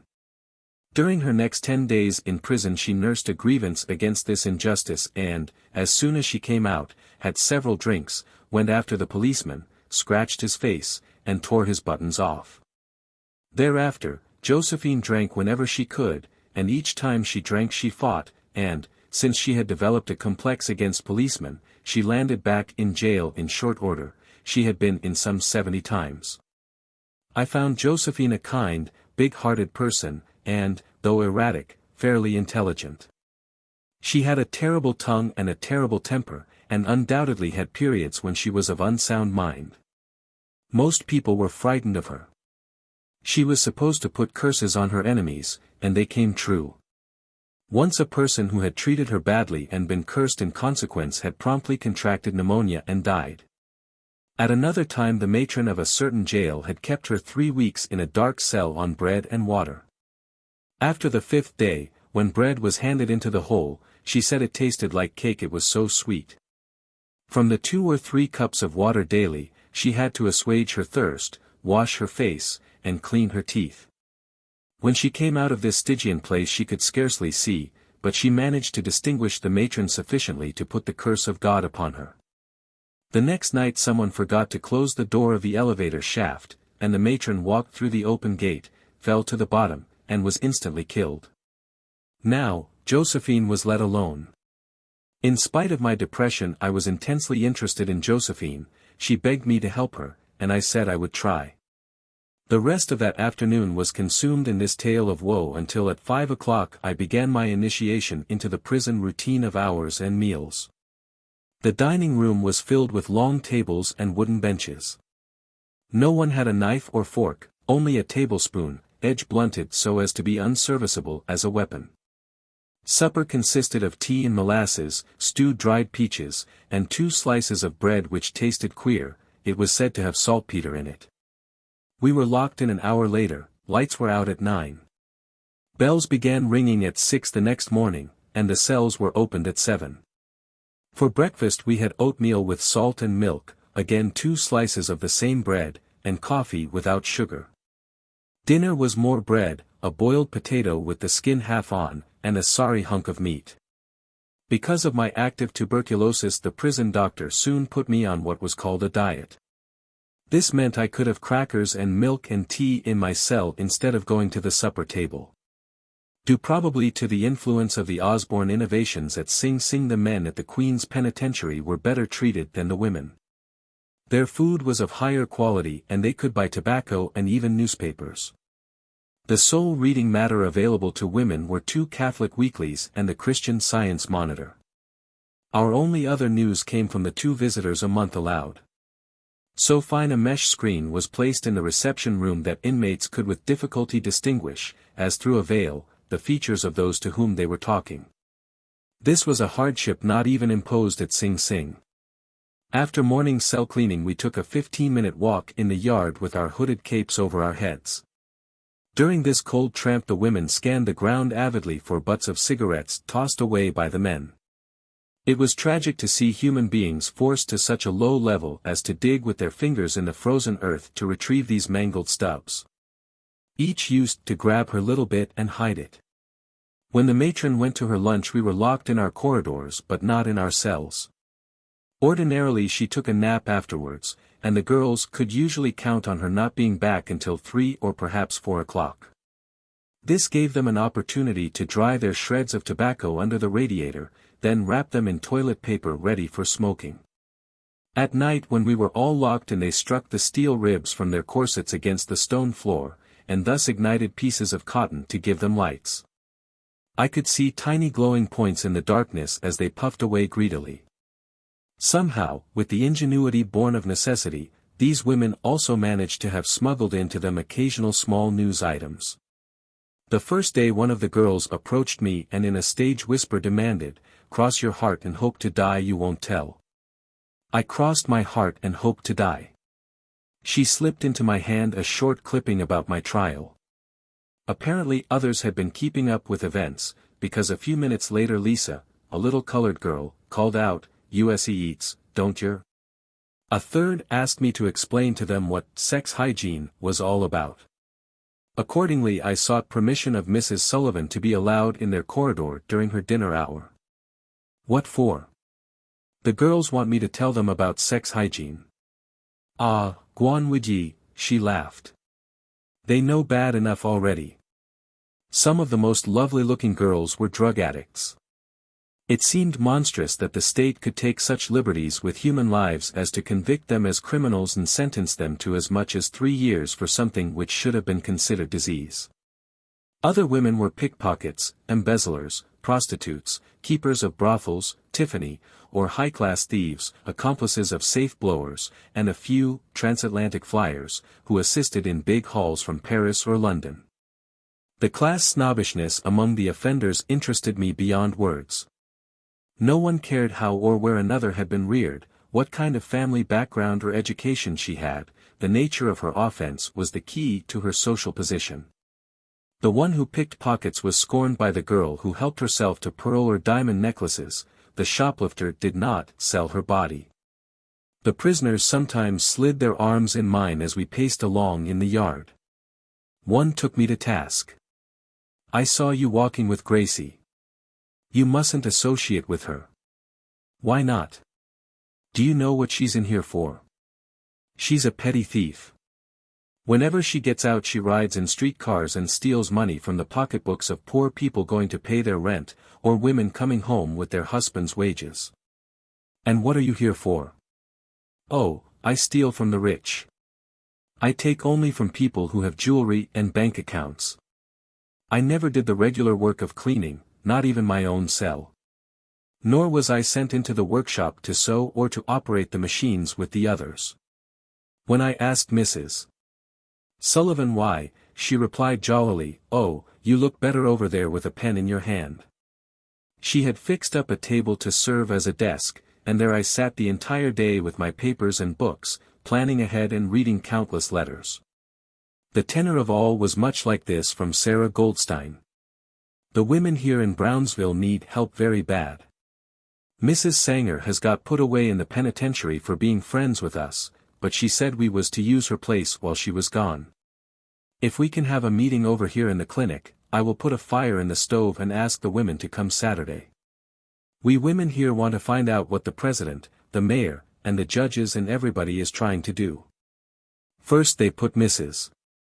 Sanger in jail for telling us women how not to have any more children, and then they get busy for the starve of the ones we've got.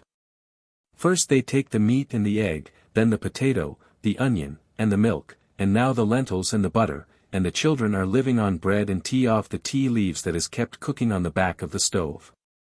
Honest to God, we ought to call a meeting and do something about it."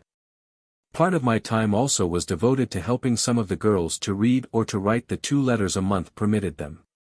I had not believed that any American born of 16 to 18 years of age could be illiterate, but there were at least 10. I had been in the penitentiary for several days before I noticed a tall, erect woman with white hair and a face which obviously did not belong there. I had never seen her in the yard or at table. Although she had been over 9 months sharing the other prisoners' food and working beside them, she had not become one of them. Because of her aloofness, I found it hard to make her acquaintance, but ultimately, the Duchess, as she was called, told me her story. After having been a teacher for 15 years, she had married a minister who lived on a pension. They stayed in hotels, always spending more than their income, while he steadily drew on his insurance money. His sudden death left her practically penniless. Due to her age and the fact she had not taught for so long, her application for a teacher's job was refused. She continued in the hotel until she had used up everything and was forced to move. Thereafter, she went from hotel to hotel, fleeing each time angry looks and bills. Finally she was arrested and given an indeterminate sentence of from 1 to 3 years. Her constant brooding over her past was not preparing her for any future. I suggested she might keep her hand in by instructing the illiterate girls, and asked J.J., my only visitor, to have his friend William Spinney send some primers and lower-grade textbooks from Henry Holt and Company where he worked. This was done free of charge. The Duchess was contentedly happy from the day she began teaching again. In the desire to learn whether the girls' background might not be related to the causes of their imprisonment, I asked Warden McCann whether I could see the records, especially as to the size of the families from which they came. He said it was against the rules, but he was willing to give me such facts separately, assuring me I was going to be surprised and disappointed. I was. When I inquired, "How many brothers and sisters does Rosie have?" the answer was, "None." "And Marie?" "She had a brother, but he's dead." It appeared from the entries that all these women had been single children, or, if a brother or sister had been born, he or she no longer survived.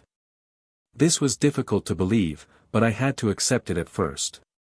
However, when I became better acquainted with the old-timers, they told me quite a different history. The registers were merely evidence of the unwritten rule among them to keep their families out of it. The madam of a house of assignation was putting her daughter of 17 through a fashionable boarding school. To prevent the child from knowing anything about her occupation, she wrote letters, sent them west, where she was supposed to be traveling, and had them redirected to the school. Many other prisoners were mothers also, and the scheming and planning to hide the painful knowledge of their whereabouts was worthy of the deepest admiration. One after another admitted she had given false statements to save her relatives from disgrace or constant annoyance by the police. The result of a poll of the 31 in our corridor showed an average of 7 children to each girl's family. I was always interested to know why the pretty ones were there. Frances, one of the loveliest, had a radiant color, rosebud mouth, and the most innocent eyes. She even managed to wear her apron with a Gallic chic.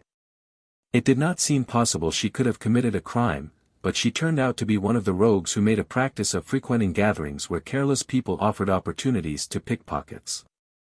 She told me how she, with 2 other girls, had once gone to an upstate fair. After making a grand haul of watches and purses and anything they could lay their hands upon, her 2 companions said, "We've got enough. We're clearing out." But Frances had spotted an easy-looking wallet. It was not quite easy enough. Unfortunately for her, the owner shouted, "Somebody's stolen my money." A bystander pointed, "She did it. I've been in 3 places today where things have been lost, and she's been there every time." Other people gathered round.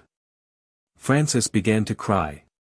Because the friends of the man who had been robbed and he himself insisted she must be arrested, the police were called. Frances continued to weep until several lusty young farmers were ready to defy her accusers. How could they say such things about such a sweet girl? It looked as though a fight were imminent, and she hoped to slip away during the excitement. But the police arrived too soon and took her to the station. They found nothing on her. Somehow she had rid herself of the wallet. Frances' newfound allies were ready to go her bail. But it so happened that a police chief from a neighboring town who had come to the fair for the express purpose of identifying possible petty criminals recognized her from his sheaf of photographs of habitual offenders. He said to her supporters, "Boys, you're crazy. This girl's as crooked as a snake. Here's her picture. Why, you're crazy yourself. Your girl's a blonde, and this one's dark. The chief snatched at Frances' hair, and off came her wig. As she told me this great joke on herself, she shook with merriment. But this was not the end of the story. The station captain had been influenced by her attractiveness and, since the wallet had not actually been discovered on her, wanted to let her off. He made a compromise. I'm going to give you a ticket to Montreal. You either go to jail or take it and get out.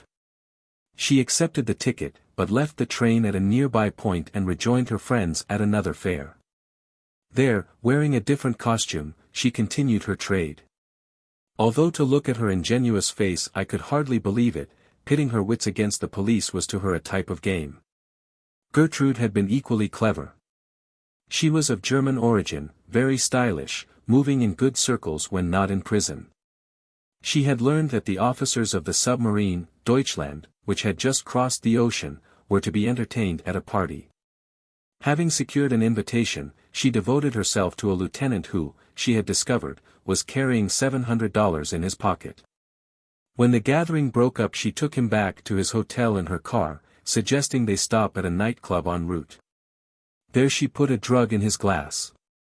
It took a bit of time to work, but after they had started on again he fell asleep. She gave $5 to the doorman to take him to his room, saying he had drunk a bit too much, and then went home. At 7 the following morning, while Gertrude and her little girl were still in bed, the police raided her apartment. They could unearth nothing except what she could honestly account for. Her effects were turned upside down, and still no money was to be found. Then how could they send you to jail? I queried. You didn't take it, did you? Of course I did, she asserted, looking at me as if I were dull-witted. They couldn't pin it on me, that's all. Even though Gertrude had been brighter than the police, she, like many of the others, had been convicted on her past record and the present suspicious circumstances. Josephine was another case in point. After I myself had been released, I had her paroled under her own recognizance and secured a place for her as chambermaid in a hotel. Fate so arranged that in the very first room she entered on her first morning's work she was confronted with the corpse of a man who had died in his bed during the night. She rushed out immediately, got drunk, and went directly back to jail again. The resentment thus engendered in these caged women was like a strong, glowing flame, of a depth that I scarcely had believed possible.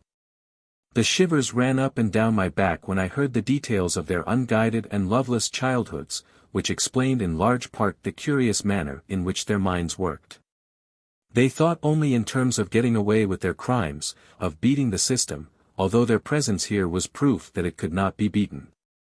3 of the younger girls, too old for Bedford Reformatory but almost too young for the penitentiary, definitely shocked me with their plans for wrongdoing without being apprehended. They asked me about my case. Was it true the judge gave you a chance not to go to jail if you'd promise not to break the law? Yes. Well, why didn't you do it? I couldn't promise that. But you didn't have to keep your promise. The ever-present bitterness arose, not from being caught in the act, but from being convicted without having been, according to their own belief, proved guilty. It was the woeful mental attitude rather than the actual physical condition of their imprisonment which so appalled me. Not one of them intended to go straight. They hated the police who were drawing good salaries from the state and getting credit for putting them in jail, yet all the time they had been smarter. This sounds inconsistent, but it was their peculiar psychological twist. I talked it over later with several judges to whom it was rather a new point of view. Among other cases I cited that of a brothel keeper who conducted her house as a club and did it so carefully that no evidence could be obtained against her. Therefore, a detective had put opium in the plumbing and she had been sentenced on a narcotic charge, although it was well known this was not her offense. The prisoners were guilty, weren't they? Said one of the judges. You know that, don't you? Yes, I rejoined, but to my mind that doesn't end the state's responsibility. It seems to me your detectives should be more intelligent than the criminals they are set to catch. The girls at Queen's Penitentiary were unaware they were entitled to bring a far more serious charge against society than clumsy and inept police methods. I have never since visited an institution for juvenile offenders without thinking how stupid people are not to recognize that most adolescents are subjected to temptation on some occasion or other. That anyone, in an emotional fragment of time, when young and when the consequences are not clear, may do some forbidden thing. More often than not it is merely incidental, and in no way warrants a life of penance. The only brutal treatment I received was during the last 2 hours. Since my fingerprints had not been taken on arrival, Warden McCann first tried to talk me into compliance. His argument that all prisoners' prints must be on file, that not having them was unheard of, got us nowhere. I refused to submit, even though it postponed my release. He then turned me over to 2 keepers. One held me, the other struggled with my arms, trying to force my fingers down on the ink pad. I do not know from what source I drew my physical strength, but I managed to prevent my hands from touching it. My arms were bruised and I was weak and exhausted when an officer at headquarters, where JJ was protesting against the delay, telephoned an order to discharge me without the usual ceremony. March 6, 1917, dawned a bitter, stinging morning. Through the metal doors I stepped, and the tingling air beat against my face. No other experience in my life has been like that. Gathered in front were my old friends who had frozen through the 2 hours waiting to celebrate Margaret's coming-out party. They lifted their voices in the Marseillaise. Behind them at the upper windows were my new friends, the women with whom I had spent the month, and they too were singing. Something choked me. Something still chokes me whenever I hear that triumphant music and ringing words, "Ye sons of freedom wake to glory." I plunged down the stairs and into the car which stood ready for me, and we swept out of the yard towards my apartment. At the entrance were Vito, the coal man, and his wife, beaming and proudly pointing to the blazing fire they had made on the hearth to welcome me home. Chapter 20. A stout heart to a steep hill. When a thing ceases to be a subject of controversy, it ceases to be a subject of interest. William Hazlitt. The noisy clamor of the world could not reach me through thick stone walls. Prison had been a quiet interim for reflection, for assembling past experiences and preparing for the future. The tempestuous season of agitation, courts and jails and shrieking and thumbing the nose, should now end. Heretofore there had been much notoriety and but little understanding.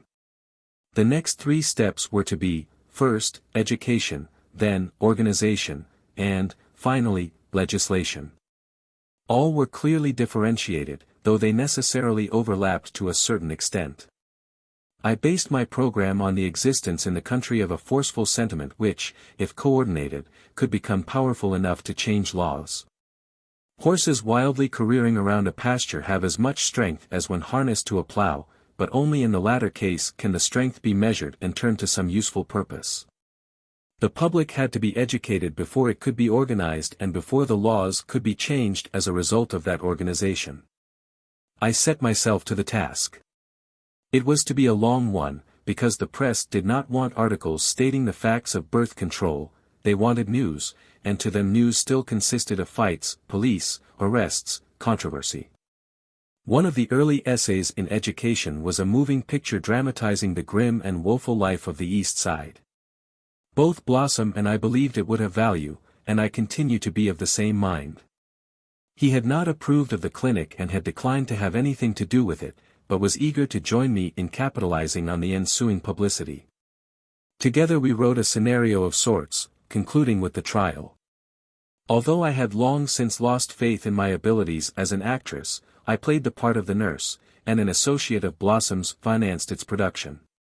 But before it could appear, Commissioner of Licenses George H. Bell ordered it suppressed. To prove the film mirrored conditions which called for birth control, we gave a private showing at a theater, inviting some 200 people concerned with social welfare. All agreed the public should see it, and signed a letter to that effect. Justice Nathan Bijur issued an injunction against interfering with its presentation. The moving picture theaters, however, fearful lest the breath of censure wither their profits, were too timid to take advantage of this. Of infinitely greater and more lasting significance than this venture was the Birth Control Review, which, from 1917 to 1921, was the spearhead in the educational stage.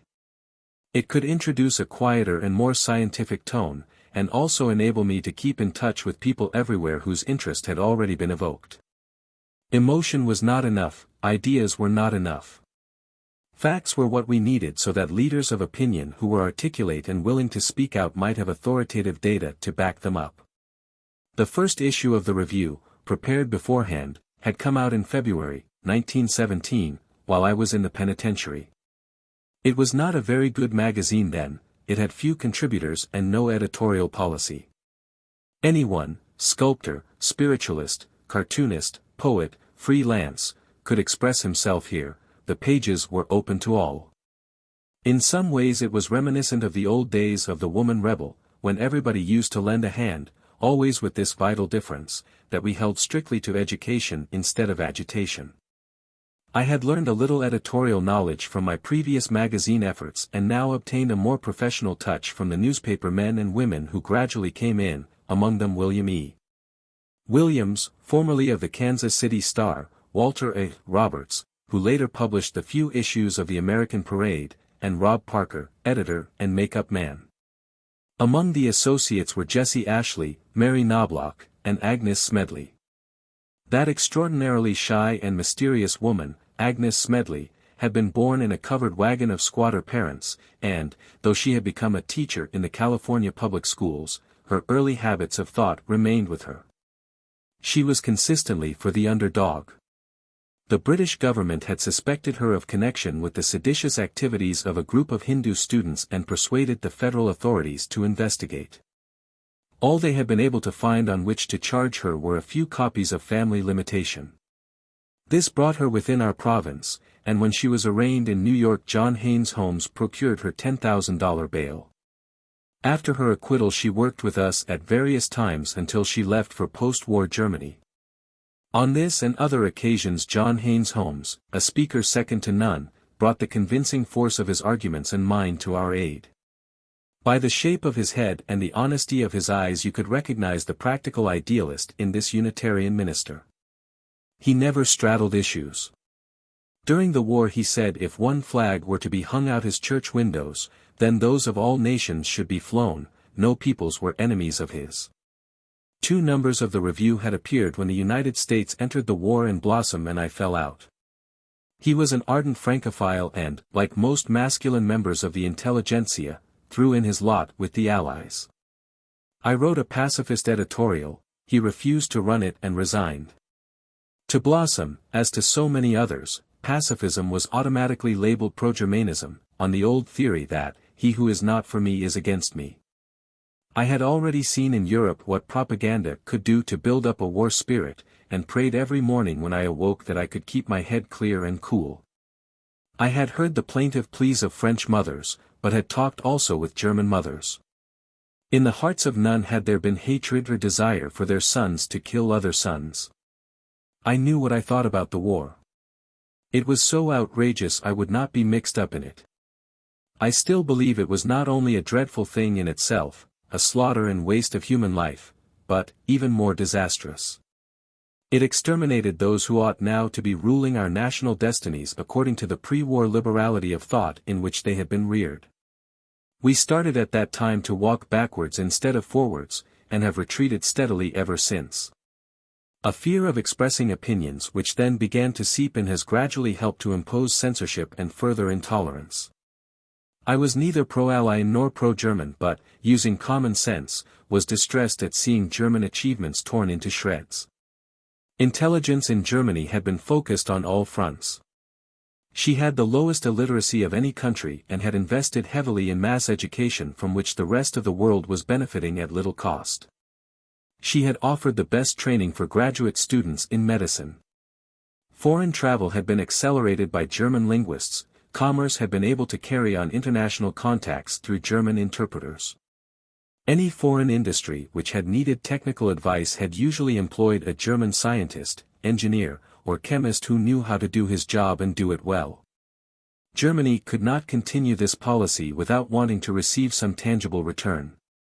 I was convinced the primary cause of this war lay in the terrific pressure of population in Germany.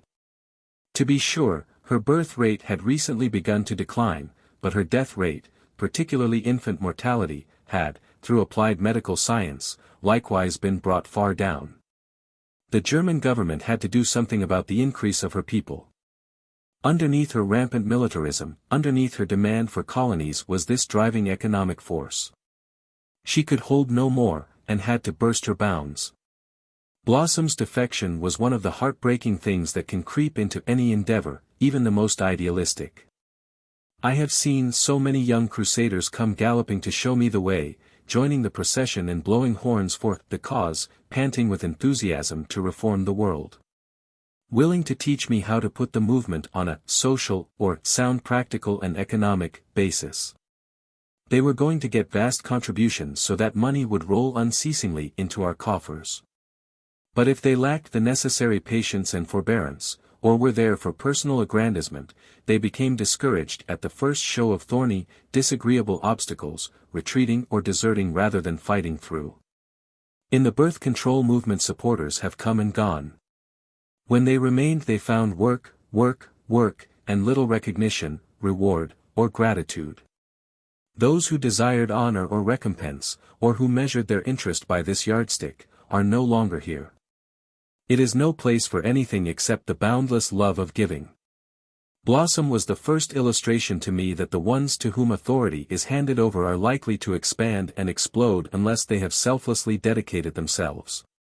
Now, I believe the three chief tests to character are sudden power, sudden wealth, and sudden publicity. Few can stand the latter, nothing goes to the head with more violence. Seeing this all around me, I did not subscribe to a clipping bureau until it seemed necessary for historical purposes. I did not even read the papers when unsought advertisement was great, remembering that this could be but a 9 days' wonder. Furthermore, news items were often distracting because the facts were constantly embroidered just to make a good story, to paint a situation according to the policy of the paper, or because they reflected the inhibitions of the reporters. Hours could have been entirely given over to denials and contradictions. In the midst of any emergency such as a police raid or the stopping of a meeting, my own emotions generally kept an even tenor. They did not go hopping up and down like a temperature. A nurse cannot afford to lose her head, and the control I had won in that training helped me, as did also my father's philosophy, since all things change, this too will pass. Consequently, during this feverish period, neither public praise nor public blame affected me very much, although the type of criticism that came from friends was different. Just because they were friends and I wanted them to understand, I was unhappy if they did not. But, since persons one likes can have great influence and friendships take time, I refrained from making many new ones. Nevertheless, those I had then are as good today. When we meet we pick up the threads where we dropped them. The war halted the progress of the birth control movement temporarily. The groups that had before been active now found new interests. The radicals were convulsed and their own ranks torn in two by the opposition to conscription. Influenza swept over the world and in its passage took off many of our old companions. Governor Whitman's promised commission blew up. One bright bugle sounded when I learned that the section on venereal disease in What Every Girl Should Know, which had once been banned in the New York Call and for which Fania had been fined, was now, officially but without credit, reprinted and distributed among the soldiers going into cantonments and abroad. At home all felt there was little to do but wait until people came back to their senses. The review was the only forward step I could take at the time.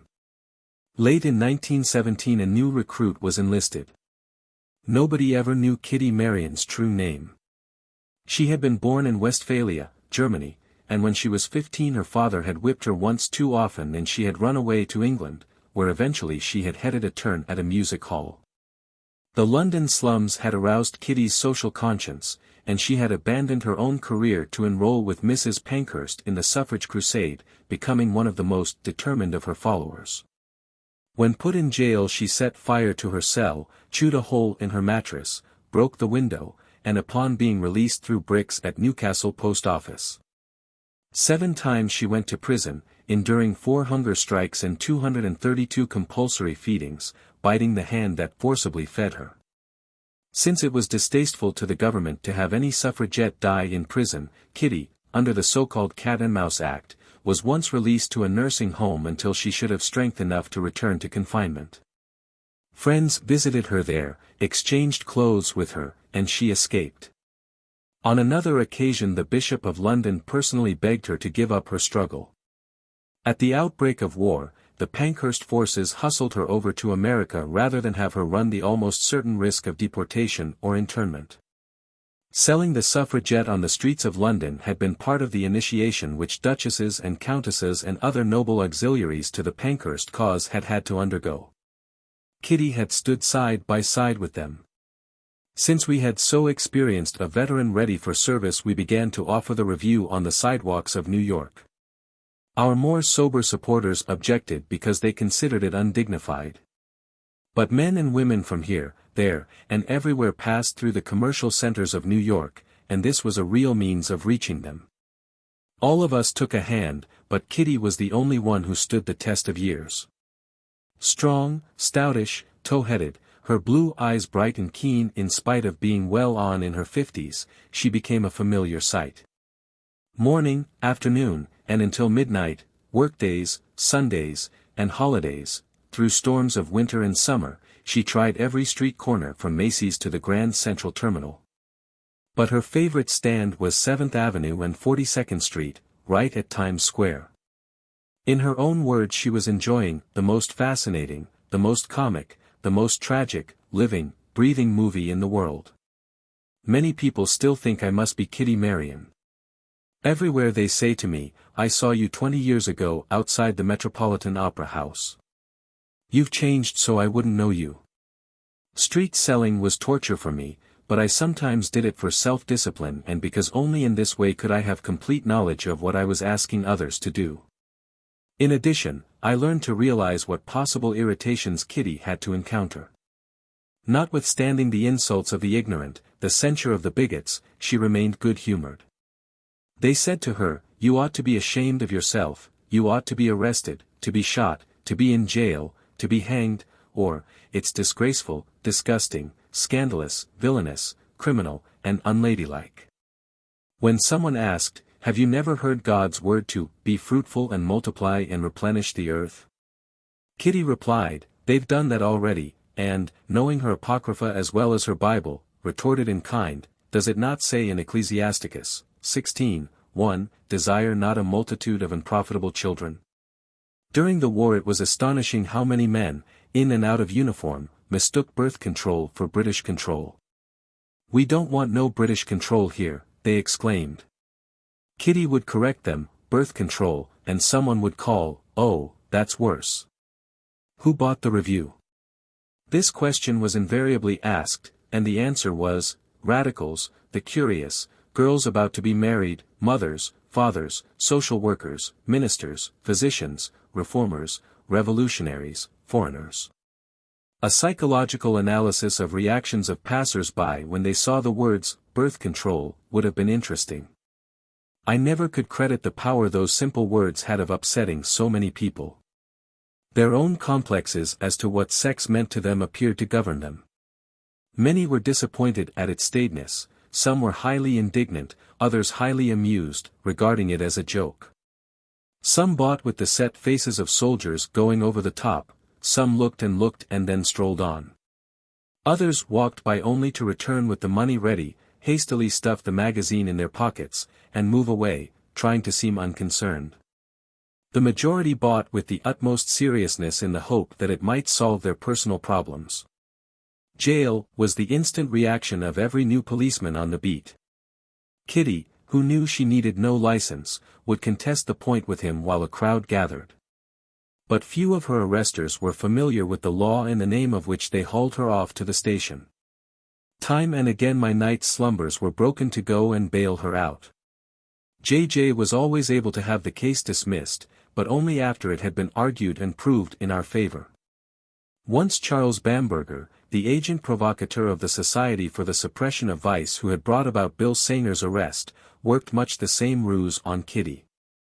His society was supposedly designed to promote purity, which was to its members synonymous with good. But in order to do this they induced people to break the law by appealing to their deepest human sympathies, a form of trickery not to be condoned by any moral code.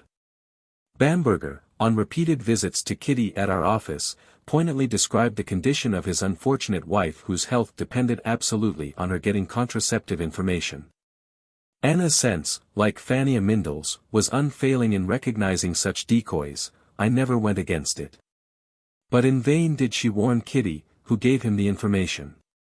He had her arrested, and she was not allowed to tell in court the means by which he had obtained his evidence. She had to serve a term. Kitty's sentence did not have adequate publicity, but so violent was the war temper, that, in view of her German birth, even well-disposed newspapers practically ignored it. In addition to selling the review, we tried another experiment in street propaganda. During the warm evenings of one summer, Kitty, Helen Todd, and I, often accompanied by George Swazi, a friendly Englishman, proceeded to the neighborhood of St. Nicholas Avenue above 125th Street, where many white-collar families lived. We used to buy a soapbox at the nearest delicatessen, and Helen, who had a lank, swarthy picturesqueness which attracted attention, mounted it. Swazi, standing behind, held aloft an American flag. Though not a soul might be in sight except our little group with its bundles of literature and Kitty with her reviews, Helen began in her beautiful voice, "Ladies and gentlemen, bowing to the trees, we welcome you here tonight." When nobody appeared she began again. "Ladies and gentlemen," and this time one or two strollers usually lingered. Immediately we raised our pasteboard banners with "Birth Control" printed in black letters. She was off in full swing, and in a few minutes we had our audience. In the course of our various trials people had sent checks and made donations to the Special Defense Fund account, and we sent anybody who gave money, no matter how much or how little, a mimeographed report of all contributors. We had also accepted almost 2,000 paid-in-advance subscriptions, and had therefore incurred an obligation to continue the review for 12 months. One May morning when I put my key in the office door and swung it open, Anna Lifshitz and I stood and gazed at each other. Only the telephone perched forlornly on top of a packing box relieved the bare and empty room. Files, furniture, vouchers, checks, and business records were gone. We still had to supply the subscribers with 9 issues more, yet we had no equipment and not 1 cent in the bank account of the review. It was a challenge. We hurried over to 3rd Avenue and for $20 refurnished the office. The loss of the contributors' cards, however, was irreparable. I could never, in spite of my best efforts, recover either them or the missing funds. The strain to finance the review was so great that after June no more issues came out until December. The printer trusted us as far as he was able from month to month. Often the bank account was down to the last $100, just enough to hold it open. Yet it might be necessary to mail letters, the call might be urgent. I was hesitant to spend that last amount, but I believed faith could bring anything to realization. Invariably when I operated on that principle and did what I was impelled to do, money poured in perhaps 10 times over. Always we cleaned the slate at the end of the year. This was one of the periods of getting roots in and waiting for the organism to grow, of quiescence before the new beginning and quickening. I kept going, conscious that with every act I was progressing in accord with a universal law of evolution, moral evolution but evolution just the same. This belief seemed at times to force locked doors. It enabled me to dictate hundreds of letters, to interview dozens of people, to debate, or to lecture, all in 24 hours. Day after day I attended parlor meetings, night after night open forums, returning home too tired to eat, too excited to sleep. Frequently at 7 in the morning the telephone started ringing, somebody wanted to catch me before I left the house. For the purpose of having a more solid and substantial basis on which to operate the review, the New York Women's Publishing Company was incorporated in May, 1918, shares were sold at $10 each. The women who gave both monetary and moral support were the wives of businessmen who advised them how to conduct this organization in the proper fashion. Each month Mary Knobloch opened her charming apartment for the regular meetings any corporation was required to hold. The movement can never be disassociated in my mind from Frances Ackerman, who, at the suggestion of Mabel Spinney of Greenwich House, came to us as treasurer. She was exceptionally able and was soon one of our bulwarks, remaining with us 11 years. Her family was wrapped up in orthodoxy, church and Wall Street and the status quo in politics, but Frances' interests were much broader, and she was not content to lead the usual type of life ordained by her social and financial standing. Tall, very thin, wearing her clothes with an air, Frances was one of the finest persons I have ever known. To her, fair play amounted to a religion. She was so highly sensitive that she lay awake at night after merely reading of an injustice done to anybody. To hundreds of conscientious objectors who were incarcerated during the war because of pacifist or strike activities she sent cigarette money, magazines, stationery, always anonymously, assisting their families and suggesting plans for their own futures. Her death was not only a blow to us but a blow to any endeavor that was seeking understanding. Many lifers who depended on her for brightening luxuries must now wonder what has become of her. In 1920 Ann Kennedy came to help boost the circulation of the review and gain further financial aid for it. She was a Californian with wide club experience, and had 2 children. Fair, in her 30s, cheerful, and a good mixer, she was most maternal-looking with her soft gray hair and sweet face. You felt you could lay your head on her bosom and tell her the story of your life.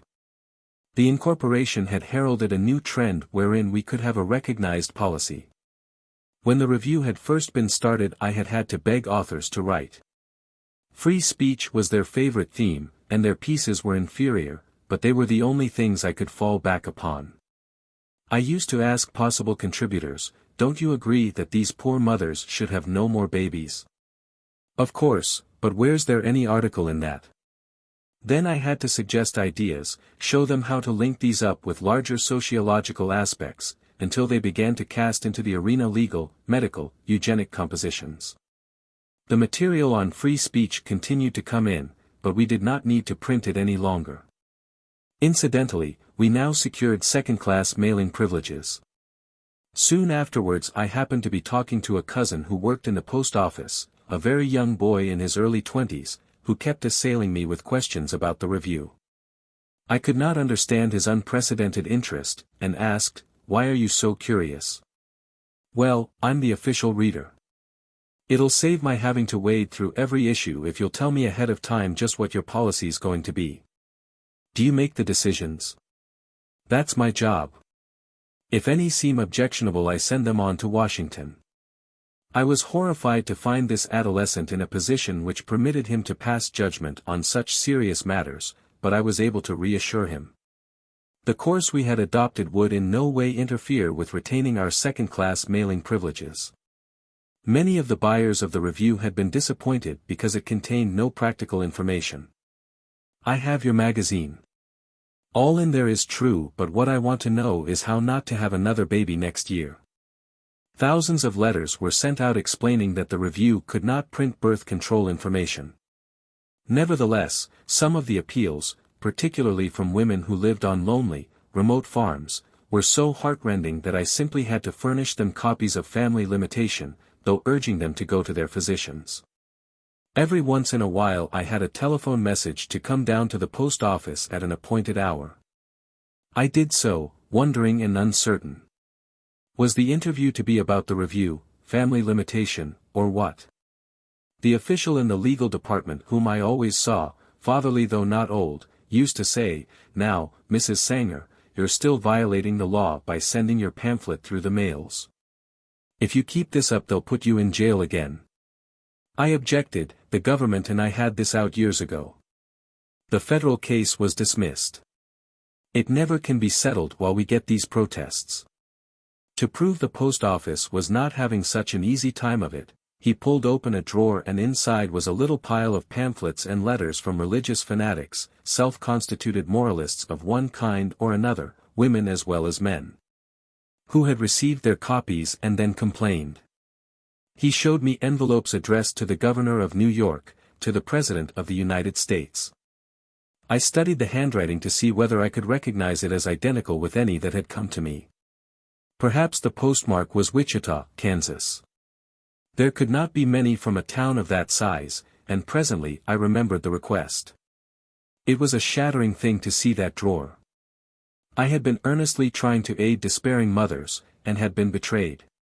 Here's this proof against you, Mrs. Sanger. What are you going to do about it? Nothing. As long as these women ask me to help them, I'm going to do so.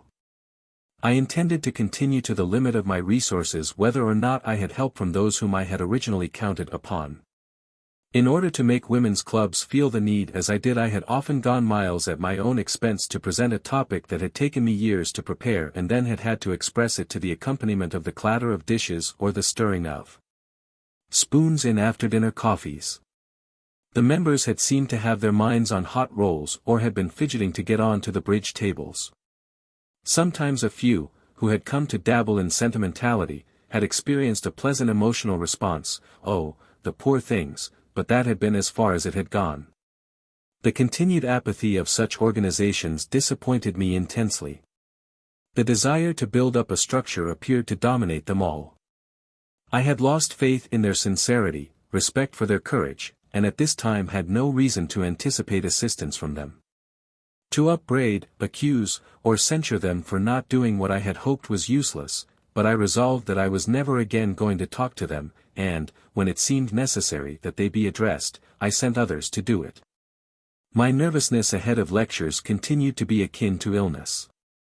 All through the years it has been like a nightmare even to think of a pending speech. I promised enthusiastically to go here or there, and then tried to forget it. The morning it was to be delivered I awakened with a panicky feeling which grew into a sort of terror if I allowed myself to dwell on it. It was fatal to eat before a meeting. Some people can keep an audience rocking with laughter and yet get over a message. But I cannot. Seldom do my hearers have anything merry from me. Advisors often say, "Lighten up your subject." I have always resented this. I am the protagonist of women who have nothing to laugh at. Heywood Broun once remarked that I had no sense of humor. I was surprised at him, but I could understand his statement in a way. He had been at only a few meetings as chairman and I had been serious to the point of deadliness, purposely bringing forth laborious facts and dramatic statistics. I was grasping at an opportunity to reach his audience because, whenever he was moved by anything deeply, he wrote a story in his column which by reason of its effective irony and smooth prose swayed others to the same extent. I have had much fun, although it may have penetrated only to the intimate circle of friends. Once after giving what I thought was a very up-to-date, spirited talk at the Waldorf Astoria, a dear old lady, at least in her middle 80s, tottered towards me with the aid of a cane and in trembling voice quavered. "I have traveled across the country to hear you speak, Miss Sangster. My mother used to read your poems to me when I was a little girl, and I feel this is a great day for me to be able to clasp your hand."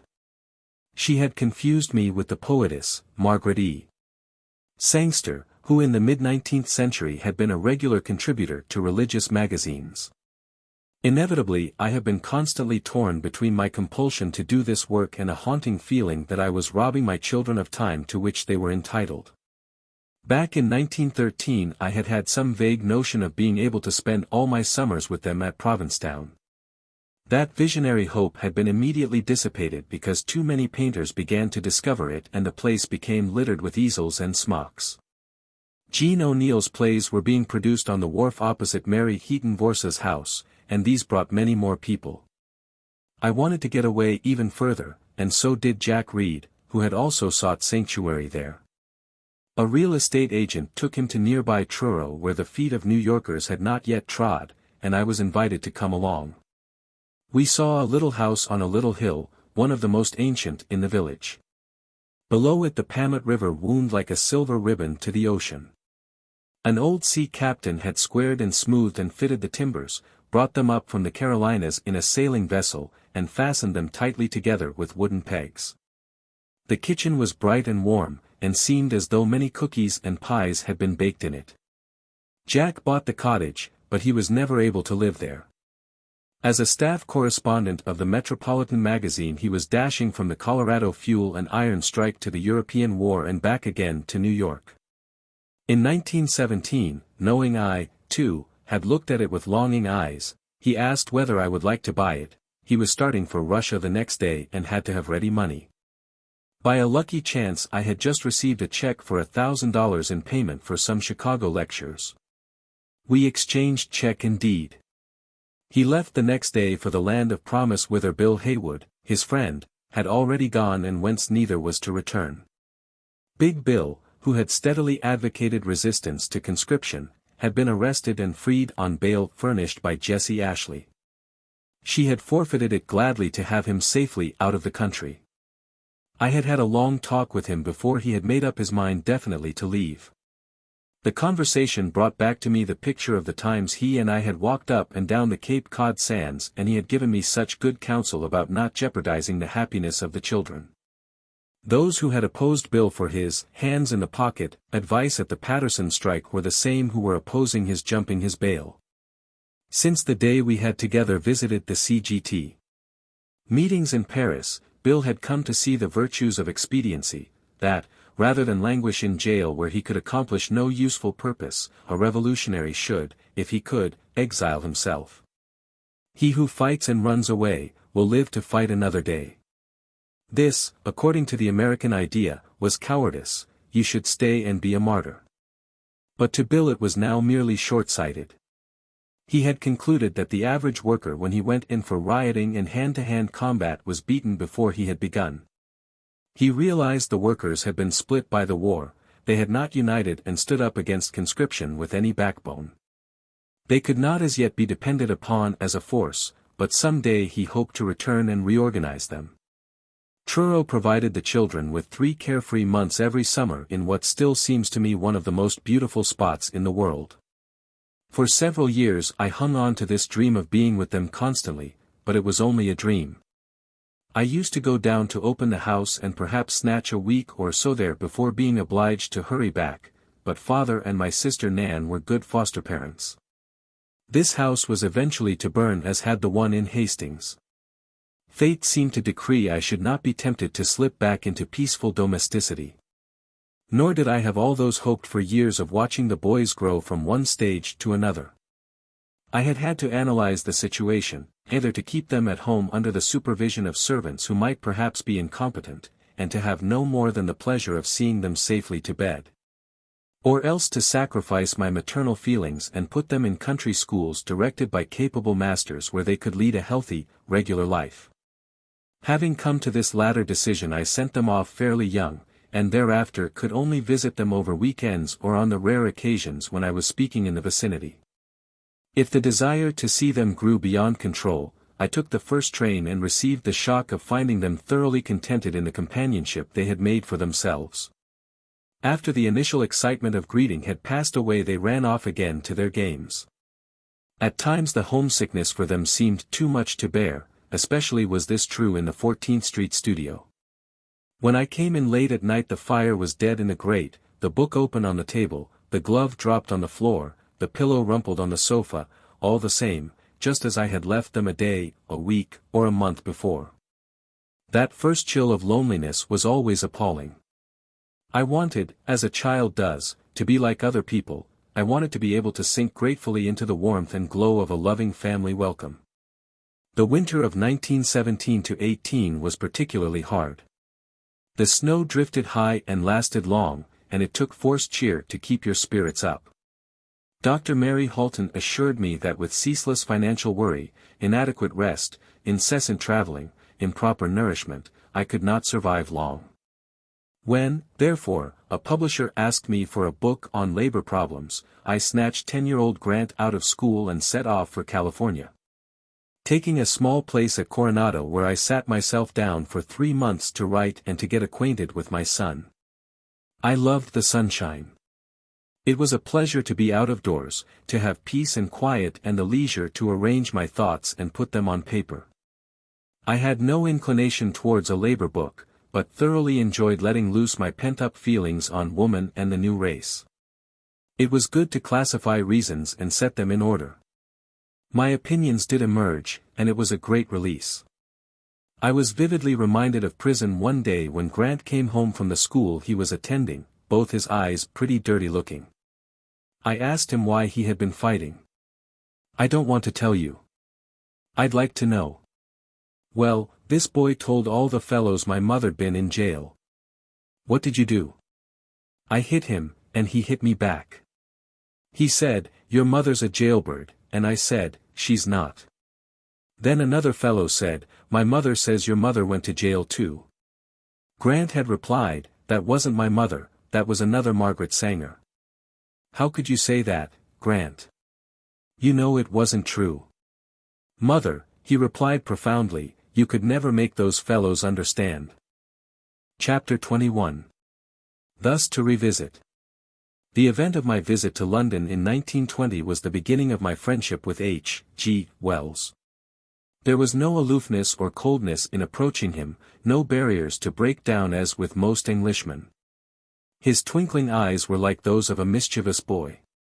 I was pleased to find he had no beard and no white hair, because it seemed to me I had heard of him since I had begun to think at all. Wells had ranged every field of knowledge, had dared to invade the sacrosanct precincts of the historian, the economist, and the scientist and, though a layman in these fields, had used his extraordinary gifts to interpret the past and present and even prophesy the future. In novel after novel he had shocked England by championing women's right to a freer life. We in the United States were just beginning to be affected by sociological concepts. Only Henry George and Edward Bellamy had previously opened up this new world of the imagination. Now here was Wells giving a fresh picture of what could be if man had an ideal system of society that was workable. At Columbia Colony he had been quoted repeatedly. On my lecture tour in 1916 his name had been on everybody's lips, and he had signed the letter to President Wilson protesting against the federal indictment. I believed he had influenced the American intelligentsia more than any other one man. For good reason countless faithful friends had attached themselves to Wells, and he included in his varied, intricate, and unpredictable personality a capacity for loyally loving both individuals and humanity. People who had never met Wells always thought they knew him best, especially Londoners. I was stopping with 3 maiden sisters in Hampstead Gardens, and a great furor arose as soon as it was known in the household that Mrs. Wells had sent me an invitation for what was to be my first weekend at Easton Glebe in Essex. What was I to wear? Was I going to take the blue net or the flowered chiffon? They were greatly disappointed when I carried only a small bag in which there was no room for fluffy evening gowns.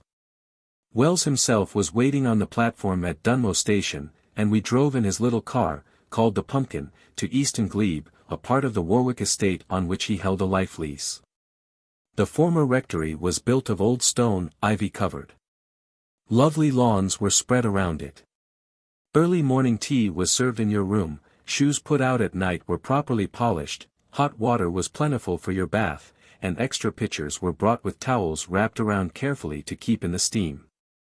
During the course of the next 2 days I realized more than ever before how sensitive H.G. was to the slightest intonation. To be with him meant you had to be on the alert every second lest you miss something of him.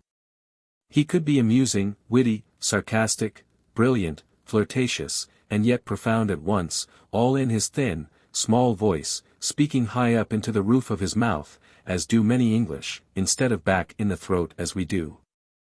I returned Monday evening about midnight to my room at Hampstead, having spent the day in town seeing people. But no sooner had I closed the door than steps pattered in the hallway and a soft hand tapped. In came the 3 ladies, hair in braids, warmly and most modestly swathed in voluminous, white cotton nighties, long-sleeved and tight around the neck. They had stayed wide awake to hear all about my weekend. I told them as much as I could remember of the place and the stimulating fellow guests, one in particular with whom I had been having an interesting discussion. When I had finished the eldest leaned forward and hesitatingly but loudly whispered, "Did he try to kiss you?" "What? Who?" I asked, having in mind the man I had just been praising. Why, don't you know?" "Know what?" She looked a little abashed at this, and another voice explained apologetically, "Sister means that Wells has a magnetic influence over women." "Was he fascinating?" The youngest eagerly took up the catechism. For 2 solid hours I was bombarded with questions. H.G. was the Don Juan of spinsterhood in England.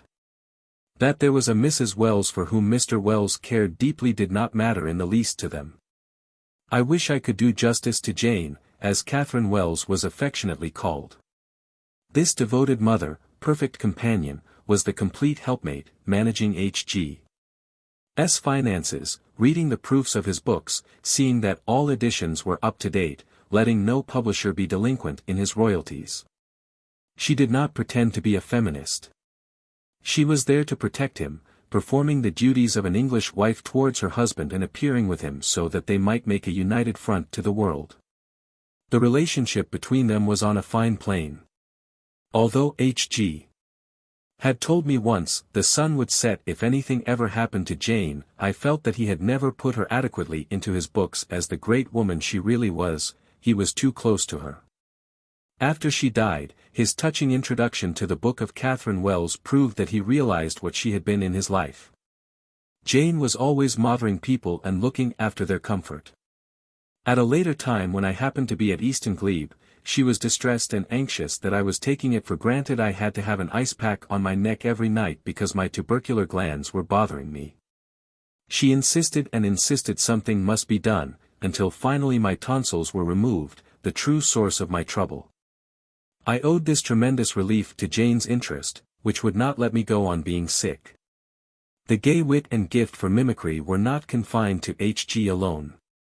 On one of my visits I was shown a new bathroom, and we viewed solemnly the tiny, almost microscopic, tub. Jane was slight and small, and I was quite sure it was meant for her and not for H.G.'s rotund frame. She maintained, however, it had been installed for his convenience, and made funny suction noises as though a large and deep well were being pumped dry. I was hilarious, but he, pretending to be irritated, yet laughing too, growled at her, "What are you trying to do? Make my bathing an international joke?"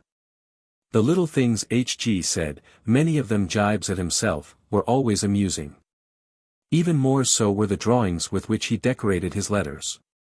If he did not want to go somewhere he might perhaps illustrate his reluctance by picturing himself being dragged off, or, if he desired the absence rather than the presence of a person at a meeting, he would portray him being pushed out unceremoniously.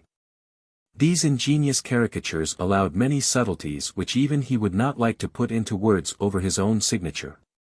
Jane was unsurpassed when it came to charades, and never minded having the house turned upside down in the search for properties. But the Wells family did not have to depend upon orthodox pastimes, they often made up their own. H.G. had invented a ball game which was played Sunday mornings in a barn made over into a sort of indoor court. Unlike tennis, many could take part at once and the sport was so exhausting that when they finished they were usually dripping with perspiration. I did not play, other novices seemed to be doing badly enough without me.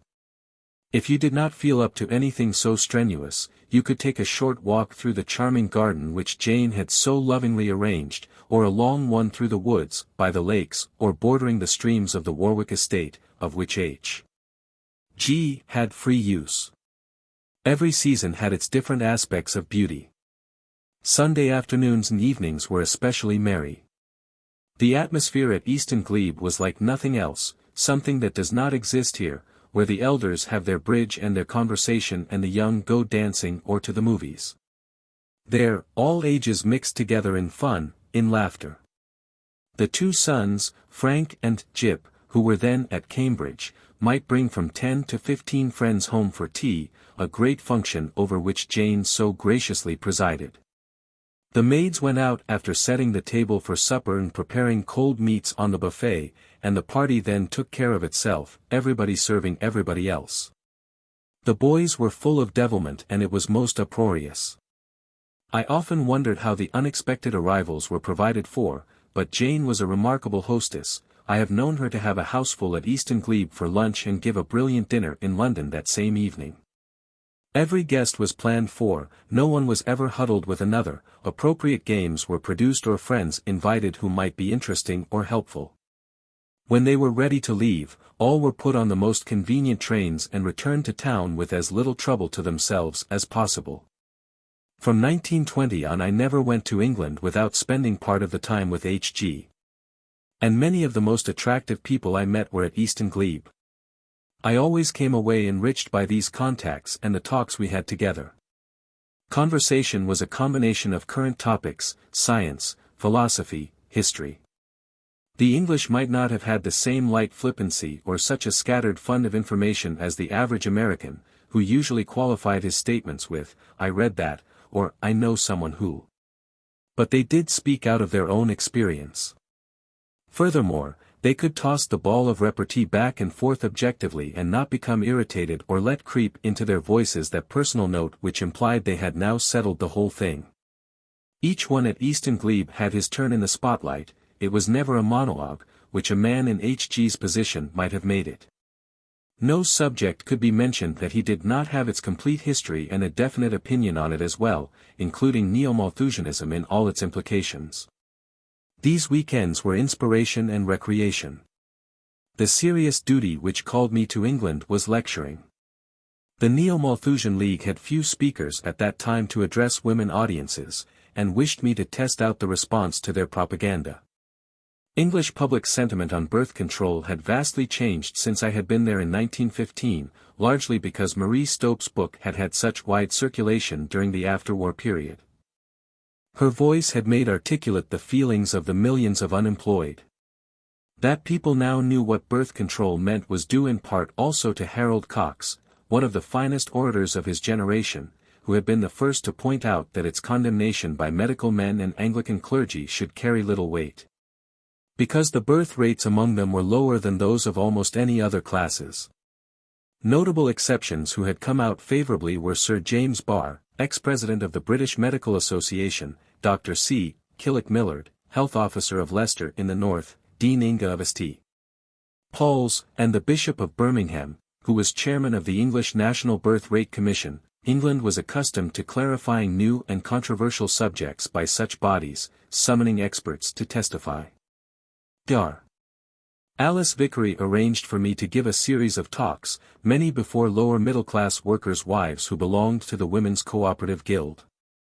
In different districts of London they came together, paying their little bit, perhaps 6 pence a month, to listen to speakers, afterward serving tea and conversing in a friendly way among themselves. Though their economic uncertainty made them resigned to having 10 or 12 children. The fact that the Guild had just brought out a book describing some of the tragic cases of its own members and the deaths from over-childbearing helped to pave the way. Of all the slums I visited in trams, on buses, via the Underground, the one of worst repute at the time was the dockyard section of Rotherhithe. I held a small demonstration clinic there, in a sense the first of its kind in England. The eager women who came, amazingly ignorant of any possible beauty in marriage, were envious of a few in the community who, though the fathers were receiving no higher wages than their own husbands, had only 2 or 3 children and consequently could afford to send them to the trade school. They themselves were, if not sliding backward, at least no more than holding their own, but those few families were definitely on the way up in the social scale. And it had all come to pass because Dr. Vickery and Martin, a friend of hers who had labored there for 2 decades as a social worker, had given some contraceptive information about 10 years earlier. Although Dr. Vickery had on numerous occasions raised the question of birth control before gatherings bent on other matters, it fell to my lot to discuss it first as a public health issue. I was told I might have 3 minutes to address a national health conference on maternal and infant welfare to be held at Brighton. Considering the 4 hours required in transit, this might seem a short time, but I was happy to have even as much as that. So I went. With the prospect of reaching university students I travelled to Cambridge. In the midst of the weathered spires, the ivied halls, and the storied dignity of Trinity and King's, Noel Porter and his wife, Bevan, had converted an old public house, the Half Moon, into a home. Yet had managed to keep its original atmosphere of convivial hospitality. The tap room had once opened directly on Little St. Mary's Lane. Now the bar had been removed, but the ancient sign still swung back and forth, and the smoky ceilings and mildewed paneling were the same as when former generations had congregated there over mugs of ale. Opposite was a tiny, old-fashioned graveyard, no longer used, and I went out there and let the sun beat against my aching back. It was amusing to have to resort to a cemetery for privacy, but the house was constantly filled with hatless students coming and going through the enormous downstairs room which served as rendezvous for all. In the afternoons these youths on the threshold of manhood came to talk over the questions which were perplexing them. In the evenings they had little meetings, at one of which I spoke. Guy Aldred, who was in Scotland, had planned my schedule there, and I had 3 weeks of a Scottish summer, bluebells so thick in spots that the ground was azure, long twilights when the lavender heather faded the hills into purple. When I had been in Glasgow before, I had encountered only officials, but on this occasion I met the people in their homes and found them quite opposite to the stingy, tight-fisted, middle-class stereotype. They were hospitable, generous, mentally alert, just as witty as the Irish and in much the same way, which rather surprised me. 4th of July, Sunday, we had a noon meeting on the Glasgow Green. Nearly 2,000 shipyard workers in caps and baggy corduroys stood close together listening in utter, dead stillness without cough or whisper. That evening I spoke in a hall under socialist auspices, Guy Aldred acting as chairman. One old-timer said he had been a party member for 11 years, attending Sunday night lectures regularly, but never before had he been able to induce his wife to come. Tonight he could not keep her home. "Look," he cried in amazement. "The women have crowded the men out of this hall. I never saw so many wives of comrades before." The men were there, partly through curiosity to hear the American and partly through interest in the subject, ready to fight the ancient battle of Marx against Malthus. Efforts of the English neo-Malthusians to introduce birth control to the masses had been hampered not only by the opposition of the upper classes, but more especially by the persistent hostility of the orthodox socialists. Marx, dealing with problems after they had arisen, had taught that any reform likely to dull the edge of poverty was bad for socialism because it made labor less dissatisfied. It followed that if a man had to fight for the hungers and necessities of 10 or 12 children, he made a better revolutionary. "Let them have as many as they can," was the cry. On the other hand, if birth control were practiced by the working classes, the wage earner who could support 2 children and knew how not to have more was going to be content and would not struggle against conditions of economic insecurity. Hence he was likely to forget the revolution. Knowing that the Scotch took mental notes of items on which to debate, I had tried to prepare myself well, and I produced the unanswerable argument to this theory. "Why do you demand higher wages then," I asked, "when what you really want is privation? If misery is your weapon you should not insist on an 8-hour day but on a 12, or 14-hour one. You should pile up your grievances, and pile them up higher. However, in spite of your best efforts I believe your hunger revolution will, as it has always done, capitulate to whatever force or government will fill your stomachs." Socialists, like anarchists and syndicalists, were used to contesting Malthusianism on economic grounds, but, unlike the others, they had as a part of their platform the freedom of woman.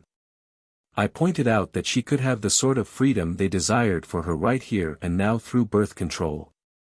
When I ended, Guy Aldred asked, "Now are there any questions?" After a few somewhat irrelevant ones, silence fell. Confronted by their own philosophy they could see it. One man finally rose, "We'd like to hear what the chairman thinks of all this. Does he believe birth control will do what the lady speaker claims for it?"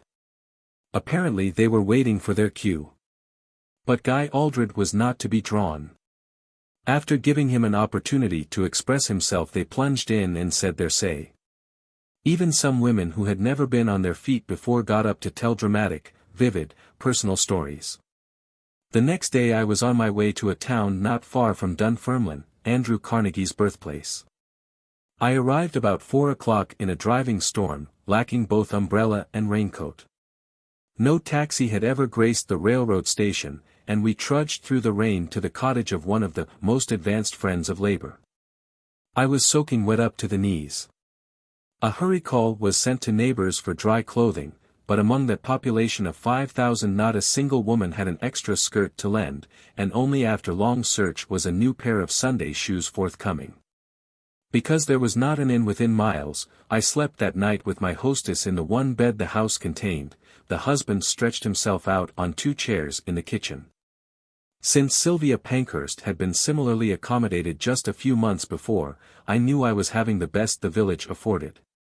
The inhabitants had been dispatched from Lancashire factory towns during the war for special munitions work, and here they had stayed and made their homes. Practically all had been apprenticed to the mills at the age of 8 or 9. Girls, because they were destined for marriage and therefore needed no education, had worked 10 or 12 hours a day throughout their adolescence, and even after their weddings up to the time pregnancy was well advanced. As a result, the young mothers, who had never, from childhood to maturity, had a chance to become rested and get the fatigue out of their systems, had apparently transmitted their weariness to their children. The firstborn were sleepy, inert, and always tired. A doctor told me it was common for boys and girls of 5, 6, and 7 to fall asleep at their school desks and have to be awakened. When I had arrived in England I had gone to see Havelock in the quaint old Cornwall village where he was living alone since Edith's death. Winding pathways, well-trodden and embraced on either side by rambling shrubbery and verbena, led from his house to the sea hundreds of feet below. The waves dashed continuously against the crags and rocks, and thousands of gulls shrieked or sailed majestically almost in front of my eyes. We had then talked about going to Ireland where I could make a foray into my own genealogy. Mother's ancestors at some stage had been the same as Edward Fitzgerald's, and I thought I might find some of the places from which they had sprung. I had no exact information, just tradition from childhood days. Now, after my strenuous lecturing, I needed a brief holiday, and Havelock also wanted a vacation, so we joined forces. My primary purpose was frustrated because after half a century nobody in any of the little villages seemed to know anything definite. At Glengariff they said, "Sure," and I thought it was Killarney your grandfather was born in. But at Killarney I was told, "Oh, it was Cork your family came from." My grandmother knew them very well. More difficult to surmount than the vague discursiveness of these good people was the Sinn Féin rebellion, in the thick of which we found ourselves. The night before we reached Cork there had been a raid and the leaders were in hiding. Everywhere we went we could sense a subtle, surreptitious undercurrent, in the hotels, in the restaurants, among small, whispering groups which dispersed when any stranger approached. Ireland had great natural beauty, and I was sorry to see the beginnings of ugly, modern industrialism cropping up, especially in Cork with the Ford factory. The mustard-colored kilts of the men astonished me. I had never known the Irish wore them, but they were trying to bring back their ancestral dress along with the Gaelic language. Always their kindness and interest and the sadness in their voices moved me deeply. They were never too sad, however, to give a quick turn to a phrase. One morning the tram in which we were riding suddenly stopped. Nobody knew why, everybody was complaining. Then from a side street came a handful of black and tans with bayonets fixed. I asked the Irishman sitting beside me, "What does that mean?" "You should know," he replied. "Those are Wilson's 14 pints. Havelock was a delightful companion, not loquacious, but keenly interested in everything, and forever jotting down his copious notes. We hired a 2-wheeled jaunting car in which we sat back to back, and in this way bumped from Glengariff to Killarney. Occasionally the sun broke through for half an hour, but it was wet that year. Potatoes and hay were rotting on the ground because the sun did not shine long enough to dry them. We arrived at the inn, drenched and sopping. Havelock, with his typically English dread of a cold, went to bed, but I stayed up talking with a young woman and 3 equally young traveling priests, Sinn Féiners all. We chatted desultorily until I happened to mention I had a letter to the widow of the hero, Skeffington, who had been killed in the disturbances. The company, assuming me to be one with their cause, immediately became most friendly. The girl began discussing higher education for her sex. I asked her how she could keep on when she married and had the inevitable succession of offspring. The priests, somewhat to my surprise, fell in with my ideas by deploring 2 large families. Some of the older sons and daughters had to emigrate, and even those who were left could not care adequately for their parents. It would be better for the Catholic Church as well as for the world if they could help people to have only a few children and bring them up decently.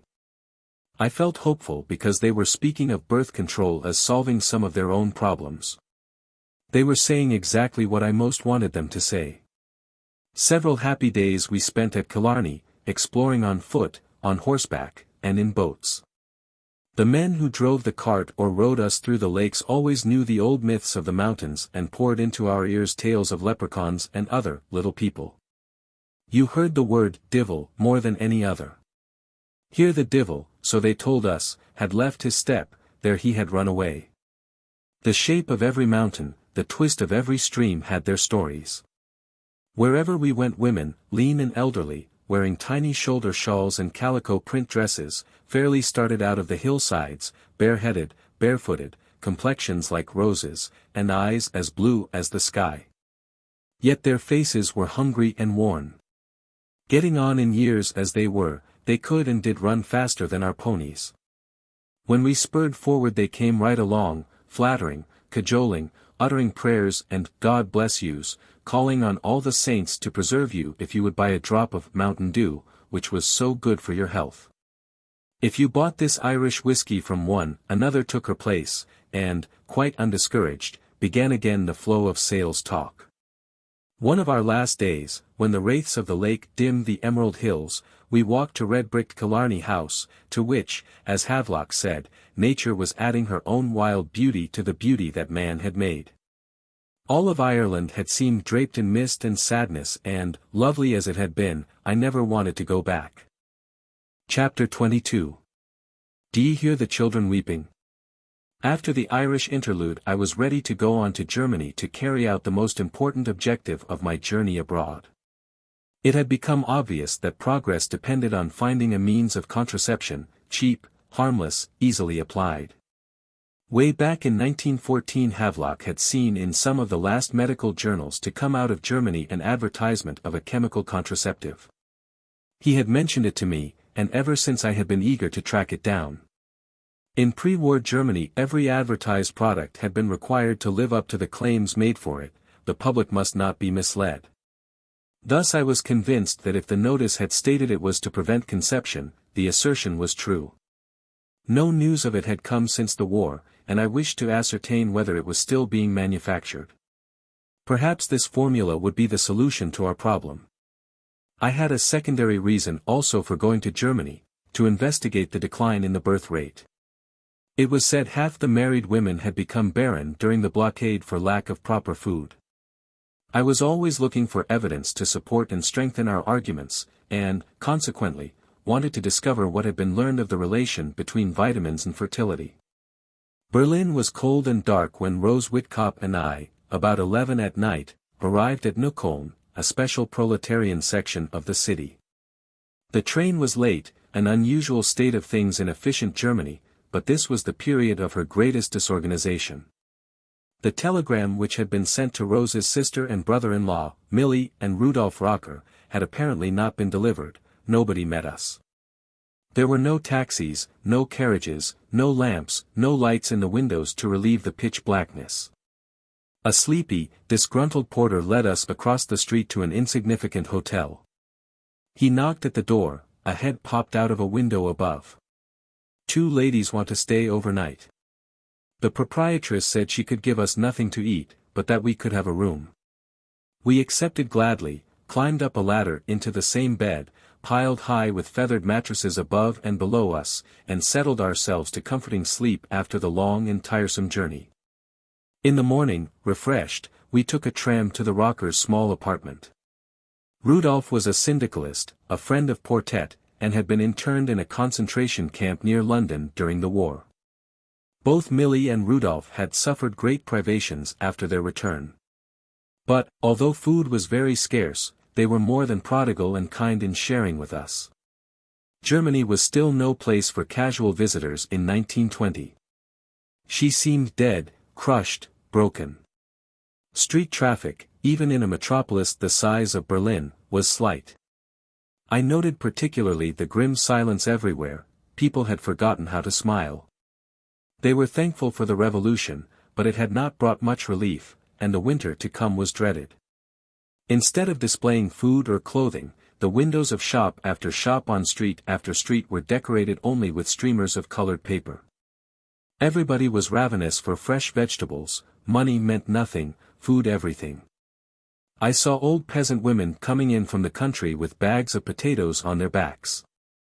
15 minutes after emptying them onto pushcarts they were sold out. The only fruit to be had were plums, and that is how I remember it was late summer in Berlin. It is curious how such memories crop up. Ordinarily I could go without eating if I had plenty of water, but in Berlin I found myself haunting grocery stores like a hungry animal, examining each new article avariciously.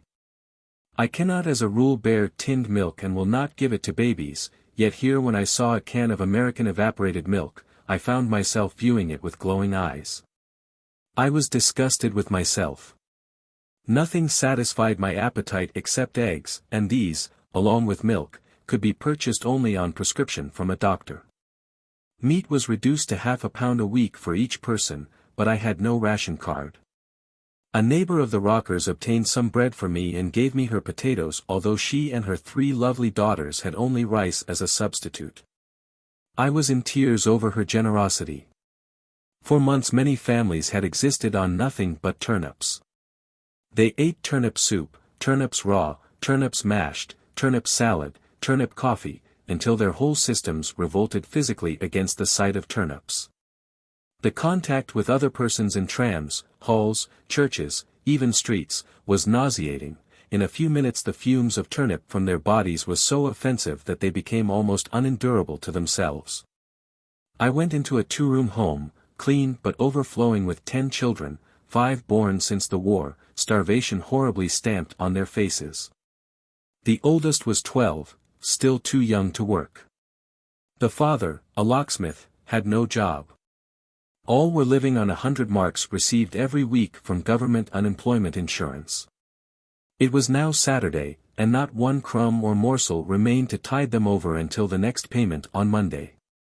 They had eaten no breakfast, no dinner, and the father had gone to the woods to search for mushrooms to keep them alive. Even men who had employment were working only 3 days a week, averaging 150 marks for a family, and marks were 50 to the American dollar.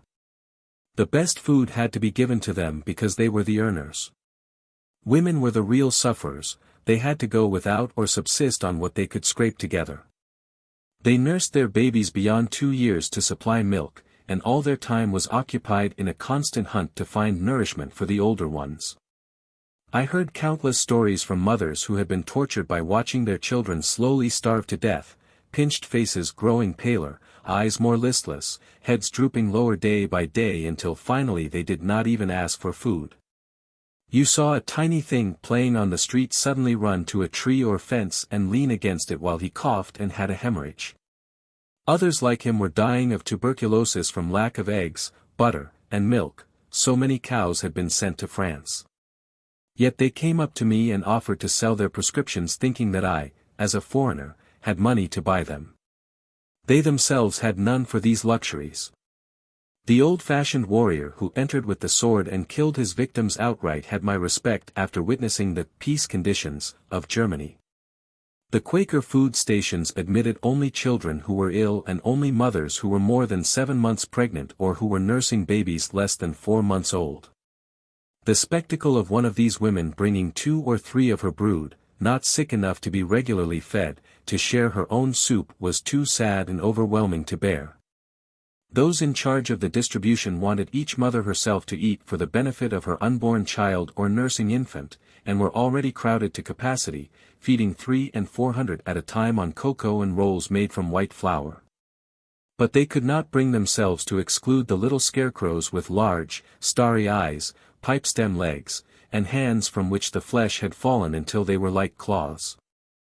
On one of my visits the sister had them stand up and then asked, "Where have you been?" "To America," they chorused. "What have you to say?" "We love America. We thank America." I did not instantly comprehend, but it was explained to me that they called the station America in token of their gratitude.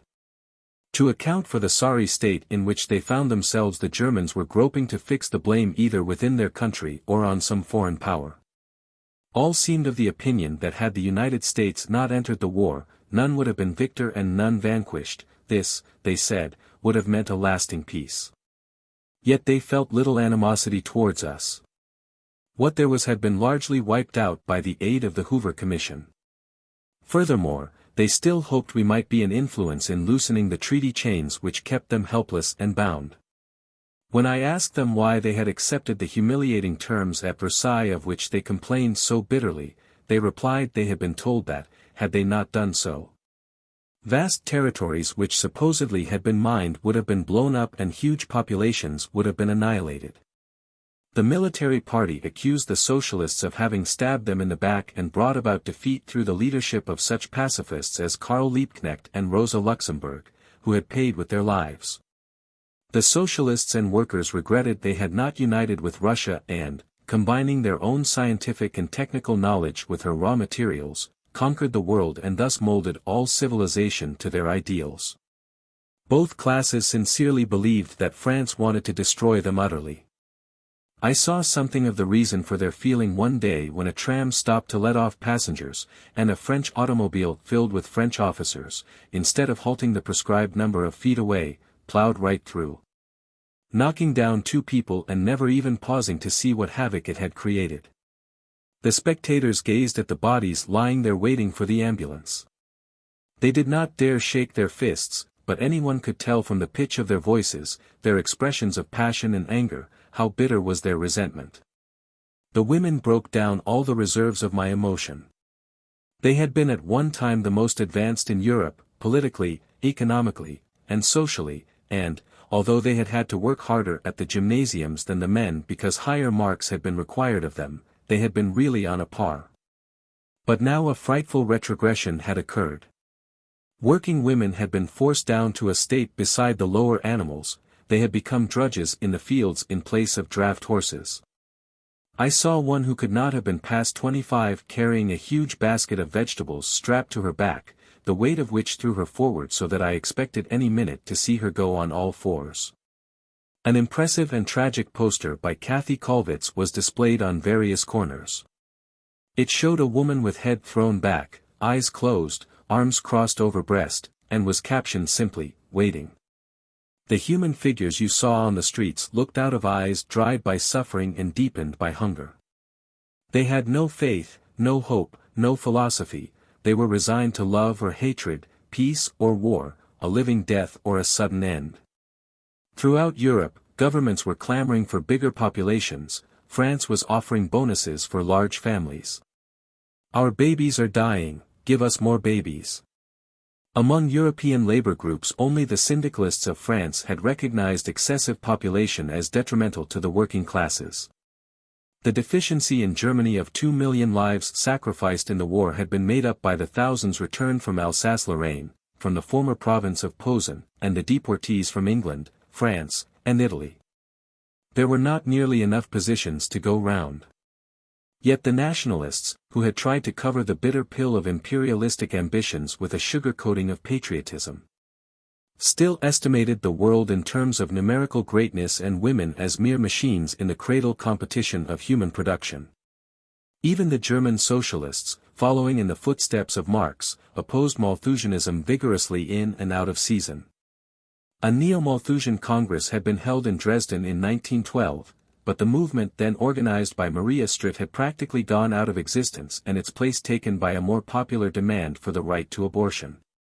For a single year the statistics of Berlin indicated that out of 44,000 known pregnancies 23,000 were terminated by this means, though it was technically illegal.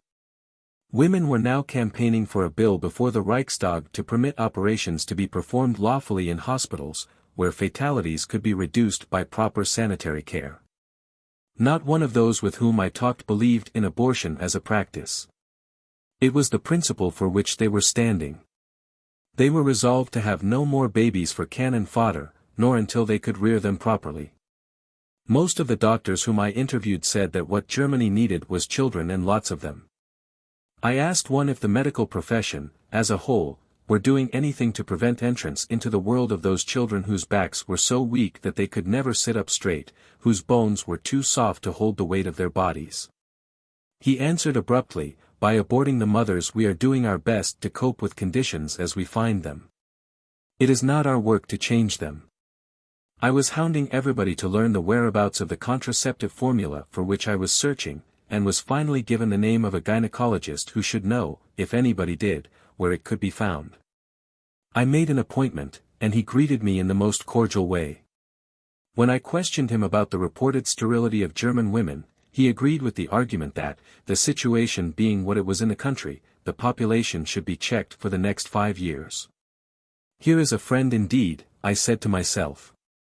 I then gently brought up the subject of abortion. Doesn't this seem a ridiculous substitute for contraceptives? The doctor rose, his chest sticking out. He buttoned his coat, bowed formally, and inquired, "Where did you say you came from?" "New York City." "Are you sure you are not from France or Belgium?" "Certainly not. Nobody who has the welfare of Germany at heart could talk to me as you have this morning. Only enemies could come here to give such information to our women." I wished he would sit down, he made me nervous. But I went on. Why is it such an act of enmity to advocate contraceptives rather than abortions? Abortions, as you know yourself, may be quite dangerous, whereas reliable contraceptives are harmless. Why do you oppose them? To my horror he replied, "We will never give over the control of our numbers to the women themselves." What, let them control the future of the human race? With abortions it is in our hands, we make the decisions, and they must come to us. That was not the tone of this doctor alone but also that of most of his confreres. Thinking that Dr. Magnus Hirschfeld might know about the formula, Havelock had given me a letter to him, and I presented it at the Institute of Sex Psychology, where abnormalities were being studied and treated. This most extraordinary mansion, bestowed by a prince of Bavaria who had himself been cured of inversion by Dr. Hirschfeld, was furnished sumptuously. On the walls of the stairway were pictures of homosexuals, men decked out as women in huge hats, earrings, and feminine makeup, also women in men's clothing and toppers.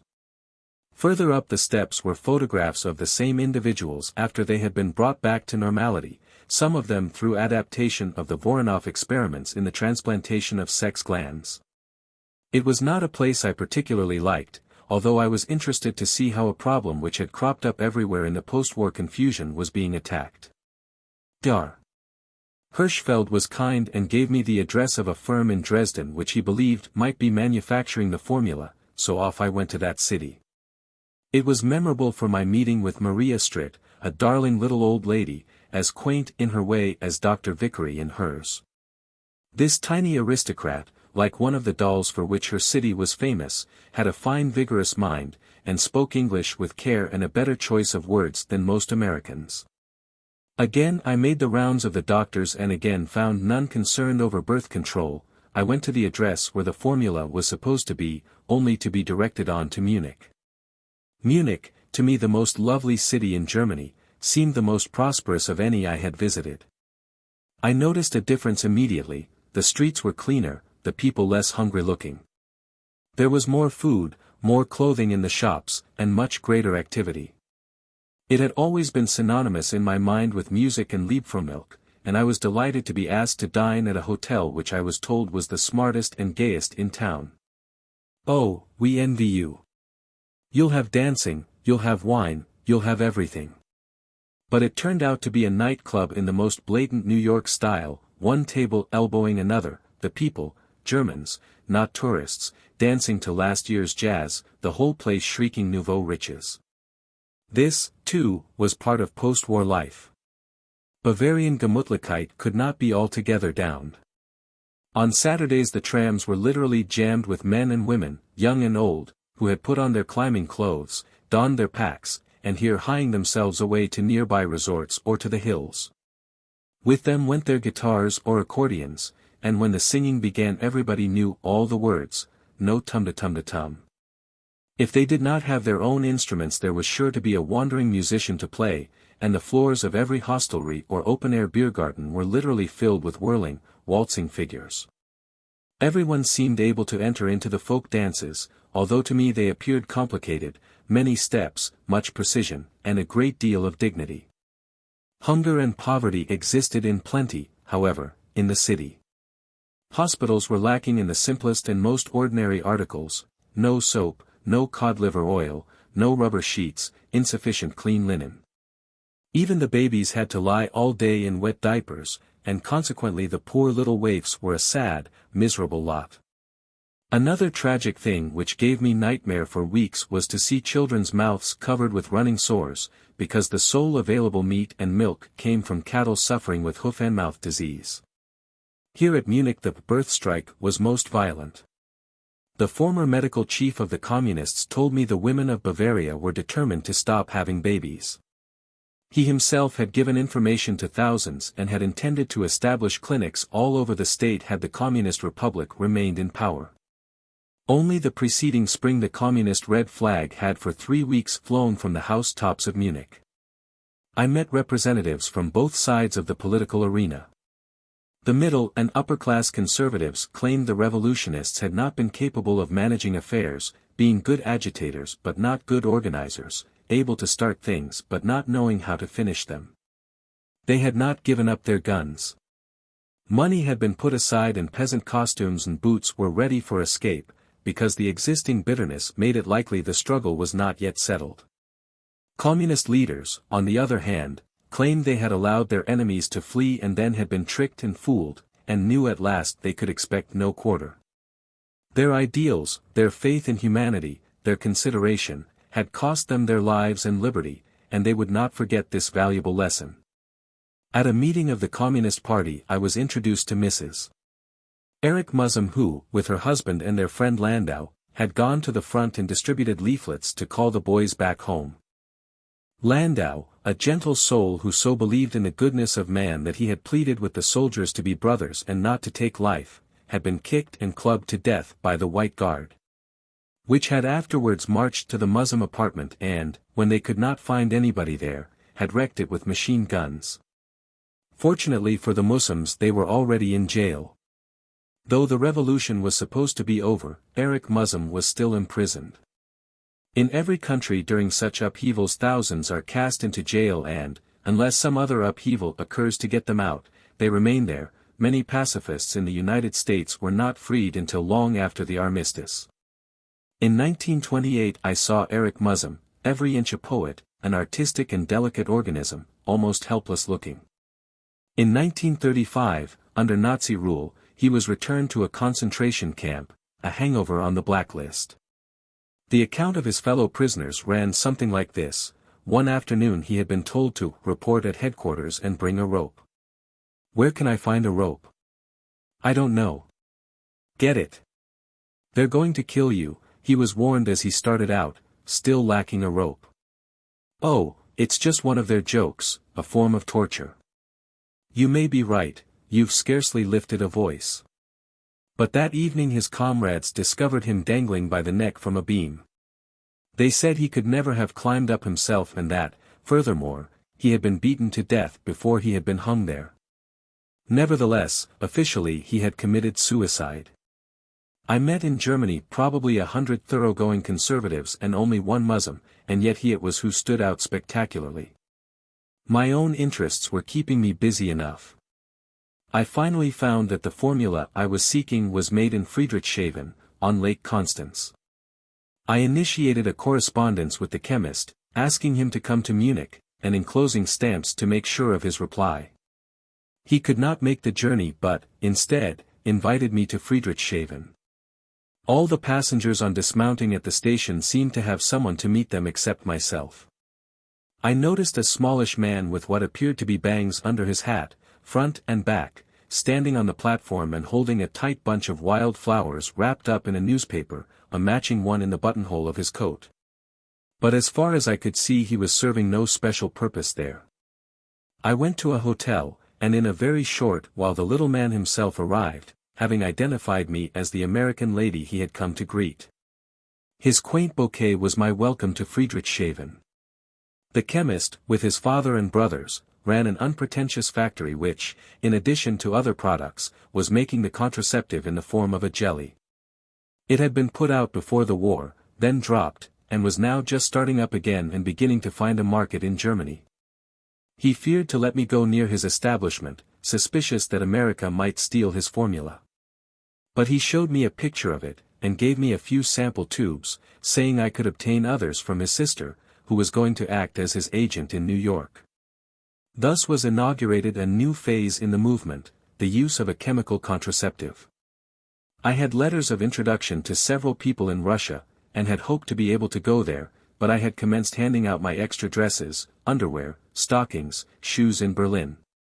My friends had so little and were so generous that I could not endure it, and now, in the face of an approaching winter of hardship, without wardrobe and no prospect of securing one or even sufficient food, I had to abandon the Russian plan. I had talked clinic while I was in England. Having myself been convinced, I wanted the Neo-Malthusians also to believe that it was a better way than advice through literature. A few of them were assembling to meet me in the Netherlands, and thither I turned my steps.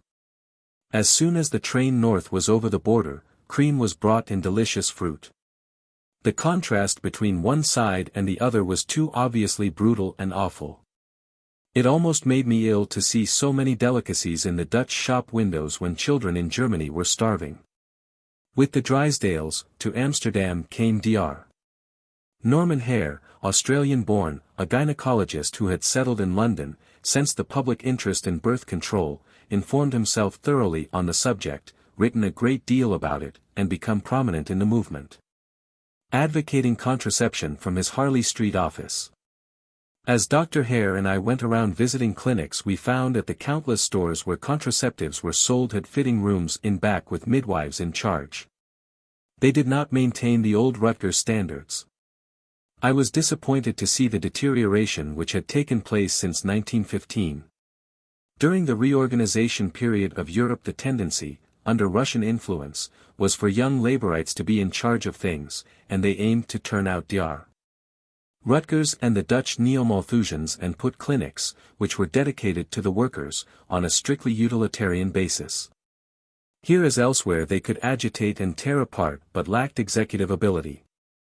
The new board, composed mainly of laymen, did not realize that such technical knowledge and experience was required as only a physician like Dr. Rutgers possessed. He was a sad and unhappy man, profoundly discouraged over the odds against which he had to struggle. Nonetheless, my English friends were converted to the idea of clinics, and Bessie Drysdale and Dr. Hare planned to open one soon in London. Chapter 23. In time we only can begin. Enough, 'tis the word of a grand bashaw. You needn't to bother about the law. He told me they wasn't to speak at all. You don't need a warrant to clear a hall. He told me to tell them to stir their stumps. When clubs is the order, then clubs is trumps. What else would it be when I'm just a cop? And he is a Reverend Archbishop. Arthur Guiterman. In confirming my conviction in 1918, Judge Frederick E. Crane of the Appellate Division of the Supreme Court of New York had for the first time interpreted the section of the state law which permitted a licensed physician to give contraceptive advice for the cure or prevention of disease.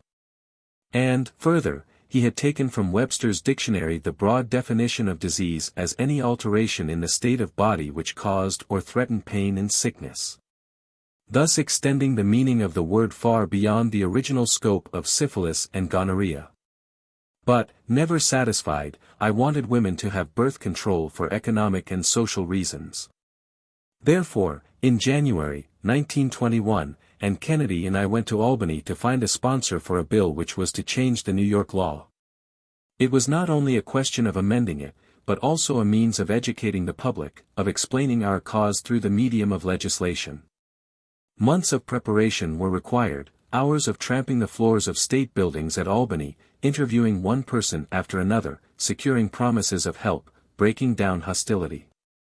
When people said that women who would not have children were selfish and preferred lap dogs, I replied, all right. Then it is better for the children not to be born. That type of woman should die out biologically, just as did the different species that were caught in the mire and slime and could not reproduce themselves.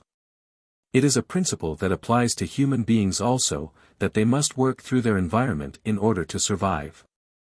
As soon as you could get out of people's minds what birth control was not, they almost invariably said, "Why, yes, certainly, that sounds reasonable." Many of the lawmakers themselves believed that the measure might be of great benefit, but the party whip cut too deeply. Birth control was once described by Haywood Broun as dynamite from the point of view of the politician. If he supported it, he might lose votes; if he opposed it, he might lose votes. There is nothing a politician hates more than losing votes. He would much rather the subject never came up.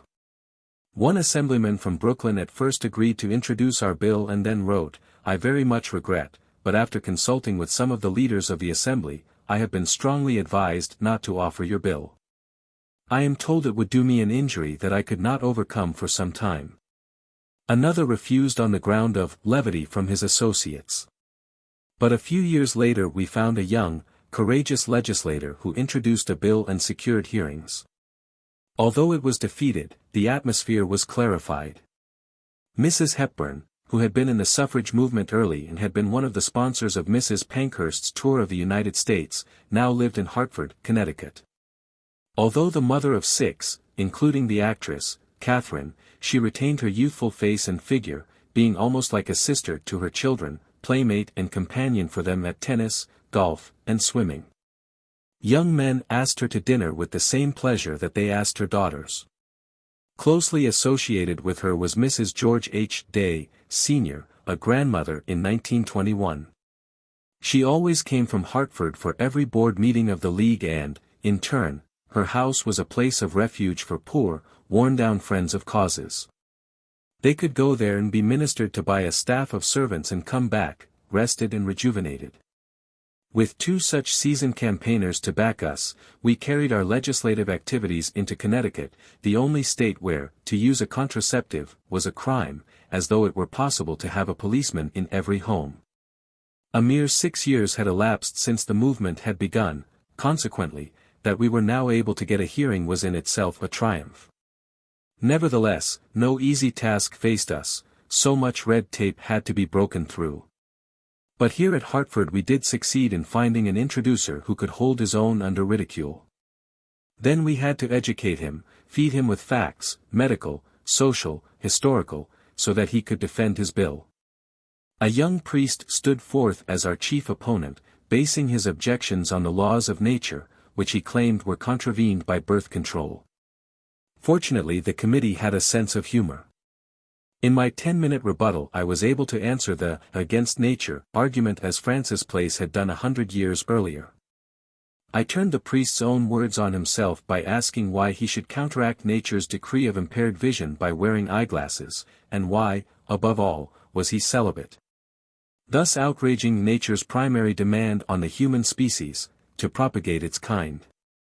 The laughter practically ended the unnatural thesis for some time. In New Jersey another attempt was made. The law there allowed doctors to give information for a just cause, but they were fearful of including minor ailments under this interpretation. The bill introduced at Trenton had a hearing, but it also failed to pass. The whole thing was nerve-wracking but was part of the experience we gained. And, furthermore, whenever we had hearings, the local work progressed much more rapidly as a result. Nothing was lost, however expensive the plowing and sowing. Apparent defeats were victories in the long run. It then seemed to me from glancing over current clippings and publications that people all over the world were discussing birth control. The English Baron Dawson of Penn had been court physician to Edward VII and had continued in this same post during the reign of George V. But he had broader interests, too. One of the great events in the history of the movement was his speech at the Church Congress at Birmingham in answer to the doctrine promulgated by the bishops at Lambeth that sexual union should take place for the purpose of procreation only. Imagine a young married couple in love with each other being expected to occupy the same room and to abstain for 2 years. The thing is preposterous. You might as well put water by the side of a man suffering from thirst, and tell him not to drink it. Romance and deliberate self-restraint do not to my mind rhyme very well together. A touch of madness to begin with does no harm. Heaven knows life sobers it soon enough. His speech caused an immense sensation throughout England. Headlines and streamers announced, King's physician asks church to sanction birth control. The deduction was that His Majesty was endorsing it, and stolid Britishers were all agog at the idea that Buckingham Palace was now talking about the subject. It was hinted Queen Mary was not overpleased. On this side of the Atlantic, Major General John J. O'Ryan, who had commanded the 27th National Guard Division, lectured on overpopulation as a cause for war. Frank Vanderlip, once Assistant Secretary of the Treasury and later President of the National City Bank, had just returned from Japan, proclaiming that population must be controlled because some countries could no longer feed themselves. Here was an army man on the one hand, and a financier on the other, unprimed, uncoerced, even uninvited, speaking out of their independent experiences. They were voices in the wilderness, oases in the desert, and certainly encouraging historical landmarks. Among uneasy experts, the sentiment was growing that population pressure in Japan would soon create an inevitable explosion. Indeed, one of the familiar arguments in the United States brought forward against birth control was the menace of the yellow peril, by which was meant specifically, Japan. What folly to reduce our birth rate when Orientals were multiplying so appallingly fast that the downfall of Western civilization might soon be looked for. India and China were teeming indiscriminately, but their peoples were feeble, inert, and diseased, whereas the Japanese were being reared under German health traditions, were 97% literate, and were technically equipped for battle. Naturally, I was eager to learn as much about this situation as possible, and welcomed the opportunity to meet the Nipponese friends of Gertrude Boyle, who had married a gentleman of Japan. They always appeared in pairs or groups of 3, 4, 5 at a time, talking busily in asides with each other while I exchanged opinions with one. They were helpful in furnishing me with unpublished facts. The older, conservative, nationalist, militarist party advocated greater numbers, but the young, liberal intellectuals, many of whom had attended Occidental universities, could see the clouds already lowering on the horizon and hoped the storm could be averted by controlled population growth. Atro, a reporter on a New York Japanese paper, had been supplying the last-named group, which in Tokyo called itself Kaizo, meaning reconstruction, with clippings about birth control, and several of my articles had been printed in their publication. The women's point of view was graphically described to me by the Baroness Shizu Ishimoto, daughter of the head of the great Hirota clan and wife of Baron Kikichi Ishimoto, a young nobleman who had put in practice his ideals of service.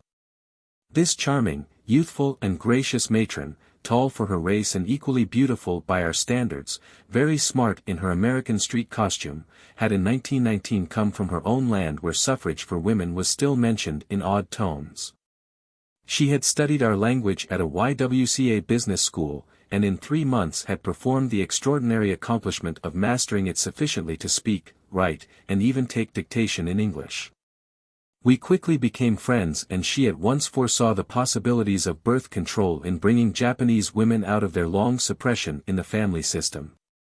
She said she intended to form a league immediately upon her arrival in Tokyo, and did so in 1921. During that year also clinics were started in England. That of Marie Stopes proved popular, although instruction, given by a midwife, was limited to mothers who had already had at least one child. Shortly afterwards Dr. Hare and Bessie Drysdale, with Harold Cox as chairman of a lay group to finance the work, established Walworth Centre, which had a fine gynecological thoroughness and set an example which later clinics in England followed. It was high time clinics were started in the United States as well. After the Crane decision I had anticipated that hospitals were going to give contraceptive advice. But in 1919, under Dr.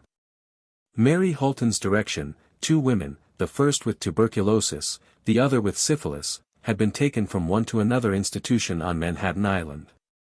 All had refused such information, although most had agreed that the patients, if pregnant, could be aborted. The officers in charge had said they were obliged to protect their charters, and the staff physicians their licenses and reputations. Anything depending on the organized medicine is hard to put over. Though individual doctors may break away, in the long run most medical progress proceeds by group action. Since the hospitals were laggard in this matter, I decided to open a second clinic of my own. It was to be in effect a laboratory dealing in human beings instead of mice, with every consideration for environment, personality, and background. I was going to suggest to women that in the 20th century they give themselves to science as they had in the past given their lives to religion. In addition to the usual rooms, I planned to have a day nursery where children could be kept amused and happy while the mothers were being instructed. A properly chosen staff could enable us to have weekly sessions on prenatal care and marital adjustment. Gynecologists were to refer patients to hospitals if pregnancy jeopardized life. A specialist was to advise women in overcoming sterility. A consultant was to deal with eugenics, and, finally, since anxiety and fear of pregnancy were often the psychological causes of ill health, a psychiatrist was to be added. I intended, furthermore, that it should be a nucleus for research on scientific methods of contraception. Domestically manufactured supplies of tested efficacy could not, at that time, be procured. Because organized medical support was lacking, I tried to see what could be done with individuals, writing to various doctors to inquire whether they were willing to sponsor such an undertaking. Several asked me what methods I was recommending, but Dr. Emmett Holt, then the outstanding pediatrician of New York, whose book, The Care and Feeding of Children, was the Bible of thousands of mothers, invited me to come to his office. Before making any endorsement he wanted to know more about it. I packed up all my European supplies and showed them and explained them to Dr. Holt, who had called in also an obstetrician and a neurologist, Dr. Frederick Peterson, for the discussion. The usual attitude of the child specialist was, our living depends upon babies. Why should we advocate limiting the supply? The more the merrier. If you cut down, you're taking our maintenance from us. But Dr. Holt said, a thoroughly reliable contraceptive would be a godsend to us. If the family cannot afford a nurse, we must rely on the health and strength of the mother to keep her baby alive. If pregnancy can be postponed for a few years, not only the baby who has been born, but the baby who comes after is much more likely to survive. Dr. Holt lent us his name, one of the first important physicians to do so, thus setting an example which eventually others followed. 5 or 6 men and women doctors agreed to stand behind the clinic. But I had to have more than verbal approval. Unless the clinic were to be conducted by a doctor with a New York practicing license, it would not be there to stay. In early autumn I brought together an interested group to discuss the possibility of a location on the east side near Stuyvesant Square, and Dr. Lydia Allen de Vilbis, whom I had met at the Indianapolis Social Workers Conference, was going to form her own medical committee behind her and build it up. On the basis of her promise, I signed a year's lease for a small suite of rooms at 317 East 10th Street, from which a dentist had just moved out, appropriately situated on the ground floor in a densely populated section. The legislative activities and planning for a clinic had taken much of my attention during the year, but the central theme was the determination to hold the first National Birth Control Conference, November 11 to 13, 1921. At the Plaza Hotel in New York. I timed it purposely to coincide with a meeting of the American Public Health Association, hoping that if we could only convince these officials of the need for birth control, they would use it in their own work. In addition to the health aspect, we planned to treat a population and also have a doctors' meeting on methods and technique. But Flaming Youth was having its fling, and the great clamor of the moment was directed towards the moral issue. Opponents were constantly hurling the statement that immorality among young people was to be the inevitable fruit of our efforts. This I did not believe. I knew that neither morality nor immorality was an external factor in human behavior. Essentially these qualities grew and emerged from within. If the youth of the post-war era were slipping away from sanctioned codes, it was not the fault of birth control knowledge any more than it was the fault of the automobile, which made transportation to the bright lights of the city quick and easy. Immorality as a result should not be placed at the door of Messrs. Ford or Chrysler. In order to have a free and fair hearing, we proposed a large open meeting to wind up the conference, and invited ministry and clergy of all denominations, including Archbishop Patrick J. Hayes, who was the spokesman of the Catholic Church in New York.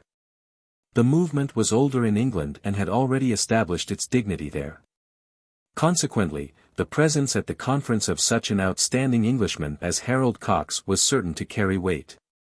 To persuade him to take the sea voyage I sailed for Europe. When I arrived in London I found him unwell, and his doctors at first refused him permission to travel. Under the circumstances it was very fine of him to promise to come. J.O.P. Bland also said he would look in on the conference if only to give it his blessing. He was a dark-haired, witty, amusing North of Irishman who had lived much in the Orient and become an authority on Far Eastern matters, an internationalist in all his thinking. He was one of those who always help to hold up your right hand. My object in England having been attained, I went on to Switzerland with a definite aim. I had formed a habit in my nursing days, when I was waiting in the night to give medicine or treatment to a patient, of occupying the time putting down experiences and thoughts that came to me. The same habit continued. After lectures, while I was still sizzling with excitement, I often relieved the tenseness by writing down answers to questions I feared I had not covered adequately.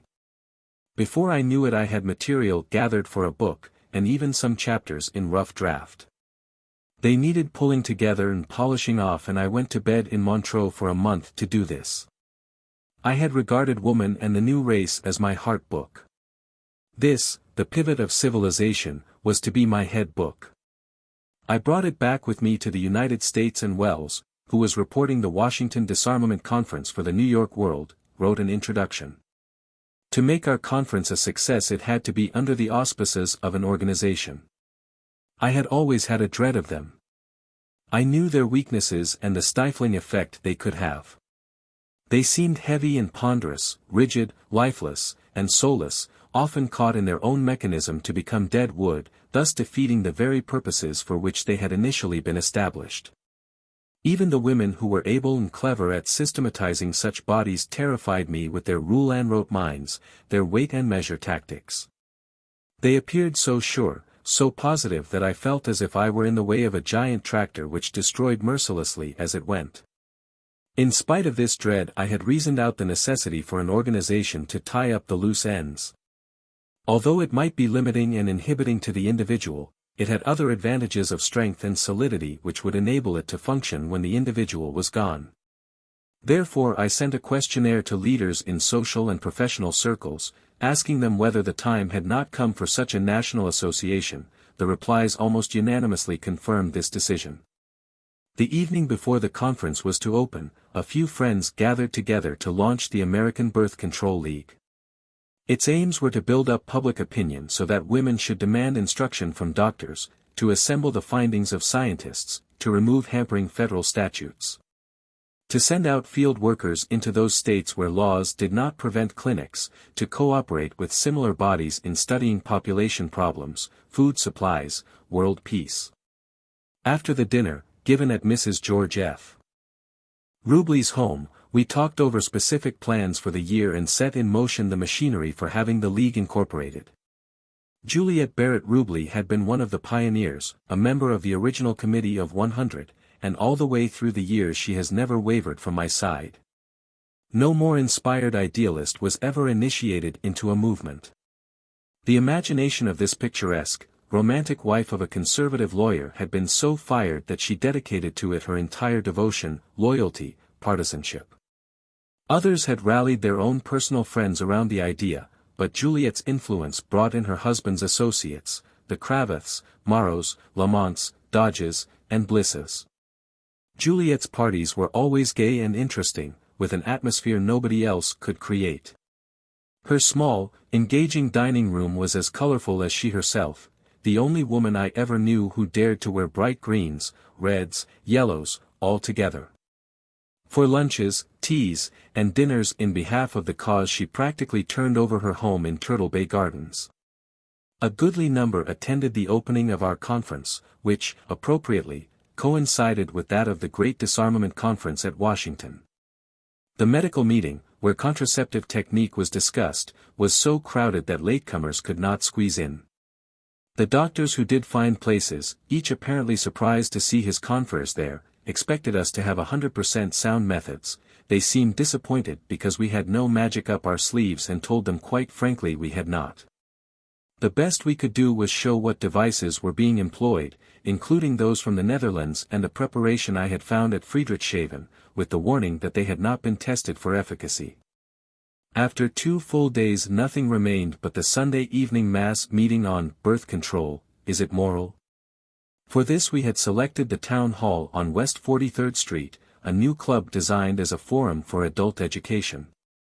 The auditorium was often used for discussion of questions of civic interest. Harold Cox was to deliver the first speech and I was to follow. Always, when I am to speak, I attempt to visualize the hall and the audience in order to feel my way into the subject. When I cannot do so, I have invariably been met by blocked doors.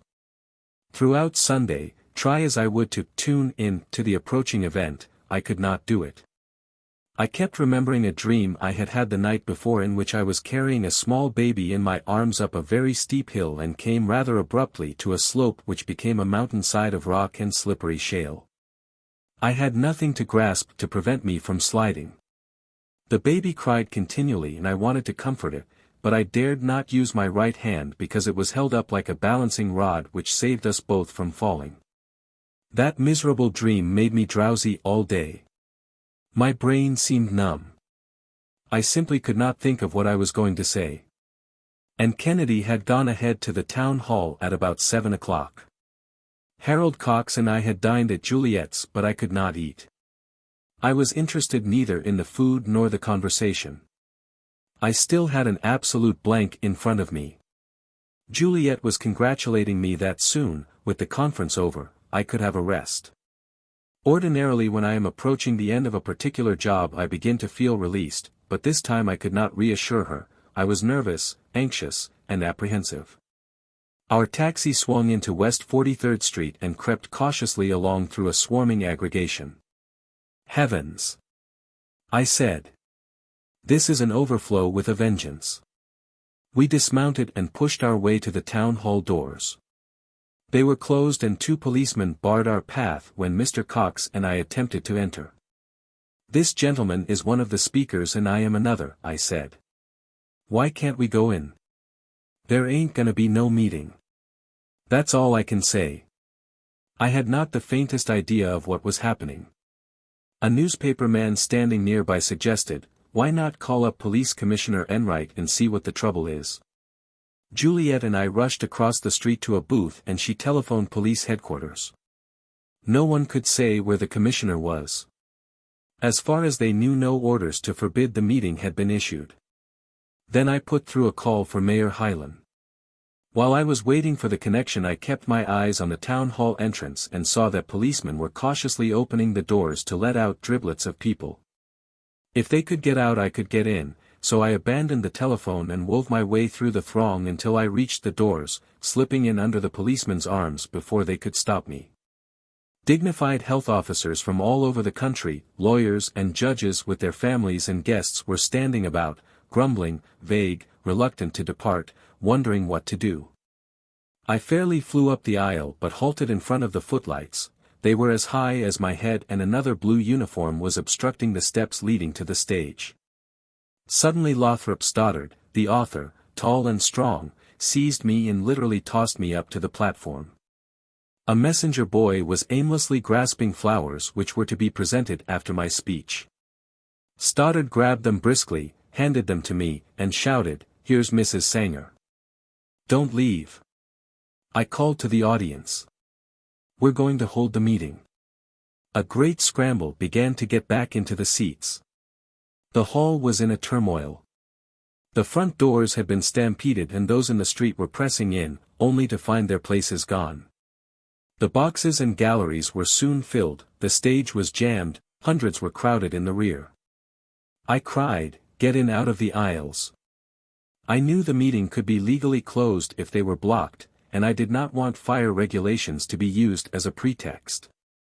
I still had no idea of what had gone on earlier when I commenced my lecture, but had uttered no more than 10 or 12 words when 2 policemen loomed up beside me and said, "You can't talk here." A thundering applause broke out as though it were the only relief for angry, indignant, rebellious spirits. Why can't I? I started again, but my voice could not be heard. I then suggested to Harold Cox, perhaps they'll let you speak. Try it. This white-haired and pink-cheeked gentleman walked to the edge of the platform with a dignity of bearing about as distantly removed from immorality as could be imagined. Ladies and gentlemen, he began, I have come from across the Atlantic, but that was as far as he got before he was led back to his seat by a policeman. Then Mary Windsor, an ardent suffragette, sprang up, but they stopped her also. As soon as one was downed, another jumped to his or her feet. I did not know the names of some of the volunteers, who were not even allowed to finish their ladies and gentlemen. Meanwhile, Anne Kennedy was telling me as best she could what had happened prior to my arrival. When the house had been half filled, a man had come to the platform and asked, "Who's in charge?" "I am," and had answered. "This meeting must be closed." "Why?" "An indecent, immoral subject is to be discussed. It cannot be held." "On what authority?" "Are you from the police?" "No, I'm Monsignor Deneen, the secretary of Archbishop Hayes." "What right has he to interfere?" "He has the right." Here he turned to a policeman. "Captain, speak up. Who are you?" And had demanded. "I'm Captain Donahue of this district. The meeting must be stopped." Capable and cool-headed, and had replied, "Very well, we'll write this down and I'll read it to the audience. I, Captain Thomas Donahue, of the 26th Precinct, at the order of Monsignor Joseph P. Deneen, Secretary to Archbishop Patrick J. Hayes, have ordered this meeting closed." The listeners had sat petrified while she had read them this strange admission. No hissing or booing then. They had just sat. It was one thing to have the hall shut by a mistaken or misguided police captain, a very different thing to have it done by a high dignitary of the Roman Catholic hierarchy. Monsignor Deneen was now stationed in the back of the hall, and pointed him out to me, of medium size, in plain attire. Calmly directing the police by a casual nod of the head or a whisper to a man who acted as runner between him and the captain on the platform.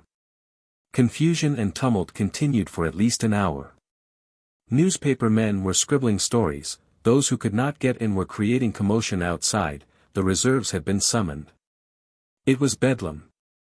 Miss Windsor tried to speak 2 or 3 times. I, at least 10. But I knew that I had to keep on until I was arrested in order that free speech might be made the issue.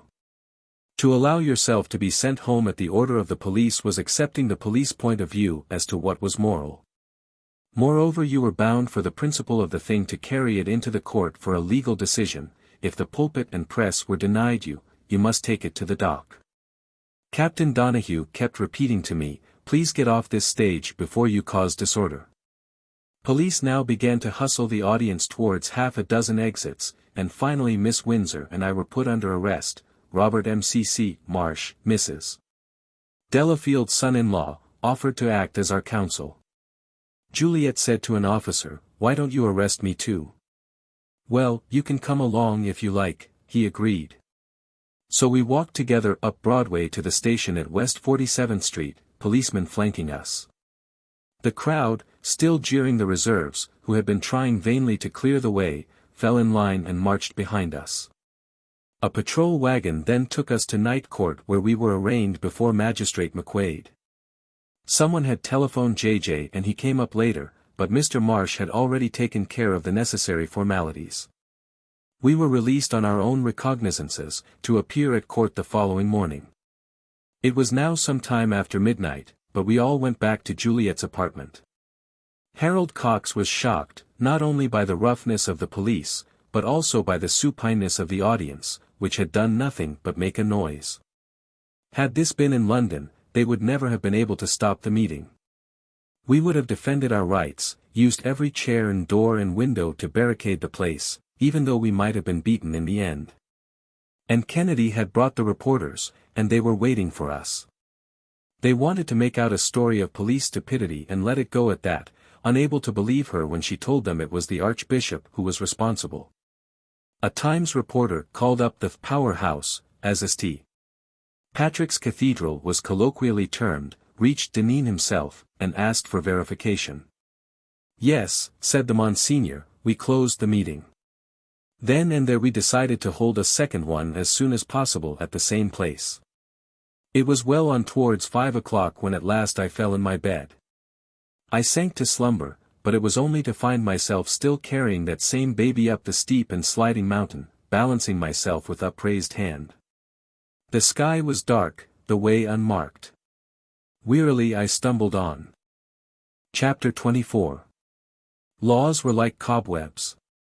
And heard great argument. About it and about, but evermore. Came out by the same door wherein I went. Edward Fitzgerald. Promptly at 9 the morning after the wretched town hall affair Miss Windsor and I appeared before Magistrate Joseph E. Corrigan and the case was dismissed in 5 minutes. Neither Monsignor Deneen nor Captain Donahue was in court. Here was a ridiculous thing, the Catholic Church held such power in its hands that it could issue orders to the police, dissolve an important gathering of adult and intelligent men and women, and send them home as though they were naughty children, and then not feel called upon to give any accounting. The papers expressed the greatest indignation. Even the most conservative were placed in the trying situation of defending birth control advocates or endorsing a violation of the principle of free speech, which must always find defenders if democracy is to survive. It was to be expected that the world would be up in arms, but the Times carried a headline that Archbishop Hayes had closed the meeting, and the Tribune was spurred on by the indignation of Mrs. Ogden Reed, who had been present at the town hall. Apparently the Church had not expected to render any explanation whatsoever. Then, faced with a battery of reporters, Monsignor Deneen made a statement. The Archbishop had received an invitation from Mrs.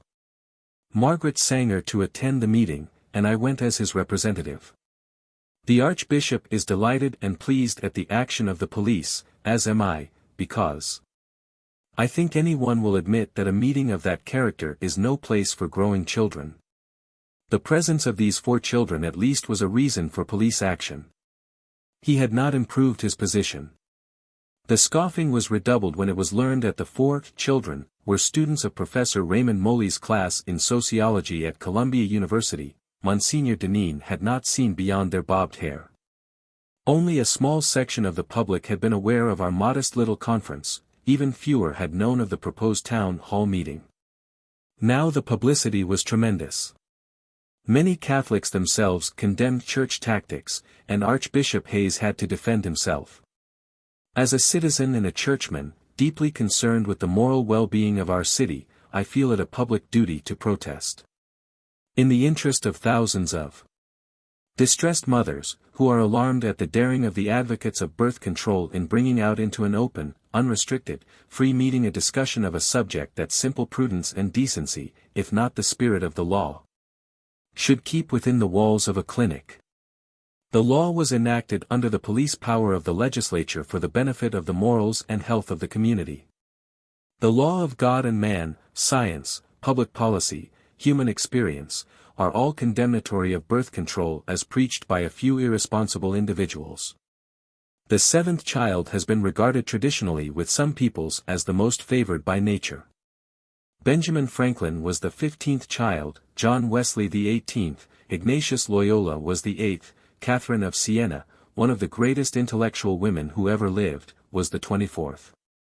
It has been suggested that one of the reasons for the lack of genius in our day is that we are not getting the ends of the families.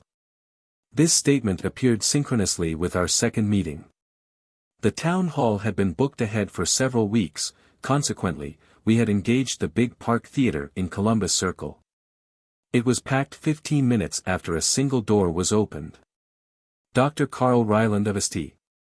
George's Church was a new recruit on the platform, otherwise our program was the same as before, and a balanced and poised discussion proceeded without acrimony or excitement. Outside, however, 2,000 people were clamoring to get in, even climbing up the fire escapes. Orators were haranguing from soapboxes, men were pounding each other with their fists, Paulist fathers were selling pamphlets against birth control. In my open letter of reply to Archbishop Hayes I said, I agree with the Archbishop that a clinic is the proper place to give information on birth control. I wish, however, to point out the fact that there are two sides to the subject under consideration, the practical information as distinct from the theoretical discussion. The latter rightly may be discussed on the public platform and in the press as the Archbishop himself has taken the opportunity to do. And then, citing Scripture. If the Archbishop will recall his Bible history, he will find that some of the more remarkable characters were the first children, and often the only child as well. For instance, Isaac was an only child, born after long years of preparation. Isaac's only children were twins, Jacob, the father of all Israel, and Esau. Samuel, who judged Israel for 40 years, was an only child. John the Baptist was an only child, and his parents were well along in years when he was born. Archbishop Hayes delivered his final pronunciamento in his Christmas pastoral. Children troop down from heaven because God wills it. He alone has the right to stay their coming, while he blesses at will some homes with many, others with but few or with none at all. Even though some little angels in the flesh through moral, mental, or physical deformity of parents may appear to human eyes hideous, misshapen, a blot on civilized society. We must not lose sight of this Christian thought that under and within such visible malformation there lives an immortal soul to be saved and glorified for all eternity among the blessed in heaven. Heinous is the sin committed against the creative act of God, who through the marriage contract invites man and woman to cooperate with him in the propagation of the human family. To take life after its inception is a horrible crime. But to prevent human life that the Creator is about to bring into being is satanic. In the first instance, the body is killed, while the soul lives on. In the latter, not only a body, but an immortal soul is denied existence in time and in eternity. It has been reserved to our day to see advocated shamelessly the legalizing of such a diabolical thing. A monstrous doctrine and one abhorrent to every civilized instinct, that children, misshapen, deformed, hideous to the eye, either mentally or constitutionally unequipped for life, should continue to be born in the hope that heaven might be filled. General opinion was that controversy gave us free publicity, and it did, column after column, but to my mind it was of the negative kind. The truths falsified and motives aspersed had to be debated, corrected, and argued away, and this took time from constructive work. The press wanted to keep up the excitement and manufacture news, but I did not. As a matter of fact, the hullabaloo was usually done for me. The blundering of the opposition often saved my voice. The correspondence through the press was dropped, but meanwhile the American Civil Liberties Union, spurred on by Albert de Silver, from whom we had previously sought advice and who had helped us raise funds, had urged me to institute action for false arrest. This I knew would be a fruitless task, but I did consent to the demand for an investigation. Commissioner Enright was said to be out of the city, but Chief Inspector Leahy, acting in his place, was to determine whether charges should be preferred against Captain Donahue for having stopped the meeting. On December 2nd, in a small room closed to the press, Mr. Leahy sat at the head of a long table. On his right was a chair to which I was called. On his left, opposite me, was a heavy man with a big bulldog head, wearing a black alpaca coat. He fixed his eyes straight on mine as though he intended to hypnotize me and influence by sheer terror what I was to say. His features were so set, his expression so immobile, that I sensed animus. I refused to return his gaze but faced the inspector instead. The interrogation, prompted by this sinister individual, who bent over occasionally to murmur into Mr. Leahy's ear, held bitter malice. Nevertheless, I answered every query as completely and as honestly as I was able. I had nothing to hide, and still believed that my interlocutor could arrive at no decision unless he heard the truth in its entirety. I was all for telling it. But never throughout any of the hearings could either the examiners or police be kept to the point. They were not genuinely trying to find out who had given the orders and why, but attempting to justify the illegal proceedings. And always they went off into vague irrelevancies extraneous to the issue, such as trying to embarrass dignified, elderly witnesses by asking, "What are you doing with birth control?" Chiefly the investigation focused around the Brownsville clinic raid. I denied emphatically that certain contraceptives for use by men only had ever been there. They were of a type which I did not recommend, and had been brought in by the police themselves. Do you mean to say, Mrs. Sanger, went on Mr. Leahy, that this statement of the police officer as written into the records was untrue? I do. Mr. Leahy lifted an official finger to an attendant. The door of the anteroom opened and Mrs. Whitehurst, who had been the leader of the raid, was dramatically framed before us. Do you say that if she, he waved to her, made the statement referred to in the police records, she lied? She did, I affirmed. This was the first time in all my life that I had ever called a person a liar. I felt as though I had stepped down into the lower brackets of common decency, but the police are accustomed to such words, and I had to meet the circumstances. Mrs. Whitehurst was instantly dismissed. I, too, was dismissed, and Juliet took my place. She had learned from her husband and other lawyers how witnesses could protect themselves, and tossed off her answers readily, now and then returning, I don't know, and, frequently, I don't remember. The black-coated gentleman who had hoped to trip her up but was getting nowhere, became exasperated and said roughly to Mr. Leahy, "Oh, stop this. Ask her if she's read the law." Juliet admitted she had read section 1142, but, to further questioning, replied she did not recall when, she had not read it in my presence, she might or might not have talked it over with me. Mr. Leahy rose and left the room. Then the unknown shouted to a young Irishman who had been busily taking notes, "Arrest that woman." We could not have been more astonished if a thunderbolt had struck the place. For a few seconds, which seemed longer, everyone was paralyzed. At last Mr. Marsh asked, "On what grounds is Mrs. Rubley arrested?" "She has violated section 1142. She said she had read the law. Is that a crime?" No answer. Mr. Marsh then inquired, "On whose authority is Mrs. Rubley arrested?" Dead silence. No reply while the unknown and the stenographer muttered together. Finally, when Mr. Marsh repeated the question, the latter replied, "I do. I arrest her on my own authority. Patrolman Thomas J. Murphy." Mr. Marsh said to the unknown, "It's customary for brothers of the law to give each other their names. Mine is Robert Marsh, practicing attorney. May I not know with whom I am speaking? I'm just a bystander." "Well, Mr. Bystander, won't you instruct the police officer to be more explicit in his statement of facts? Look here, Marsh, I'm telling you the officer is arresting this witness on his own initiative."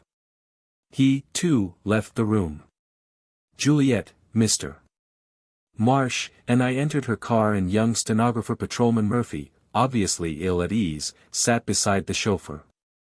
At the Elizabeth Street Court, Magistrate Peter A. Hadding smiled cheerfully at us from behind his desk. "Well, where's the prisoner?" Murphy made a feeble gesture in Juliet's direction and said in a whisper which we could overhear, "It's a birth control case." "Oh, I see. Well, what was she selling? Where are the articles?" Murphy could produce none. Well, where is the evidence?" Murphy looked even more embarrassed, mumbled that he didn't have any. "Well, the court is adjourned anyway, and we'll have to wait until this afternoon." I was turning my back on Murphy, very cross at him, but Juliet asked him to lunch with us. "He didn't want to arrest me, did you, Mr. Murphy?" And Mr. Murphy shook his head most decidedly. While we ate, he explained that our unknown was Assistant Corporation Counsel Martin W. Dolphin, with offices in the police department, that he himself was Mr. Dolphin's private secretary, that he had been brought to the inquiry merely to take dictation, that he had been only 10 months on the force, that he had never arrested anybody before, and that when Mr. Dolphin had said to arrest Mrs. Rubley he had protested, "Why, I can't arrest her. I haven't seen her do anything to be arrested for. I'm awfully sorry," he went on, addressing Juliet, "but I had to obey orders. If I didn't, I'd be in an awful mess. Gee, why didn't they get some of the old fellows down there to do it?" When we returned to court, Assistant District Attorney Wilson said to Magistrate Hadding, "Your Honor, I have no evidence in this case. The police have furnished nothing to the district attorney's office. If I have not sufficient evidence by 3:30, I'll dismiss the whole thing. Then we waited. Eventually the expected minutes and statement arrived. Murphy swore that they were true, to Juliet's wholehearted disgust. Her faith in human nature had been betrayed. She did not see why he preferred to keep his job rather than his self-respect. Magistrate Hadding seemed anxious to make everybody comfortable, Juliet, the Catholics, the police, and the public, and to convey the impression nobody was really to blame. Since the wife of a prominent lawyer had become involved, people in high places in New York had an obligation to protect their own. Publicity had been great before, now it was multiplied tenfold. A letter was addressed to Mayor Hylan. The action of the police department constitutes such a willful violation of the right of free speech as to cause grave alarm to the citizens of New York, who have a right to know why such outrages have taken place, what motives and influences are behind them, and whether any conspiracy exists in the police department to deny the right of free speech and the equal protection of the law to citizens of New York. This obviously is a matter of the gravest concern. We, therefore, ask an immediate and full investigation to be followed, if the evidence warrants, by such disciplinary measures against the officials found to be guilty as will discourage similar offenses hereafter. This demand was signed by Henry Morgenthau, Sr., Herbert L. Satterley, Paul D. Cravath, Louis L. Delafield, Charles C. Burlingame, Samuel H. Ordway, Pierre J. Paul M. Warburg, Charles Strauss, Montgomery Hare.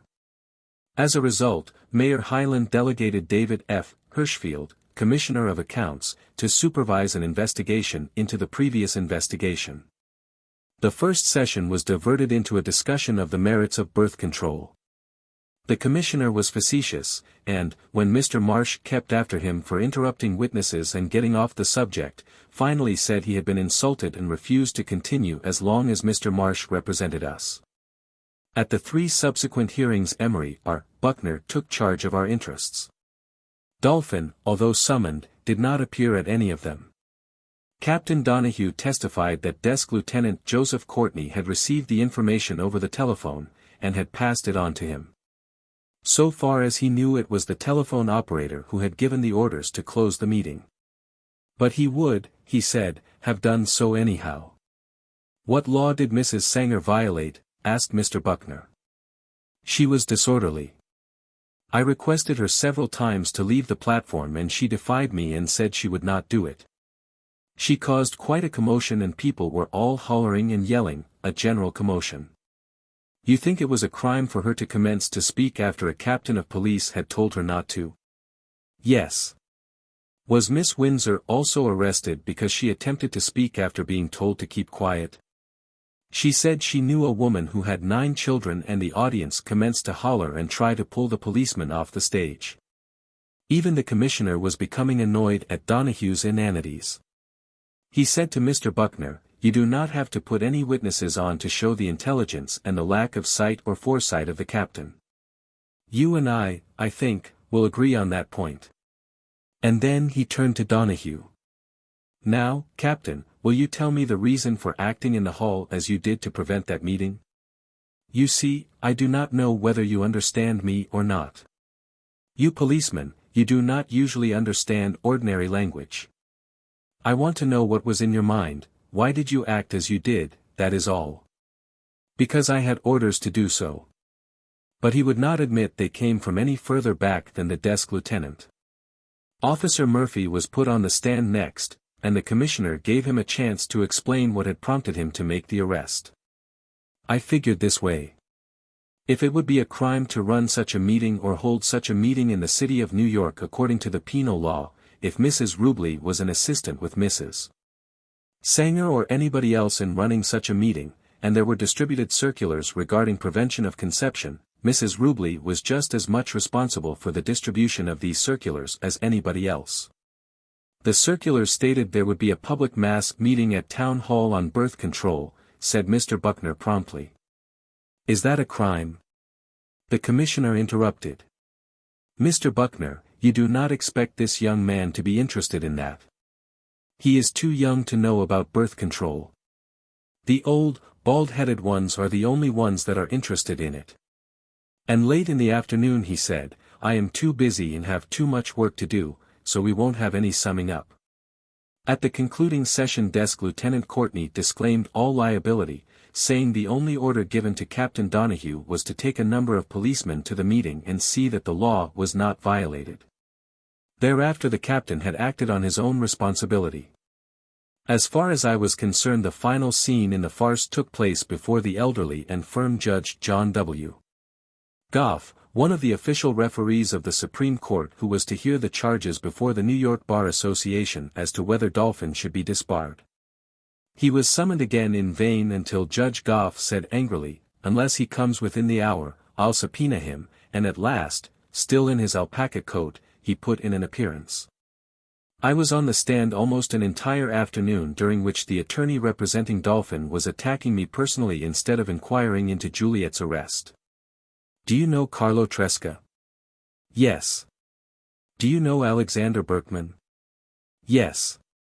I could now see what was coming. Radicals were always made the whipping boys and, in lieu of specific charges, any acquaintance with them was made to seem incriminating. Do you know Emma Goldman? Here the attorney's voice rose in outrage, and he looked at Judge Goff as though to say, there you have it. Yes, I reiterated, but I also know Mrs. Andrew Carnegie and Mr. John D. Rockefeller, Jr. My social relations are with people of varying ideas and opinions. The next attempt was a subtle sort of third degree, aiming to confuse me and imply I was an inaccurate witness. What was the precise time you entered the room where Mrs. Rubley was arrested? How large was it? How long, how wide, how high, how many windows were there? Who was called first? Where were you sitting? How far was Inspector Leahy from your chair? Were you second, third, or fourth on the right side or left side?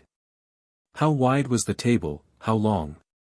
Where was the door located relative to the table?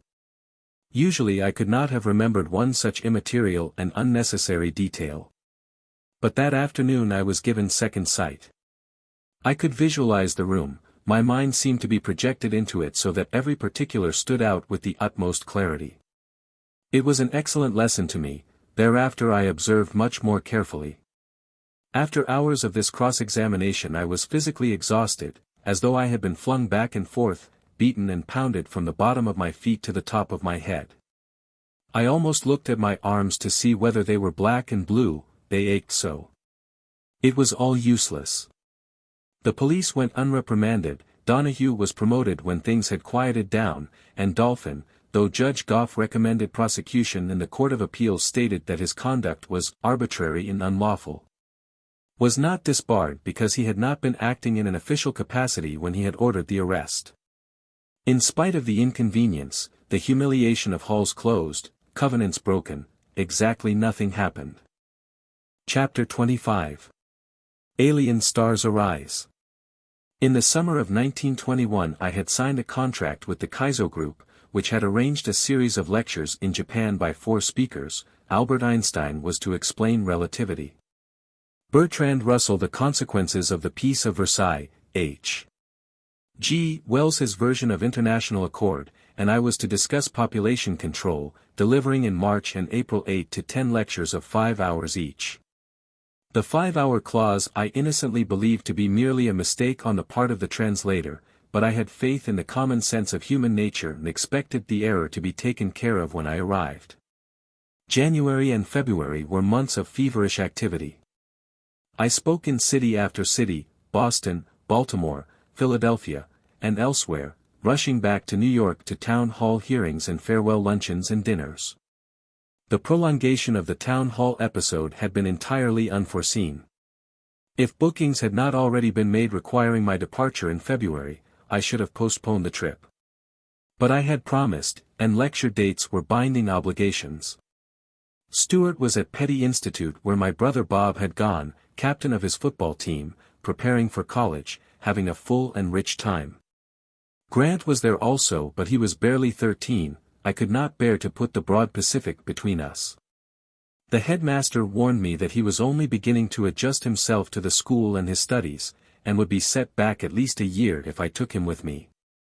I agreed to reconsider, but I am afraid I had made up my mind beforehand. With scant ceremony and scarcely enough clean shirts, I bundled him up and away, leaving the turbulence of New York behind. Since Grant was to travel on my passport, I had to have it renewed, and had telegraphed Washington for it to be sent to the West Coast where the detail of a visa could also be attended to. At San Francisco it was waiting. With the little book and Grant in tow I presented myself to the Japanese consul. Instead of stamping it as the usual mere formality, he examined it carefully and then, apologizing profusely, regretted very much that the Japanese imperial government could not give me a visa. Here was a state of things. I asked him whether he could find out the precise reasons. Was it that I as a person could not go there, or was my subject taboo? The next day, after a cable to Tokyo and much polite bowing, he notified me it was both. In varying degrees of amusement and indignation the papers published the fact that the Japanese were turning the tables on the United States. By our Exclusion Act we had implied they were undesirable citizens, and now it was an American who was undesirable to them. The steamship company would not sell me tickets on the Teo Maru without the visa. 2 days previous to her sailing a Japanese who had been in the United States for the Washington Conference proffered a letter of introduction. He deplored the action of his government and was desirous of being helpful. The Teo Maru is going on to Shanghai. Why don't you get a Chinese visa? I always chose to go forward, and there was always a chance that a way might open. 150 Japanese who had been at the conference, delegates, professors, doctors, members of the diplomatic corps, secretaries, were returning by this same vessel. Once on board I could meet them simply and informally, and I was sure I could convince them I was not dangerous. The Chinese consul granted a visa without question, our tickets were delivered, we sailed on the Teo Maru. I had never before been on a Japanese liner. The segregation between whites and Orientals horrified me. Here were the aristocrats of a people by nature intelligent, well-bred, well-clothed, inclined to be friendly, taking Grant under their wing, and teaching us both, amid much laughter, to eat with chopsticks. They had made valiant efforts to adapt themselves to Occidentalism, they had altered their dress and fashion of eating, substituting coats, collars, shoes for loose kimonos and soft felt slippers, forks and knives for chopsticks. They sat on chairs instead of kneeling comfortably on the floor. Yet my compatriots kept themselves aloof. Never did I see the two groups together in conversation, they joined only in sports. At night members of the crew wrestled in the moonlight, and I gazed down at their deck, marveling at the grips, the holds, the stoutness of legs, the strength of backs and arms, the quickness of action, the primitive, guttural calls of the umpires. Others of the crew stamped their feet and, for good luck, threw pinches of salt towards their respective champions. 2 days out the Japanese asked me to address them. I willingly complied, and the dining room was closed off for the purpose. Admiral Baron Kato, who was later to be Prime Minister, and headed the delegation, talked to me afterwards. He had the culture, courtesy, restraint, and suavity of a true gentleman, rather than the mien of the warlord his title seemed to imply. Equally genial was Masaneo Hanehara, then Vice Minister of Foreign Affairs and destined to be Ambassador to the United States. He knew American ways and manners, or mannerisms, if you wish to name them so. He was understanding, and perhaps one of the most fluent of the Japanese I met in the ease of his English. He told me his people were not likely to accept the idea of birth control as a social philosophy, though they were bound to accept the economic aspects, and all the young would be interested as individuals. Not until later did I learn how happily my contact with these two gentlemen had resulted. They had separately cabled their government asking that I be allowed to lecture in Japan. At Honolulu I had one short afternoon into which to crowd so much. With leis hung about my neck I was whisked off for lunch to a magical house at Waikiki, then to a big meeting. What surprised and pleased me most was the complete absence of race prejudice. I looked out over faces, mostly American but with a liberal sprinkling of Chinese and Japanese in their native costumes and Hawaiians in bright mother hubbats. Honolulu was the only place I had found where, class for class, internationalism did exist. 2 Japanese correspondents followed my zigzag trail, notebooks in hand, pencils working furiously. They even inserted questions as I was swept towards the boat where, breathless and almost in a daze, we were garlanded once more. They had a scoop and were going to cable their favorable impressions to their papers in Japan.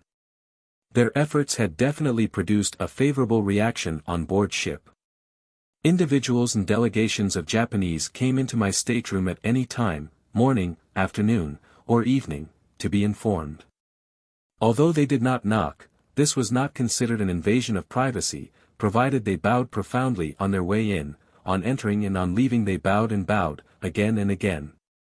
They seemed to know more about my affairs and my children than I did myself, mentioning things I had completely forgotten, even reminding me of my unspoken thoughts of long ago. Past experience had taught me that when a despotic and arbitrary screen was interposed between birth control and the people, the desire for knowledge was immeasurably enhanced. This was particularly true in Japan, where the recent Renaissance had quickened the public mind. At the announcement I could not land, officialdom was subjected to frank criticism. A little, round-faced boy called me each morning, murmuring something in a voice so soft and melodious it almost lulled me back to sleep. With the coffee, which tended to wake me, he announced, "Madam Sanger go in maybe." Yes, Japanese government let her go in. In 10 minutes he would return with the reversal of this news.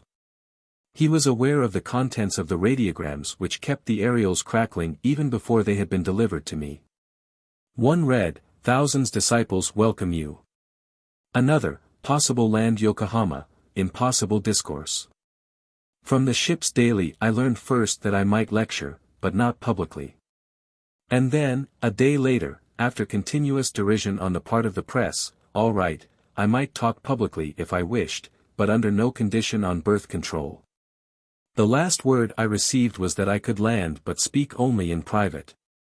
From the Ishimotos came the message, "Anticipate your staying with us." March 10th was so dripping and foggy that when we reached Tokyo Bay I could not see Japan. The arrival of the Teo Maru bearing such an array of distinguished passengers as the conference delegates was bound to call forth unusual activity. A veritable flotilla met the ship, police and health officers' launches, mail tenders and press dispatch carriers. 2 officials came on board to interrogate me, and the 3 of us retired to my cabin, where our bags had been hopefully packed. I showed my passport, told the purpose of my visit, explained how I happened to know the Ishimotos and Mr. Yamanoto of the Kaizo group. Inspector and interpreter alike smiled amiably as they plied their questions, ending with the polite query, "Who is paying your expenses?" The implication was that I might be a secret agent sent by the United States government to deplete the population of Japan and to prepare the way for an American invasion. This was particularly amusing, since I was one of the persons thoroughly disapproved of by my government. At the end of the lengthy catechism it was agreed that the ban would be removed if I, for my part, agreed not to lecture publicly on birth control, and provided the American Consul General Skidmore formally requested permission for me to land. I had sent him a wireless message from the Teo Maru saying I would like to visit the country, if not as a lecturer at least as a private citizen, and asking him to use his influence. Though I had had no reply I sent off a telegram to him immediately, and Grant and I sat down on the luggage to await developments. The 2 officials had no sooner taken their departure than the little cabin was filled to bursting with the gentlemen of the press. We started and blinked with each rapid-fire, flashlight explosion. The room was literally smoking with the acrid powder, and not an inch of standing room remained. 70 were all trying to get in at once, whatever I said had to be relayed and translated to the unsuccessful ones who brimmed over into the corridor. Meanwhile, we had docked at Yokohama and, when the reporters were finally disposed of, my friends, who had been patiently enduring the rain, greeted me, Mr. Yamanoto, Mr. Wilson of the British Embassy, Baroness Ishimoto, and the missionary who lived next door. After welcoming me they left, the last named carrying with him my briefcase laden with my most private papers and pamphlets, which I did not wish seized at the customs. Now came the tapping of clogs along the passage, and in the doorway were framed slight, doll-like figures, pale white faces, crimson lips, black glossy hair beautifully coiffured, butterfly-looking obs. The trials of the day vanished before their bobbing little bows. Here was a Japanese fairy tale come true. In precise English the leader introduced the others, this one represented the silk manufacturers, that one the weavers. Each of the 25 was appearing for some laboring organization. She explained they had been there all day, but it was nothing, they were so proud to be the first to welcome the herald of freedom for women. The Industrial Revolution which had put them to work was still so young that they were in virtual slavery. Yet, she said, they were so accustomed to subservience that it would be a long time until they learned to rebel against their wrongs. Suffrage was slow, Japanese women found it difficult to see its advantages.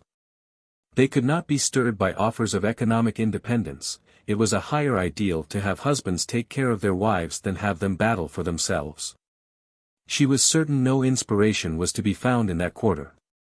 Then, with eyes sparkling, she added, but when the message of birth control came to us from Honolulu, like the lightning we understood its meaning, and now we are all awakened. We were served with tea, and I continued to await a reply from Mr. Skidmore, but none ever came. Finally, at 7:30, due to the British Mr. Wilson's intercession, the imperial government at last opened its gates to me without the sponsorship of my own government. I still had to go through customs. Papers and books, including 40 copies of Family Limitation, were confiscated. Thereafter I usually left spaces in my diaries instead of writing out names, because I never knew who was going to see them.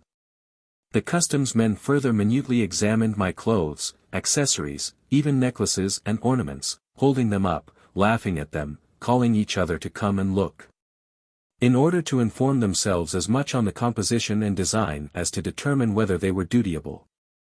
The data they gleaned thus from incoming travelers they stored away like squirrels, and cheaply manufactured replicas shortly appeared on Woolworth counters, stamped in purple ink, made in Japan. When I emerged, tired and damp, more crowds pressed around seeking autographs. Everywhere in Japan people wanted your signature.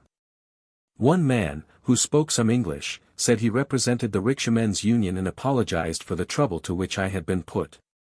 Sometime Japanese government he little autocratic. For that matter everybody apologized for the government.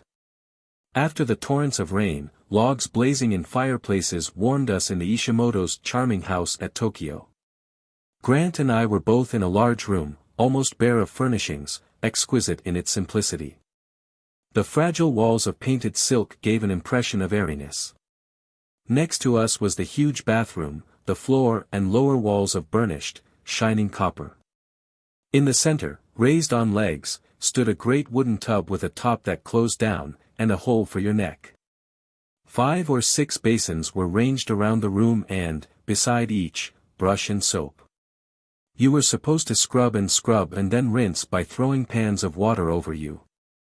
Finally you entered the steaming tub to relax.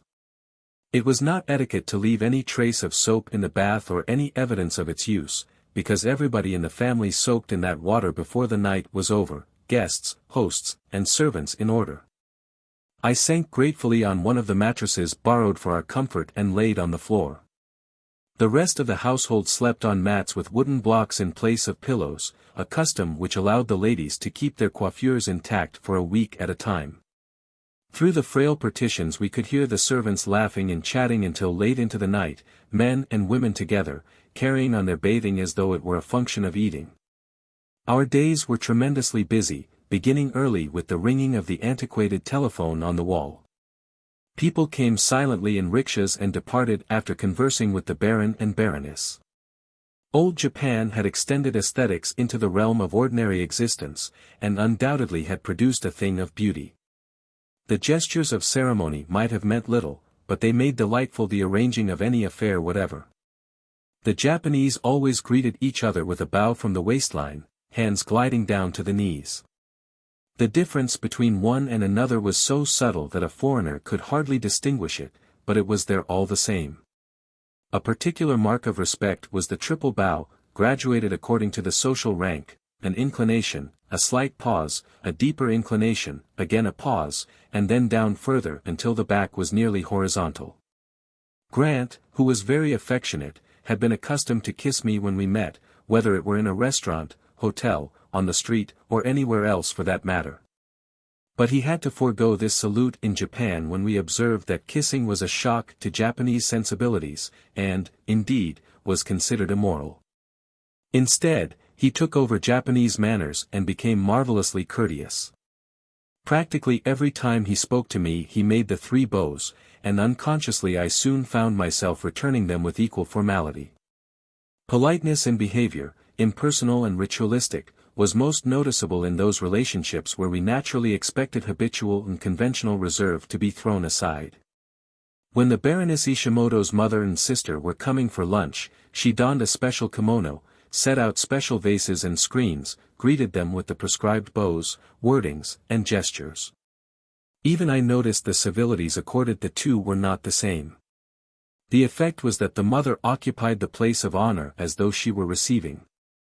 Men came also to the Ishimotos to plan for the various meetings and entertainments. A member of the House of Lords telephoned to say he was a disciple. The press sought interviews. Early in my career I had realized the importance of giving clear, concise, and true concepts of birth control to those who wished to quote me. This simple policy served my purpose particularly well in the Orient, where technical phrases in English were hopelessly confusing. Under any circumstances our language was peculiarly difficult for the Japanese, and their phraseology was sometimes convulsively funny. One letter from a dismissed government employee to the head of his department was making the rounds of Occidentals in the East. "Kind sir, on opening this epistle you will behold the work of a dejobbed person. And a very bewifed and much childrenized gentleman, who was violently dejobbed in a twinkling by your good self. For heaven's sake, sir, consider this catastrophe as falling on your own head. And remind yourself on walking home at the moon's end to savage wife and 16 voracious children with your pocket filled with non-existent pennies and pity my horrible state. When being dejobbed and proceeding with a heart and intestines filled with misery in this den of doom, myself did greedily contemplate culpable homicide.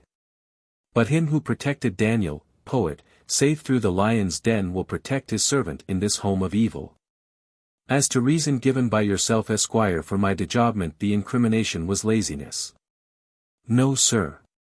It were impossible that myself who has pitched 16 infant children into this vale of tears can have a lazy atom in his mortal frame, and a sudden departure of 11 pounds has left me on the verge of the abyss of destitution and despair. I hope this vision of horror will enrich your dreams this night and good angel will meet and pulverize your heart of nether millstone so that you will awaken and with such alacrity as may be compatible with your personal safety. And will hasten to rejobulate your servant. So mote it be, Amen. Yours despairfully. Akono Sabusu. And on the bottom of the letter the district officer had noted. Gentle reader, do not sob. Akono Sabusu has been rejobbed. I myself had a letter from a gentleman who wrote, how I am unavoidably in need to execute your ism and hope to know your effective method. Had it been allowed, I should have given forth practical information. Since it was not, I believed if I could make plain to the authorities that I was not going to break this rule in my lectures, they could find no fault with them. Accordingly, the morning of our second day in Tokyo an appointment was made with the police governor.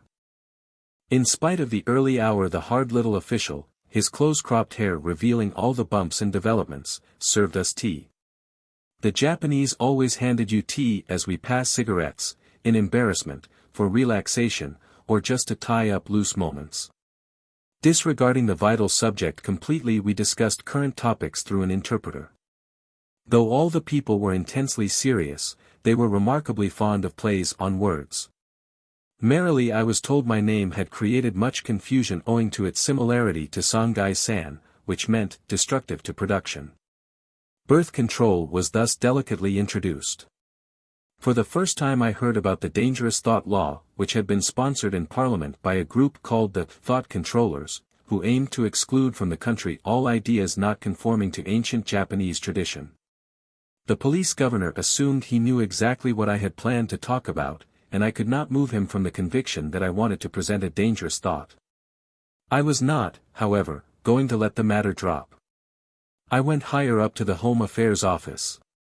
A courteous gentleman informed me the minister sent his regards and hoped to have the pleasure of seeing me some other time. There was no tea.